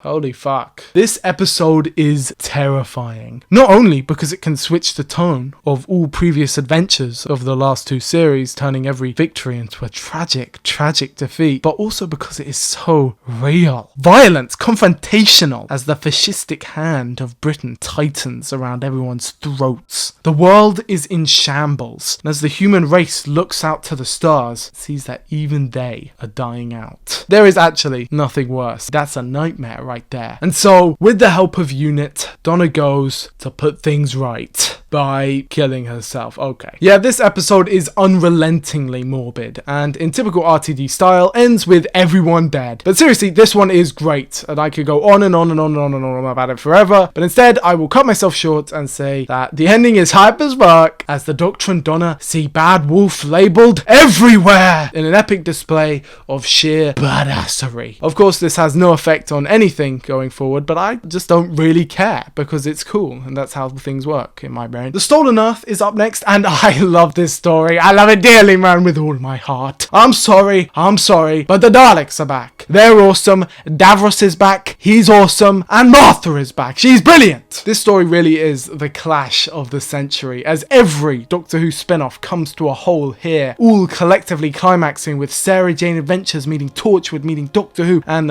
Tush is not here to even see it. Mr. T, you are a cruel mistress. But yeah, Davros is back, and he wants to destroy every single universe ever, which is pretty high stakes. And he wants to do this with the reality bomb, which is awesome. And Davros is awesome. And did I mention Davros is awesome? I know it's cliche, but my favorite moment has to be when Davros recognizes Sarah. It is so good, and there is so much history. It's handled with so much tact and respect, while also trying something new and just being exciting as fuck. This is amazing. This part one ended on a cliffhanger where David Tennant got shot and regenerated, and it ended up on the news like he actually got shot. They had bets on. This cliffhanger was the hypest shit of all time, and I can never forget that. This episode is one of my favorites, and I love it lots. Thank you to everyone involved. You made us all very, very happy. And also, there's a second Doctor now. They call him the Meta Crisis Doctor, as Donna combines with the Doctor's hand from the Christmas Day to make a new Doctor, all of his own. But also, it makes her the Doctor, and with all three of them, they can easily totally destroy the Dalek fleet who collected all those lost planets from earlier. I love the Dalek Invasion of Earth reference, by the way. It is a deep cut and I love it. Now, I still don't really know what the darkness is, or how if Davros's reality bomb supposedly blew up every reality, how every reality isn't dying, but I don't really care. Every character we know and love is here and they all get a moment to shine. Even K9, who helps pull the planet home in a wonderful sequence, scored by Murray Gold, with Bernard Cribbins doing a little header and everyone breaking the fourth wall and smiling. It's just beautiful. And it ends with everyone going home happy. Except for Donna, she goes home sad. After the Doctor leaves Rose with the medic crisis doctor and they kiss and all that lovey-dovey schmovey nice stuff, Donna sadly busts a fuse, and so the Doctor has to wipe her memory in another tragic scene to wrap everything up, because we just can't have nice things, can we? But it is beautiful. I love this episode and I can't even pretend for a single second that any of it should change. It's perfect, man. Russell T Davies, get behind me. I'll protect you, man. I'll protect you from these haters. But anyway, series 4 was a massive success. As I said, now the series was in a position where the success was kind of self-sustaining, and the massive hit of Voyage of the Damned followed up by the world-class double act of Tennant and Tate. This show was literally on top of the world, but after that they realized it was time to go, and after briefly pondering of staying on for Stephen Moffat's series 5, David Tennant announced his exit from the show. When Doctor Who returns in 2010, it won't be with me. No, don't make me cry. The 2009 shows will be my last playing the Doctor. I love this part, and I love this show so much. And if I don't take a deep breath and move on now, I never will, and you'll be wheeling me out of the TARDIS in my bath chair. He'd do a year of specials, and then he was off! Which leads us to the Christmas special, a personal favourite of mine and a very nostalgic one too. The Next Doctor, starring David Morrissey. Building off a hype of a new Doctor, Mr. T Dizzle decided to bait the audience, give him a nice little bait and switch, and also have a nice Victorian Christmas story with Cybermen. In this one, they introduce Cyber Shades, who are converted cats and dogs, and the Cyber King, which is a big-ass Cyberman. I love this one. And if you voice your criticisms, I kind of don't really care. Then, in Easter, we have another special with Planet of the Dead, the 200th Doctor Who story of all time, which is why the bus is the number 200. We are taken to the Planet of the Dead through a wormhole, and Unit is there, and Daniel Kaluuya is there. And for the first time ever, Doctor Who is in HD! Well, hey, it's just a fun time. But there is also a prophecy. This random old lady is psychic. Remember, people can be psychic. And she says that he will knock 4 times. Ooh.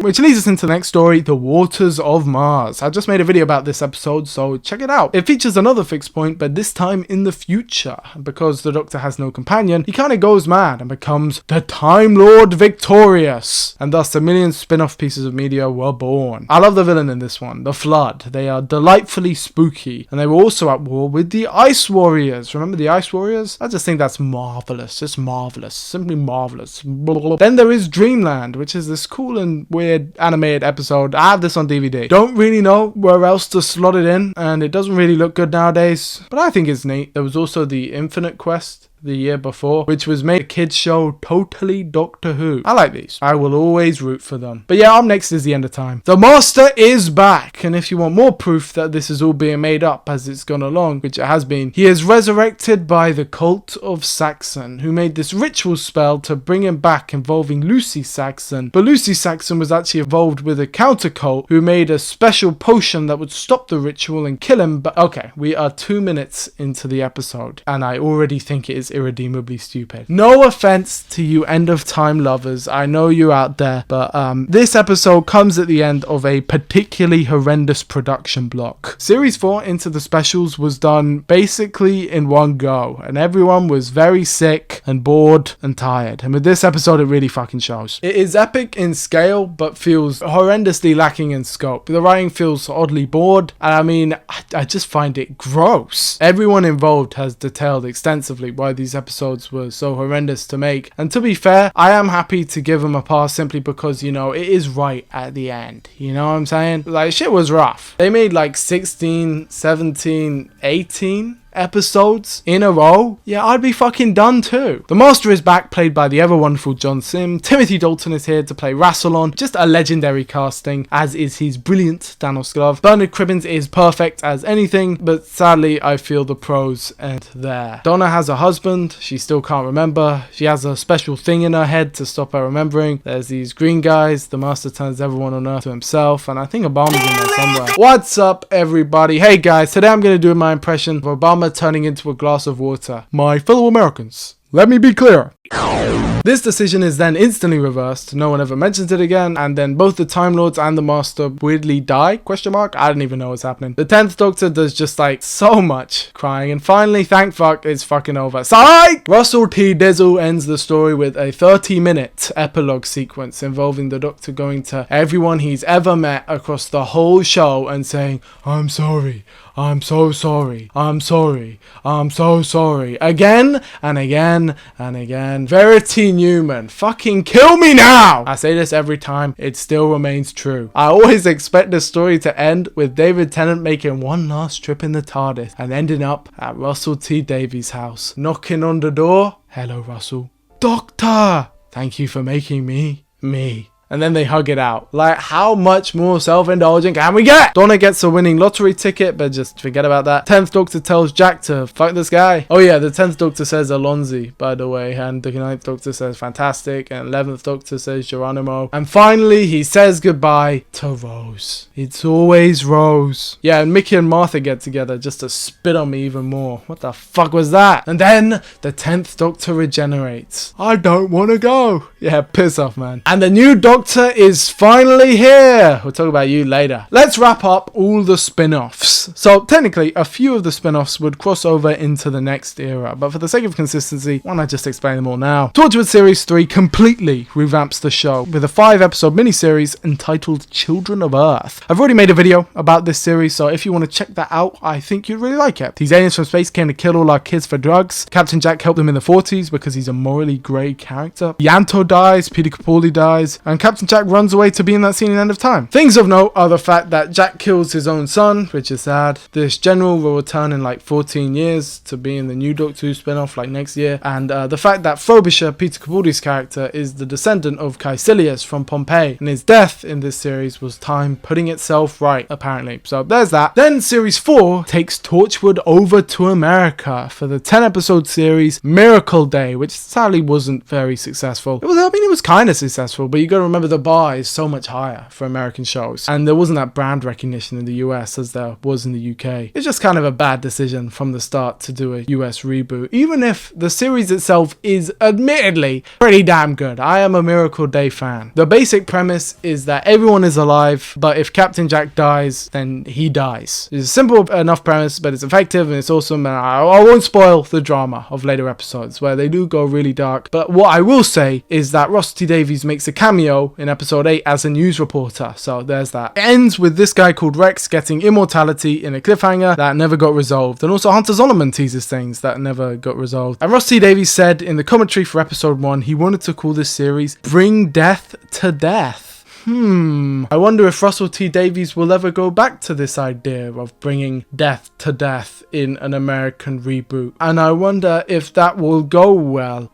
Oh, wink! The Sarah Jane adventures continued on for a few years until the tragic passing of Elizabeth Sladen far before her time. It is unbelievably sad, and it honestly makes me emotional, even just thinking about it. She was only 65 years old. She kept her condition secret from the crew and passed halfway through filming of Series 5. The show's legacy would live on, even if it was never fully able to end as intended. Its biggest villain still lives on, however, in the hearts and minds and nightmares of children and adults alike. The Trickster. This character was introduced in Series 1 and would make an appearance at least once for the first 3 seasons of the show, the third of which being the most important. The Wedding of Sarah Jane, which saw the return of the 10th Doctor making a triumphant appearance to battle against the Trickster itself, a being of pure chaos and destruction, who's basically like the devil making deals and having a creepy face. This story would be the last thing David Tennant filmed as the Doctor, and this scene with him saying goodbye to Sarah being his final line with the character. And after that, it'd be over. David Tennant would never, ever,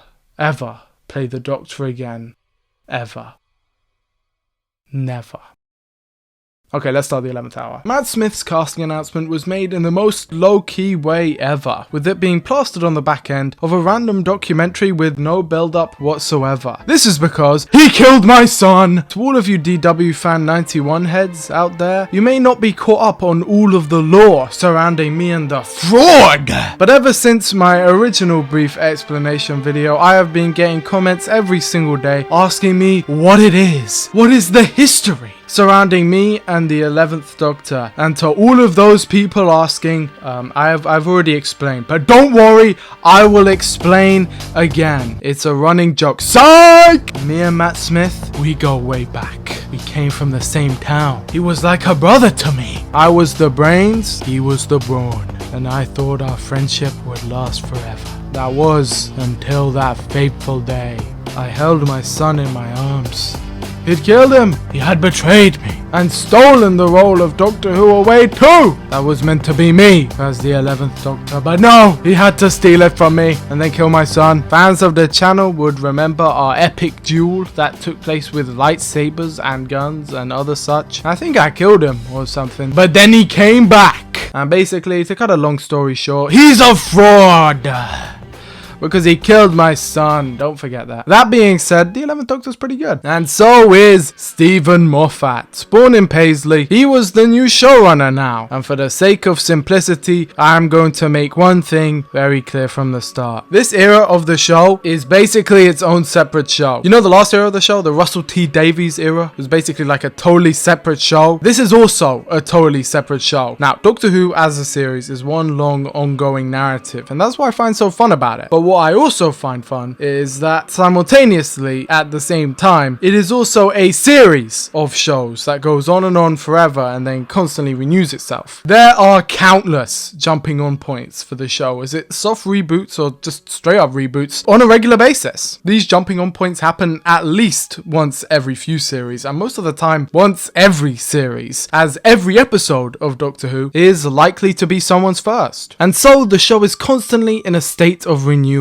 And it has been for a while now. Now, while you could argue that the first and second Doctor eras are mostly connected, even if I could write a whole dissertation on the differences between seasons 2, 3 and 4, and even between 5 and 6, the third Doctor's era is something entirely separate, with the only through line being the Doctor's exile, which was established in the last 5 minutes of the second Doctor's last story. Similarly, despite having a very strong transitionary period, the fourth Doctor's era is, again, something different entirely. 60s and 70s Who are basically entirely separate. Similarly, 82 is a different beast entirely. There is a through line. No one is pretending that there isn't a through line. And the iconography and ethos of the show are a constant, but when I see people comparing series or episodes between eras, unless there's a good reason, of course, what I'm trying to say is that Series 5 is basically the start of a totally new Doctor Who. It's got a new vision, a new visual style. It's not just superficial things that have changed. The whole thing is very different. Now, I will talk about the things that stayed the same later, and also how they were very clever about switching showrunners. But before I do that, let's talk about why things changed. And you know what? Let's talk about Sherlock. Stephen Moffat in 2010 was on top of the world. Not only was he placed in charge of the best show in the entire universe, he was also, just so happened, mostly by accident, managed to create one of the most successful TV shows in British history. Now, I say by accident, Sherlock is brilliant. But what I'm saying is that they probably didn't expect how brilliant it would be and how perfect it was. The timing seriously couldn't have been better. But let's step back. What is Sherlock? And why was it made?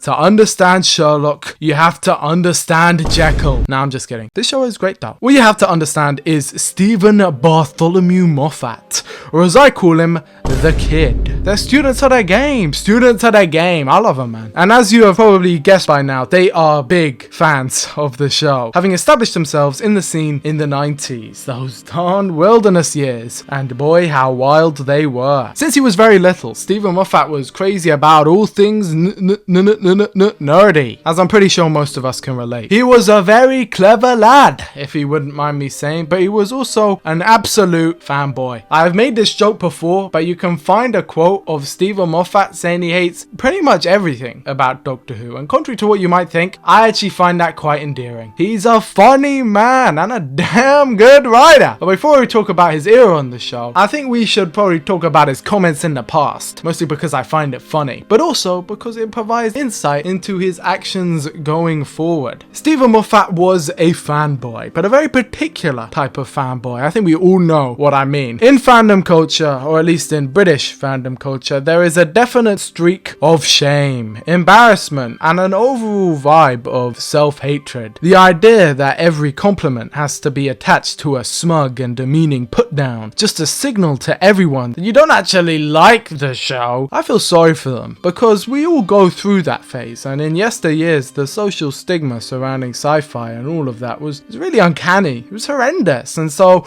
I do understand why so many people felt that way, and I could go fully in depth about why certain people feel that way, bullying, underlying social anxiety, but I'll skip over that because contrary to what you might think, we don't have the time. Look at the time! What I'm trying to say is, we've all been there. The self-hating fan who puts themselves down and all others around them. The fan whose standards for a show aimed at 11-year-olds increased dramatically to the point of unfairness. The fan who, when called out for their blatant favoritism to nostalgic episodes, disregard any childish sense of warmth to throw even their old beloveds under the bus. The fan who only likes 5 episodes of the show, systematically whittling away at every past episode, finding its flaws and then disregarding it as trash, holding only a select few episodes on high and saying the others and all new entries that come in are worthless because they don't compare to the Holy Grail. You know you're talking to this type of fan when they say things like, most of Doctor Who is bad, or over half / over 3/4 of the show is bad, or we as a fandom have to realize that blank is cringe. These things are all wrong, by the way, but you can't really get too mad at them because you know they still care, and I'm willing to give anyone as much time as they need to be a Doctor Who fan out and proud. Wait, are we still talking about Stephen Moffat? Stephen Moffat famously hates the Daleks, the Master,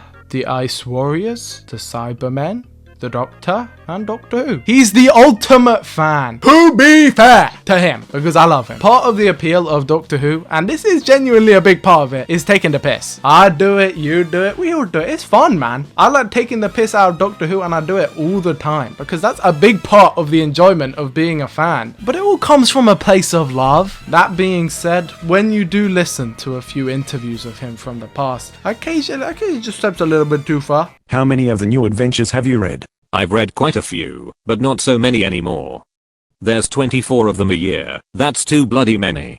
I've never wanted 24 new Doctor Who adventures a year in my life. 6 was a perfectly good number. But Doctor Who was on 46 weeks of the year in the Hartnell era. Yes, but did you see the pace of those shows? They were incredibly slow. Really hideous. I dearly loved Doctor Who, but I don't think my love of it translated into it being a tremendously good series. It was a bit crap at times. I fucking love this video. I don't know what they used to make it, but it's an Australian text-to-speech program voicing a written interview that Stephen Moffat gave in 1995. This was taken in the Fitzroy Tavern, right next to all of the writers of the V&As, which, spoiler alert, he's about to rag on massively. And it was lovingly animated and voiced by a beloved fan. Let's get into it with the first question. I think Doctor Who of the 60s was simply of its time. Other shows were just as slow. If you look at other stuff from the 60s, they weren't crap. It was just Doctor Who. The first episode of Doctor Who betrays the lie that it's just the 60s, because the first episode is really good, the rest of it's shit. The reason why it's so good is they had months of lead-up time to it. After that it was weekly. That's fair enough, but the rest is still bad. But that's like comparing a serial with a one-off play from the same era. Fanboys put Doctor Who up against Claudius. There's a certain macho quality to a lot of fan recognition of the show which says yes. It's up there with Shakespeare, but if you put it up against Claudius, there are amazing similarities. Claudius took place entirely on studio sets. Everyone wore stupid costumes, talked in mock Shakespearean speech. And it had a brilliant script and a cast of brilliant actors. These are 2 things we cannot say in all forgiveness about Doctor Who. There have been times when some people have thrown out on the quality of the dialogue. Much as I dearly love it. You're willing to recognize its limitations? Yeah. I still think all the Peter Davison stuff stands up. I'm sorry, but I hated the Davison era. How could you? I'm talking retrospectively now, when I look back at Doctor Who now. I laugh at it, fondly. As a television professional, I think, how did these guys get a paycheck every week? Dear God, it's bad. Nothing I've seen of the black and white stuff, with the exception of the pilot, the first episode, should have got out of the building. They should have been clubbing those guys to death. Do you see what I fucking mean? This video's a classic. You've got an old guy in the lead, who can't remember his lines. You've got Patrick Troughton, who was a good actor, but his companions, how did they get their equity card? Explain that. They're unimaginably bad. Once you get to the color stuff, some of it's watchable, but it's laughable. Mostly now, looking back, I'm startled by it. Given that it's a children's show, and a tea time show, I think the Peter Davison stuff is well constructed, the characters are consistent. They're consistently crap. One-dimensional and cardboard. That's true, but if you can point at one example of melodrama, where that's not true, I'd be grateful. Peter Davison is a better actor than all the other ones, that's the simple reason why he works more than all the other ones. There is no sophisticated, complicated reason to explain why Peter Davison carried on working and all the other doctors disappeared into a retirement home for laddies. Stephen Moffat is of course completely wrong here. Not only does he call the original show hideous, but he goes on to say that they're making too many Doctor Who stories because 6 a year is enough. What the hell is he on about? Now some drunk old laddie like Tom Baker would come on to a sudden, shuddering halt in the middle of the set, and stare at the camera, because he can't bear the idea that someone else is in the show. And he's got the most boring bunch of lines to say, and I'm thinking, oh no, this guy's wetting himself. Oh my god, he fucking hates this shit. Don't you think it's fair to say Doctor Who was a great idea that happened to the wrong people? Most of the people working on it were on their way to do something else. They wanted to do something else. Sounds like the New Adventures. No surprise here, but I think he's wrong about absolutely everything. It's not that I don't like Doctor Who, but I wouldn't care to show it to my friends in television and say, look, I think this is a great program, because I think they might fling me out. I simply mean the basic principles of it. Some of the moments or ideas are so great they can dupe you into believing the program was better than it really was. It was actually pretty shabby a lot of the time, which is a shame. Doctor Who was not limited merely by the limitations of the times or the styles that were prevalent then. It was limited by the relatively meager talent of the people who were working on it. And yet the people who worked on it turned over on a regular basis. Are you saying they were all mediocre? Mostly they were middle-of-the-range hacks who were not going to go on to do much else. The hit rate for the 26 years is not high enough. There are people who have worked on Doctor Who have gone on to great things, who are great talents, like Douglas Adams. I just think most of the people thought this was going to be the big moment of their lives, which is a shame. As a television format, Doctor Who equals anything. Unless I chose my episodes very carefully, I couldn't sit anybody I work with in television down in front of Doctor Who and say, watch this is a great show. What single episode would you show to someone? I'd go for reliable old Robert Holmes, a man who knew what drama was. The Talons of Wing Chai Part 1, a very good hack. How could a good hack think that the BBC could make a giant rat? If he'd come to my house when I was 14 and said, can BBC special effects do a giant rat? I'd have said no. I'd rather see them do something limited than something crap. What I resented was having to go to school 2 days later and my friends knew I watched this show. They'd go, did you see the giant rat? And I'd have to say I thought there was dramatic integrity elsewhere. You had some cruel friends. Imagine if it had been I Claudius, they'd all come in and say, wasn't that toga crap? There's a difference. I Claudius is brilliant. Doctor Who isn't. If you want Doctor Who to look good, you've only got to look at Blake's 7. Can someone just shoot him now? I think my favorite part of the video is its ending. It has me in stitches every time. Hello YouTubers. That interview with Stephen Moffat was conducted in 1995. Since working on the new series himself, Moffat has said of it, at the time I had no real connection to Doctor Who at all. Goodness, was the world ever so? Oh god, it's vile. Well, I'm vile, full of myself, pompous, and dismissing all the writers of the old show as lazy hacks. I walked out of the interview, high on my own giddy genius, and wrote Chalk, one of the most loathed and derided sitcoms in the history of the form.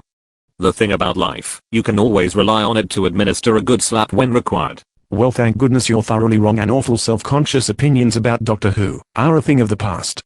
What do you think of the new series? Last of the Time Lords, bloody loved it. Cheeky, audacious, mental, does stuff only Doctor Who can do. And Doctor Who should never waste time doing anything else. Spoke too soon.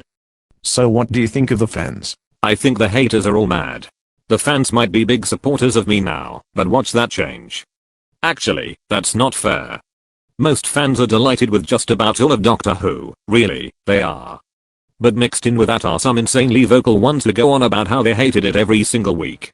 Which raises the question, why are you fucking watching it then? Pot and bloody kettle, ye hypocrite, it's the frying pan into the fecking fire. Stephen Moffat famously hated the first Doctor, thinking he was crap and didn't know his lines. He thought Patrick Troughton was okay and that John Pertwee was crap too. He didn't like Tom Baker either, and apparently had a recurring nightmare that his friends would come over and watch Doctor Who and he'd get really embarrassed. Which is actually rather horrible. All the joking aside, you have to realize that the social stigma around nerds and geeks and all of that was really rather unpleasant, and it makes me upset because I can kind of relate about those fears, you know, and it is sad to see such pure childhood innocence and joy be squashed out like a bug. But things began to change in 1981 when Peter Davison was announced. Predictably, Stephen Moffat was upset, ranting and raving about how miscast he was. In his own words, Davison was too young, too pretty and too floppy to play the Doctor. Little did he know that Peter Davison's fifth Doctor would become far and away his favourite in the part, and the blueprint for his version of the Doctor in many years to come. Stephen Moffat would, of course, denounce his previous ways, having apparently seen the light. I don't really care either way, even if he still thinks like all this stuff, even if I disagree, even if you disagree. The point is, you have a greater understanding of the creative process, of the man behind the whole operation, and how it is that he became such a fan of the show. Because he is. He undoubtedly loves it. You would only ever hear a fan of Doctor Who say these types of things. He speaks with such knowledge about it, even to tear it down, that he betrays that he secretly loves it wholly. And I find that endearing. Yes, he is a Doctor Who tsundere,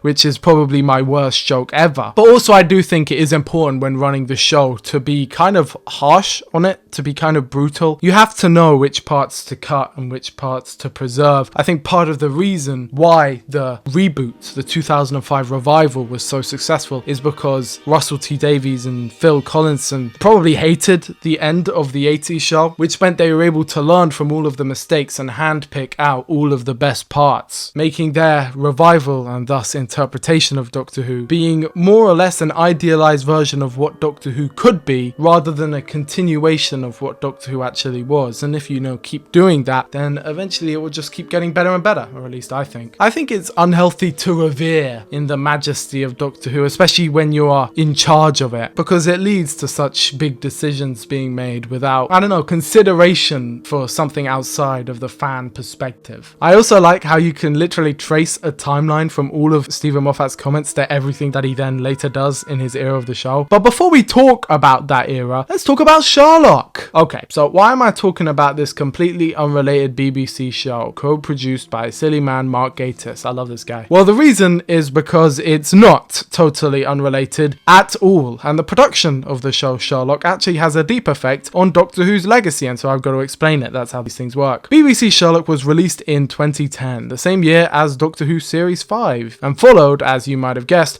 Sherlock Holmes and Dr. John Watson in their new cases, this time in the modern day. This twist was not unique to Sherlock, as Jekyll had also been a Moffat-produced show with his wife Sue Virtue, who, if you recall, was the daughter of Terry Nation's agent that secured him the key Dalek deal, and Jekyll had also been a show taking an old Victorian story and setting it in the modern day. But Sherlock was much sleeker and much more popular. Its format was much less like a TV show and more like a series of 3 movies in sequential order. It was an almost cinematic approach to British drama that took the early 2010s by storm. There were 4 series in total and 1 Christmas special, coming to a total of 13 Sherlock Holmes movies produced by the Moffat-Gatiss pair, which I could go into Mark Gatiss's backstory, and for the sake of the video, I probably should, but I also think that saying that as a kid he was a fan of Hammer horror films will be enough to suffice. The reason this show is so important to Doctor Who is because this show is very similar to Doctor Who. In fact, I would go as far to say that this show is more similar to Doctor Who than it is to the actual source material. Now, that's not to say that the creatives don't adore that original source material, but I think consciously or not, this show is much more akin to Doctor Who if he were a human who lived on Earth than it is to Sherlock Holmes. It gets to the point that direct sequences are even references to Doctor Who episodes, regardless of whether the creators want to admit it or not. I don't care if you don't admit it. We all know video after video has been made on why Sherlock isn't an accurate depiction or isn't even a detective show, which, to be fair, it isn't really. It is a thriller. But no video until now has been made to correct the record and say that not only does it not matter that Sherlock isn't the most accurate, but also the fact that Sherlock is a show that is very, very good. Without derailing the whole video, Sherlock is a very good show, and I could spend a long time talking about it. Sherlock and John's relationship is unlike any iteration we've seen before, taking it a step further from the film The Private Life of Sherlock Holmes, and getting more intimate than we've ever seen them be. This is shown in the use of their first names. Since when do you call me John?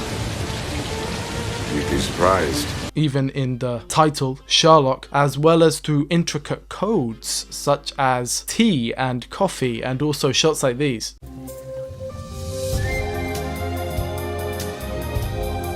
It gets to the point where if you're reading into things, you can tell that Sherlock's phone is a metaphor to his heart. But this is far more intimate. This is your heart, and you should never let it rule your head. Which he literally hands to John Watson multiple occasions. There are constant references to food and starving and being hungry, with the double entendre of course being Sherlock's longing, and a bunch of other clever things that Stephen Moffat and Mark Gatiss intentionally put in there to show that these two characters just don't like each other. I mean, there's no hints whatsoever to anything. Anyone out there still cares I'm not actually gay?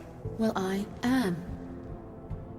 Look at us both. Sherlock's deduction sequences are much like the Doctor's in both Moffat's own era and those that came before, and just in general, the characterization between the two main characters naturally has some overlap. To my understanding, Stephen Moffat and Mark Gatiss did put in a conscious effort to try and separate the two shows, but what you have to understand is that it's only natural that these two shows that took up 100% of both of the creatives' time would naturally pinch and steal from each other. I will be calling out thematic connections and correlations as we go along. Similarly, there was a large crossover at the time between fans of one show and fans of the other. This just so happened to be happening at the time where social media sites like YouTube, Tumblr and Twitter were starting to get popular. And so began Super Wholock, a trifecta of fandoms merging together, comprised of Doctor Who fans, Sherlock fans and Supernatural fans, which no, I'm not going over Supernatural. As it does occasionally, this group of fans would overtake the usually vocal Doctor Who hardcores as the primary voice of the fandom, similarly to how the 10th Doctor and Rose shippers overtook them in the 2000s. This would lead to a highly large teenage girl demographic watching and enjoying the show, which is just more evidence to my claim that despite what some would like you to believe, the 2005 reboot of the show was mostly aimed at teenage girls. I don't know why people look at me funny when I say this. It is literally true. And when people disagree, I think they don't know what they're talking about. But anyway, social media was all the rage and the community was really getting started up there. Stephen Moffat's Doctor Who hit the ground running with the cast announcement of The Fraud, Matt Smith, being quickly followed up with a huge, large-scale rebrand, a new logo, a new color scheme, TARDIS, title sequence, everything. The DW aesthetic would be employed, likely entirely due to social media handles. The icon fit in perfectly with the circular profile pictures of Twitter and Tumblr. Karen Gillan would be cast as a new companion, a returning extra from the previous series Fires of Pompeii, making her the second actress to be cast off an appearance in the last series, and it wasn't long till this advert started playing in the cinemas. Psych. Sadly, I can't show it to you because of copyright, but I will do my best to recreate it because it is awesome and nostalgic and epic. The Doctor and Amy are lying down on a hill, where they are then transported to the realm of 3D, with the Daleks, the Smilers, and the Weeping Angels. Gasp! They were back, because of course they were. Stephen Moffat's in charge now. People were loving it, and not just those in Britain. No, Series 5 began Doctor Who's big push into the States, with big press releases and promotions. If you don't live in the UK, this was actually probably when you got into Doctor Who, until it got onto Netflix, but we'll talk about that later. Doctor Who was by no means small in America before, as I've shown earlier, with large fan conventions and broadcasts taking place in the States since the early 80s, but it had never been as big as it was in the UK, and still arguably isn't, because it's just impossible. But they did a bloody good try. I think it worked. He was on talk shows and late night. The motherfucker killed my son. But I was happy for him. And everyone. Because I love seeing my show succeed. Which leads us finally on to the start of Series 5. The 11th hour is an absolute triumph of television. Murray Gold is back. But his style has completely changed. Woodwind melodies and twinkling chimes. It's a totally different vibe that blends fantastical and intimate with bold and bombastic. There's a new theme tune to match that is more electronic and howly and awesome, with the fittingly epic lightning and fire to match. And after a delightful destruction sequence taking place directly after the events of End of Time, we find ourselves slap bang right in the middle of Ledworth, in a young girl's garden in the middle of the night. Amelia Pond is introduced, as is her imaginary friend, the Raggedy Doctor. She's scared of the crack in her bedroom wall and is unaware of a secret room inside her gigantic empty house. The new Doctor, fresh off of regeneration, is all hazy and woozy and throws a tantrum at Bacon until he finds his signature meal of fish fingers and custard. Delightfully quirky as all good Doctors are, but also friendly and kind. He's a hero to the children. He speaks to Amelia like an equal and also protects her when things get rough. And like all other people in Amelia's life, he leaves her. Promising to be back in a minute, he accidentally skips forward in time and meets her again as an adult. Amelia, now Amy, has changed dramatically, and I genuinely think she's the star of this series. Karen Gillan's performance is god tier, and the character of Amy is so well realized. There's layers and a real depth to this story, her story, that makes it work when you're 5 and when you're 30. Doctor Who needs to work for all ages, and I think that's what makes this story work. It has bite and edge, but also excitement and whimsy. That balance is so difficult to strike, and I love this one, and I am sure that I'm not alone. Immediately, we are introduced to the new writing style. The dialogue alone is so different, and each character so distinct. In retrospect, you can see that Series 5 acts kind of like this transitionary period between Series 4 and 6, and basically the two different versions of the show, with Moffat's Who and Davies Who being almost two separate entities. But even just going from one episode to the other, there is such a clear jump here. It is insane. The story itself is simple, which is kind of a lie, but who cares. Prisoner Zero escaped the Atraxi, these eye guys, and hid in Amy's house ever since she was a kid. When the Doctor comes back, Prisoner Zero is forced to leave, shapeshifting into the bodies of comatose patients. The Doctor wants to get Prisoner Zero caught so the Atraxi will spare Earth, and so he has to steal a fire truck and run around looking cool to do it. It's a brilliant story, but what really matters is the plot. The emotion of the characters and how they all traverse is what really makes this one truly special. Rory is introduced as Amy's boyfriend turned fiance. Amy is also of course introduced, and finally a new Doctor is introduced, with Matt Smith instantly securing himself in the role. Although truth be told, I instantly see every actor as Doctor Who the second they're cast, so I don't really need anything proven to me specifically, but he did kill my son, so he is a fraud. The headliner moment, as it were, would be the grand finale, where the Doctor pulls out all of the epic clips to prove that he is the Doctor, which is the name of the song, I Am the Doctor. The new Murray Gold theme that I can't play in the video outside of like a 4-second segment.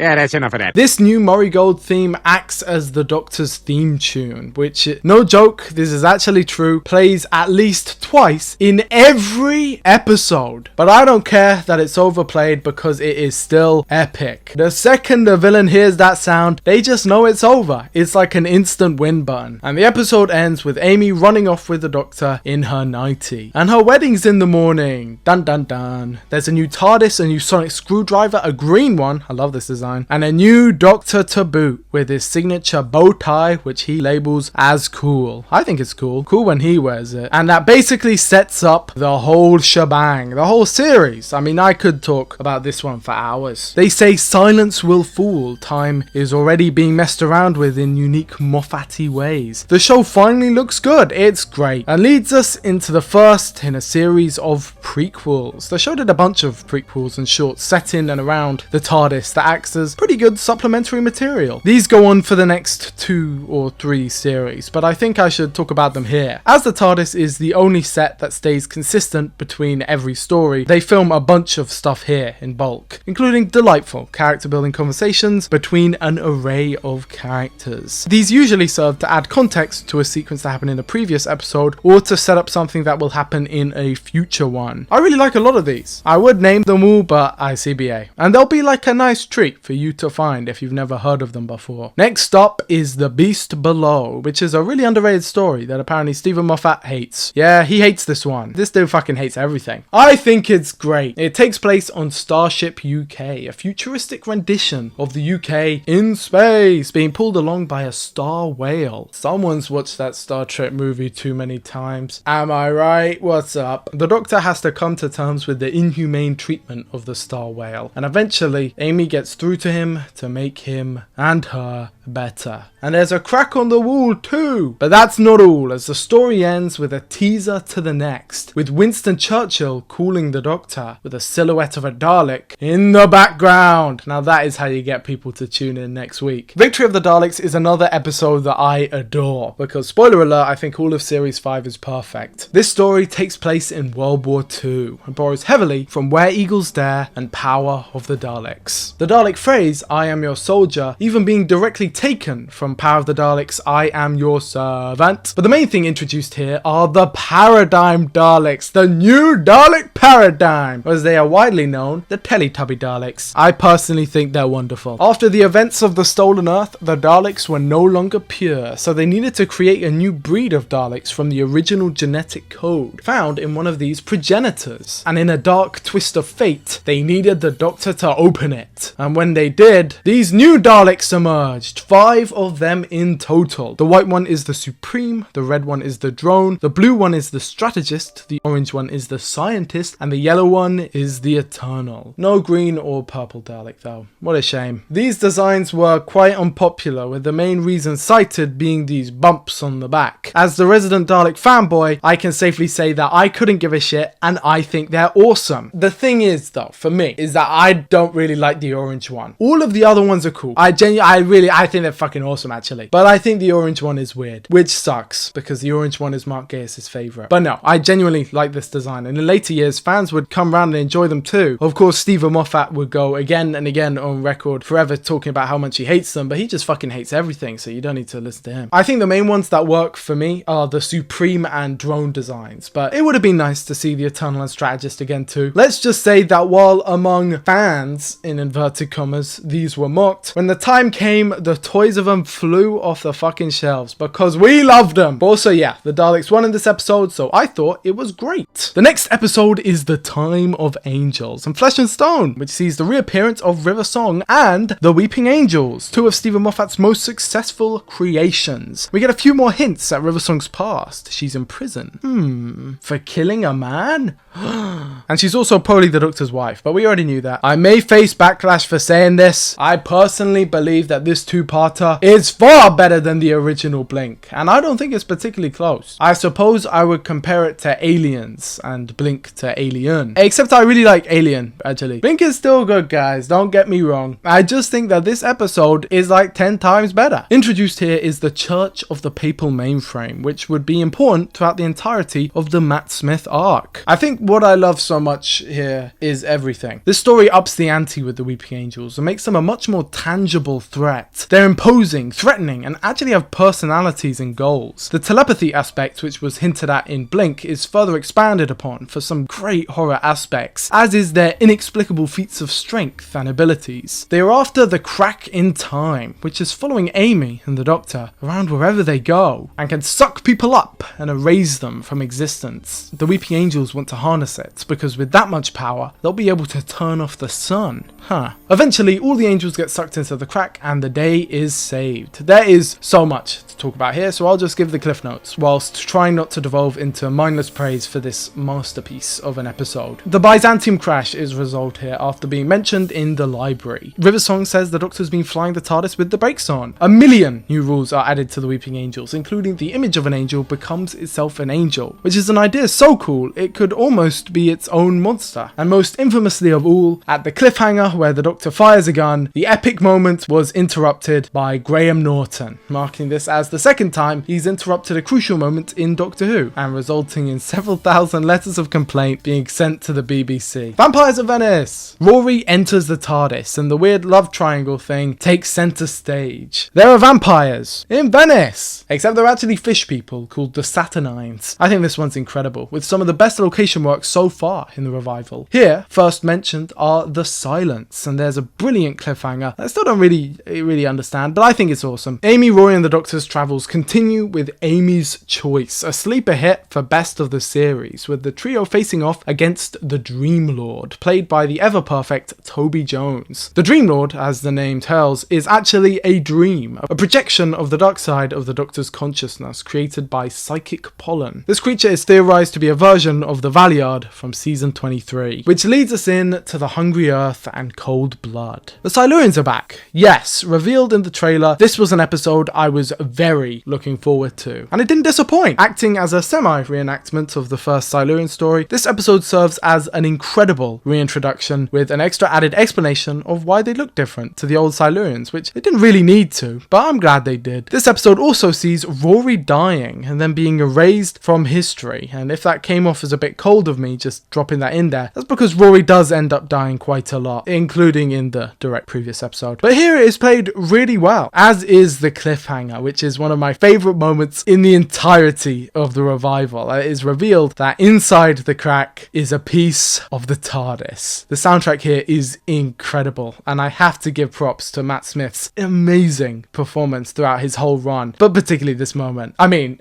he's a fraud. He's a fraud. The next episode is Vincent and the Doctor, and while not being heavy on lore, this episode is heavy on emotion. I won't spoil what happens, just watch it for yourself. After that is The Lodger, which introduces Craig, played by James Corden. This one's actually based on a comic strip featuring the 10th Doctor. This wouldn't be the first time, as episodes in the past like Blink had also been taken from comic strips / short stories, in particular the 2006 Doctor Who annual story, What I Did in My Christmas Holidays by Sally Sparrow, which I think I prefer to Blink because I am a contrarian bastard. Either way, here Matt Smith gets to play football. Moving on, Series 5 concludes with the two-part finale. The Pandora opens and the Big Bang. And yes, spoilers for future episodes, that second episode title is another euphemism. What a shame. This finale is spectacular. Every part of Series 5 so far is wrapped up in one big bow. The Pandora is introduced as a prison for the Doctor, as every enemy he's ever faced has come together to form the Alliance, which is just so awesome, and a natural raising of the stakes since the last series. The crack in time is revealed to be the Doctor's TARDIS exploding, and it's revealed that the Silence, whatever that is responsible for it. Rory comes back as an Auton and protects the Pandorica for 1,000 years. And then the Doctor reboots the universe, turning the soft reboot into a literal reboot in less than a season. To be fair, all of the events of Russell T Davies 1 had been forgotten by the start of Series 5 anyway, so it's not really that big a reboot. Russell T Davies also let it confirmed that the Big Bang closed the rift in Cardiff, officially ending Torchwood. Speaking of spin-offs, the 11th Doctor made an appearance in the Sarah Jane Adventures alongside the return of Joe Grant for Third Doctor's era. It was delightful and wonderful, and sadly, shortly after, the show would be forced to end for reasons I went over previously. There was also a K9 series, a spin-off. From what I've been told, this is what they play in hell. The Big Bang ended Series 5 on a high, being one of the best scripts produced for the programme, and with its success, the stage was set for Series 6. Series 5 had been a gargantuan success, and Doctor Who had successfully made the transition to another decade yet again. The whole online landscape was changing, and Doctor Who was doing a surprisingly good job keeping up with it. Several Doctor Who video games would be released for iOS, DS, Wii and PC, my favourites of which probably being the Doctor Who adventure games. 3 would initially release City of the Daleks, Blood of the Cybermen and TARDIS, and over the next 2 years, 2 more would release, The Gunpowder Plot and Shadows of the Vashta Nerada. City of the Daleks was probably my favourite, with all of its references to the Dalek invasion of Earth and all the original Dalek stories, Varga plants, stuff like that. Blood of the Cybermen was actually pretty good as well, with TARDIS probably being the weakest of the original 3 gameplay wise, but its story is probably the best, because being real, these are mostly nonsensical, and they don't really need to be anything more. They were just really great fun gameplay experiences, and honestly, I wish Doctor Who did more video game stuff like this. Shadows of the Vashta Nerada was probably the most disappointing, but the Gunpowder Plot made up for it by being by far the best. This one is like like a real game, with a larger than you'd expect central hub, a good plotline involving the Sontarans and Rutans, compelling Easter eggs, and the inclusion of Rory. The adventure games overall would end on a high. There was also the Mazes of Time mobile game, which I absolutely adored. I can't find any footage of it, but I know for a fact that there was a Weeping Angel and Auton DLC, and those were absolutely banging. This game was genuinely like unironically great at the time for a mobile game. We don't need to talk about those other games. They were fun though. But Doctor Who in general was going viral. This is when I remember the community on YouTube really blowing up. Of course, there was stuff like this where the cast went bowling and had fun, but there was also the community, other YouTubers who made reviews and other such. I am really nostalgic for this time online. Other more creative video games like Minecraft were also coming through. This is skipping ahead a little bit, but friend of the channel Soup Bowl from Discord made this absolutely incredible build, probably the best build in Minecraft that I've ever seen, where he made a fully functioning TARDIS in vanilla Minecraft, no mods. It is honestly the best thing that I've ever seen, and you should definitely watch his video on it.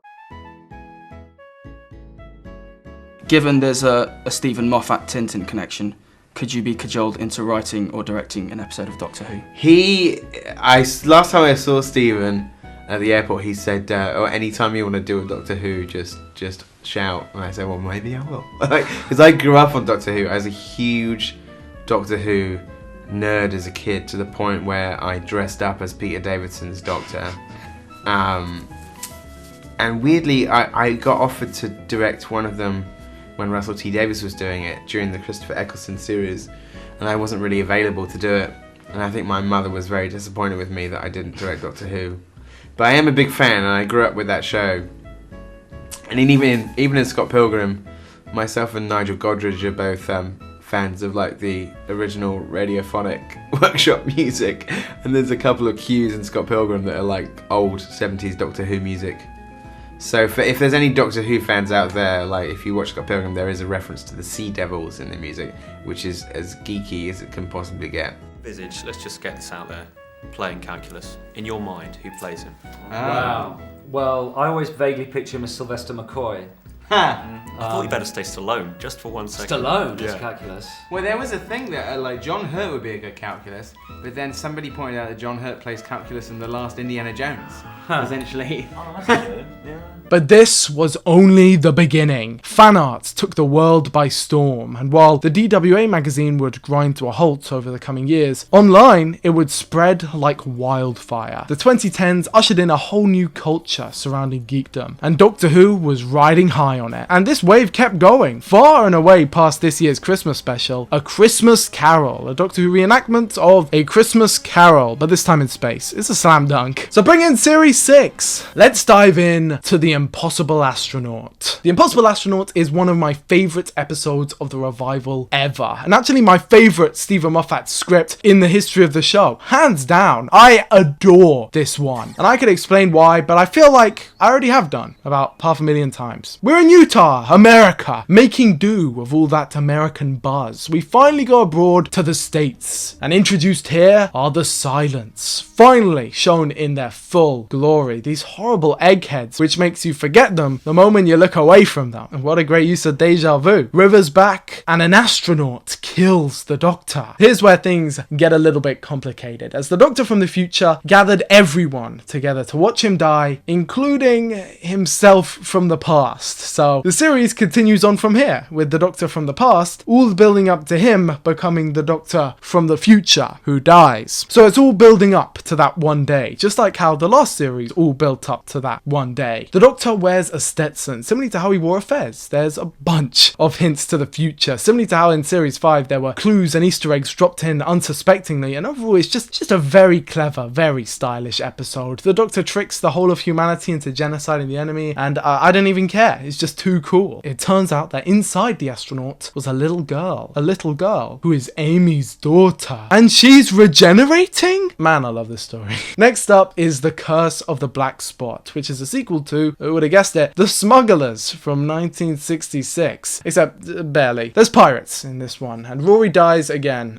After that is The Doctor's Wife, written by Neil Skipping over that. It's a good episode. I think it's a good episode. See the old TARDIS for a second. I think it's cool too. After that that is The Rebel Flesh and the Almost People, which has the cast of Life on Mars in it, and also features gangers, clones. And it turns out that Amy's been a ganger this whole time? What? And she's pregnant? What? Am I pregnant? This leads us on to the mid-series finale of Series 6, because yes, Series 6 and 7 were split into 2 parts for a mixture of practical reasons and because of the production difficulties show running both Doctor Who and Sherlock. But also there was the Olympics, so some algorithm told them it was best to split it. I think it works. A Good Man Goes to War sees the return of many a fan favourite, Dorium, the Papal Mainframe, and Madame Kavarian, or the Eye Patch Lady, as the main antagonist. The Silurians are back, Danny Boy is back, and introduced here are the Paternoster Gang, Strax the Sontaran medic, Madame Vastra the Silurian, and Jenny her maid. Wink. And it turns out that River Song is Amy's daughter? What?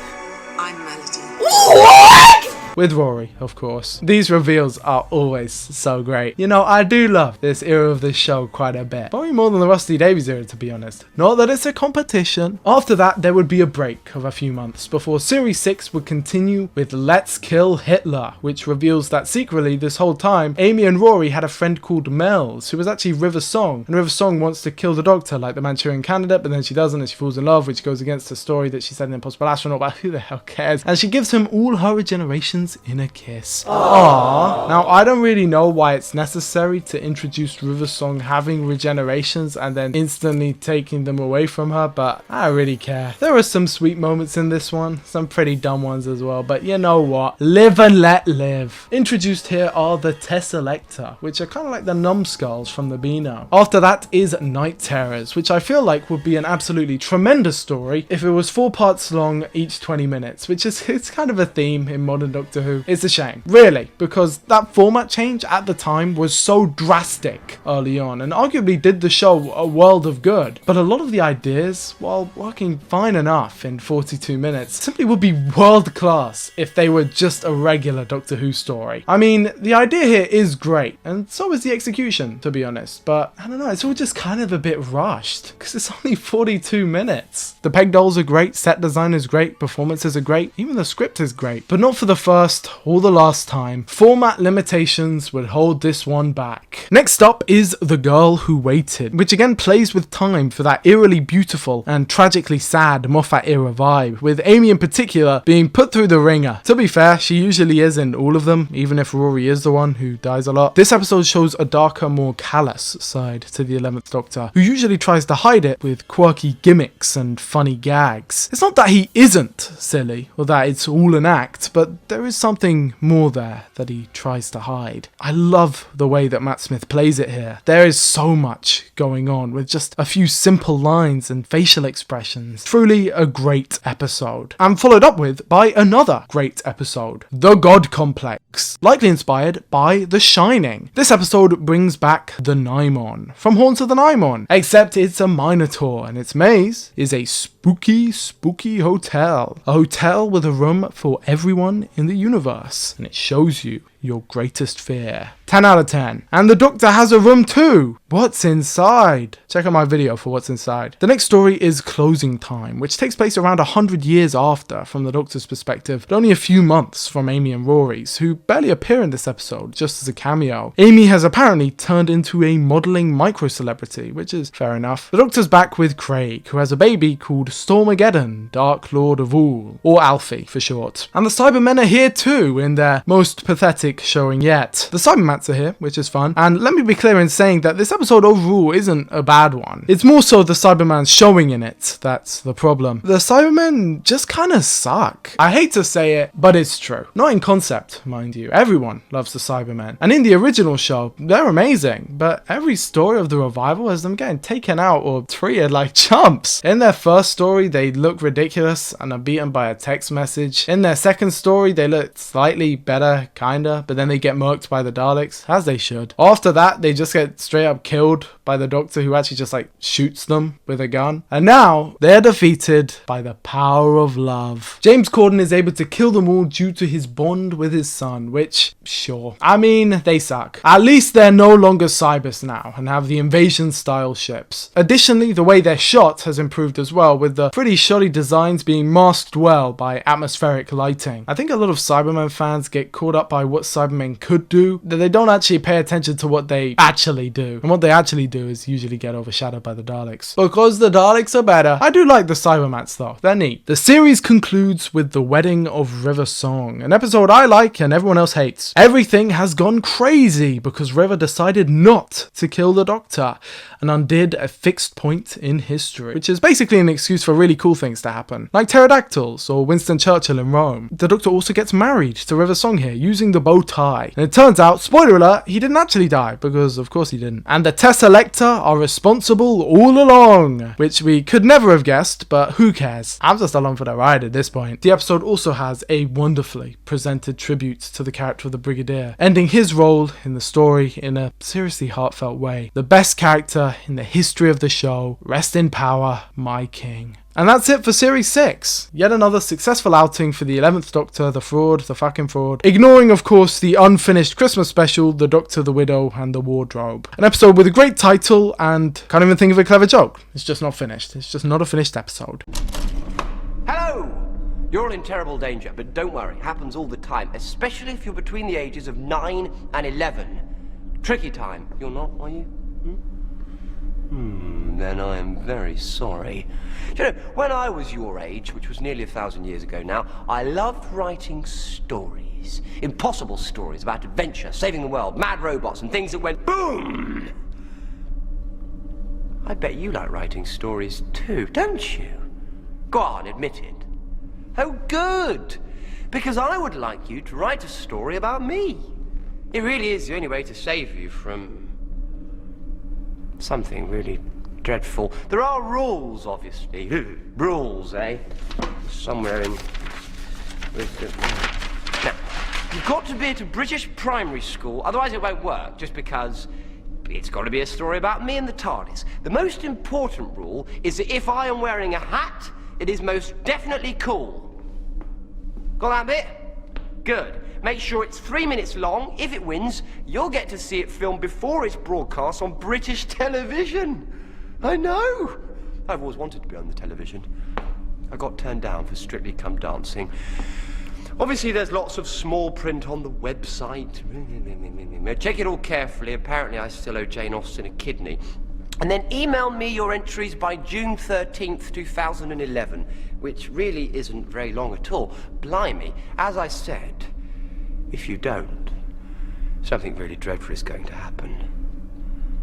So what are you waiting for? And after that, we would get a series of shorts to fully cement this new era. Doctor Who Confidential would sadly come to a close, but the series as a whole was doing better than ever. Several contests were held for children to write their own Doctor Who story, resulting in Good as Gold. And death is the only answer. I wish there would be more Doctor Who contests like this, but I know that they are uber expensive. But I love these, and the Children in Needs episode, set inside the TARDIS, where the TARDIS loops in on itself, I just love this era of the show. And so did everyone else, with the Doctor Who experience opening up at several points across the UK. I myself went several times in both London and Cardiff, and I find it a real shame that it is no longer open. But it was a joy to behold at the time, and a testament to Doctor Who's success in the 2000s, 2010s. When the series would, of course, come back for Series 7, it would be with a bigger budget, a more cinematic scale, and with a reduced episode count? Well, not exactly. As I mentioned before, Series 7 would be split into 2 parts, with the gap being much bigger than the one for Series 6. Series 7A would be 5 episodes in total, and Series 7B would release a few months after with 8. And again,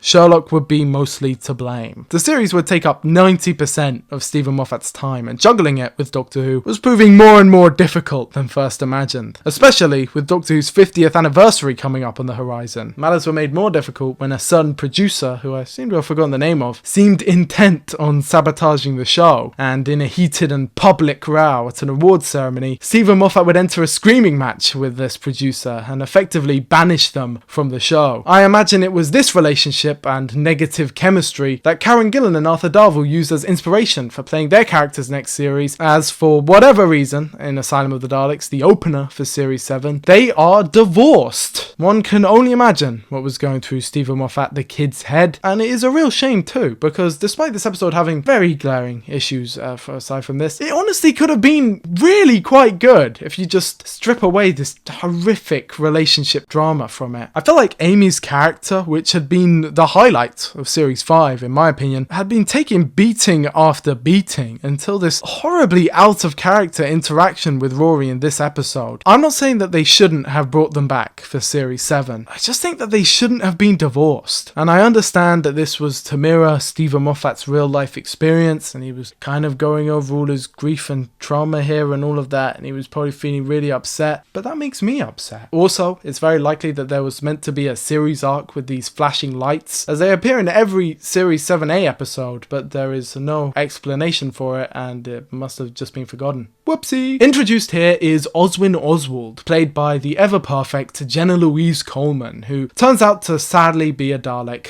What a shame too. She would have made a great companion. And Scaro's back, and the Daleks have forgotten the Doctor. Burp. Despite the behind-the-scenes trouble, Doctor Who was doing very successfully, with the DVDs having been almost all released now, and even Blu-rays coming out, shorts and supplementary content being in no short supply, and even a crossover comic with Star Trek releasing called Assimilation Squared. I remember being very excited back in the day when I picked this one up. And the series itself continued with dinosaurs on a spaceship. In this episode, there are dinosaurs on a spaceship, and also Detective Lestrade shows up. There are Silurians and David Bradley, and you know what, I just think this one's a jolly old time. Thumbs up. After that is A Town Called Mercy, which is arguably even better and features the return to America, god damn it. What? It's genuinely a really good episode, and I would recommend watching this one for yourself. After that is The Power of Three, and oh, I forgot to mention, Rory has a dad whose name is Brian. This story takes place on contemporary Earth and reintroduces Unit into the Doctor Who universe, with the recast Kate Stewart from Downtime leading the charge. The Power of Three is genuinely a pretty great episode, with great moments and gags, and an overall interesting hook and premise, but sadly, it all falls apart right at the end due to the actor who plays the villain refusing to show up on set, showing up to set drunk, and just overall disrupting and sabotaging filming. But the core's still there, and I think it works. Brian convinces Amy and Rory to stay with the Doctor and tells them that he'll be waiting for them when they get back. This bit, where they all get back in the TARDIS together, was the last shot Arthur Darvill and Karen Gillan ever filmed for Doctor Who. So I think you know what happens next. In Angels Take Manhattan, the Muppets Take Manhattan. This is actually a really good episode, and I don't think people talk about it enough. It has got insanely good production design, as does all of Series 7, to the point where it's kind of off-putting. Like, it looks really good. Absolutely gorgeous episode. And the story's great too. River's back, the Angels are back, and Amy and Rory die. The end. After that, Chris Chibnall would release the short entitled P.S., which wraps up their whole story with Brian, with Amy and Rory's adopted son coming home to meet him many years later, and it's all very nice and sad and etc, and even the Doctor's all mopey. But no time for that, let's move on to the Christmas special. Whoa! The Snowmen is an episode I hold near and dear to my cold dead heart. I really like this one, but aside from that, it sees the reintroduction of the Great Intelligence and the introduction of a new companion, Clara Oswald. Jenna Louise Coleman is back. You know the BBC, they love reusing actors. Or do they? It's different this time, because this time it's intentional, because Clara ends up dying again at the end of this one, and it turns out she's still alive in the present day, and she's gonna be the new companion and mystery books. Woohoo! Slowly but surely I am beginning to love Clara. I did at first, and then for a while I didn't, and now I do again because she's great. Clara was envisioned as the new de facto companion, the new Sarah Jane Smith. as it were, the name Clara even being taken from Elizabeth Sladen's maiden name, although it is pronounced differently. She was meant to be a default companion, like literally the first thing you think of when you thought companion. And for the modern series, I think that was quite successful. I still think Martha is my favourite, and then probably Amy, and then maybe Donna. But Clara is up there in the top 5 or 10. She is great. And this episode is great too. The villain is played by Richard E. Grant, making this his 3rd appearance in Doctor Who, and his first where he isn't playing the Doctor. Additionally, Ian McKellen cameos as the Great Intelligence, and the Doctor accidentally gives them the idea to invade the underground from the Web of Fear. The Doctor also mimics Sherlock Holmes in this episode, another nod to the sister show Sherlock, which was releasing at around the same time. Another thing to mention is the new title sequence for this and Series 7B. I know a lot of people aren't too keen on it, and I kind of get why, with the pretty noticeable CGI TARDIS doors that open the wrong way. But I'm a fan. I like Matt Smith's face showing up in the credits, and to be honest, if I was doing it, I would make it more prominent. I don't see why not. I mean, having their name show up massive isn't far from just having their face. It definitely beats the Series 7A titles. For whatever reason, they decided to experiment with those by messing around with their colours and putting these awful text filters over them. Ugh. But I imagine it was cool in theory. Either way, the stage was set for Series 7B. With the Great Intelligence looming and the mystery of Clara established, who knew what was in store for the magnificent Doctor Who? And also there was a new console room. Pretty snazzy, I thought. On to Series 7B. So okay, Clara is now a character that has multiple versions of herself across time and space. We've met her 2 times at this point, with the 3rd one from Contemporary Earth being hinted at the end of the last one. Weirdly though, although her mystery is the large question of the season, there isn't really much of a driving force to uncover it. Series 7B begins with the Bells of St. John, which sees the Doctor getting back into the role of being the Doctor after losing poor Amy and poor Rory. He ditches the original costume and takes on this new purple one, which I actually think is pretty cool. He then goes to meet modern day Clara, who phones him up to ask about the Wi-Fi. What a coincidence, or maybe not. It turns out though that the Wi-Fi is the Great Intelligence, and they're in the Shard, and the Doctor motorcycles up, and Clara's the new companion. Yay! Not too bad a story, in my opinion. But let's move on to the Rings of Akatan, which sees the Doctor investigating Clara's life and her past. He goes back and sees her parents. He sees her grow up, her mum dying, and concludes after seeing all of it, wow, she's just a completely ordinary person. And so they go off into space together. And Susan is mentioned. This is another episode where the BBC costumes department gets to really have a go at it, and the Doctor is able to give a Lee epic speech to the entity at the end, which is taken, albeit not entirely, but mostly from the 8th Doctor audio Phobos that I mentioned earlier. But I don't care, because it's cool. Clara saves the day with a leaf, and then we're off on another adventure. Cold War is up next, and the Ice Warriors are back. Now, famously, Stephen Moffat said he hated the Ice Warriors. People are getting very excited about the return of the Ice Warriors. Whose idea was that, and do they still look the same? It was Mark Gatiss' idea, and it was very much his pitch. He'd been pitching for Ice Warriors for a while. I wasn't tremendously persuaded. I'll be honest. I thought they were maybe the default condition for what people thought of as rubbish Doctor Who monsters, things that moved very, very slowly and spoke in a way that meant you couldn't hear a word they said. I thought maybe that is the sort of definitive rubbish one. But have no fear, because he's sure to do him right this time. Oh my god, no, get it away. All jokes aside, this episode actually isn't that bad. We've got an all new redesign for the Ice Warriors, and I think it's pretty cool. Slowly but surely, we have been reintroducing all of the Doctor Who foes from the past, and I think that they were doing it at a pretty good pace, especially in a season where the Great Intelligence are the main villains. It feels fitting for the Ice Warriors to return. The next episode is Hyde, which feels very similar to the Sarah Jane Adventures story, The Eternity Trap. In this episode, Matt Smith attempts to say Metebelis 3.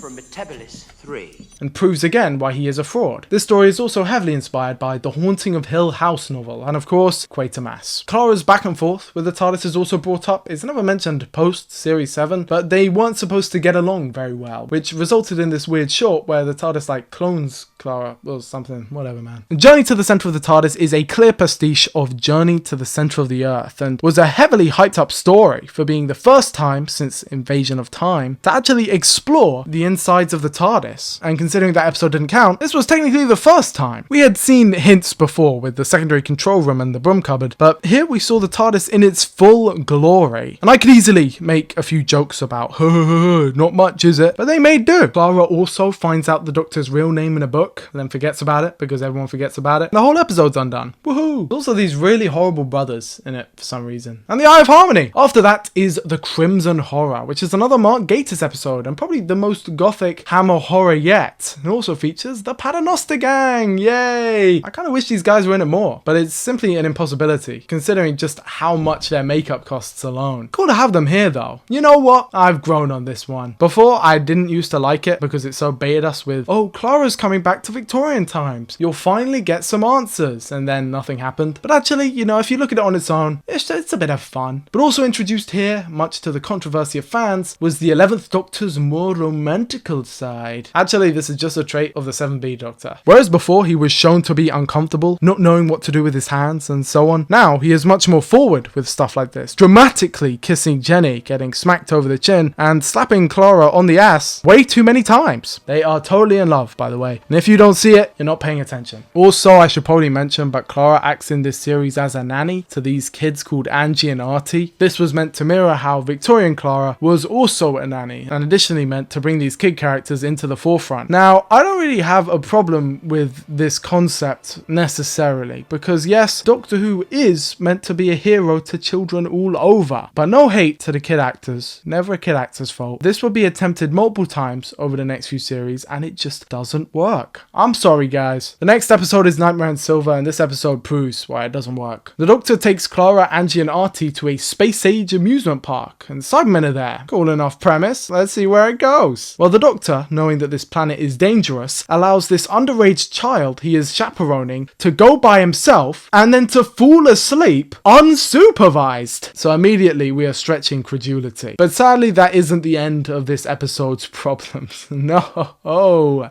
this one sucks. I don't usually go super in depth into my opinions here. I mean, I give the occasional comment, but I can safely say, I genuinely think this is the worst Doctor Who script I've ever read. Who wrote this one again? Well, that explains it. The idea itself isn't terrible. That, however, would lend one to thinking it's the production team's fault, which it most definitely isn't. The sets and action scenes and directing and production design is actually by far the strongest part of this episode. But yet the script just sucks. Mystery wrapped in an enigma squeezed into a skirt that's just a little bit too tight. This is gross! Is that the worst line in Doctor Who history? I think so. But let's talk about something more interesting. The Cybermen design. Yes, as you can see, the Cybermen have a new design. Gone are the Cybersmen, and here are the weapons-grade Cybermen, which have super speed powers. Sure, man. So I will definitely say that these are an improvement. They are much slicker, their sound effects and voices are much cooler, at least in my opinion. And the way they're shot in specifically this episode makes them feel super menacing and imposing. They are also very overpowered in this story, which adds to that. I also love the activation sequence with the music blaring in the background. I can't play it, but you know it's awesome. But, and you guys know there has to be a but, I still don't really like this design. It is much better, and I will say that it's not as abjectly bad as the Cybers design. That just looks like cheap plastic, to be honest. But anyway, the Cybermen have been extinct for a millennia, like always, after the Cyber Wars. But they're back, because of course they are. Cybermites have secretly converted people enough to activate this hidden cyber army. And they get the Doctor too, transforming him into a new cyber planner. That's 3 second Doctor villains. And this time, he calls himself Mr. Clever. Mr. Fraud's more like it. Ha ha ha ha ha. The Doctor gets into a chess game with himself that turned out to be pointless, and then magically gets rid of himself with a button. Hooray! Turns out Warwick Davis is the Emperor of the universe, and they all get beamed up. But a Cybermite still survives. Again, there's that idea of the Cyber Wars and Cybermen being all extinct. It's a low-key part of the lore, and even with all my problems, I'm glad that they kept that part. Series 7 concludes with the name of the Doctor, which sought to answer the question teased in the finale to Series 6, that being Doctor Who? Who is the Doctor? What is his name? Now, I must confess I was never particularly bothered about this mystery, because to be frank, I don't care. But even I, putting aside all of the various explanations over the years, some in show, some out, will commend Stephen Moffat, the kid, for making the question so enticing for newer audiences. Of course, the Doctor's name was never answered because after bringing it up, its eventual resolution is it doesn't matter what his name was, which is what I'm saying, so I suppose I'm happy. But I will admit that I found the question a little bit corny, especially in Asylum of the Daleks. But this episode, for a story designed all around a bait and switch, actually handles it pretty nicely. The Paternoster gang is back, River Song is back, and the Doctor is headed to Trenzalore. Angianati's story gets quietly shelved so that the Doctor can get all existential and head to where he's buried. It's all atmospheric and the TARDIS gets a little crack. You know what? This is fun, isn't it? And the Doctor's grave is revealed. The Grey Intelligence are back and they want to kill the Doctor. But not only our Doctor, every Doctor. And they have the plan to do it. They want to enter the Doctor's time stream and kill him at every point in history until Clara steps in to stop them. She becomes the Impossible Girl and splits herself into an infinite number of fragments to save the Doctor. Run, you clever boy, and remember me, she says. It's also revealed here that Clara led the Doctor to the TARDIS, retroactively making her the most important person in the Doctor Who canon, so that's pretty cool. But the episode comes to an end, with the Doctor entering his own time stream in an epic sacrifice play to save Clara, where he comes face to face with himself. A hidden incarnation. John Hurt is the War Doctor. Dun dun dun! Very exciting, massive plot twist. One small problem,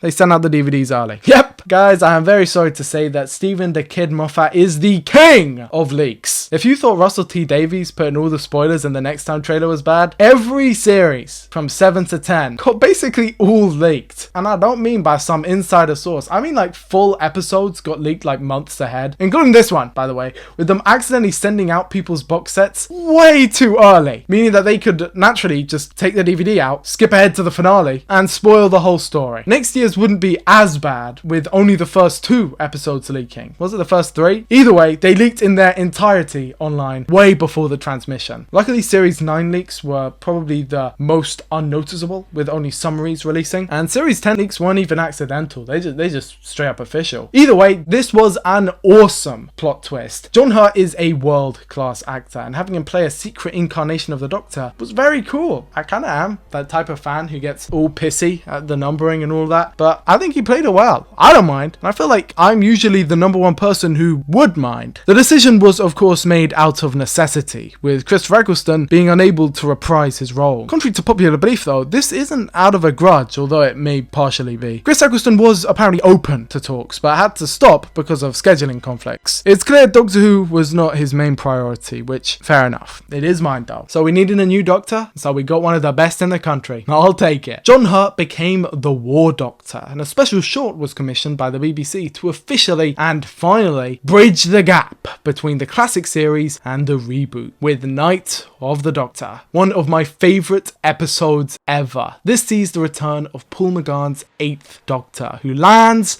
on Khan and meets up with the Sisterhood, who enables his regeneration into the War Doctor. This episode is monumental, not just for bringing the ever-perfect Paul McGann, one of the best Doctors ever, back to the show. He should have gone a spin-off, by the way, but also for its official canonization beyond a shadow of a doubt of Big Finish. Again, things in Doctor Who have never stated to be non-canon. They have only ever been stated to be canon. Big Finish is now beyond a shadow of a doubt canon, although I do find it funny, as the 8th Doctor adventures continue on to this day, how many companions he does not name in his little farewell speech. The introduction of the War Doctor would slightly meddle with Big Finish's plans, who had been setting up the 8th Doctor as the incarnation who fought in the Time War for quite a while, but it wasn't really that big a deal. They were undergoing a pretty big shift, and it changed over from predominantly focusing on the monthly range to now releasing premium box sets. These would be more expensive and feature 4 stories each. Dark Eyes was the one that started them off, and was probably the best one, at least in my opinion. We got 4 of those, and after that was Doom Coalition. Another 4 later, there was Ravenous, and then another 4 later, there was Stranded. I think they released a few too many of these, to be honest, but I can't blame them. They made money. Free money glitch. There were some really cool ideas in them as well, such as the the Eminence, which were an adversary to the Daleks that worked really well in the audio format. There was Alex McQueen's Master, and there was the 11, which was a Time Lord who had all of the personalities of all of his regenerations in him at the same time. A great idea, which they need to bring back to the actual show, please man. But outside of the world of Big Finish, the Doctor Who machine was ramping up for an event unlike any other. The 50th anniversary! After the 40th was just a video, there was more hype than ever. Doctor Who had been building and building non-stop since its return in 2005, and after Name of the Doctor, it was announced that there would be an epic special releasing on the anniversary date, the 23rd of November, just before the Christmas special, 1 month later, and they would fit together as a trilogy, with Name, then Day of the Doctor, and then Time of the Doctor. A special docudrama also released entitled An Adventure in Space and Time, which would detail the origin of the show. It's an adventure. They used to say at the Radio Times, Doctor Who, an adventure in space and time. That's all it is. Seeing the same actress from Hyde returning to play Verity Lambert, and the same actor from Dinosaurs on a Spaceship returning to play William Hartnell. It's a very nice tribute written by the King, Mark Gatiss. There are a few shorts, an epic trailer, and everyone below #save the day. I love this trailer. I like it a lot. It's so well edited, very well composited, just hype incarnate. And yeah, it wasn't just me. On the 23rd of November 2013, I settled in with all of my friends and family to watch Doctor Who's 50th anniversary special. And I loved it. After the special aired, I opened the curtains to see that it started snowing whilst the show was airing. And it was just truly magical. Not only for the fact that tomorrow I would be heading to the 50th anniversary Doctor Who convention. This was probably the biggest convention so far. And while we were there, we were able to meet quite a lot of people. But I'm skipping ahead. Let's talk about the special. The Day of the Doctor is the modern equivalent to the Three Doctors. In many ways, but mostly because neither of them actually have three Doctors. And David Tennant's back! The 10th Doctor is wonderful, playing the double act with Matt Smith perfectly. This is just pure fan service, with the Zygons returning as well. An awesome 3D painting, this episode was released in 3D as well, and the first showing of the Time War. This story was also released in cinemas, which was pretty epic. Stephen Moffat had been teasing a Doctor Who movie, as it were, for the past few years, ever since it somehow confirmed that an actual Doctor Who movie was coming out, made by David Yates. If you want to know more about that, check out my video, because it is a crazy saga. But anyway, here the vision had been realised. We got these cute little segments at the start of the show, and it was overall just amazing. Yes, I'm nostalgic. No, I don't really care. The main plot of the story involves the War Doctor stealing from Gallifrey this weapon called the Moment, which takes the form of Billie Piper's Rose. And Christmas Carol style, she shows the War Doctor his future. Specifically, his future involving an adventure with Zygons, who are using a stasis chamber to hide inside paintings. Three Doctors means 3 times the hijinks, and the main bread and butter of this episode are the interactions. Also introduced here is Osgood, a fangirl of the Doctor who's meant to act as an audience stand-in. The story concludes with the Zygons forgetting that they're Zygons, and the War Doctor going back to kill everyone on Gallifrey. But Clara saves the day, reminding the Doctors of a way to save Gallifrey. That is, using those stasis cubes to trap Gallifrey inside the painting from the beginning. Every Doctor combines, showing up to help do the calculations to trap Gallifrey. The first, the second, the third, and the next, the 12th Doctor. Oh my god, I have actually never been more excited in my life. And the Daleks kill themselves in the crossfire. The story ends with everything resolved. The destruction of Gallifrey undone, and the 10th Doctor still saying, I don't want to go. And then he shows up. The Curator. A future version of the Doctor. A Doctor who's settled down and become a curator. Just like he said he wanted to, all the way back in the Space Museum, and he's played by Tom Baker. It's one of the most emotional moments of the programme. Tom Baker steals the show once again, proving how he is still the best to ever do it. He is the Doctor, and he even has the roundels on the walls to prove it. The Doctor re-enters the TARDIS and reunites with all his old faces. They now know where they're going. Gallifrey. Except not really, so don't get your hopes up. This story was astonishing. One of the biggest moments of Doctor Who ever. Actually, the biggest simulcast ever. Airing at the same time in 94 countries and over 15,000 cinemas. It also happens to be the most profitable Doctor Who story ever due to that cinematic release. And of course, 50 years too. It was voted in DWM as the best story ever, beating the previous best story, The Caves of Androzani. And something I found out whilst researching is that that the curator was actually an idea from Doctor Who Nights in the 90s, where Tom Baker played a future Doctor going back through a museum of his own adventures. I just think that's rather neat. This was a height for Doctor Who. Not quite as big as Voyage of the Damned or City of Death, but still monumental. And the whole event was stunning too. As I mentioned before, there were conventions and fan shows and pretty much everything. The comics ran a story called The Hunters of the Burning Stone that saw the tribe of Gum returning, as well as Ian and Barbara for an epic 50th adventure. Big Finish released the classic Doctor Ensemble Light at the End, an epic story featuring the Master and every incarnation of the original show. I particularly like this one actually. I don't think it gets the credit it deserves. The conceptual bomb is an amazing idea. And of course, there was the announcement of a new Doctor. Peter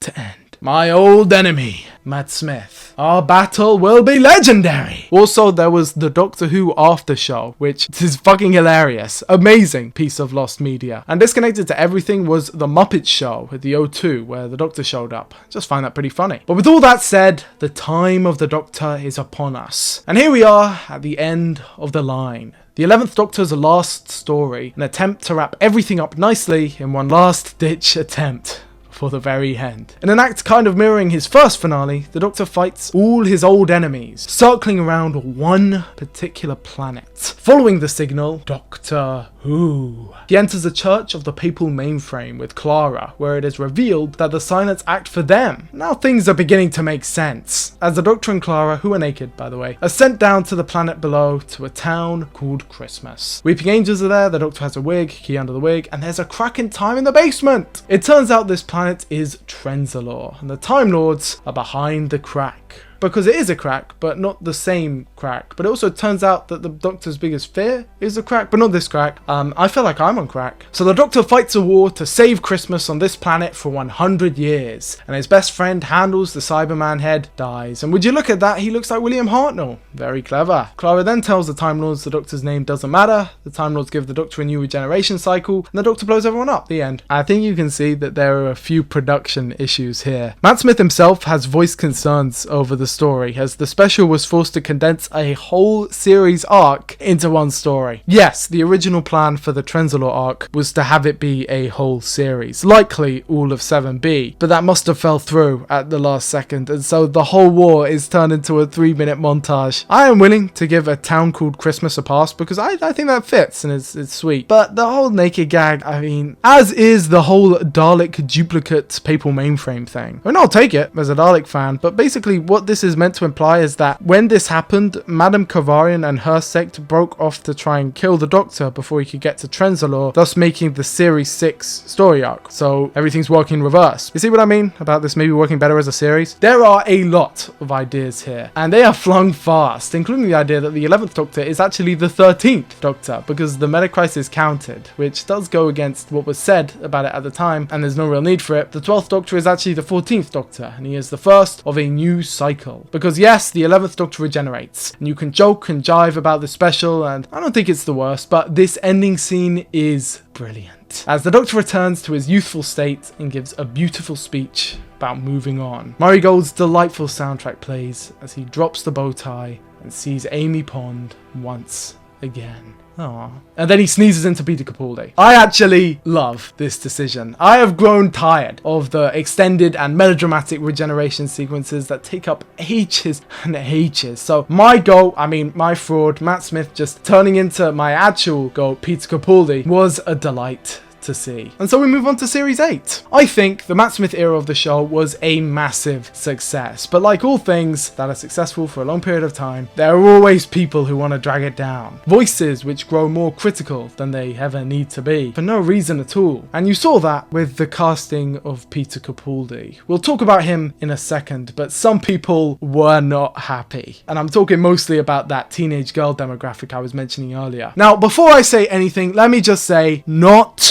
all. Definitely not all. Stephen Moffat's works in general to be very resonant with that specific age demographic of 14 to 24 women, and that did not change at all with this new era. But what did change is that a lot of people thought Peter Capaldi was too old. This is undeniable. I don't want to hear it. People want to change history. I was there, okay? I remember being outraged. How can you call out the Doctor for being too old? If anything, he's been too young. But I didn't send hate to any of the actors. I personally believe that every single Doctor has been perfectly cast, and we're all great, including, of course, Peter Capaldi. But I had to stand in firm opposition because, spoiler alert, from here on out, Doctor Who was in the line of fire. Peter Capaldi was born on the 14th of April 1958 in Glasgow, Scotland. And I don't say this lightly, but he was destined to play Doctor Who. I mean it! Being a lifelong fan from the age of 6, Peter Capaldi had also procured himself a very illustrious career, being one of, if not the best actor, not just the country, but the world. Yes, I'm saying it, he is God tier. And thankfully now people are beginning to realise that. Only took 10 years, but he was great. And the buzz around Series 8 was pretty big as well. I mean, how couldn't it be? Coming hot off the heels of the massively successful 50th anniversary, 11th Doctor, and the new Sherlock, which don't worry, we will be talking about that. Series 8 was looking good, and they knew how to prepare. The first episode of Series 8 would release in cinemas, and I was hype. Deep breath. I love this one. It was rather controversial at the time, but I always loved it. Immediately, it set up a darker side to this Doctor. As he recovered from post-regenerative trauma, he was more callous and rude than previous incarnations. Or maybe his Scottish accent just showed it more. I personally loved it. A little quirk I love about Stephen Moffat's writing is his awareness of the characters' appearances. Of course, not everyone can do this, because you have to know exactly what the person looks like, which doesn't work if you don't have them cast, and usually the writer doesn't cast the people. But anyway, we're back in Victorian England with the Paternoster Gang 2 in their sadly last appearance. They help the Doctor recover as he runs around London, wondering to himself, what's so different this time?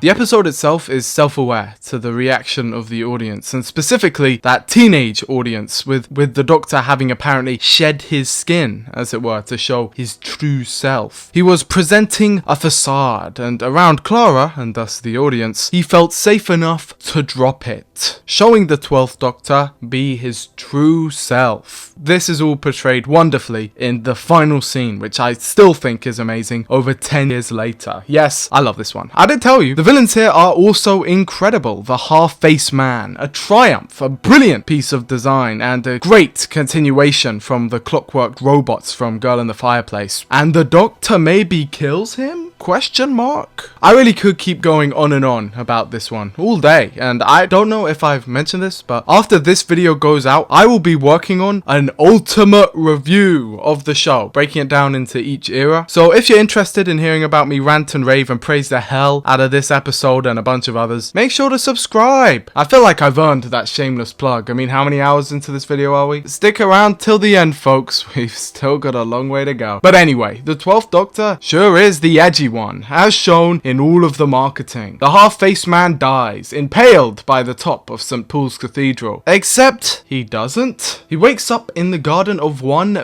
Missy, played by Michelle Gomez, and she's the master, isn't she? Probably the most obvious plot twist since ever, but the episode is still incredible. And after that is Into the Dalek, and here we see the series arc forming for the Doctor, as he asks Clara the question, am I a good man? Now, I remember when the marketing for this series was coming out and thinking to myself how silly this was, because yes Doctor, you are a good man. But after thinking about it, and with 10 years of hindsight to really sit on it and understand it on a deeper level, I kind of still think it's a little bit dumb, but for very specific reasons. The idea itself is of course taken from Sherlock, with the exact quote of the Doctor being a great but not a good one coming from Sherlock episode 1. And I think the idea itself is sound, in that it makes sense for the Doctor to ask ask if he is a good man, especially this Doctor after the events of the last episode. But the problem comes in from Clara's response. Because yes, good men ask if they're good men, but Clara should also be saying yes to this question 100% of the time. In literally the last story, the Doctor protected an innocent town against every monster in the universe all by himself for 100 years, and that was just the last story. Clara, more than anyone, should know just how good the Doctor is because she has met every version of the Doctor. She saved every single one of his lives. She met the War Doctor, the darkest version of the Doctor, and still felt empathy for him. She really shouldn't be shocked at the Doctor regenerating here, or saying that she doesn't know if he's a good man. Being slightly dickish does not change the fact that the 12th Doctor is a good man. I personally believe that this arc is inspired by the 6th Doctor in seasons 22 and 23, and as you guys know, I am a massive fan of the 6th Doctor. But I feel like this question is really betraying Clara's agency as a character, because I think my biggest problem with this series, and kind of the whole era from this point onward, is that the characters just drastically change between series. You'll see what I mean when we jump ahead, but here is a rather blatant example. I mean, the character of Clara seemed to have forgotten just a hell of a lot, and because of this, she would see a sudden decline in popularity with this series. And I kinda get it. I am what you would call a Clara fan, a Clara apologist, but even I have to admit that some of the stuff she does in this series is just mean. I don't really like how infested this era of the show is with female characters slapping male characters. It's a small thing, I know, but I can't lie. I think Clara gets a pretty rough shake of it here as a companion, although she does get some great lines. And next season, she's great too. But here, I just can't get over it. She is cruel. What, teaching them how to shoot people?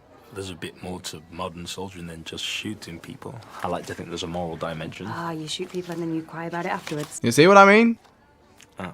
Like, why is she such a dick? Which leads us on to Danny Pink, Clara's boyfriend and all-round great guy. Now, you see, I do like the character. If he was my friend, like in real life, then I'd like him because I think he's nice. And definitely, I think the actor does an incredible job here. He is so damn charismatic, but I must confess, looking at the series overall and his role in individual episodes, I must confess, I don't like his role in the story. Spoiler alert, the main arc for this series revolves around the love triangle between these three characters, and similarly to the 10th Doctor and Rose, I just roll my eyes here. And I think that's just terrible. Clara was really nice. We like Clara. She has been nothing but kind and considerate and brave for the whole of last season, and now all of a sudden... I could kill that girl some days. Me too. Oh, from you, that means something. Sorry? What the fuck? They intentionally make Clara cruel. They intentionally make the Doctor mean, and they put Danny in the middle and make him weird. This forced drama results in just so many uncomfortable interactions that I just don't want to go through. As shown by future seasons, everything is all good when all of the characters are allowed to act like themselves. But that being said, of course this is only a small part of the episode and is mostly just a series arc thing. Into the Dalek itself is mostly separated the drama bits, and instead it features an interstellar Dalek war, a follow-up to Resurrection of the Daleks with epic explosion sequences and the like. The Doctor and Clara shrink down to enter a good Dalek? Question mark? A concept which has never been done before. I kid. But this episode wears its influences on its sleeve. The story itself is more focused on the Doctor's personality and the darkness within. Rusty the Dalek who turns good, leaves at the end, which leads us into the next story, Robot of Sherwood. I really like this one. The Doctor meets Robin Hood. Speaking of which, Patrick Troughton makes a cameo here. Neat. This might actually be my favourite Mark Gatiss Doctor Who script, and he's written quite a few good ones, but this one is just a lot of fun. After that is Listen, which continues the Clara Danny subplot with an episode centred around a date. Yay. Now I am pretty torn on this one because the rest of the story is actually really interesting, but this date subplot is damn. Why, Clara, why? I know that it's meant to be cringe, but I just can't. The Doctor goes insane trying to find a creature who is perfect at hiding. And I'm not talking Where's Wally. There's this kid who hides under a blanket and freaks them out, and then they go to the far future to meet Danny Pink's descendant by the name of Orson pink. Just don't think about it too hard, okay? Introduced here is this fleshy, weird telepathic circuit console of the TARDIS. Oh yeah, by the way, the TARDIS is orange now. I personally kind of prefer the space age green, but basically you can stick your fingers in it and it takes you where you want to go, which is, sure, pretty cool. And in the end, Clara ends up back where it all began, with a kid version of the first Doctor Who. In the barn from Day of the Doctor, she tells him that fear is a superpower, and then everything ends all right in the end. Good episode. After that is Time Heist, which has a time heist. Another really good one. And there's even a reference to the Dalek killer. The direction for Series 8 has really gone up a notch as Doctor Who gets more and more visually impressive, if you ignore the occasional botched CGI shot, of course. Here, it is made explicitly clear that the 12th Doctor and Clara are still romantic, and that lady from Ashes to Ashes is in it as the main villain. After that is The Caretaker, which again features Missy. She's been on and off in this series, yonking up people after they've died. I wonder how that works. It also features Coal Hill School, which Clara is a teacher. Danny and the Doctor and Clara all yell at each other again and again and again, and Danny does a cool flip. Up next is Kill the Moon, which it exists. Again, we are attempting to make kid companions happen. They're never gonna happen, little bro. This is probably the best one. Character, definitely not episode, with Courtney having at least slightly more of a personality than Angie or RT, but strangely enough, she doesn't really do or say anything in this one. Basically meaning the Doctor brings a child into immediate terrifying danger, and then she doesn't even do anything, so why is she even here? It laid a new egg. It's beautiful. Doctor is beautiful. On the plus side, the Doctor would wear his iconic orange spacesuit again. These spiders look pretty cool. On the negative side, the moon is an egg. Moving swiftly on. The next episode is Mummy on the Orient Express. Holy whiplash of quality. This is a great episode. Like most of Series 8, we're following up on the phone call that the Doctor received at the end of Series 5, the end of the Big Bang, as the Doctor and Clara go to a recreation of the Orient Express in space. And there's a mummy there. Frank Skinner would cameo here as a character who should have been a companion, Perkins. And the whole episode is just brilliant. You should watch this one. And Jamie Matheson pulls double duty, with Flatline being up next, one of my favourites of the whole revival. I love this story. I think it really gives Clara a chance to shine. See, I told you I loved her. It's not my fault they made her an asshole. I think this episode is everything that they wanted to do with Clara's character done right. She is given more agency than she was in the previous series, but not at the expense of her kindness. Despite what the Doctor says, she was good in this episode. She saved people, looked after a group of humans, and outsmarted an enemy. Just as good, if not better, than the Doctor can. Wonder if that will lead us in any way to a story arc. Wink. I can't believe that this story was written at the same time as Mummy on the Orient Express. They are both so goddamn good, proving that Series 8 is a great series. I love the idea of the boneless, and the 12th Doctor's speech at the end here, in time with the absolutely epic theme by Murray Gold that I love and adore. It's just peak, okay? Genuine 10 out of 10. I don't care. And after that is In the Forest of the Night.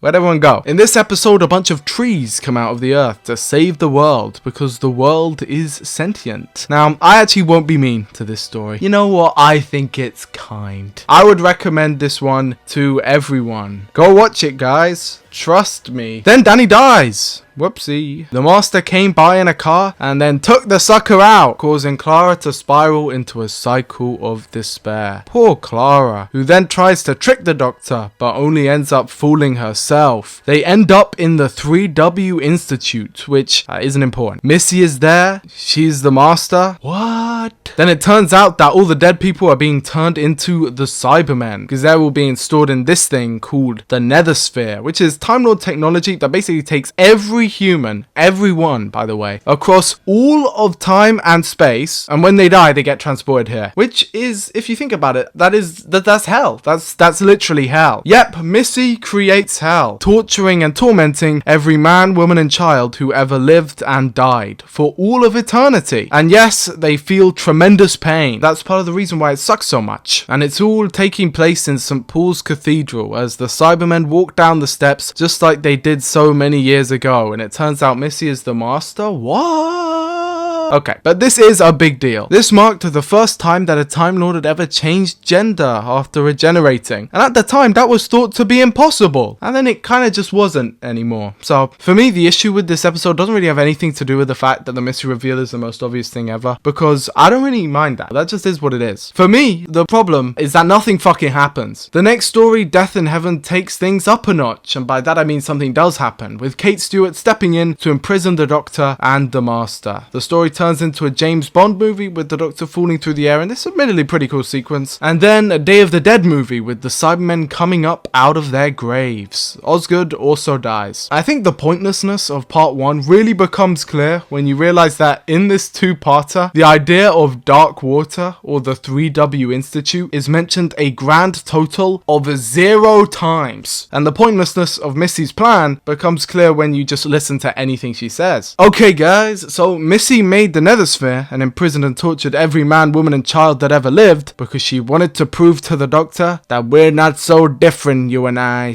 Spider-Man. She hands the Doctor the controls to every single Cyberman and he says no. The end. That was easy. You think I'm joking? That's literally what happens. Danny Pink sacrifices himself and it turns out the Brigadier was a Cyberman. Oh, question mark? That is fucking terrible. I hate this. I don't think this is very good and actually I think it's quite insulting. And I don't like that turning the best character in all of Doctor Who into a torn up, cut up, disembodied zombie with no will or autonomy of its own that then proceeds to kamikaze itself is played as a good thing. The Brigadier fought against the Cybermen. Him becoming one is the biggest insult that you can think of. Well, probably the biggest insult since the Doctor making Clara make Danny kill himself. What happened in this episode? The story ends with the Doctor and Clara hugging, with the Doctor saying he hates hugs and then leaving. Bye bye. Except not goodbye because she's back in the direct next episode and the next series because thank God they convinced her to come back and do another one. Now apparently Stephen Moffat and Peter Capaldi banded together to pitch to her to stay, but Stephen Moffat fell asleep so he doesn't remember any of it. But it must have worked because she was back for the Christmas special last Christmas. Santa is in this one, Michael Troughton is in this one, Dream Crabs are in this one,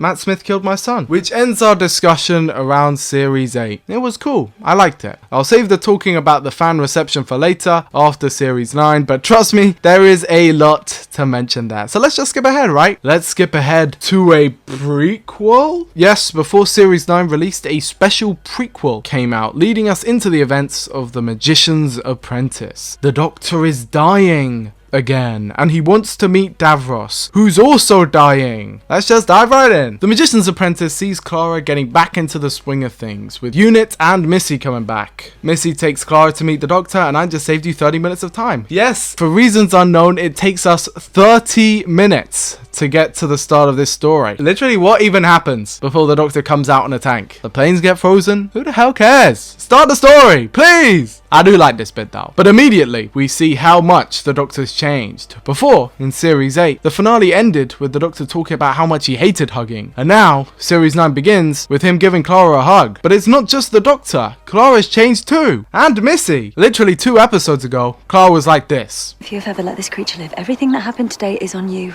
Now, she's like this. How's your boyfriend? Still tremendously dead, I expect. Still dead, yep. Yeah, I don't give a fuck. And Missy has gone from the literal devil, the worst person in the whole of time and space ever, imprisoning every man, woman and child who ever lived in eternal torment, objectively the most evil character to ever be in a Doctor Who story, and she has changed into what I would call a slightly nefarious River Song. She makes jokes sometimes and is admittedly rather funny. But the main meat and potatoes of the story is the return of Davros, who is now dying and under the care of Colony Surf.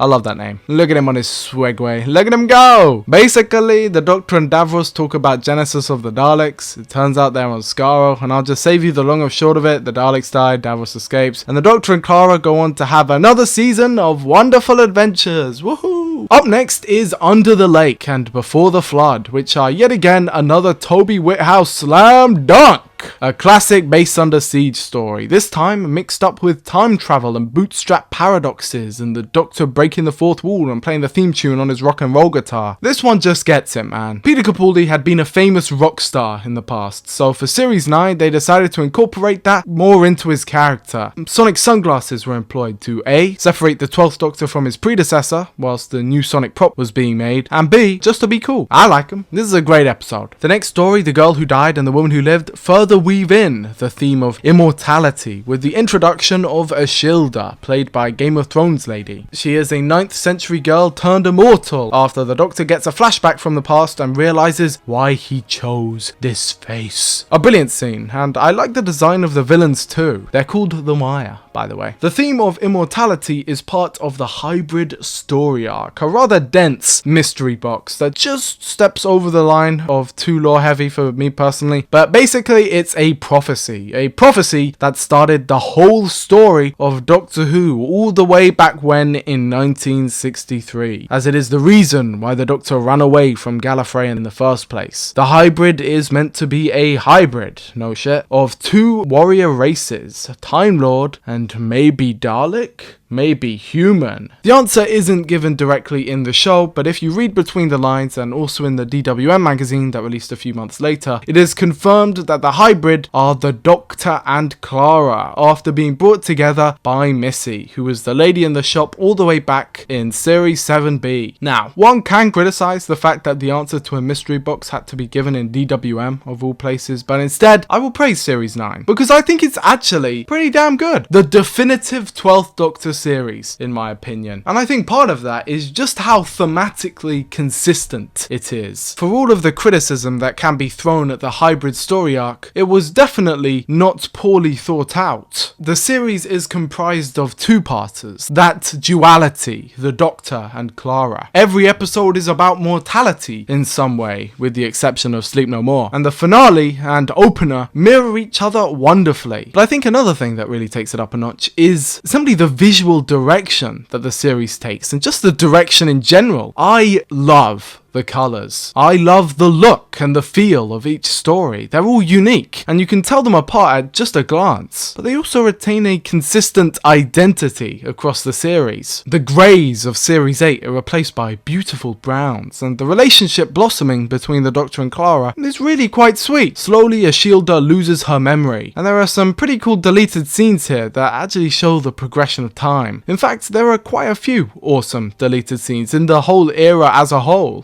In the Forest of the Night, for example, there is a genuinely great deleted scene where the Doctor explains where the forest came from. A rather crucial scene, actually. It all links back to the untempered schism, an idea introduced in Series 3, The Sound of Drums. Apparently, when the Doctor looked into it, he saw this, the events of In the Forest of the Night. This implies that Missy, somehow, is using this vision to draw the Doctor in, linking it more closely to the events of the next episode and making sense of the scene where Missy watches the events unfold on the scanner. I have no idea why this scene was cut, and it genuinely makes the whole episode considerably better if you have it in mind. Without it, events just happen for no rhyme or reason. The Earth being sentient and humanity having the choice to either destroy or protect it might have been an interesting idea, probably not really, but that had just been done a few episodes earlier with Kill the Moon, and unlike Series 9, that idea was not a key theme of Series 8 and is more so just an accidentally reused idea. But getting back on track, the next episode of Series 9 is the Zygon Invasion and the Zygon Inversion, a follow-up to The Day of the Doctor, which reveals that while Osgood did die, there were actually two of them, just as shown in Day of the Doctor. And you see what I mean? It's like a hybrid.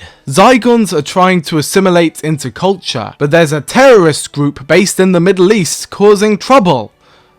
Wait a second. Peter Harness is back, and what I will say is that Jenna Coleman gives an all-star performance as Bonnie, and Peter Capaldi similarly gives a godly one as the Doctor in this epic speech that sends shivers down my spine every time. I also like this little dream sequence bit. It's cool. Up next is Sleep No More, a found footage horror episode of Doctor Who. cool. And finishing the series off is the 3-part finale, Face the Raven, Heaven Sent, and Hell Bent. Riggsy is back, and Clara fucks around a little bit too much and has to find out. I actually really like this story, and Sarah Dollard. I think she's a really good writer. She should do some more. This one was really well written, in my opinion. The original plan was to have the episode be earlier in the series, but it was put back here to tie in more with the arc of the series. The Quantum Shade, the titular raven that kills Clara, was now turned into a weapon from the Time Lords, and the aliens, who were meant to be more prominent part of the story, were toned down a bit to be a bit more cost effective. Black Panther is also in this one, as is a shielder, now going by Me, which isn't confusing at all. Clara dies and the Doctor gives up his TARDIS key to enter who knows where. A teleport, taking him to the next episode, Heaven Sent. Heaven Sent is a masterpiece, genuinely one of the best episodes of the revival. The Doctor enters his confession dial and Peter Capaldi gives a tour de force performance, but it's not just him. Stephen Moffat hands him one of his best scripts ever, and if you read it, you just think, wow, I will never write anything as good as this in my whole life. And Rachel Talalay as well. This episode was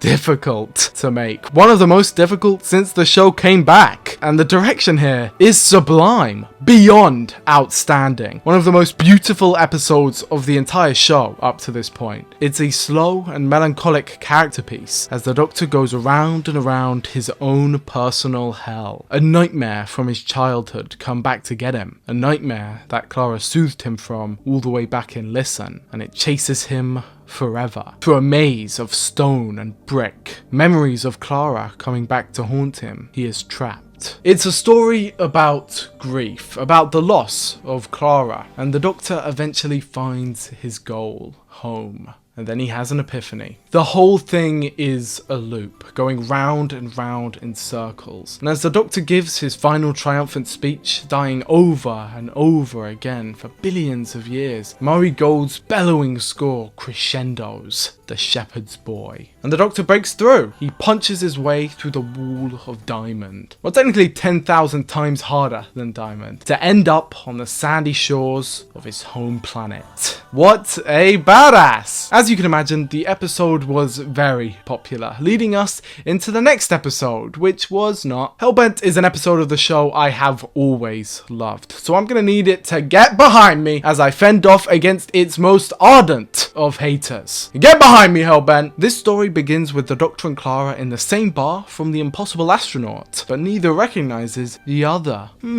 So the Doctor tells Clara the story of how he went to Gallifrey, and we are sent back to where it all began. The Doctor returns to the barn, and it's basically just super badass. He turns every Time Lord against Rassilon, who is no longer Timothy Dalton, sadly, with sheer badassery alone, because he's that awesome. He then brings Clara back from the exact moment of her death, and goes rogue, stealing a TARDIS, and even gets the boom mic in shot, just for the hell of it. He also tells Clara, I love you, but we don't hear it on screen, because we just can't have the Doctor saying his feelings, can we? The Sisterhood of Khan is also back. Rassilon gets got, and even the General gets shot and killed by the Doctor. Wow, he's really willing to go far. We end up at the very end of the universe, in a rather small set, where Me is sitting waiting to give some much needed exposition. By me, I don't mean me, I mean Ishilda. Then the Doctor deletes his own memory because he doesn't want to become the hybrid, and if the Doctor and Clara keep going, they will be too dangerous together, which leads us back to the beginning of the story, where the Doctor wakes up and has no memory of Clara, who leaves with Me in the TARDIS. I wish she left with me. Am I right, guys? But anyway, the new Doctor is alone now, but at least he gets a new sonic screwdriver.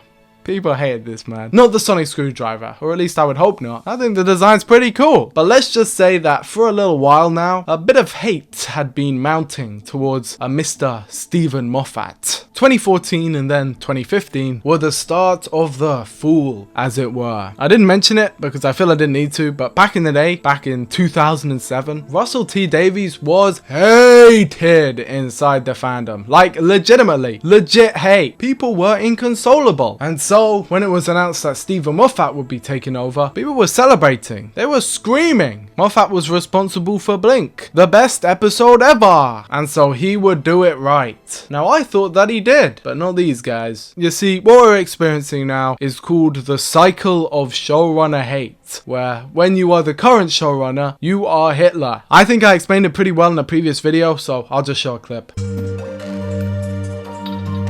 The cycle of showrunner hate is the name I've come up with to describe the phenomena of fan backlash towards the current showrunner of hit sci-fi TV show Doctor Who. You may be looking at me funny and thinking, the hell are you talking about? That thing doesn't exist. But the rest of you, I know you're listening and nodding along because this thing is real. The cycle begins like this. The new showrunner is announced.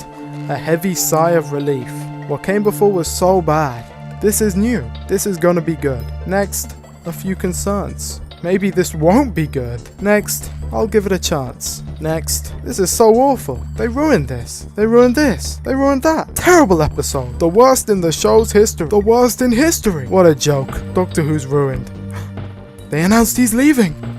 Thank God. And this new guy's coming in. Rinse, repeat. Now, which showrunner do you think I was talking about? All of them. I was talking about all of them. This happens every time. This happened with Russell T Davies. This happened with Stephen Moffat. This happened with Chris Chibnall, and it's already started happening with Russell T Davies again. The cycle really began to settle in for the kid in 2011 with Series 6. There was beginning to be a hate movement, and by Series 7, it had become rather large. It only grew with 2014, and in 2015 is when everything started to collapse.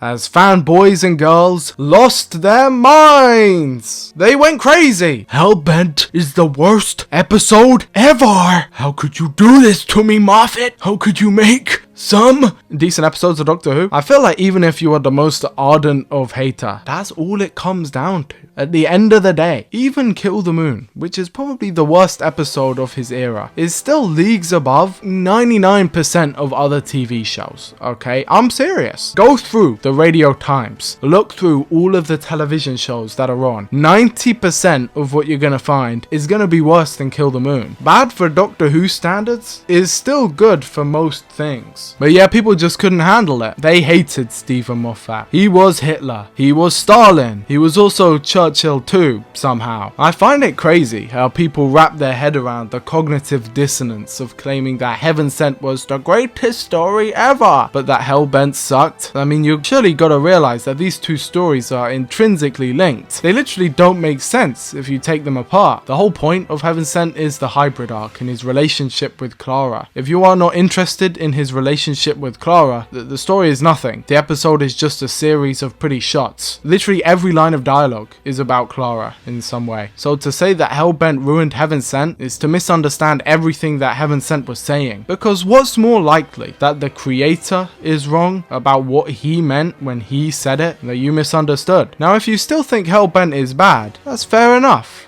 I can't be bothered to argue, okay? But if that is true, you also gotta look at Heaven Sent. You can't say that one is the best and that the other is the worst. That's like saying Rise of the Cybermen is the worst episode ever and that Age of Steel is the best. Like, you can't hold both of those opinions at the same time. I get thinking that one is better than the other. I mean, I think that one is better than the other. But like, to have that drastic of a difference of opinions, I mean, it just doesn't make sense. That said, it's still better than hating on both of them. I feel like now, because everyone sings the era's praises, it can be a bit hard for people to realize just how much this era was scrutinized and hated when it came out. I could find a legion of hate comments on every video at the time to prove it, but people now pretend that that never happened or that the new stuff is just so much worse to justify their never-ending tirade of hate towards the show. But here's some more tangible evidence. The highest viewed review of Heaven Sent on YouTube for several years until this decade, by the way, was this one. This is real, by the way. This review, not from a small YouTube channel, by the way. Remember, highest viewed for multiple years, rated Heaven Sent a 4 out of 10.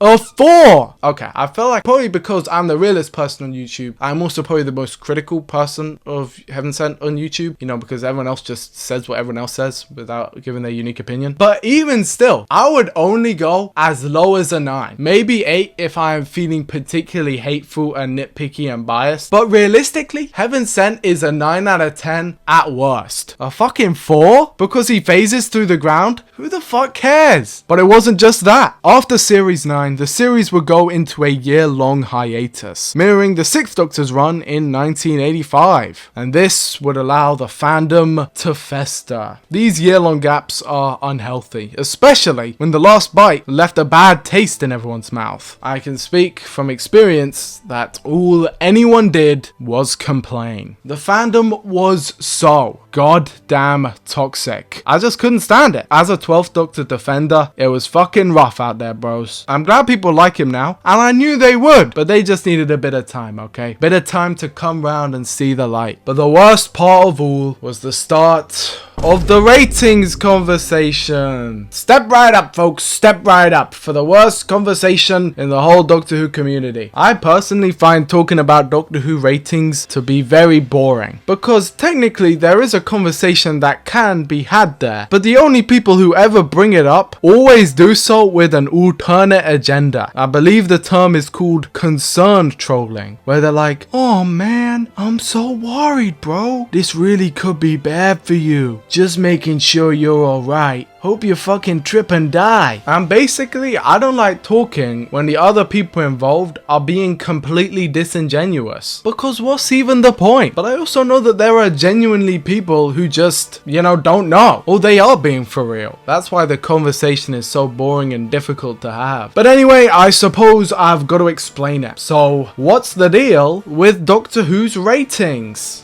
Okay, so as you guys might have spotted, I have been slipping in a few references here and there to Doctor Who ratings over the course of this video. And that's all been to lead up to this point. You see, here I'm going to go over the history of Doctor Who ratings, the context, and why they matter / mattered / don't really matter anymore. In its infancy, Doctor Who was a show like any other. There was no legacy or established fandom to fall back on. It was literally 13 20-minute episodes, and that was it. So back then, it really mattered what ratings you had, especially in a 1963 environment where things were very competitive and there were no other visual mediums. There were the pictures, but that was a special thing, and totally different to television. There were also only 2 channels, and at a certain time at night, the whole thing just switched off. It was a very different media landscape, and initially, Doctor Who did pretty badly. It got around 5 million viewers, which is good for now, but not so good back then, because only 2 channels. You see, this context is very important to realize. The way ratings of course work is it shows you how many people watch the program, and thus how big of an effect it has. They use this data to justify on whether they should continue allocating the resources to this show or reallocate them to a different, more profitable venture. This is usually why the conversation of ratings is so often centered around the conversation of should Doctor Who be cancelled. But then Doctor Who was very successful with the advent of the Daleks, which shot figures up to 10 million, which is astronomical and not sustainable, at least not in the UK. The myth that Doctor Who ever averaged over 10 million is completely untrue. That simply was never possible, never the case. I've seen people say this, it's just a lie. Season 2 was probably the most consistently successful the series ever was, and even that didn't have an average of over 10 million. And by the time the William Hartnell era ended, figures had dropped down as low as 4 million, which is worse than it started at. Does that mean that the show was in danger? No, because then they regenerated the show and the figures went back up again. Again, I find it important to reiterate that the viewing figures do not correlate with quality. They are totally separate from each other. The First Doctor's era did not get progressively worse. Interest in it simply waned. Naturally, Patrick Troughton started strong and then his figures naturally waned as well, dipping to as low as 3 million. Does that mean that the War Games is bad? No. Jon Pertwee finally proved the exception, with his series actually going up in ratings, as his incarnation of the character drastically reinvented the show and solidified it in 70s culture. This set Tom Baker up for greatness, and greatness he achieved, with probably the biggest cultural peak of the show. And the actual peak, figures-wise, City of Death. However, that was again due to industrial action at ITV, the BBC's only only competitor. And just a year after that, Tom Baker's viewing figures would drop again to 3 million. Was that because he sucked? Or because he fell off the most popular Doctor? No, it was because interest naturally waned and there were other shows on. Viewing figures mostly just map on to marketing. How much did you spend on marketing basically equates to how much viewing figures you get. It doesn't really account for impact on culture or fandom or anything. The raw numbers are kind of meaningless, especially now, but back in the day they were used to justify whatever decision was made. For example, the 6th Doctor gets the flack for causing Doctor Who's cancellation, even though his figures were good. The story Warriors of the Deep was the actual cause of the cancellation, and the 5th Doctor was more successful than the 6th. Basically, the show's figures were sabotaged as an excuse to justify cancelling the show. They wanted to cancel it anyway. Whether it had good figures or not was simply a non-issue, because they just bullied it until it had bad ones. Doctor Who was not cancelled because of poor viewing figures. It was cancelled because people didn't want it on. This is simply inarguable, but people will still act like viewing figures are the be-all end-all. Now, skip ahead 30 years. There are no longer just 4 channels. Doctor Who is a fully established show of 50 plus years. There are now streaming services and YouTube, online alternatives. What makes you think that viewing figures are the be-all and end-all? How many people even still watch TV? But the real question is, do viewing figures matter? I think it depends. Are you a new show? Then probably yeah, I think they do matter. Are you an old show? Then probably maybe. And are you the BBC's only flagship show after all others have gone under and by far the biggest moneymaker for the whole corporation? Well then definitely no. It is kinda that simple, but the conversation requires nuance, so there goes that. 2015 saw Doctor Who have record low figures. No! That means the show is gonna get cancelled. Except obviously it's not. The main issue for the show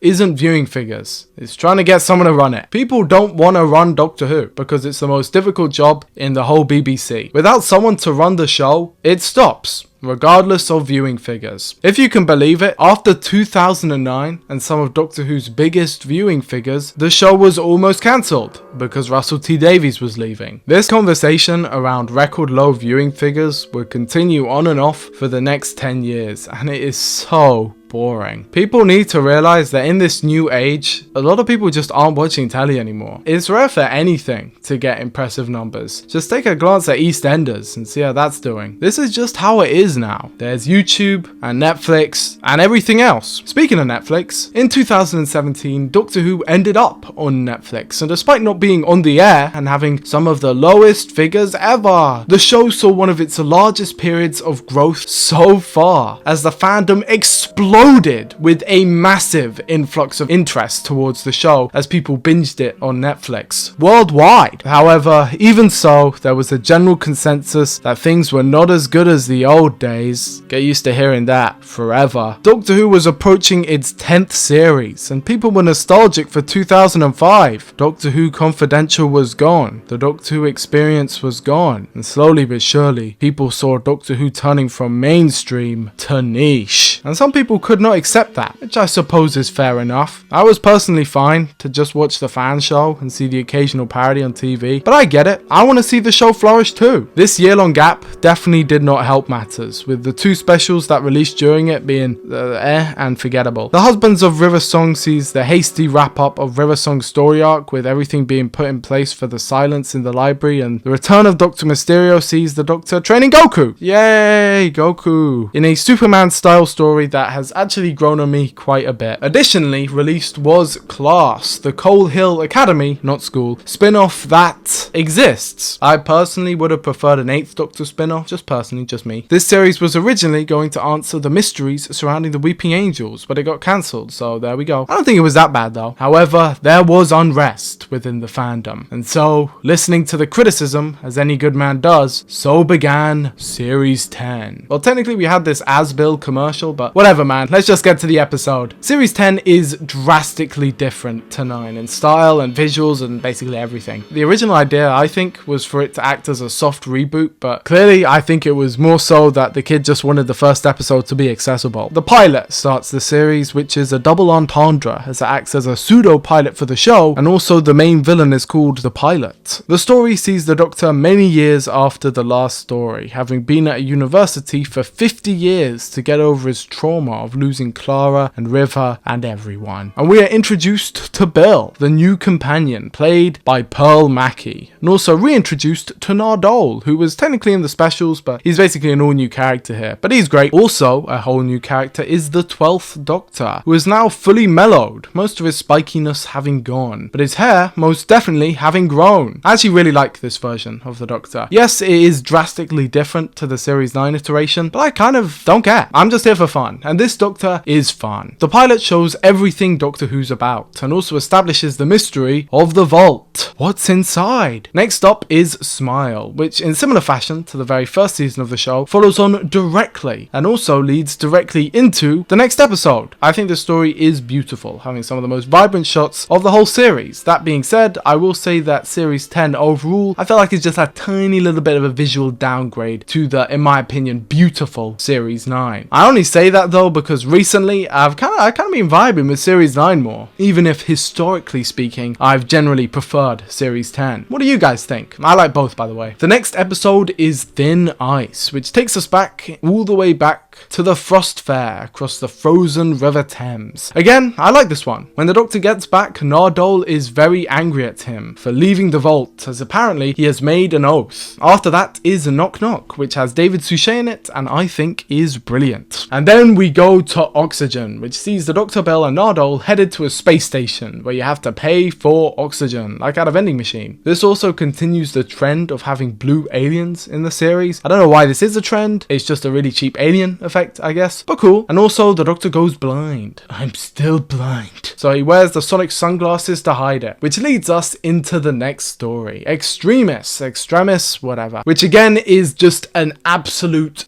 belter of a story, kickstarting the Monk trilogy, which includes this episode, Pyramid at the End of the World, and Lie of the Land, which all feature, as you can imagine, the villainous monks. But this one is my favourite. We finally get the answer to what is in the vault, or should I say who is in the vault. Missy, after being taken by the Doctor and Nardole from this awesome executioner planet. This finally ties together all of the loose ends between Series 9 and 10, creating a clear timeline of the end of River Song's story to the recreation of Nardole to the vault subplot at the university. But the actual episode itself is a story within a story, a recording from the Doctor's sonic sunglasses warning him of an incoming invasion from a group of shadow puppeteers called the Monks, who have been gathering intel by using simulations, kind of similar to the plot of the War Games. This leads us into the next part, which sees the Monks enact their plan in a sequence which mirrors the first episode. This time they use the fact that the Doctor is blind to make a deal with Bill, who offers them the world in exchange for giving the Doctor his eyesight back, taking us directly into A Lie of the Land, where Missy finally comes into play. The world has been overtaken by monks, and the Doctor is their chief propagandist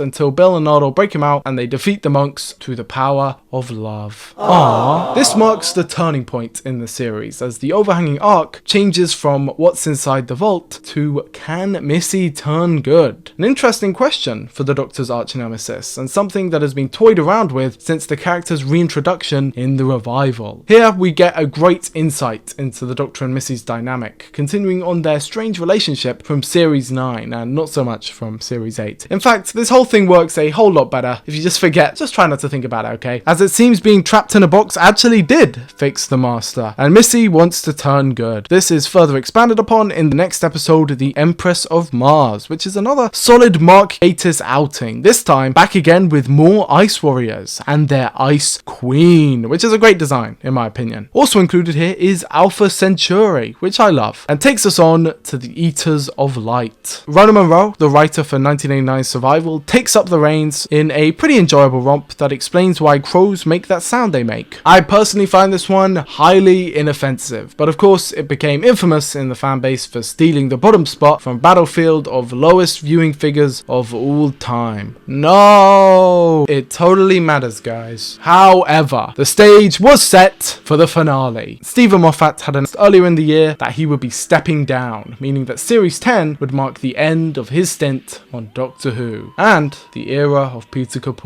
Now, apparently there was a lot of behind the scenes drama across the whole of the Moffat era, but especially this particular part. You might find it shocking to hear this, but this era of the show has the most drama behind the scenes of the revival, which is particularly impressive when you realize that a pandemic happened right after this, and one of the lead actors actually straight up quit before. Back, travelling through time in his TARDIS as he prepares to regenerate for the 9th time. Hello, I'm Chris Eccleston and I'm playing the Doctor.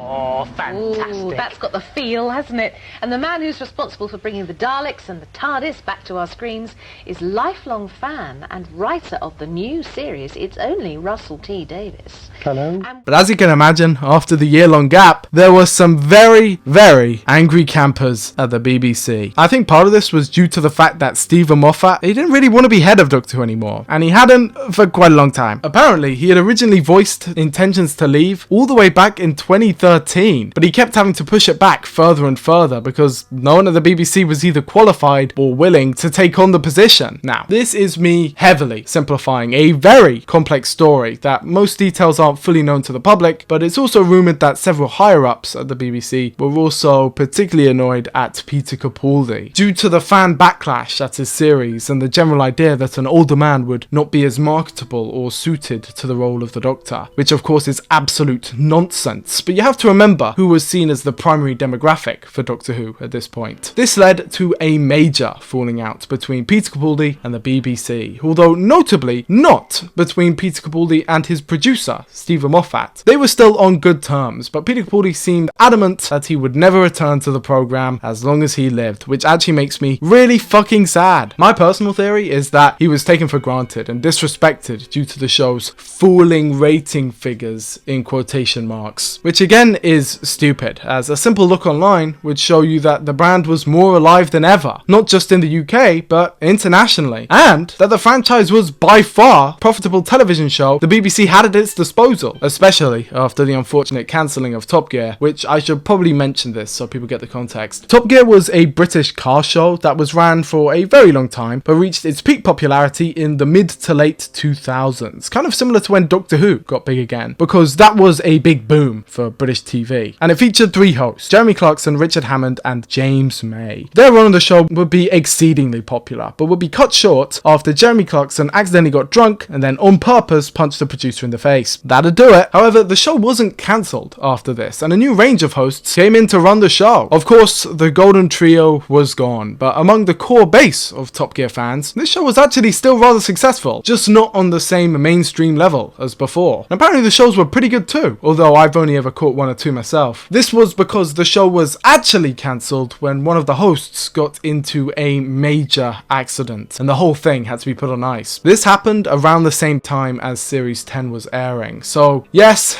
Top Gear was gone, and only Doctor Who remained as the one and only BBC flagship show. For some reason though, the popularity of iPlayer, YouTube or other streaming websites was not accounted for, and so the show was put through an immense cycle of disrespect, even as I and many other fans loudly shouted, "Guys, it is really actually quite good. Series 10 is great!" But no one listened. I remember when the series came out being actually quite saddened due to A, how much I really enjoyed it, and B, due to how much everyone else was constantly shitting on it. It didn't help that the signature Moffat magic, in inverted commas, seemed to be wearing off across the industry. Sherlock had just released its 4th series, and audiences were split. The first series of Sherlock and its follow-up had been widely acclaimed by all audiences, with the finale of Series 2, The Reichenbach Fools, being heralded as the peak. I will of course agree that the first 2 series of the show are great, but it's with with Series 3 that things began to get a little bit weird. The first episode of the series, The Empty Hearse, seemed to poke fun at its own fan base, insulting those who were engaged in the mystery of how Sherlock survived his death. Oh, spoilers for Sherlock. And while I personally didn't agree with that reading, and I just thought, it was just tongue-in-cheek, the opener left a bad taste in the mouths of many, especially because they viewed the mystery element of it to not be as compelling. Additionally, it introduced the controversial character of Mary, John's wife, who seemingly stepped in the way of the pair's relationship that a lot of fans were super invested in. This continued on into the second episode of Series 3, which involves the wedding of the two, an episode I am very fond of, but appears to be the least popular of the series among fan circles. I don't really get it. I actually think this is one of the best episodes of the show. Sherlock fans, please don't kill me. But then things began to go into free fall. The Series 3 finale with its new villain was seen as disappointing, apparently, and the twist that Mary was a villain seemed to be well accepted until she was then forgiven by John, and the romantic relationship between him and Sherlock was deconfirmed once again. The creators seemed to be aware of the shipping wars that were going on, and took to prodding the bear constantly to tease them. From the start of Series 3 onward, Moffat and Gatiss regularly enjoyed trolling their audience in both the marketing for the show and the actual show itself.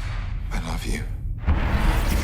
The Abominable Bride was the first episode of the show to be released to anything but an overwhelmingly positive reaction, but they were not prepared for Series 4. Series 4 undertook a massive stylistic change for Sherlock, whilst superficially some of the things remained the same, like the Mind Palace and the deductions. If you look below the surface, a many number of things changed in quite a sizable way, and in a kind of action schlocky direction. Fans were beginning to notice more out and out errors, and the thought and precision that were put into earlier stories was said to no longer be a part of this recent outing, or at least not to the same level. That all accumulated in The Final Problem, an episode that teased the return of Sherlock's big bad, Moriarty, after an agonizing 5-year-long gap. An episode that saw the reveal of Sherlock having a secret sibling, right after making fun of that concept for the whole duration of the show, and an episode that seemed intent on pissing off the fans as much as possible. So yeah, it was kind of unpopular. For me, I'm actually gonna have to go against the grain and say that I actually like Sherlock Series 4 and also The Abominable Bride, man. I thought it was very good. Not even just good. Not even like above good, you know what I mean? It's better than good, it's better than above good. I think it's very high quality. My only problem, and yeah, I'm sorry guys, I don't like to moan either, but my only problem is the final problem, because this episode is ridiculous. I think for me, it's not so much the tongue-in-cheek jabs at the audience, that unrelenting trolling that gets me. I think it just doesn't make a lot of sense. The emotional moments land, with Mycroft's sacrifice being particularly hard-hitting, and the final ending sequence where the two run out together being a satisfying enough end for me personally. But like, when do their characters get superpowers, you know what I'm saying? Enola Holmes, Sherlock's sister, has mind control powers, which she uses to take over Azkaban prison. She also has the ability to morph her voice into that of a little girl's to imitate herself when she's on an airplane. And also, Sherlock is apparently smart enough to predict John's exact movements 2 weeks in advance when he's on drugs and literally about to die, but somehow isn't able to tell that there isn't glass in the room. Okay, bro. I like how Eurus makes fun of Sherlock and by extension the audience for thinking that there's a bomb in Molly's apartment. Like, why wouldn't we believe that? It's the least unbelievable thing about anything that's going on here. You literally pretended to be his therapist. Anyway, what were we talking about? Oh yeah, Stephen Moffat. I think he literally was the embodiment of the meme suffering from success, because everyone wanted to take pot shots. He'd been at the top too long, man. And also the job of juggling the two biggest BBC shows by a country mile, not an enviable one, which is why it is all the more admirable, in my opinion, that he was able to make such an outstanding send-off. World Enough in Time and The Doctor Falls are up there, in my opinion, as one of the best finales of the revival, seeing the return of the John Sim Master, the first ever multi-master story, and the return of the Mondas Cybermen, the Mondasian Cybermen, which, say it with me now, Stephen Moffat has gone on record saying that he hated. See what I mean? It does get endearing after a while. I like it, man. I like it. He's a fan. But yeah, the story is brilliant, taking advantage of time dilation due to a black hole to explain the genesis of the Cybermen.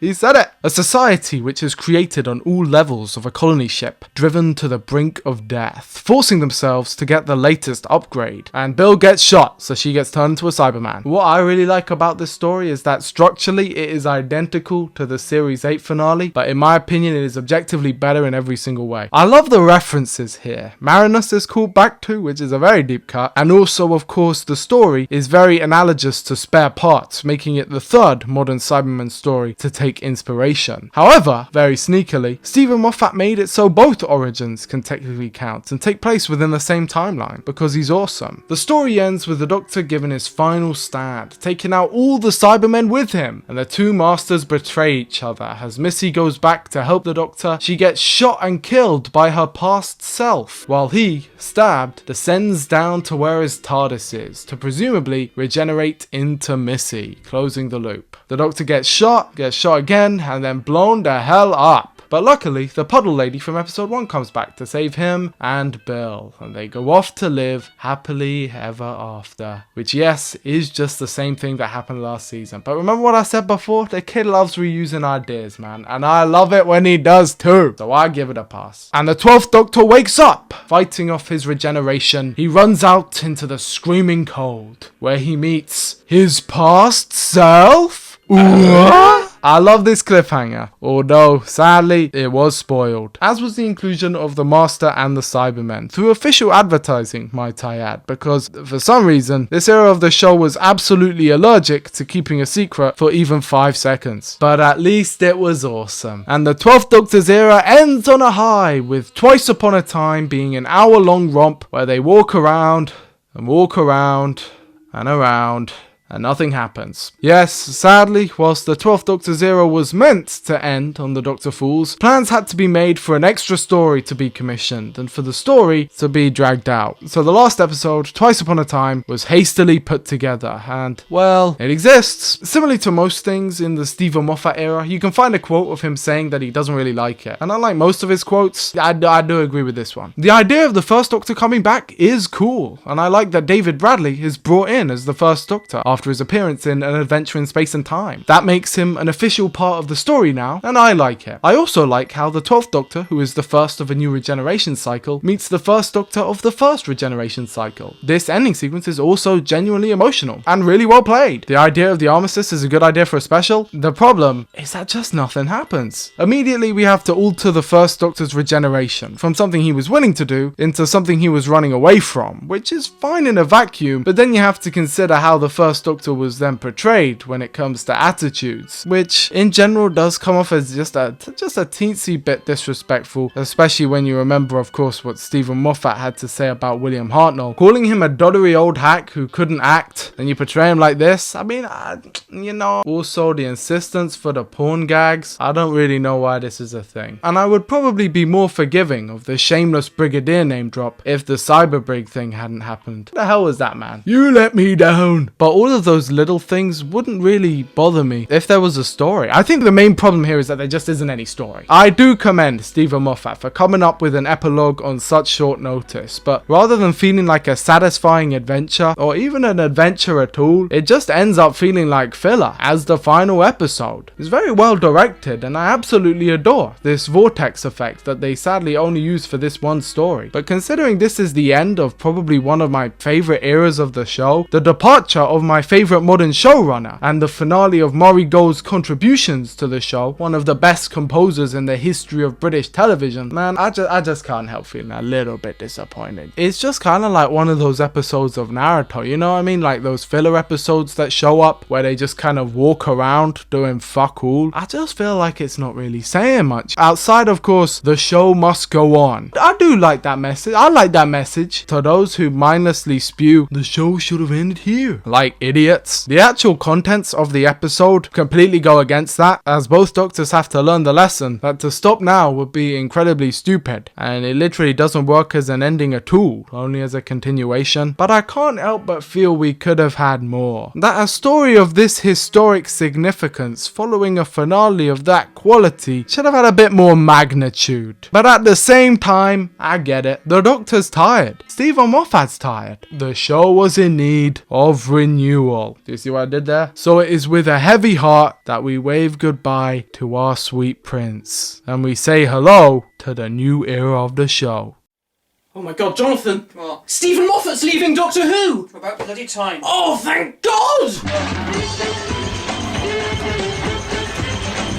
Yeah, this pretty much sums up the reaction of the fan base. It's funny, considering how popular he was at the start and how unpopular Russell T Davies was in contrast, how annoyed so many fans got at him. They literally claimed he was the Antichrist. And I think it's just the way the mind works, to be honest. Nostalgia and delight. 10 years after the fact, now that all the kids who watched it when they were younger have grown up enough to join the conversation, the tides have shifted. But back then, it was a different story. Chris Chibnall was the new showrunner for Doctor Who. And boy, was he gonna change things. Born on the 21st of March 1970, Chris Chibnall was a highly successful and acclaimed writer. I think my favourites of his was Life on Mars, which starred John Sim. It's an absolutely brilliant show. I can't sing the praises highly enough. Featuring a policeman who gets hit by a car and winds up all the way back in 1970. Genuinely, astonishingly good television. As is its follow-up, which Chris Chibnall did not have any involvement in. He, of course, wrote many Doctor Who's before, as well as showing his showrunner capabilities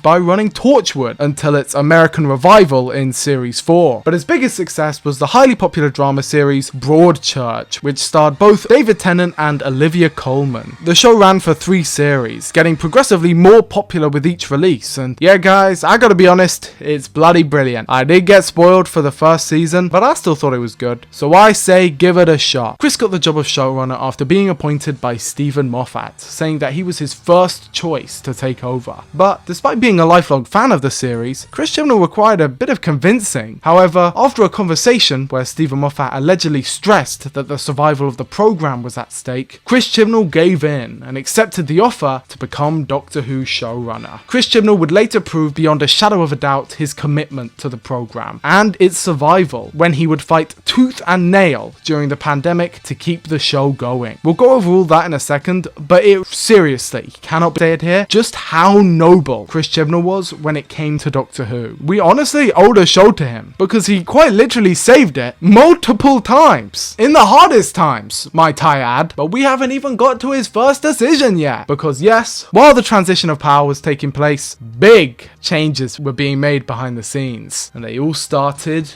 with this. Jodie Whittaker was announced as Doctor Who. Ooh, this tore the internet in half. I remember the advert like it was yesterday, when it was revealed that under that hood stood not a man, but a woman? What? Well, people were pissed, and I kinda get why. Okay, so people don't really remember it now, but the debate on whether or not the Doctor could be a woman wasn't exactly a new one. In fact, it goes all the way back to the early 70s, and probably even before that, but this is the earliest I could find. What people don't really mention though is the fact that it was never really taken seriously. The idea was often thrown around as a joke, and even in the Curse of Fatal Death parody, where the Doctor does indeed regenerate into a woman, it was most definitely played for laughs. And that was because the general consensus was that the Doctor wasn't a female character. Even among the previous showrunners, it was an idea very quickly dismissed because it's obviously a very big change. I think now, in retrospect, people get a bit too hasty, throw around the label of sexist when someone voices their uncertainty around the decision, but you have to remember that back then, I mean, we didn't know. Let me speak for myself here actually. When I first watched the reveal, I remember my instinctual feeling was, oh, because I did feel that. And I feel like you've got to be honest when you did feel that. And that was my gut reaction. But then I remember, just 10 minutes after that reveal, just 10 minutes. In those 10 minutes, I had seen the vitriol, the hate, and the remarks made by a bunch of people. Even just on YouTube, on the video, on the live streams that I had seen. And instantly, I felt compelled to step away from all that. So even less than a quarter of an hour after the reveal, I've got to admit, I've got to be honest, I was along for the ride. Of course, again, I'm just speaking for myself here, but since very early on, I was all aboard for the female Doctor. I don't think I'll be the only one to say that I hadn't much thought of the idea before it actually happened, but at the same time, I feel like 2017, 2018 was the perfect time for it to happen. Right after Missy had established the fact in canon, it only seemed like the next logical step. Again, I don't think people were sexist for being cautious or even sexist sexist for being against the idea. Obviously not. That's not to say that there weren't people who were sexist who were against the idea, but I feel like I trust my audience this far into the video to be able to distinguish that nuance for themselves. You guys are all smart. I trust all of you. And Jodie Whittaker had worked with Chris Chibnall before, and I thought she was very nice. She's definitely a very talented actress. Has got about 500,000 accolades to prove it. And to be honest, watching the video, it was mostly just shock and an initial twang of disappointment that the guy who I wanted to be Doctor Who wasn't Doctor Who, rather than anything personal towards Jodie. Because of course it wasn't. She's great. By the way, I know no one asked, but my fan cast was Andrew Garfield. I know, point and laugh, but I thought he'd be really good. Sue me. So yeah, I was on board the Jodie Whittaker hype train, but I also want to make it clear that I'm not against anyone who wasn't. I remember Peter Davison got into hot water for saying a very reasonable take about how Doctor Who is basically the only male role model figure in popular fiction, at least in British popular fiction, who doesn't use guns. A male character who is never violent and doesn't use weapons is something genuinely needed in the 21st century, and the character of the Doctor could be argued to be an intrinsically male hero. Not by me, I don't think I'd make that argument, but it could be made by someone else, and very convincingly too. I like the female Doctor. I don't really know what more I can say. As more and more promotional material came out, I found myself vibing with it more and more. I loved the costume, I loved the hairstyle, I loved how androgynous it was. Now don't get me wrong, in the future I would be all for a no holds bar, all out feminine Doctor, something akin to Romana 2 and her way of styling. I've talked about this on the Discord before actually, but I think this decision was perfect for the time. Perfect for the first female Doctor, at least in my opinion. As I said before, as soon as someone is cast as Doctor Who, I can't really see them as anyone else but Doctor Who, and Jodie Whittaker alone was definitely proof enough for me. I love the silhouette, the new sonic screwdriver. There was this beautiful image, it was taken on set, of just her against the sun. It was genuinely breathtaking, okay? As you can imagine, whilst there was also a load of good faith, fair criticism that came from a fair place, genuine concerns about the gender swap and what it could mean for the show going forward, there were also not so fair comments being made. I think it's no secret that this era of the show that I'm about to talk about was very controversial. So much so that it's kind of broken out of the show itself and the fandom. Even shows like Cobra Kai, of all things, made reference to this. And you might find me weird for saying this,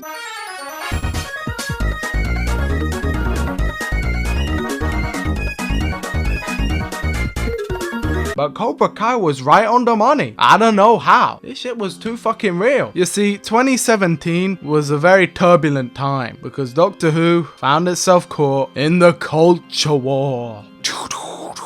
Culture war, culture war. Hooray! Hooray. Can you believe it, guys? Now that I've mentioned that, my whole comment section is ruined forever. Just kidding. Me talking about the 13th Doctor is enough to do that. I feel like I need to have a frank conversation with everyone. Just before we talk about the culture war, all that bollocks. Before we dive into anything related to the 13th Doctor at all, actually. I just need to speak to you. Man to man. Woman to woman. Goat to goat. Because if you don't know, I have been making videos for over a year now. But even before that, I have been a proud Doctor Who fan for my whole life. And I have talked about it with a bunch of people, both in real life and online, since forever. In fact, the main reason why I made this channel was so that I could speak to more people about the show that I love. Because I do love it, and I genuinely love it. But when it comes to this era of the show, if you have watched all of my videos up to this point, you guys know that I have been more than accommodating, more than understanding. I have said so many times, it's perfectly fine for you to dislike this show. It's perfectly fine for you to dislike it, to voice your opinion. I'm not saying that you have to like this part of the show, etc, etc. I've said it so many times, I've lost count because I say it in almost every video. Because I have to say it every video. Because A, I don't want to lie to people and think that they have to agree with me on everything I say. Obviously, you don't.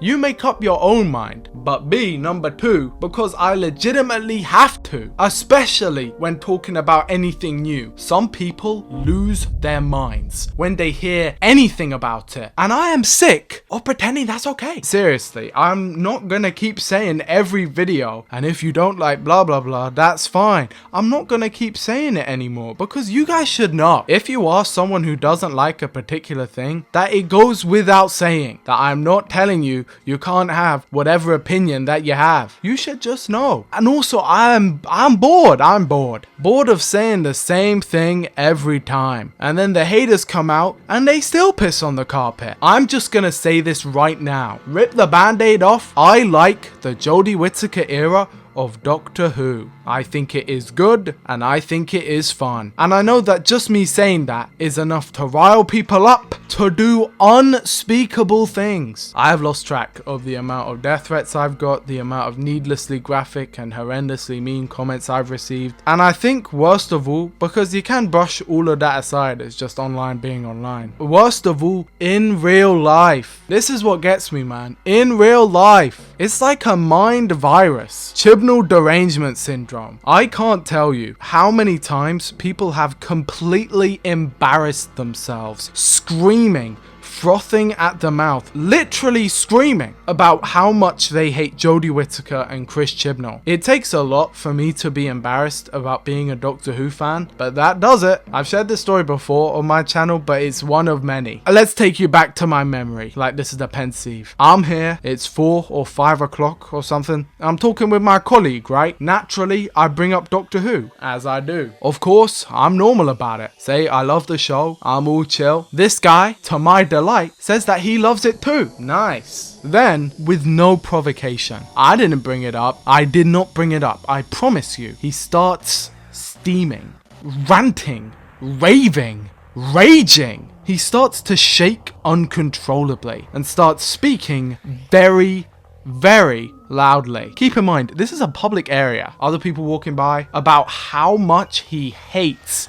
Chris Chibnall. Now at this point I'm starting to get very uncomfortable, and naturally I try to de-escalate things, you know. I don't know, man, I don't think he was so bad, and other things of the sort, you know, just trying to back things down to a normal level. But no, this guy was not having it. We're in an IT area, right? So next to a bunch of computers, he pulls up an image of Chris Chibnall, like a PNG on Google Images, and I kid you not, he starts jumping up and down, screaming at the top of his lungs, "Die! Die! Die! I hope you die!" at this image of Chris Chibnall. What did he do? Absolutely fucking nothing. He is genuinely like a really nice guy. But oh my god, I will never forget that as long as I live. And it wasn't just that. Every interaction with what I like to call Chibnall haters have been similarly unhinged. Genuinely, the worst and weirdest and most uncomfortable conversations I have ever had. They just can't seem to react appropriately or act appropriately or do anything appropriately. Instead, they rant and rave and scream like goblins. Of course, there are the infamous meme comments that we have on our channel. The "Chris Chibnall is worse than a kid with cancer" comment. That was a real thing someone said, by the way. And I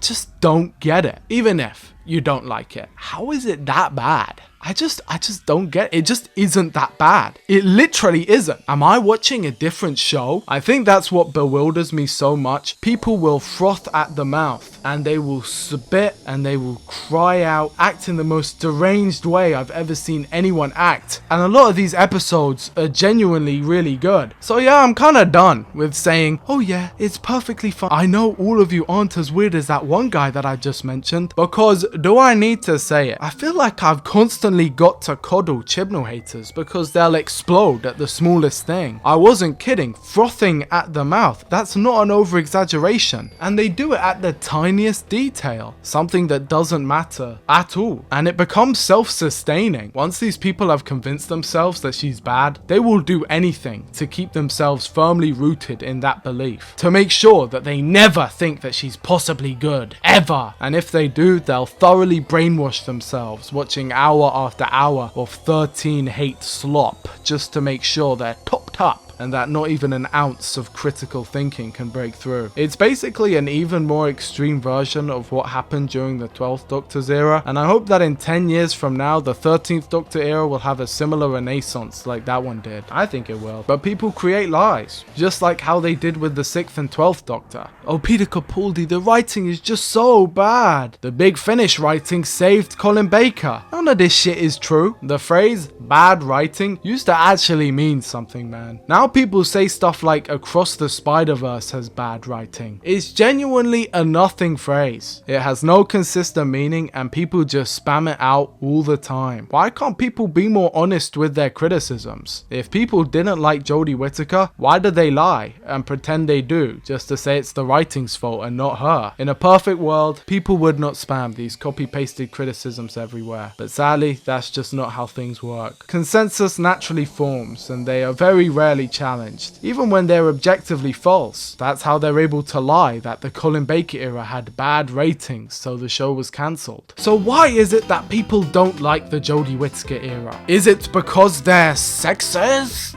No, I'm not even going to entertain that because it's just not true. But I do think I have an answer to the question. Genuinely, like a genuine answer. And I will provide it. But first, let's talk about the culture war. Doctor Who's first female Doctor came out at a rather turbulent time. You see, just a few months prior, a certain movie released in cinemas. A certain movie by the name of Star Wars Episode 8, The Last Jedi. And this movie sent shockwaves down the whole culture, to be honest. Now, the culture wars have been going on for quite a while at this point. I don't know exactly when they started. I personally remember the first conversations starting up around 2014, but I'm probably wrong because I simply don't enjoy the subject. But in 2017, the discussion was supercharged, and that's primarily due to the release of the highly controversial film Star Wars The Last Jedi. This film split audiences in half, and not just along political lines. A lot of usually not politically active people, including children, didn't like the film as well, and this led to a mass influx of people seeking out rant videos online. And before anyone jumps down my throat, I'm not saying that all these rant videos were all parts of the culture war, but some of them definitely were, and basically it became a massive inception event for the modern culture war. I'm sure you guys listening intuitively know what I'm getting at. The culture war didn't start here, like definitely not at all, but with the release of The Last Jedi, a massive wave of new people entered the fray, which that wave then caused a bunch of similar waves in its wake, creating a chain reaction that we are still seeing the effects of to this day. But what is the culture war? Question mark.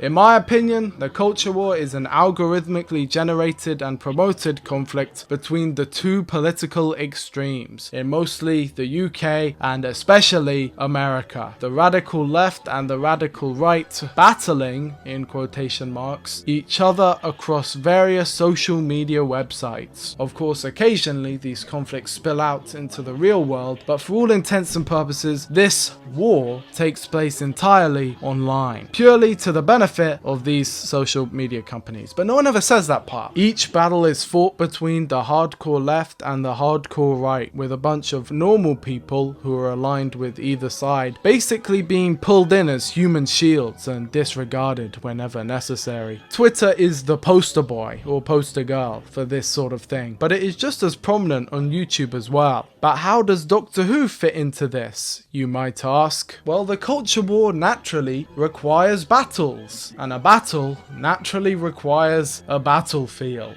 And so Doctor Who, regretfully and sadly, became that battlefield. Now, I think you might have guessed from how I've characterized the culture war that I think it's rather annoying, which you would be right, but I think you can also tell that Doctor Who is in a bit of a tricky situation here. I think when it comes to the culture war, there is truly no winning. You can only win by not playing, and sadly, it is very difficult not to play, as increasingly more things get dragged in between. Personally, I hate political extremists. Of course, you may be able to tell when my political alignments lie, is that the correct word? And who I am more sympathetic towards, but generally speaking, speaking, I just can't stand any of them, especially those on the right. But also, undeniably, left-wing radicals are terrible too, even if, you know, just a teensy bit more understandable. To me, personally, just a me thing. You see, the thing is that they're constantly pulling at each other, and the nature of social media, you get prioritized for the more outlandish and extreme that you are. Naturally, the most extreme people and viewpoints rise to the top, so the regular people with more nuance and personal beliefs get screamed over by Nazis and communists and other people who want to lead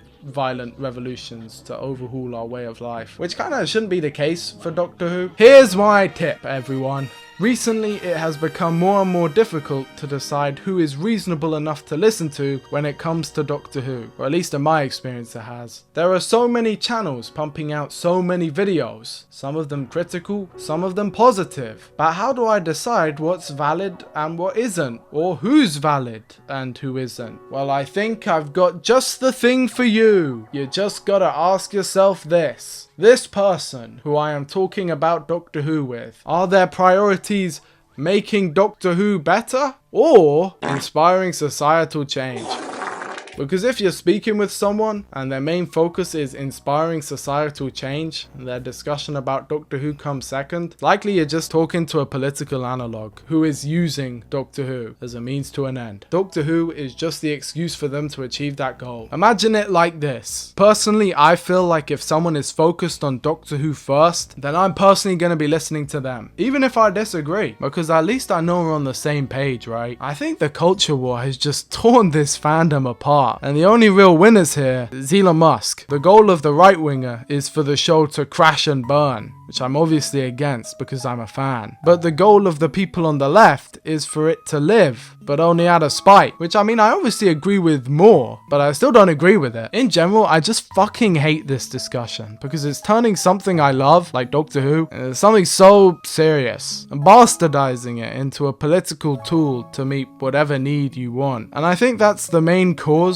of this new Doctor Who's divisiveness. It's the culture war. You see, Jodie Whittaker's Doctor Who was viewed as part of a trend in popular culture, a conspiracy theory to erase all masculine characters and take over blah blah blah blah blah blah blah. And so the right side of the culture war had already ridden it off before a second had even come out. They were against it from the start, and they were gonna rally hate behind it no matter what. But here's the real kicker: the left wing side hung it out to dry too. Yes, the culture war really crunched Doctor Who up and spat it out, with both sides of the culture war screaming and crying about stuff that I don't care about. Each side thinks that what they're saying is the most serious and biggest deal ever, and thus they can't show an ounce of support to it, and instead it must be met with a never-ending wave of hate. And if anyone likes it or watches it or considers it, they are a morally bad person. You're a bad person and you suck. And this is why the conversation around this era is so tough, because when you bring it up, you either have someone who likes it, someone who wasn't influenced by the culture war but still didn't really vibe with it, and then you got the culture war losers. No, I hated it, and if you liked it, you're a bad person, and I'll prove it to you about why it's objectively blah blah blah blah blah blah. I don't care. This is a really unenviable position for Doctor Who to be in, with both sides of the political extreme at its throat, and each argument made for and against it being absolute nonsense. I hate that they made my show political.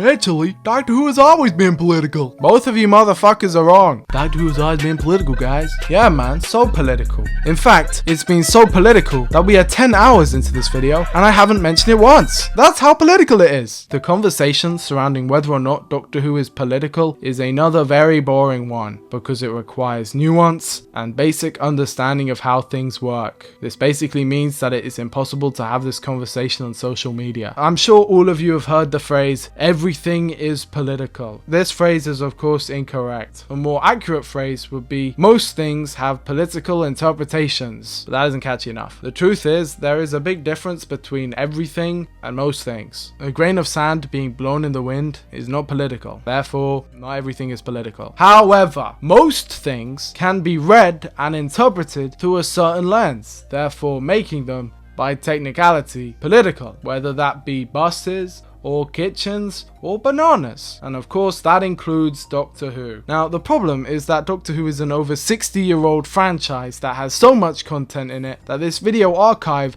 simply doesn't even begin to scratch the surface. There's actually so much here that I missed, it's unbelievable. So it is kind of impossible to assign it a certain political leaning. There is too much here. What you can say is that certain stories in Doctor Who have certain political leanings. Now that is true, but Doctor Who as a whole, I mean, it just can't. What is Doctor Who? If you break it down, what are its essential themes? Well, I would say they are adventure, action, and kindness.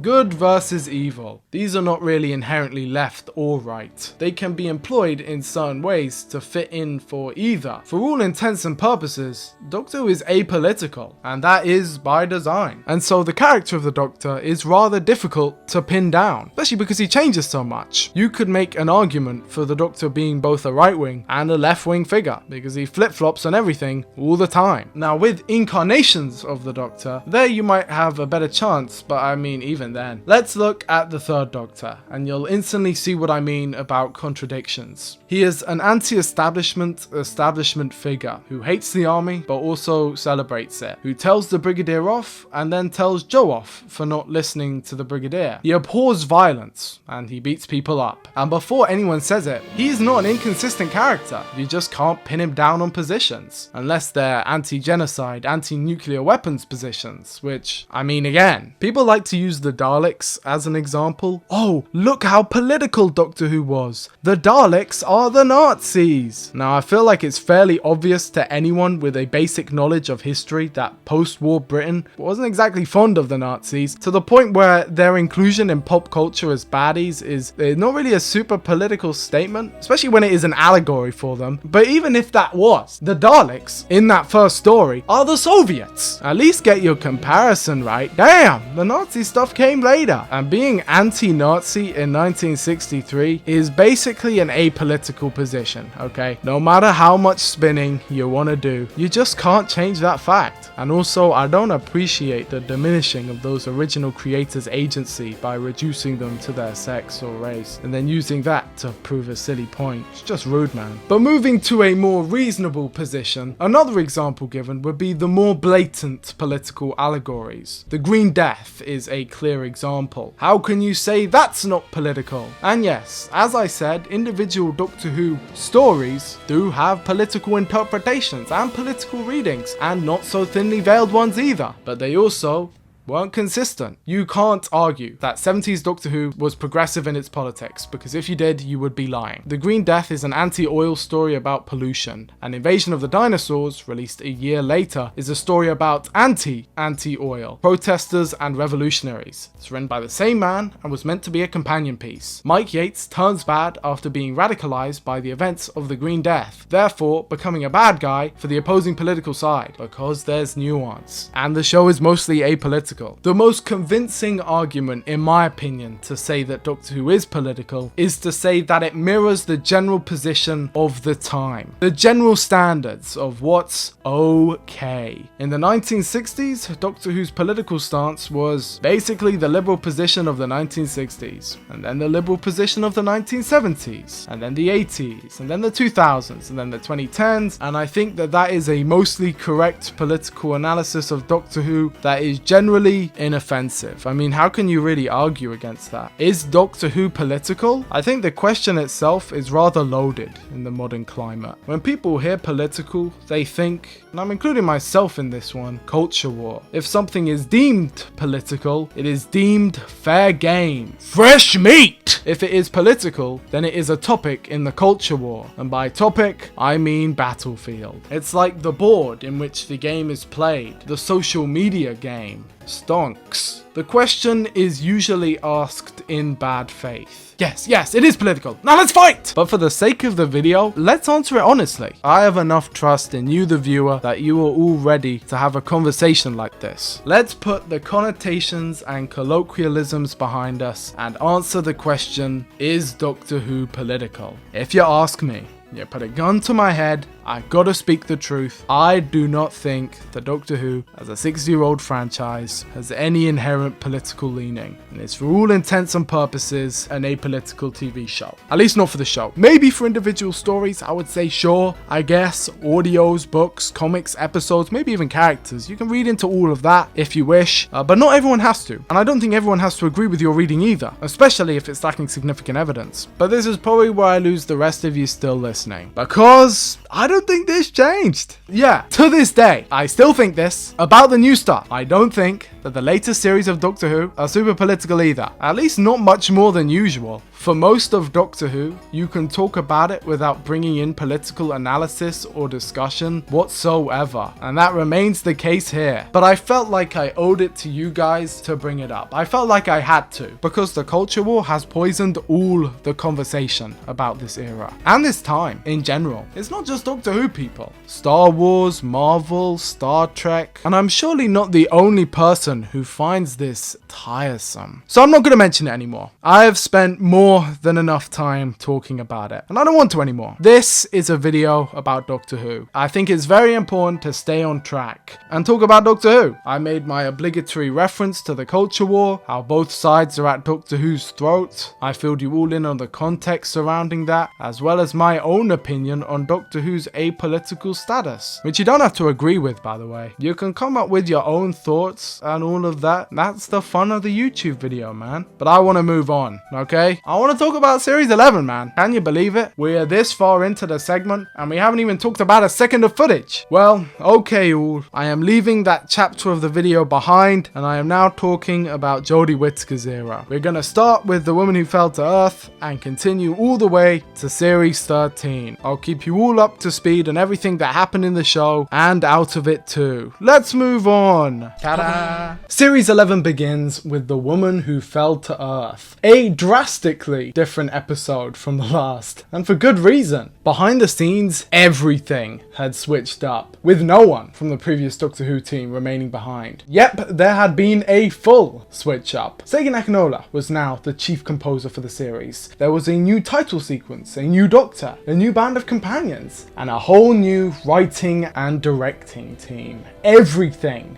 was different, and I like it. The story is very slick and clean. The way it's shot and acted makes it feel raw and real. The shot composition is incredible. The whole show has made a gigantic visual leap forward. We're introduced to our primary characters: Ryan, Grace, Graham, and Yaz. Ryan is Grace's grandson, Graham is his new step-grandfather. Ryan feels lonely and underappreciated. Yaz is his friend from school, a new budding police officer who is in training, who also feels lonely and underappreciated. As luck would have it, they all end up wrapped in a conspiracy as an alien known as the Stenza brings them in to its deadly game, its hunt.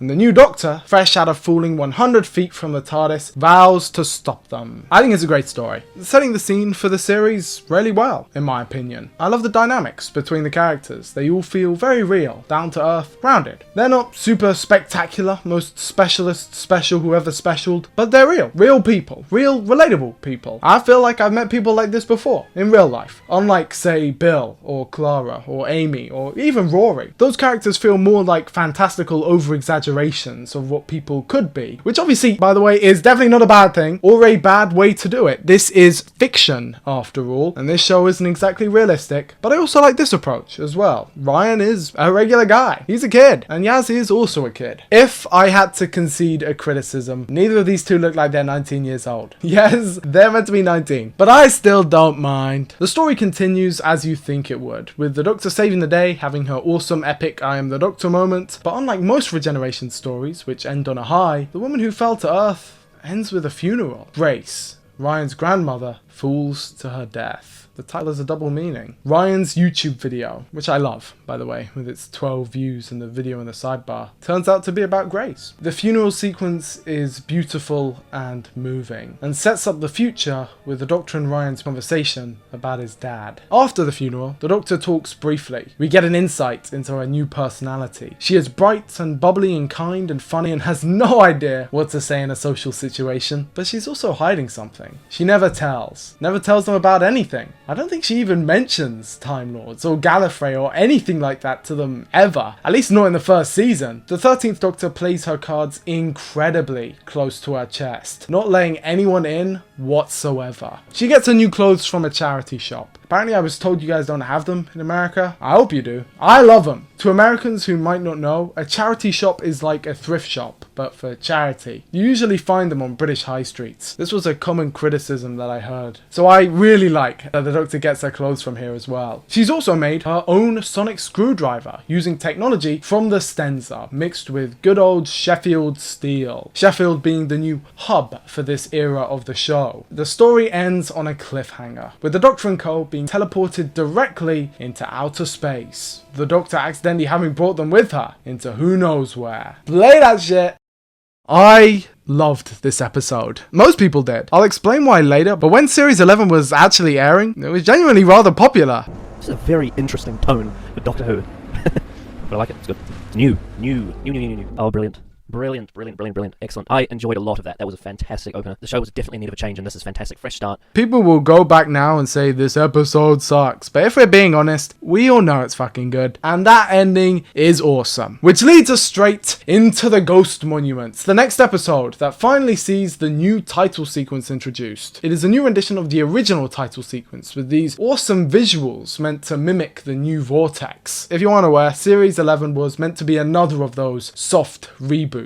Because of this, they took heavy inspiration from season 1 of the original show, with Ian, Susan and Barbara as the 3-man companion team. Of course, it also takes heavy inspiration from season 19 with Peter Davison, who also had 3 companions. But also that series was taking inspiration from series 1 as well, so you guys get what I'm saying. The Ghost Monument is centered entirely around the, you guessed it, Ghost Monument, which is actually the TARDIS fading in and out of existence on this planet. They do this epic quest, hear a name drop about this timeless, what is it? Who cares? And then they reach the final mountaintop. The Doctor sees her new TARDIS and it lets her in. I really find this so beautiful. The Doctor forgetting the key, the music cue, and when the door opens, we see the new TARDIS. It is so beautiful and atmospheric and just cool. I love the custard cream dispenser. Similarly to how the 10th Doctor's TARDIS was made up of coral, this TARDIS is made up of crystals that bend around and unfold, meant to show that the TARDIS is something that grew from crystals, as established in a non-canon deleted scene in Journey's End. Some people don't like this design because it's too dark.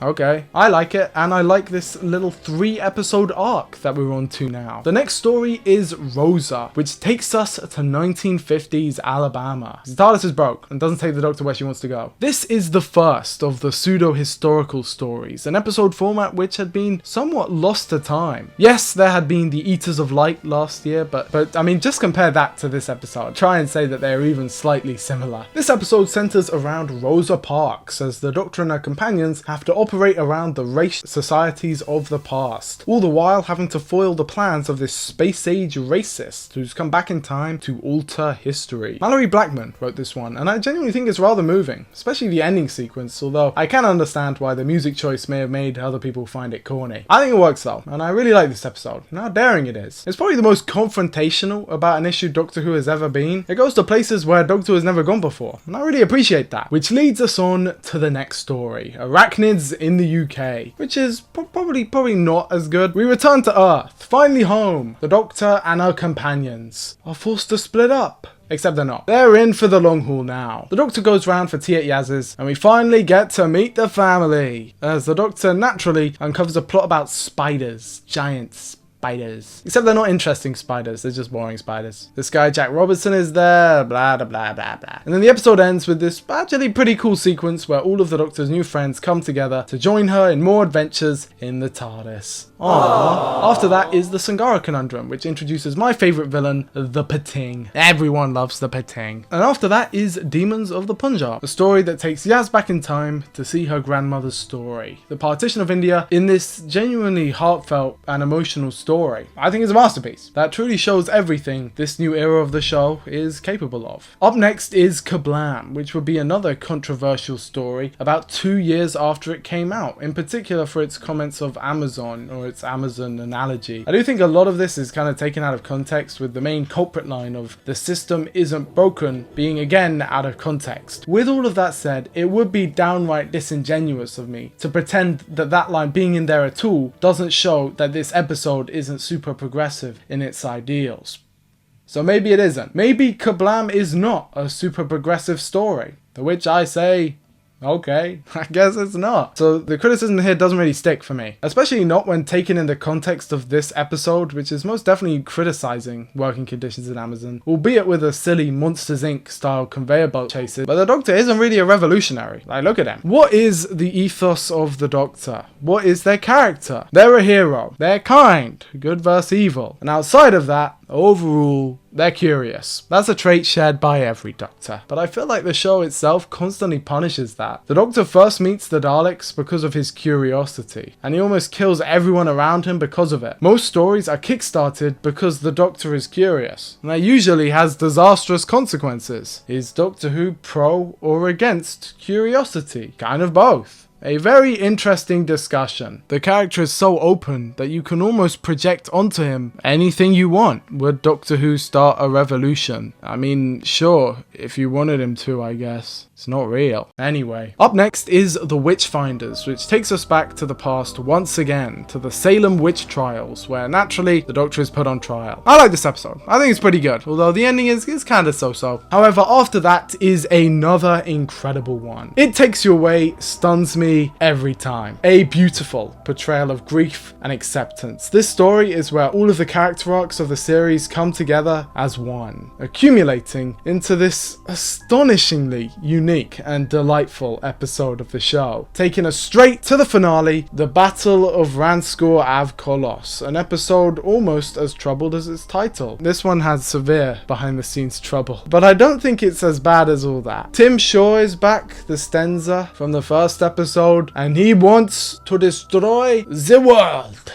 Dun dun dun. They defeat him, the day is saved, and oh my god, what a gorgeous shot. Series 11 was received positively. At least I think it was. When you hear people talking about it now, you would be certain that it's the worst thing to possibly exist of all time. But if you look at people's reactions like at the time, they're mostly all saying good things. There was the occasional criticism, usually directed at either the finale or the over-bloated TARDIS team. But in my opinion, the real kiss of death was the year-long wait between this series and the next that allowed the fandom to fester and fester and fester. Naturally, as the last episode wasn't received so well, opinions began to grow more and more negative. But why? Why did people not vibe with this series as much? I think this is a question that a lot of people have tried to answer before, but as their lists grow more and more ridiculous, I think a more satisfying answer would be a brief one. If you guys have watched my channel before, you know I have spent a long time trying to figure out why people don't like it. I could go on and on about how the accents of the characters didn't connect with American audiences, or hell, even Londoners, or point out the small details that no one noticed on their first time round, but instead, I think you've got to zoom out. I will focus on the big things. I think that there are two reasons that Series 11 isn't seen as favourably, and I think those reasons are that the music's different and that it's boring. Let me explain. Murray Gold's music had been a staple for the 13 years it had been on air. He had been a constant through line, even as everything else changed around him, and he set the vibe of the show. He created the revival's identity. In many ways, a lot of the success of that reboot can be attributed to him. Similarly to how John Williams is to Star Wars, Murray Gold is the lifeblood of modern Doctor Who, and to many fans who, unlike myself, have not watched the original show and have only ever seen the revival, his music is integral to the experience. Now, notice how I say not to me. As a fan of the original composers, change of music is something that's expected expected, but not for most people. For most people, the switch from gold to Akinola was jarring and weird, in a way where they couldn't quite put their finger on it. It's not the first thing that you'd point to be fair. That'd probably be writing as a sort of blanket term. I don't like the vibe, so the writing's bad. But I think music is the actual factor here. Seigen Akinola's melodies are beautiful, in my opinion, but they are not as loud or bombastic as Murray Gold's action-adventure soundtrack. This is because Seigen Akinola was not hired to be loud or bombastic. Something I found very interesting was this interview from Murray Gold all the way back when, where he says he was not hired to do television music. His soundtrack wasn't so much a soundtrack as it was the main selling point. This show, without the soundtrack, is death. The music carries the scene because music is massively important. So important. So changing it naturally changes the whole vibe. There is a reason Rusty Davies has Murray Gold do the music for every single one of his shows. But why does Seigen Akinola fit then, in my opinion? Well, that's because the episodes are boring now. And of course, I put boring in inverted commas. You guys all know what I mean though. One of the main parts of Series 11's mission statement was that it would strip the show back to its very core. It would be like the original Season 1. It would be episodic. It would have no story arcs. And it would have no reoccurring monsters. Something which the fandom had been begging for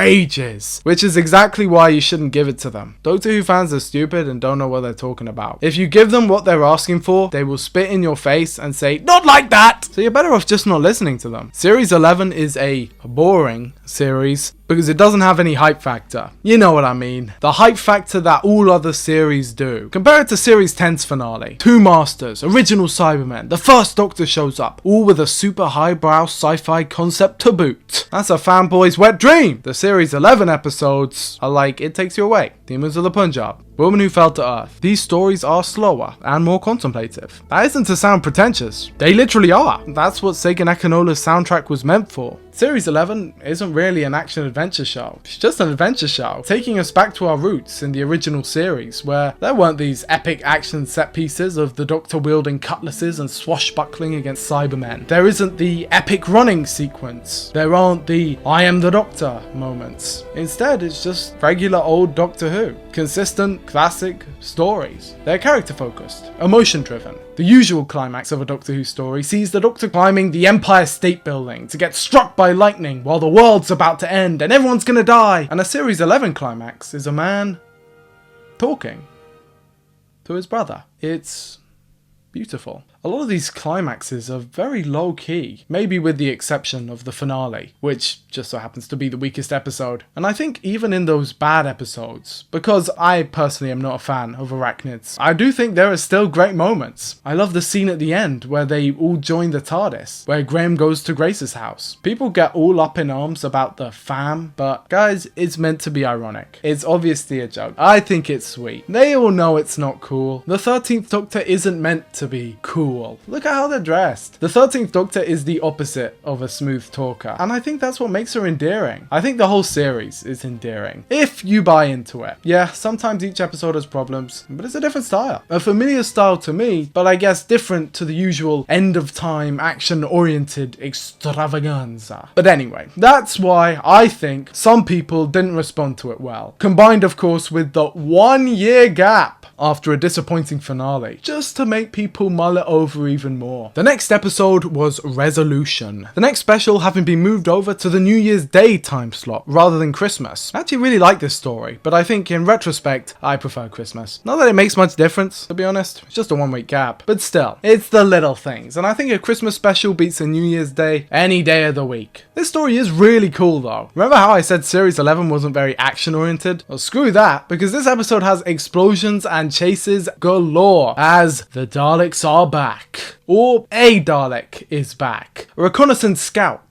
to be exact. It arrived on Earth hundreds of years ago, but was vanquished by a combined army of each human nation. They split the creature into 3 and took it to each corner of the Earth, but it is uncovered. I love this one. It really is super well made, and I could talk about how well structured it is, but instead I will just focus on the story. This Dalek is very special, introducing a variety of new Dalek Dalek powers given to this rather rudimentary mutant that was sent out near the start of the Dalek timeline. It can control people and is much more villainous. It creates its own shell, like an Iron Man suit, and guns down the military in this marvellous sequence of pure Doctor Who carnage. Chris Chibnall really knew how to do the old monsters well, and the Daleks are done justice so nicely here. The episode also reintroduces Ryan's dad, and there's this truly grounded, vicious conversation in a cafe on New Year's Day that again, it just feels so real to me. I like how these elements of the story then come together at the end, with the Dalek hopping on board Ryan's dad before getting sucked into a star. And the way this episode ends, man, this shit is so fucking... I love this show! On the first day of the year 2019, across the land and sky of Britain,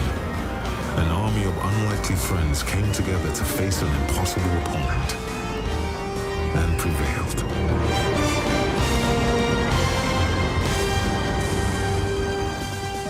But then we took a year-long break. On the plus side, by all accounts, the series had been a success. On the minus, there is no marketing for the show from this point on whatsoever. Guys, I hate to break it to you, but the Chibnall era is infamous for the almost opposite problem of the Moffat era. That being, it is way too secretive. Now, I am all for keeping spoilers secret. They went too damn far. If you don't know, the BBC actually got in trouble for holding back its marketing for series 12 and 13. They held it back so late that the people making the merch had to message them and said, if you don't release a trailer, God help me. They literally went past their embargo date without releasing the release date of the show. The marketing for this era is piss poor, which is a shame because the marketing for series 11 pretty freaking good. I remember it being on the billboards, on the bus stops. It was the last time Doctor Who was really mainstream. Since the 50th, it had slowly transformed back into a niche show, which is fine. I don't really mind it being a niche show, but I also enjoyed its time in the spotlight. I will admit though, I found a few of those trailers pretty cringe. But series 12 began on New Year's Day with Spyfall Part 1, the first of a two-parter and the start of a brand new series because holy, is this one different to series 11? Chris Chibnall is a better man than me because somehow he managed to wade through the sea of mindless hate and actually take out real constructive criticism from the audience. They wanted more monsters and they wanted more lore, so he gave him Spyfall. The Master is back in one of the most epic twists and cliffhangers of the whole show. Finally, the true villainous, distinguished and original character is brought into the revival, played by the perfect Sacha Dhawan, intermixed with the chaos and insanity of the Sim and Gomez incarnations. My theory is that after Missy regenerated, this version of the Master was actually good, at least tried to be, but then fell into bad habits after, well, we'll get into that. This period of time, by the way, 2019 to 2022, was when I really started getting into the scripts, baby. I wrote a full 90-minute special, bridging the gap between the Doctor Fools and this episode,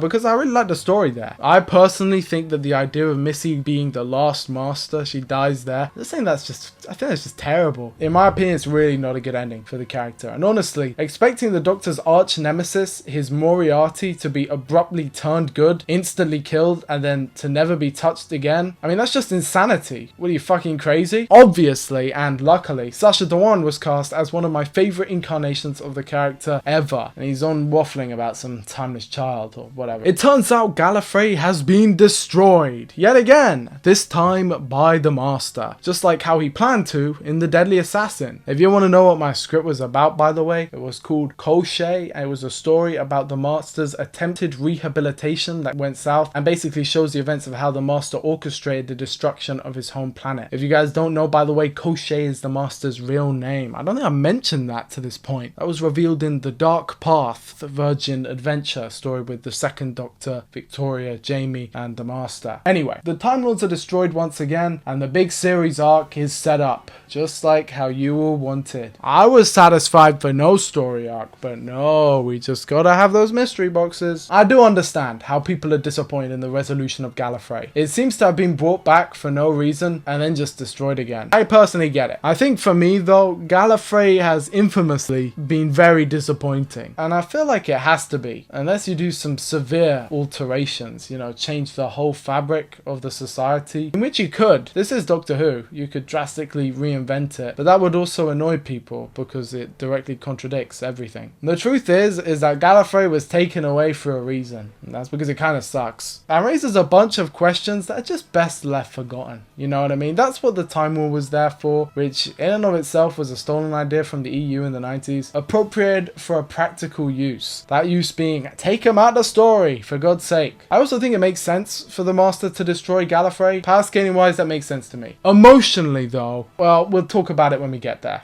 Next up is Orphan 55, which is a kind of funny satire story that oddly resembles a lot of season 23 and 24, which of course young Chris Chibnall voiced his complaints against so many years ago. This episode really is Paradise Towers meets the mysterious planet, and oddly enough, I kind of like it. It's sweet. Although I do think some of the costumes are a bit unsettling, and I don't like the Ryan thumb thing. I like the twist though, that Orphan 55 turns out to be Earth. I know it's been done to death in Doctor Who alone, let alone sci-fi, but you know what? Sure. So far, I would probably say this is the weakest of the Jodie Whittaker era. Luckily, the next story makes up for it with Nikola Tesla's Night of Terror. So Series 12 is a transitionary period, as the new Doctor Who crew has switched course from their original Series 11 mellowed and chill vibe to the more Russell T Davies action-packed vibe. I think this contrast is why I'm definitely higher on Series 11 personally than Series 12, as it's more consistent, I feel. And Series 12 loses a lot of that deeper stuff, you know, just to get more of a feeling of a childish thrill ride, which, yeah, I mean, there's not really any issue with that inherently. And with all that being said, I think this episode blends it perfectly. I think it is another pseudo-historical story, another of the ones that were updated last year, a staple of the Chibnall era, but with a lot more of an action focus. I really like this one. It's up there as favourite of the series for me, actually. Just really solid. Which leads us on to the midpoint, The Fugitive of the Jadoon, the episode that changed everything. Beginning not unlike any other, the story quickly pulls the rug out from under the audience with the double plot twist of Captain Jack's appearance and a new incarnation of the Doctor. Holy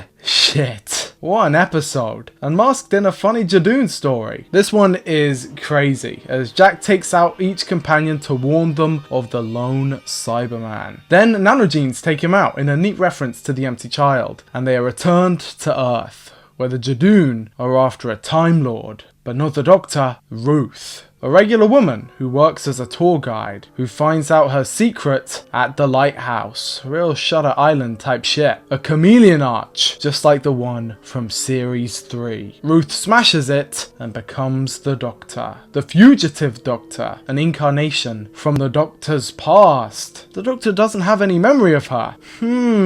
I wonder how that will work. I really like Jo Martin's Doctor here. It is rough and commanding, but still has that doctory spark in her, even if she only appears in this one story. After this episode, she disappears forever. But where does she fit in the timeline? Will we ever know? Well, yes, we will, and I'll tell you when we get there. On to the next. Praxis is filler. Can You Hear Me is up next, and I've really grown on this one actually. Here we get a real insight into Yaz's personality and backstory and her troubled past and what set her on the path to get where she is now. The villain is a cross between the Nightmare Man from the Sarah Jane Adventures episode, The Nightmare Man, and an Eternal from season 21's Enlightenment. In fact, it's not really a cross between them, it's just an Eternal. Even the Toymaker gets a name drop, which I think is cool. I actually think I'd really like this one if it was 4 parts and they were all 20 minutes. I know, but 50 minutes just ain't enough to tell this one. The format of the show had changed slightly. We've gone from 42 minutes from 2005 onward to now 50 to an hour. The underlying problems with the format haven't really changed, and the extra 10 to 15 minutes only proved that there's an issue rather than fixing anything. Having more time doesn't necessarily equate to more depth. I'm going to do a whole separate video on Doctor Who's different formats and which ones are the best, but the fact that modern Doctor Who episodes are very frequently 1 hour and these stories have the exact same issues as the 45-minute ones, I feel like that just proves that bumping up the run times just won't fix it, and a straight revamp / return would do better. But if you need more convincing of that, I don't blame you. I'll do the video and I hope you all enjoy it. I mean, I don't expect you guys to just take my word for it. The next story takes us us into the finale with the haunting of Villa Diodati being a bait and switch. I personally love this episode. Even people who don't like this era, there's no way that you can fool yourself into disliking this one. If you say this episode has bad writing, I just think you're fucking crazy. Maxine Alderton pulls a rabbit from the hat, making a dark and gothic pseudo-historical featuring Mary Shelley and the lone Cyberman. This story is kinda reminiscent of the Big Finish story, The Silver Turk, which also featured Mary Shelley, who would then go on to become a companion for the 8th Doctor in a trilogy of stories. But this one is incredible. The lone Cyberman, or Ashad, is introduced here and is arguably the best portrayal of the Cyberman in the revival, fully playing into the body horror aspects. Just an astounding performance, an awesome appearance. And the Doctor can't win. She is forced to give up the Cyberium, the opposite of what Jack told her to do. And now she has to clean up the mess, leading us into the next story, Ascension of the Cybermen. Ashad was the last remnant of the Great Cyber War. Remember? The one from Nightmare in Silver and Revenge of the Cybermen? Like every Cyberman story? Anyway, he is the believer who will bring the Cybermen back, and he plans to use the Cyberium to do it. All the while, the Doctor is having flashbacks of this guy called Brendan, who dies, but doesn't die? Question mark? I like this episode as well, especially how it sets up the finale, which, I suppose we should talk about the finale. I know you guys are already typing up your comments. The Master shows up, Gallifrey shows up, the Cybermen come to invade, as Doctor Who finds out secrets from their past. Dun dun dun. The Master reveals the Timeless Child's identity is the Doctor. Yep, obvious plot twist is obvious, and it turns out the Doctor is the original victim of Time Lord Society, kidnapped from a rift by a woman named Tecteun. She harnessed her ability to regenerate to create Time Lords alongside Rassilon and Omega. It's basically just a redo of the other plotline that we went over earlier, and I think it kind of falters for the same reason. Too heavily lore-based, makes the Doctor too important, la-di-da. I think the episode's still good though. We return to the Panopticon, where the Doctor bears witness to the creation of the Cyber Masters. The Masters' creations under the influence of the Cyberium, the remains of the Time Lords, converted into Cybermen who can regenerate after death. The ultimate killing force. I like it. I don't really like the upside down smiles. I mean, I can take them or leave them. The design overall is definitely cool though, and it gets better as they go along. But the idea of Time Lord Cybermen is a really good one. There was a comic event where everyone gets turned into Cybermen, and I'm forgetting if that came out before this one did. I'm pretty sure it did. Making this yet another idea taken from the comics, but a cool one nonetheless. The Master is defeated, as is his Cybermen, but we know they've escaped because we overheard them. The rest of the fam gets sent home in a spare TARDIS. Meanwhile, the Doctor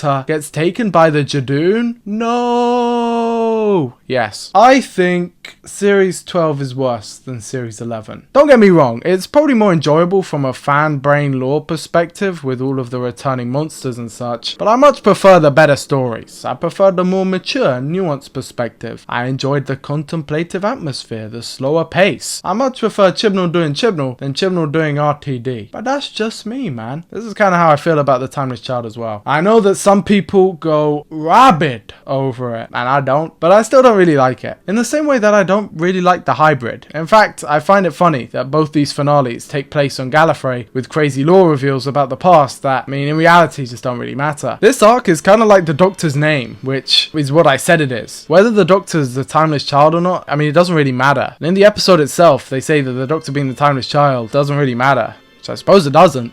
Then why even make it? Again, it's the same issues with the other and the Doctor being half human. The idea itself isn't necessarily bad, like in a vacuum, and actually makes sense of quite a lot of things. Also small things, like Destiny of the Daleks, Mordred Undead, Time of the Doctor. All of these make a whole lot more sense if you believe regenerations to be injectable and unnatural, not a part of biology, and instead something that can be given and taken by sci-fi magic. But what you risk when you make a new mythology is that it's not as good as the old mythology. And I think the simple truth of the matter is that you kind of can't re-add mystery to the Doctor anymore. It's just been too long, and also I think it's too wordy. The problem is, for me, a lot of criticisms towards the Timeless Child just don't really stick, in my opinion. People complain, the main one I hear is that, oh, it's a retcon. fucking everything's a retcon in Doctor Who. Basically contradicts itself every episode. And secondly, when people say that it breaks canon, it just doesn't. Like, it definitely doesn't. I have thought about it a long time, and I can't really think of any plot holes. Even like real obscure stuff. It actually fits in quite well, but that doesn't matter to me, because despite what you might think, I don't think the lore comes first. I think the emotion should come first. I like how the Doctor is portrayed as a victim, and I like the comparison made to the themes of adoption. I just don't like it more than before.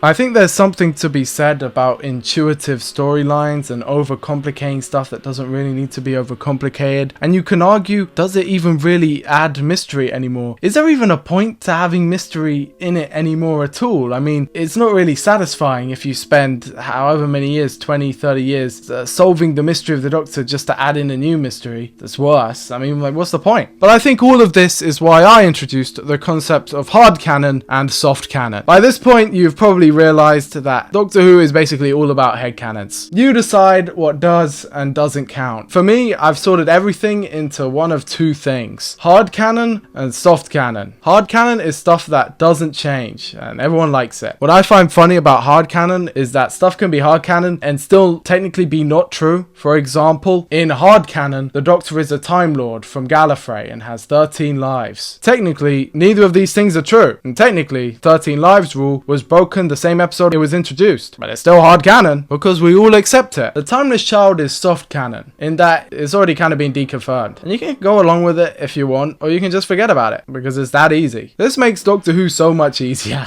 because if someone points out a contradiction, you can just say, oh, that's soft canon. It's not canon, it's just soft canon. It still matters and is important and good, but it's how the Silver Turk and Haunting of Villa Diodati can coexist without anyone complaining, or how the show itself can exist without anyone complaining. I think there are good ways to criticize the Timeless Child and bad ways, but most of the bad ways I've already discussed, so instead I'm just going to focus on the good. Again, I should reiterate that the Timeless Child twist does have its perks, and the episode itself is rather fun, but I simply don't find the idea of pre-Hartnell Doctors that interesting. With that being said, I have messed around with the idea, played around with it myself in my professional fan fiction, so in that way it is quite freeing. Remember guys, if you want to see me make a video about these scripts, just leave a comment below. I'm always wanting to share this shit. But this means that the fugitive Doctor is likely a pre-Hartnell Doctor, but I personally prefer the theory that she takes place in season 6B, that weird part of the timeline that I mentioned earlier. This would also solve the 11th Doctor being the last of the regeneration cycle issue from earlier too. Also, I don't know why people think that the Doctor has infinite regenerations now, like they specifically said that she didn't. Whatever man. Most of the people complaining didn't even watch the fucking episode. But you know what? I'm proud of myself. I managed to have a conversation about the Timeless Child in a very civil way. I'm sure all of you in the comment section will be equally as civil. Thank you very much. Let's move on. The next story is Revolution of the Daleks, which sees the return of a bunch of monsters as the Doctor is in space prison. I actually really enjoy this one, but I have to admit that it's probably weaker structurally than Resolution. Resolution is like a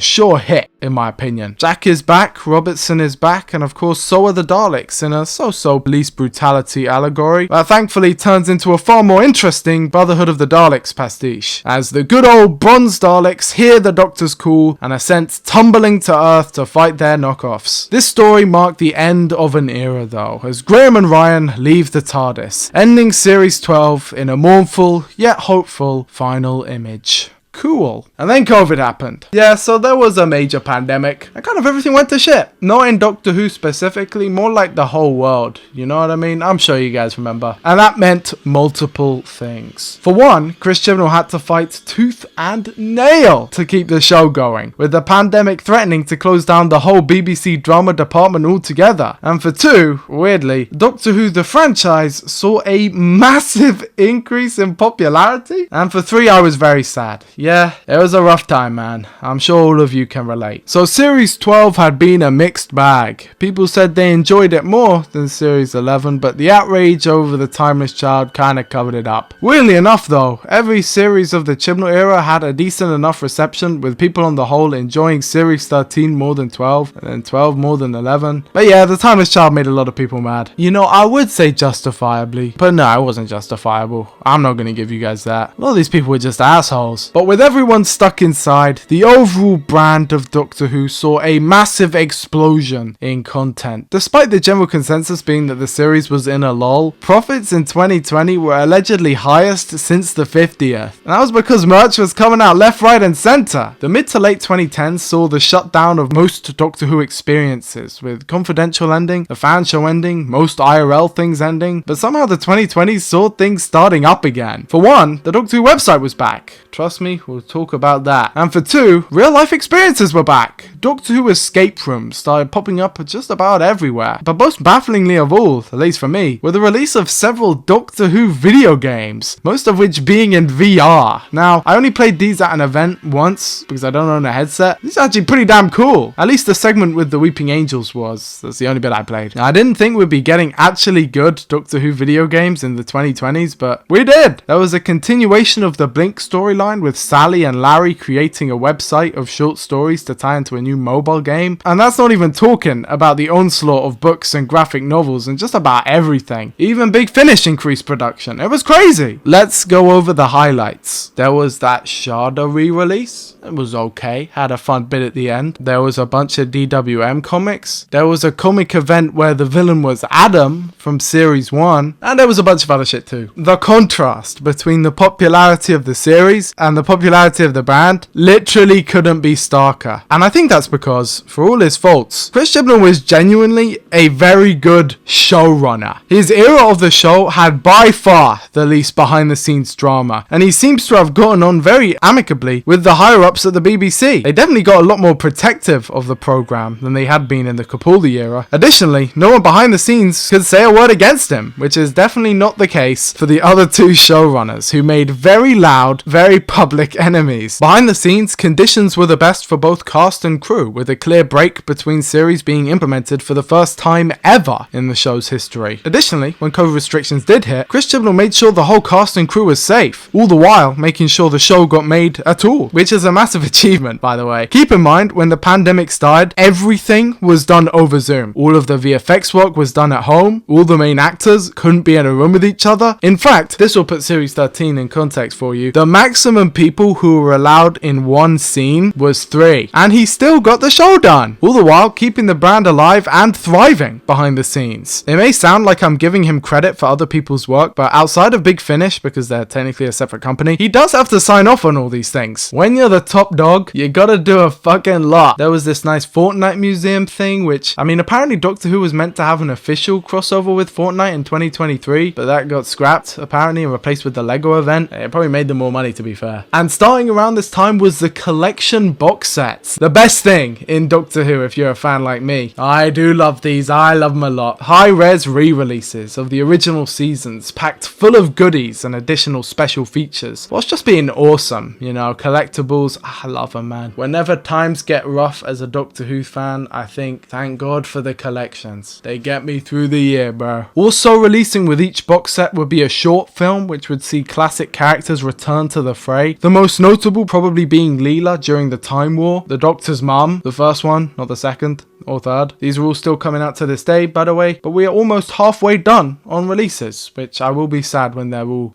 out. I'll also be satisfied though, so you know, I'm simultaneously dreading and looking forward to it. Additionally, there was the Time Lord Victorious event, which was a multimedia project that basically released a bunch of merch and stories and real life events all under the umbrella of Time Lord Victorious, which, as the name suggests, follows the Doctor's story after the events of the Waters of Mars, but it also ties a lot of the loose ends in the classic series, retroactively putting together a timeline of events that lead into the Time War. I mean, this all sounds pretty cool, but it was very expensive. And then there was 13. This game is my arch nemesis. Back in the day, I've played hundreds of hours of this game called 2048. It's a very simple background game. You know, you just move the numbers together to make a bigger score, with the end goal being to reach 2048. As you can probably see, 13 is just the exact same thing, except instead of numbers, it's doctors. And instead of trying to reach 2048, you need to reach 16,300 and 84. I'm convinced this is almost impossible to achieve. And boy, oh boy, have I tried. This is my closest run so far. As you can see, I got to the 12th Doctor with a 10th Doctor next to him. This game is fucking impossible, but I will give you updates as I go along. I'm gonna beat it. I'm gonna beat it. Every single person in my Discord is trying to beat it. We're all getting better and better slowly. Most people are stuck on 10 right now, which is fair enough. It is so difficult to get past that shit. But me and Soup Bowl from the Discord, friend of the channel, I mentioned him earlier, we are getting closer and closer to that elusive 13 every day. I should live stream this shit. I be grinding it out. You guys don't know. Behind the scenes, when I'm not working on videos or scripts, I'm just grinding this shit. But anyway, what about the actual show? 2020 and 2021 were fucking hellish for me, in my opinion. But at least I had my favorite show, Doctor Who. Series 13 was coming out, and after San Diego Comic-Con, it was confirmed to be called Flux.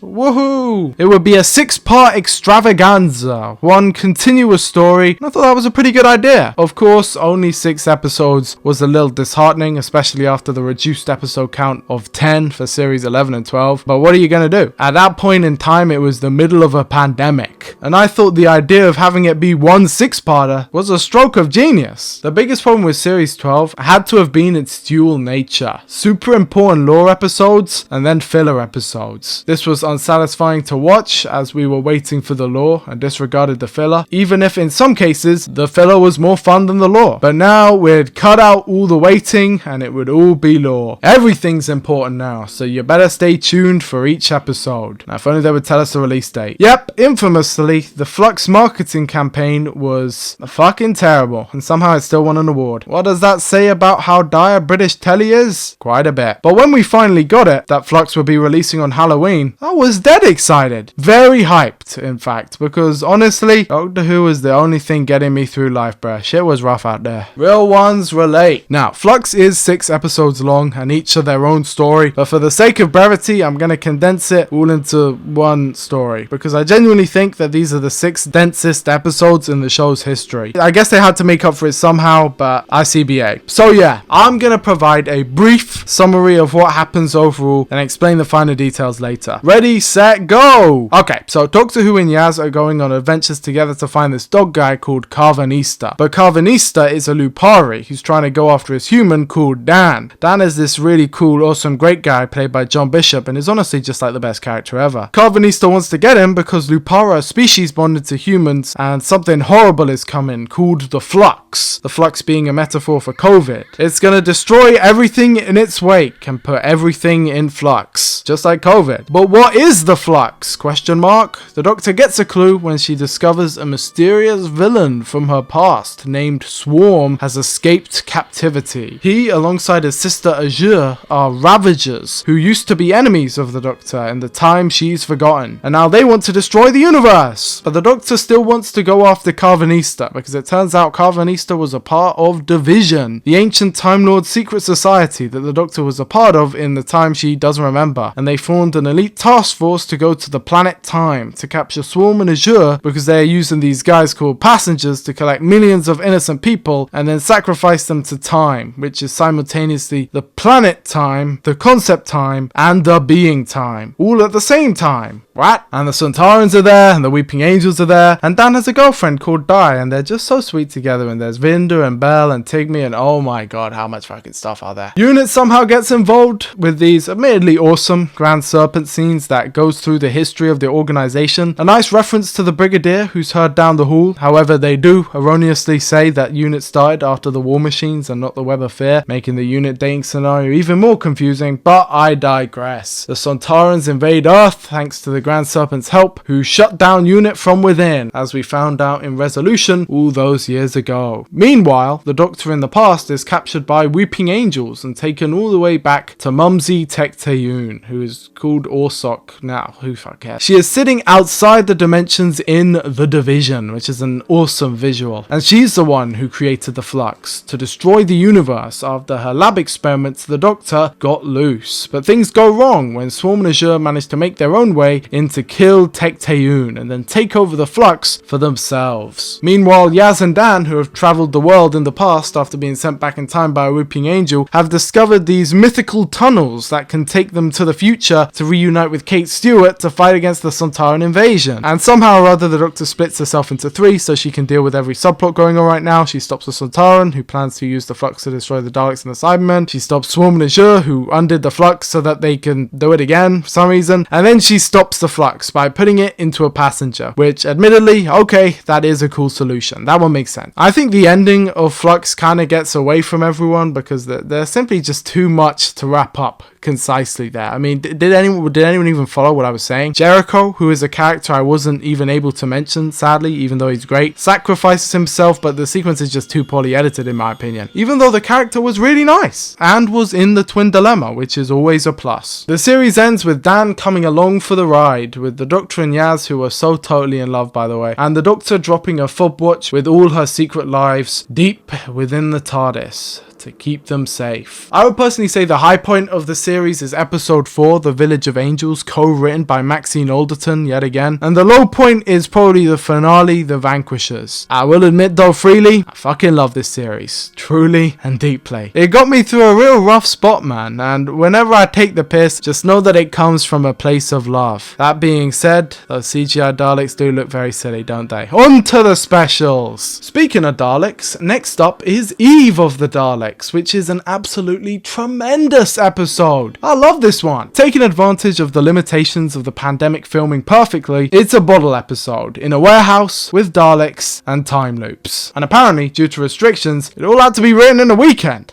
Holy shit, Chris Chibnall, you're a champion! He has the longest uninterrupted streak of a single writer ever, I'm pretty sure. He would write 13 episodes in a row! That is impressive no matter how you look at it. And of course, like anyone, after that gauntlet, he wanted out. Well, actually it was Jodie Whittaker who wanted out, but they made an agreement when they both signed up that when one wanted to leave, the other would too. So, in mid-2021, it was announced that Chris Chibnall was going to leave. And I wonder who was announced to replace him. Wink. Talk about that one later. Home stretch, folks. Eve of the Daleks finally confirms the Doctor and Yaz's feelings for one another. As the Daleks recuperate from their losses in the Flux, I actually think this is really well handled on all fronts. I love the portrayal of the Daleks here. They're so evil and villainous, and they actually get a chance to just gun down the Doctor over and over again, which was great to see after how many times they've missed point blank before. I also love this gag of Dan running around the Dalek. This episode, I mean, it's just special, man. And when those end credits ran, holy shit! Was that what I thought it was? Guys, I was fucking hyped. The next episode would be an Easter special entitled Doctor Who Legend of the Sea Devils. I have never been more excited in my life. In my life, I tell you. Ever since Chris Chibnall was first announced as showrunner, I have wanted this. So far, he had done several episodes with Silurian appearances and had gone on record saying that the Sea Devils were his favourite monster. With all the Silurian Easter eggs in past seasons, I thought it was all building up to something. But as we came closer and closer to the end, I began to lose hope. Until now. And they looked awesome. The effect was incredible and redesign was elite. Say what you will, but Chris Chibnall knew how to do the old monsters. His Sontaran redesign was equally incredible, returning to the classic look and giving the Sontarans the treatment that they finally deserved. Flux was a modern day 6-parter Sontaran story, and now the Sea Devils too? My dreams had come true. So I sat down. I remember exactly where I was, ready and eager for the new Doctor Who episode. I had a festive Easter egg ready to eat, and I was ready. And so I watched Legend of the Sea Devils. Doctor Who Legend of the Sea Devils is the worst episode of Doctor Who I have ever seen in my whole fucking life. Okay, not really, but it's up there. This episode is straight up unfinished. From the first second, I knew that this episode wasn't finished yet. It shouldn't have been released. There are not many episodes I think shouldn't have been released. If I was head of the BBC and every other episode of Doctor Who came onto my desk, I would have been so respectful of the time and effort that went into every single one of them. Even if I didn't like it, per se, I still would have allowed it to air. Legend of the Sea Devils is the exception. This episode was not ready to go out on the airwaves, and I feel like its existence only serves as ammunition for what the haters of the Jodie Whittaker era think that the whole thing is like. It isn't! It isn't. Please believe me. And I know that it's because of COVID, but all of the other episodes were because of COVID too. They weren't this bad. Legend of the Sea Devils is 15 minutes under time and has some of the worst action sequences I have ever seen. It is clearly not a finished episode. The script is not finished. Shooting was not finished. Editing was not finished. VFX work wasn't finished. It's not finished. I feel like it's wrong of me to say it's poorly edited or poorly written because we didn't even get to see a first draft. We saw half a draft. That doesn't count. It just makes me feel sad, man, because I was so excited. At least the Sea Devils look good. I guess the stuff between the Doctor and Yaz is sweet as well. But man, why is this shit so hard? This is the episode of the Chibnall era that everyone thinks the whole thing is like. Just don't watch this one, bro. Please. I was done. But just when I thought I was out, they pulled me back in. The wait for Power of the Doctor was agonizing. With the next time trailer looking absolutely fucking awesome. The centenary special for the BBC was set to be Doctor Who's biggest event since the 50th. The Daleks were back. The Cybermen were back. And so was the Master. For probably the biggest crossover of antagonists since the 5 Doctors. Because Power of the Doctor basically is the 5 Doctors. Just like how Day of the Doctor is basically the 3 Doctors. And none of these stories have either 3 or 5 Doctors in them. But I was hype. Even after Legend of the Sea Devils, I was hype. Because similarly to 2020, 2022 had been a good year for Doctor Who. A few weeks after the announcement of Chibnall's exit, his replacement was confirmed. And much to everyone's shock and amazement, Russell T Davies was back in business. He's back. Russell T Dizzle the Kid! And he will be doing the 60th and beyond. Oh my god, guys. I was excited. I was happy. I was also a little bit concerned too. I'd have to see how things played out. But boy, oh boy, was I excited for Power of the Doctor. And this time, unlike last time, it actually exceeded expectations. Power of the Doctor is my favorite viewing experience of Doctor Who ever. This story is a dream come true. The 5th, 6th, 7th and 8th Doctors all return alongside Ace and Tegan, with Ashad, the Master, Kate, Daleks and even the first and fugitive Doctors. This episode was a roller coaster. Such a Dewan further proves that he's the best thing about this era, as he absolutely steals the show as the Master in some of the most fun and incredible sequences in the show's history. And when he manages to steal the Doctor's body, he somehow ascends even higher, wearing this hilarious, grotesque amalgamation of all the Doctor's pasts, as the Doctor is taken to the Guardians of the Edge. The Guardians of the Edge is the most beautiful idea in the history of Doctor Who. Building off the concept of regeneration, the Edge is where all previous incarnations of the Doctor pass through. Go from being into not being. They don't die, per se, they cease to exist, and they turn up here, where they watch the show with us and themselves. All previous versions of the Doctor, they all become viewers, like us, judging, joking, doing as they please. It is magical, and the way it's played is something truly special. I love this sequence with all my heart, and it might just be my personal favourite scene of the revival. The Doctor ends up returning to her body just in time to stop the Master's Death Star, but he's not going down by himself, as he turns the beam on the Doctor, and in a move mirroring the caves of Androzani, Yaz has to lift and carry the Doctor back to the TARDIS. Once everyone has returned home, only Yaz remains, and she shares a scene with her Doctor, the only way they know how. An ice cream atop the TARDIS. A beautiful visual that I feel sums up this whole era of Doctor Who. A hopeful, positive, joyful appreciation of humanity. An ice cream atop the TARDIS, and then she leaves her behind. The Doctor goes off to Durdle Door, and while she does, Yaz gets picked up by Graham and Dan, and taken to the rest of the Doctor Who companions. Jo, Mel, Kate, Ace, and most importantly of all, Ian. Ian Chesterton, the first ever companion, the original main character of Doctor Who, returns to the screen one last time. This shit means something to me! I have mentioned before how much Ian's appearance means to the history and legacy of the show, but I think I really should leave it with this. Ian Chesterton's last appearance was in 1966's The Chase, where he left the TARDIS alongside Barbara Wright, leaving the show in the hands of the Doctor. And now, 56 years later, he reprises his role in Power of the Doctor, the world record for longest gap since appearances of a recurring character of all time. Because, and I know it sounds like a cat poster, but it's true. The Power of the Doctor was the friends we made along the way. It's beautiful, man. It's beautiful. In my opinion, this was the best viewing experience ever. And I just could not believe as Jodie Whittaker burst into flame in the most beautiful visual in the show's history. As her clothes transformed, as she turned into David Tennant? What?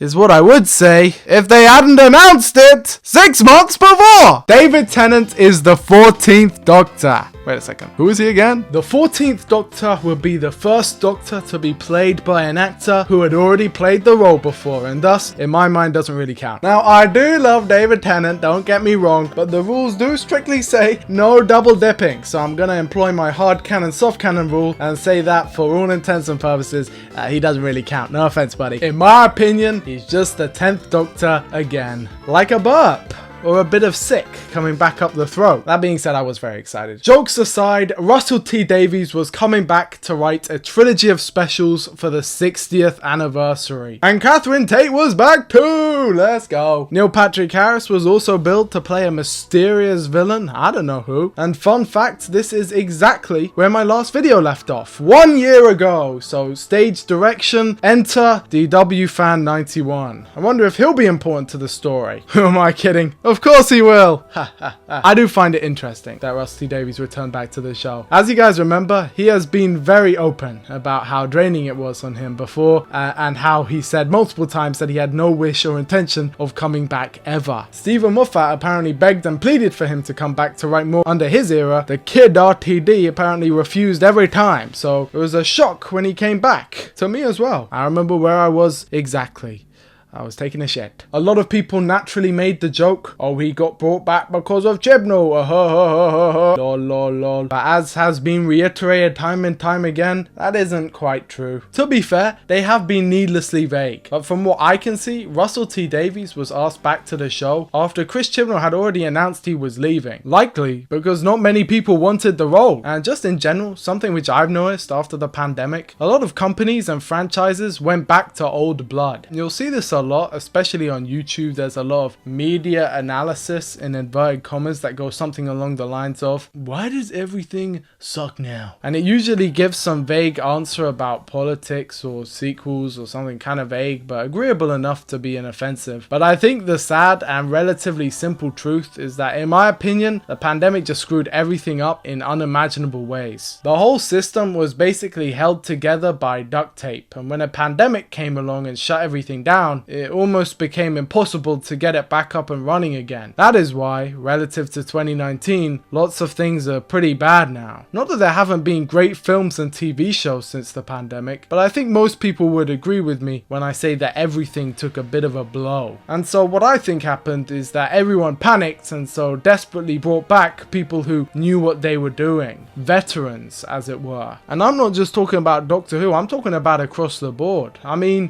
what else explains this mass return of old figures from the 2000s returning to all these franchises? Feel free to add your own examples in the comments below, but there's, of course, Russell T Davies coming back to Doctor Who, the Russo brothers coming back to Marvel, Dave Filoni becoming the head of Lucasfilm, the old head of Pokemon coming back. I feel like with every big franchise, it seemed after the panic of COVID, everyone rushed to get experienced hands back on the helm. For God's sake, the old CEO of Disney came back. Now what's he gonna do? I suppose it kind of makes sense, but it begs the question, as the pandemic has disrupted the natural order of things so much, how is anyone new supposed to enter the scene? And how are the old people expected to know what's going on? They knew how to deal with it before. That's totally different from knowing how to deal with it now. It's not a very complicated thing. I mean, it's the first thing you think, or whatever, man. But anyway, as the Power of the Doctor faded from memory, the 60th anniversary officially began, as did the new era of the show, which we, as fans, thankfully call RTD2, which I just love saying. However, unfortunately, it would get off to a pretty rocky start.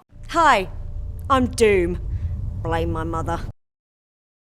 Chibnall, come back! Come back! If you see the doctor, tell them I'm on my way.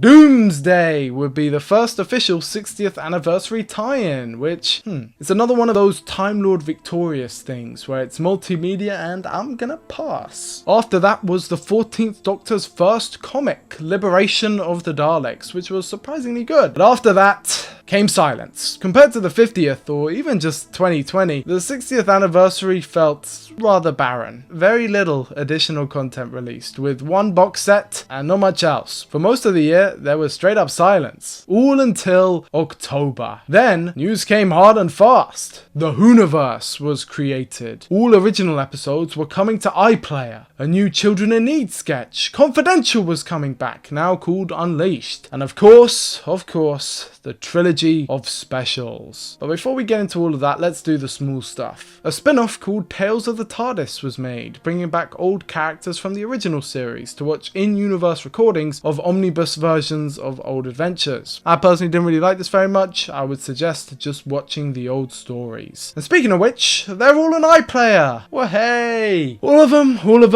them except the first episode. Yep, sadly that foreshadowing I mentioned all the way back in the first 20 minutes of the video came back to bite us in the ass, as the son of the original creator of An Unearthly Child held the story for ransom due to the series no longer being what he wanted for the program. I like how all of the anti-SJWs, they don't bring this one up. You know what I mean? Like, for the people who apparently are all about protecting franchises and all of that and not wanting to see the legacy of their shows tarnished, they really don't have a problem with some guy literally stealing away the most historic episode of the show. The literal very first one, just because of a personal vendetta. This guy said like the dumbest shit ever. He was like, oh, people can't change. Bruh, regenerations happened in 1966. What do you mean people can't change? Fuck off, bruh. It's almost like they don't actually give a shit. Anyway, up next released was The Daleks in Color, a re-edited and quite crap version of the original Dalek story. It's pretty terrible and objectively worse than both the original and the movie, so naturally I had to buy it on DVD. After that was Destination Skaro, a Children in Need short that saw the 14th Doctor's first on-screen outing, where he returns to the planet of the Daleks and meets Davros. Just kidding, he just meets some guy, that one friend who's too woke. As we get closer and closer to the present day, I feel like I can slightly skip over all this stuff. If you want a detailed retrospective on the 60th anniversary as a whole, a few months ago I made this video, which is one of my favorites actually, so that explains why I'm speedrunning. But with all that said, I think we should just dive into the 60th. Despite a relative drought of content earlier in the year, the latter half made up for it, as Russell T. Dizzle was back to give us all the 2008 nostalgia that we could ever need. The Doctor and Donna were back.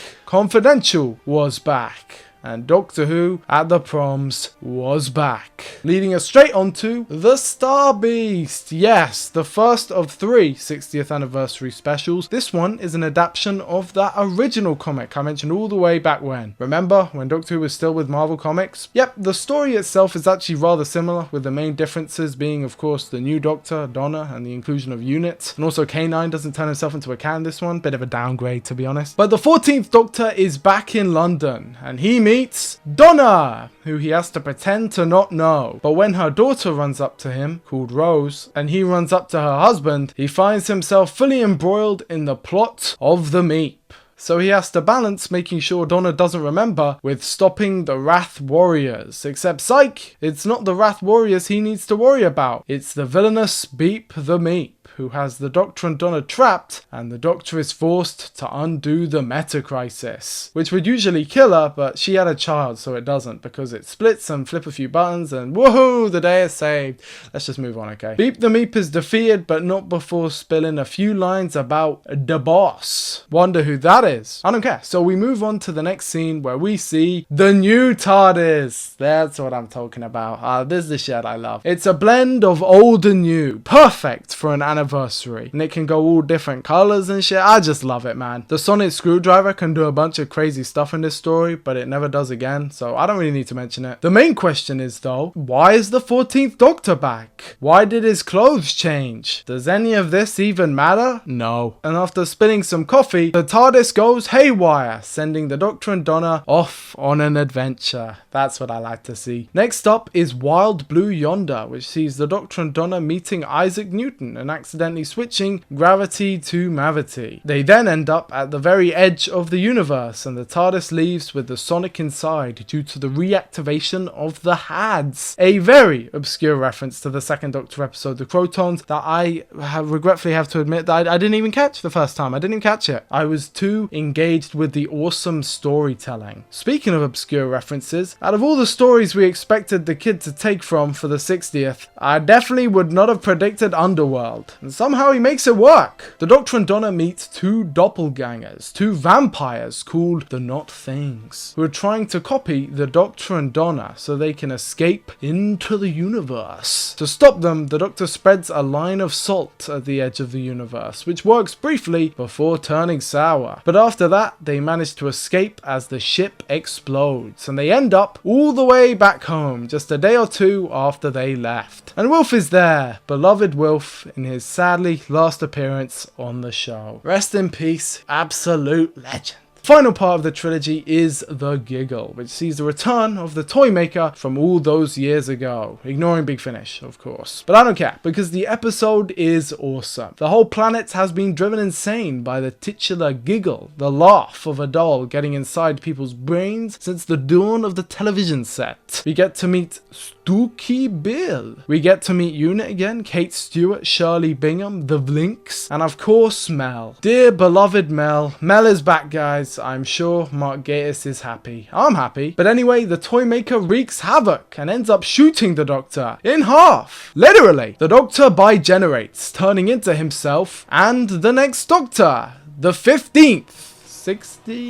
17th? I don't fucking know. Ncuti Gatwa is the next Doctor. Born in Rwanda, Ncuti Gatwa moved to Scotland as a child and very quickly became a very awarded actor. He had already earned himself several BAFTAs by the time he was on Doctor Who, and was even starring in the hit Barbie movie at the same time. Ryan Gosling, being a massive fan, even wore shirts for him, which I think is amazing. He's just like me for real. However, the question on everyone's minds is, how is this possible? Okay, well, shut up. The two Doctors play a game of catch and defeat the toy maker, who says his legions are coming. And his tooth, which had the master sealed in it, is picked up by a strange woman's hand. Ooh. The 15th Doctor then splits the TARDISes in half with a big hammer, and the 14th Doctor settles down. So with all that settled and the 15th Doctor ready to go off for new adventures, we're all set for Christmas.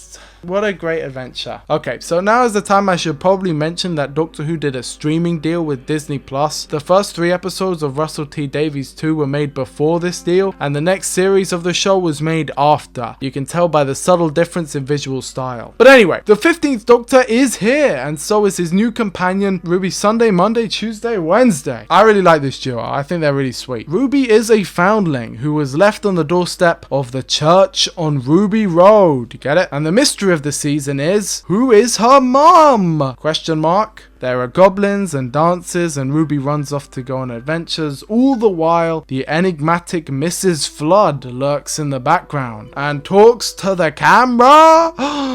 Anyway, on to season 1. Wait a second, what? Season 1? Yes, series 14 had been rebranded, with a new logo going back to the style of the 70s and a seasonal reset. Gasp, shock, horror. The idea of a seasonal reset had been going around for quite a long while now, but finally they're just gone and done it, and it was 8 episodes long. Whoopsie. It does feel like a bit of a shame in this day and age that we can't really get actual seasons of TV. It may not seem like it, but having this low amount of episodes really does impact the cohesiveness and feel of a series. And I know it's not the creators' fault, right? Like similarly to how in season 24 the episode count got slashed and it wasn't their fault. I mean, obviously if Russell T Davies had a magic wand and it's like more episodes, then he'd do it, but he can't, right? But it's still, you know, it's still a bit disheartening. Similarly disheartening was the release schedule of the show. show, with it now going out at midnight. But for some reason, I think they did that specifically to hurt me, and it worked. Overall, a bunch of these factors led to another overwhelming wave of hate towards the first episode of the show, Space Babbies, which I genuinely, for the life of me, can't understand how people see as bad. Fun fact, this is the lowest rated episode of Doctor Who ever. What the fuck? I guess I'm not in tune with the kids these days, because I just don't see it. Of course, most of the blame to this can be attributed to the culture war that I mentioned earlier. BBC Doctor Who teamed up with Disney to make a big push in the US market, and similarly to their efforts in the mid-90s, the American audience simply did not respond well to the show. As I've also shown in this video, of course, lots of Americans loved the show, as seen in the 80s and early Moffat era, but the mainstream American audience, who love Big Bang Theory, Young Sheldon, and all of that shit, I mean, I hate to be the bearer of bad news, but it's not going to connect with them. Which is a shame, because I think the series is really good. Space Babies introduces the mystery of the snow, tying back to the question on everyone's minds. Who is Ruby's mom? And this links on to the next episode, The Devil's Chord, which I think is just tremendous. The Toymaker's legions have arrived in the form of Maestro, the god of music, who has stolen all music from the world since the 30s, leading to the Beatles sounding like crap. The Doctor fights back against the Maestro, and eventually, with the Beatles' help, one of the legions is defeated. But the one who waits is almost here. Yeah, at this point I feel like they're going a little overboard with the mystery boxes. For the sake of you guys, I haven't mentioned them all, but I think at this point there are 9. I miss series 11, bro. But the next episode, boom, would prove all the doubters wrong, as Stephen Moffat returns to the show. Let's fucking go. The kid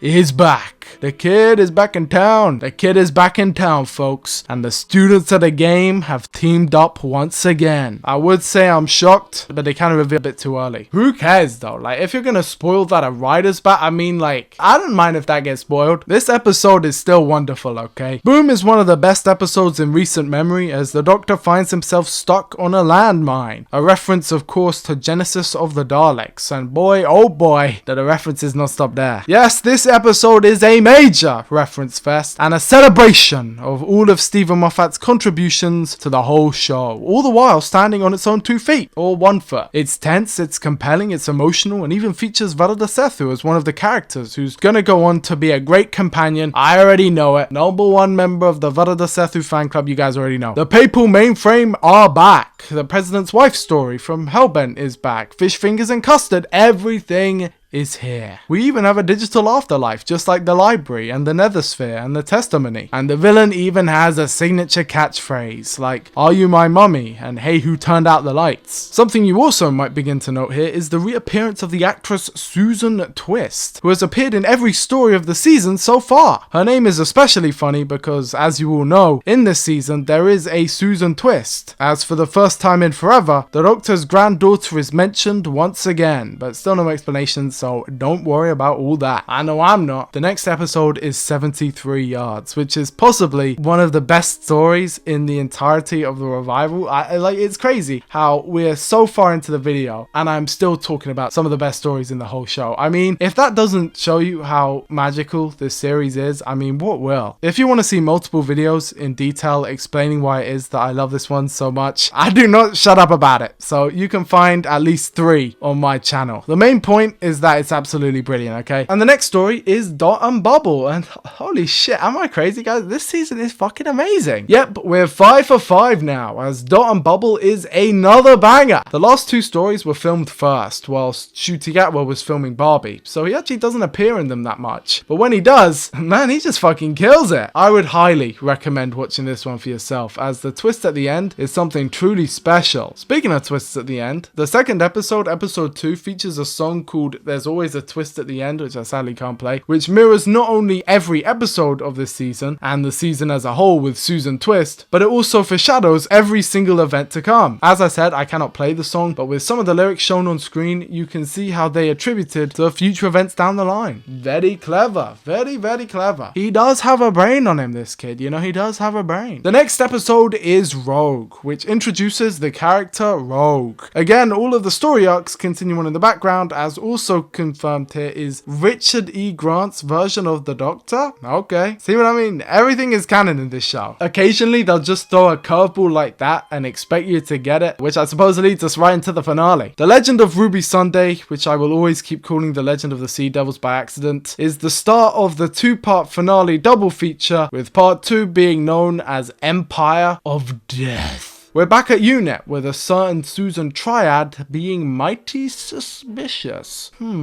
As tensions rise and the Doctor and Mel investigate, it turns out Sutek is the one behind everything, and he's now transformed into this wild dog. Well, I think he looks cool. Sutek, the god of death, is back. And he's had an upgrade. He kills everyone in the universe, like a completionist Thanos. The Doctor then finds a memory TARDIS in this simulation, and thus retroactively causes the events of Tales from the TARDIS. He then goes around all the universe to collect the Infinity Spoon, and then uses that to head to the future to find out who Ruby's mum is. Because Sutek wants to know for some reason. Who cares? But when Sutek finds out, he gets caught by a bit of goblin rope from the Christmas special and then tied onto the TARDIS, which undoes all his death. Oh yeah, by the way, Sutek has apparently been in the TARDIS the whole time since Pyramids of Mars, which I guess I find it funny that this change marks the second where a modern series finale reveals a connection to a season 13 episode. But my thoughts on this are kind of mixed though. I actually think the Sutek reveal is kind of cool and badass. It's just it doesn't really make a lot of sense, you know what I mean? And of course, on the other hand, I feel like the Timeless Child is kind of lame, but also that one actually does make sense, so they're like flipped inverse versions of each other. But anyway, Sutek is undone and then he dies, and it turns out that Ruby's mum was just a regular person all along. Aww.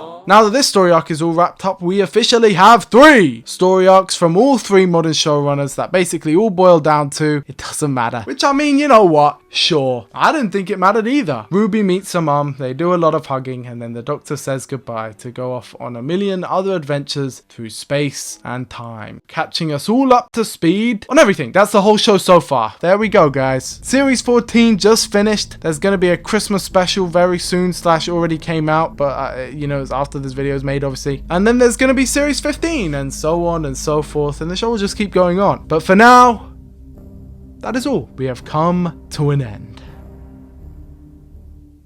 Or have we? You see, there is one question left looming. One question you should all be asking. One question that you should have had on your mind before you even clicked on the video. Who is DW Fan 91? No, seriously, who is DW Fan 91? Who am I? The one making this video. I've been leaving hints, going back hours. Every time I mention this, tap the fourth wall. You should have been asking yourself, who is it who compiled all this? Who is it that has this much knowledge on the program? Who is the elusive DW Fan 91? Throughout, I've given hints at my backstory, but you guys don't really know. Or at least, maybe you should, because I've already given you the answer. My name is Arnold Galopin.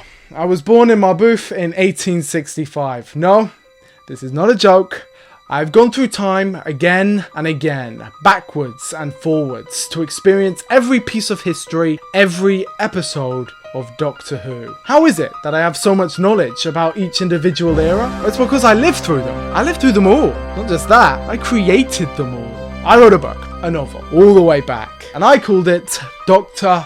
Omega. It's a story about a mysterious inventor. He goes by the name of the Doctor. He travels through space and time in a machine called the Cosmos. He travels with 2 companions, Dennis and Fred. They travel across the universe, fighting off evil. This story was published in 1906. I made it up myself, and it would eventually wriggle its way into the minds of its readers, into the mind of one particular reader, and kickstart all of this. I am Doctor Who's past, present, and future. When was it that Arnold Galopin was supposed to have died? What year was it exactly? That's right, 1934. Do you think this video could have just been made by some random fan? You guys should do your research. This story has been 91 years in the making. Because I am not just a fan of Doctor Who. I am its creator. Thanks for watching. Don't forget to leave a like and subscribe.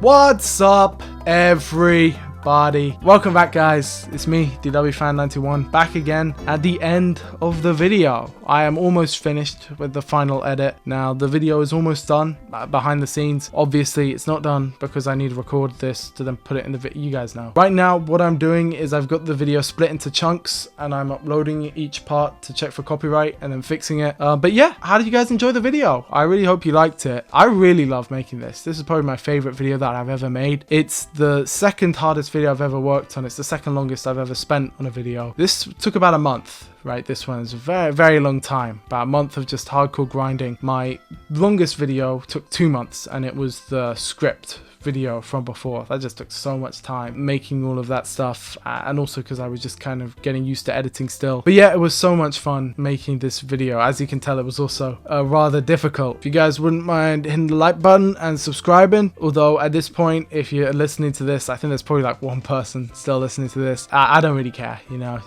Just watching is more than enough. Thank you so much for watching. I hope you enjoyed. I hope you enjoyed the video, because that's what it's here for at the end of the day, right? I know a bunch of people are gonna make fun of the brief part, right? Oh, it's such a long video, how dare you call it brief? Believe it or not, there are multiple segments I cut from this video. Part of the reason I'm doing this outro is to explain why there might be a few weird cuts. I mean, they're probably not weird to you because you didn't know what the video was like before, but I've cut about 2 hours of runtime from this video, not from the finished edit, just from the audio, because I thought it flowed better, and also I was talking for extended periods of time about stuff that wasn't worth that time. And I was thinking, if you guys want, and I literally know that there's no one listening to it at this point, but I'm just putting it in because I feel like it's nice to have a little epilogue at the very end here. If you want me to release those segments as separate videos, I don't think they really fit in here, because I do want the video to be as brief as possible and streamlined and not go into waffling tangents. But yeah, there was a specific segment on the faction paradox and all of that got way too out of control, and there was another sequence that I almost edited because I thought it was so funny, on the friendship is universal hashtag, which if you guys have been paying attention to the Doctor Who social medias recently, you have heard all about that, and I haven't talked about it on the channel before. I wanted to talk about it here, but it became like an hour of me making fun of it, having a laugh, and I thought that would just be better as its own video. So what I was thinking with this massive project coming out, probably the next few videos are gonna be bits that I cut out from this video, if you guys don't mind. Of course, if you're really interested in hearing that, hit the subscribe, you know what I'm saying? But yeah, I really want to get to work on that. Also, for this video, naturally, I had to rewatch all of Doctor Who again, or most of it at least, and read a bunch of Doctor Who novels and listen to a bunch of Doctor Who big finishes, and it got me thinking about my old tier list. I'm sure you guys remember that, and I kind of want to do another one, not a tier list, but a review. I want to do an actual review of Doctor Who, not a tier list where I go through and I review every single episode. I think that would be a good logical next step from here. Let me know if you guys are interested in that. I'm gonna do it either way. I mean, I've watched all these episodes, I'm gonna get use out of it, right? But I just had so much fun working on this project, and I mean, there's still so much to do. I love YouTube. I don't like the copyright system on YouTube. It's by far my least favorite part, and I feel like I should probably say that if you're listening to this, there is a high likelihood that in like a month randomly the video will get blocked because the YouTube copyright system fucking sucks. But I hope that won't happen. And so if there are any weird cuts or edits or stuff like that, or I flash an image on screen saying I had to remove this bit for copyright, I just hope you guys can bear with me, because man, I mean, it's the worst. But I just love YouTube and I love sharing it with you guys, and I've got the best community in the whole world, legitimately. I see all of you guys in the comments, familiar faces every time. And of course the video, I mean, it has to end with all of the supporters on Patreon, all of the members and everyone in the Discord server. You guys really kept me going. There was this month period where I wasn't uploading because I was obviously working on this, and you guys kept me in touch with the community. There are people sending me links to react to stuff and all of that, and there was obviously the 13 project, which I briefly mentioned in the video. It's not really a project, it's more so like a meme. We're all trying to win this impossible game, and I just feel truly lucky. You know, I've got the best community in the whole world. It's so awesome to hang out with these people, and they're really keeping the show going, right? You know what I mean? Like, it helps that they're really awesome people, but I would naturally be beyond grateful at all, because if they weren't supporting the channel, then no videos would be coming out, you know what I mean? Like, this isn't fucking monetized. I already know that, but I do it for the love of the game. You guys know what I'm saying? I'm married to the game. You guys can expect to see far more videos coming out now that this big project is done with, and I just hope you guys continue enjoying them. The Doctor Who Christmas special is either out or should be out very soon. I'm gonna make a video on that. That's gonna be so much fun. And of course there's series 2. I will say though, do not expect an updated version next year. This is a one-time thing, okay? Even though I feel like series 2 might drop some bombshells on us, which I'm ready for, and I'm gonna do reactions. Obviously Patreon members get all the reactions, the live reactions, and then of course there'll be the reviews like on this channel. I hope for dear Lord that they stop releasing them at midnight. This has been a nice epilogue sequence, you know, just to put at the end of the video where no one else is really listening to. So thank you for listening, staying this far. Yes, this is the end of it all. You can put the drawing tablet down. Yeah, you can switch to the next video to play Minecraft 2 or SimCity or The Sims or whatever you guys are playing or watching or reading or writing or drawing. Hope you guys really enjoyed the video. Thank you so much for stopping by. Love you all lots, and I will see you in the next one. Bye bye. And everything you say there, I entirely agree with. You know, I like to travel. Actually, when I say that, I don't mean to actually travel. I mean to travel in my head. That's where I go, because I mean, these days, I can't actually get on trains and planes. Not that kind of traveling. I like to travel really through Doctor Who scripts, you know, to Cloud Cuckoo Land with my sonic screwdriver and my companions, a nice girl and a nice young man, Harry, and sometimes the Tin Dog, and have the time of my life and big adventures with very threatening creatures, you know. And the lovely thing about my part in this is that unlike real life, I win every time, you know. And so, if only life was like that, eh? It isn't. All the best to you. Bye-bye from Tom Baker.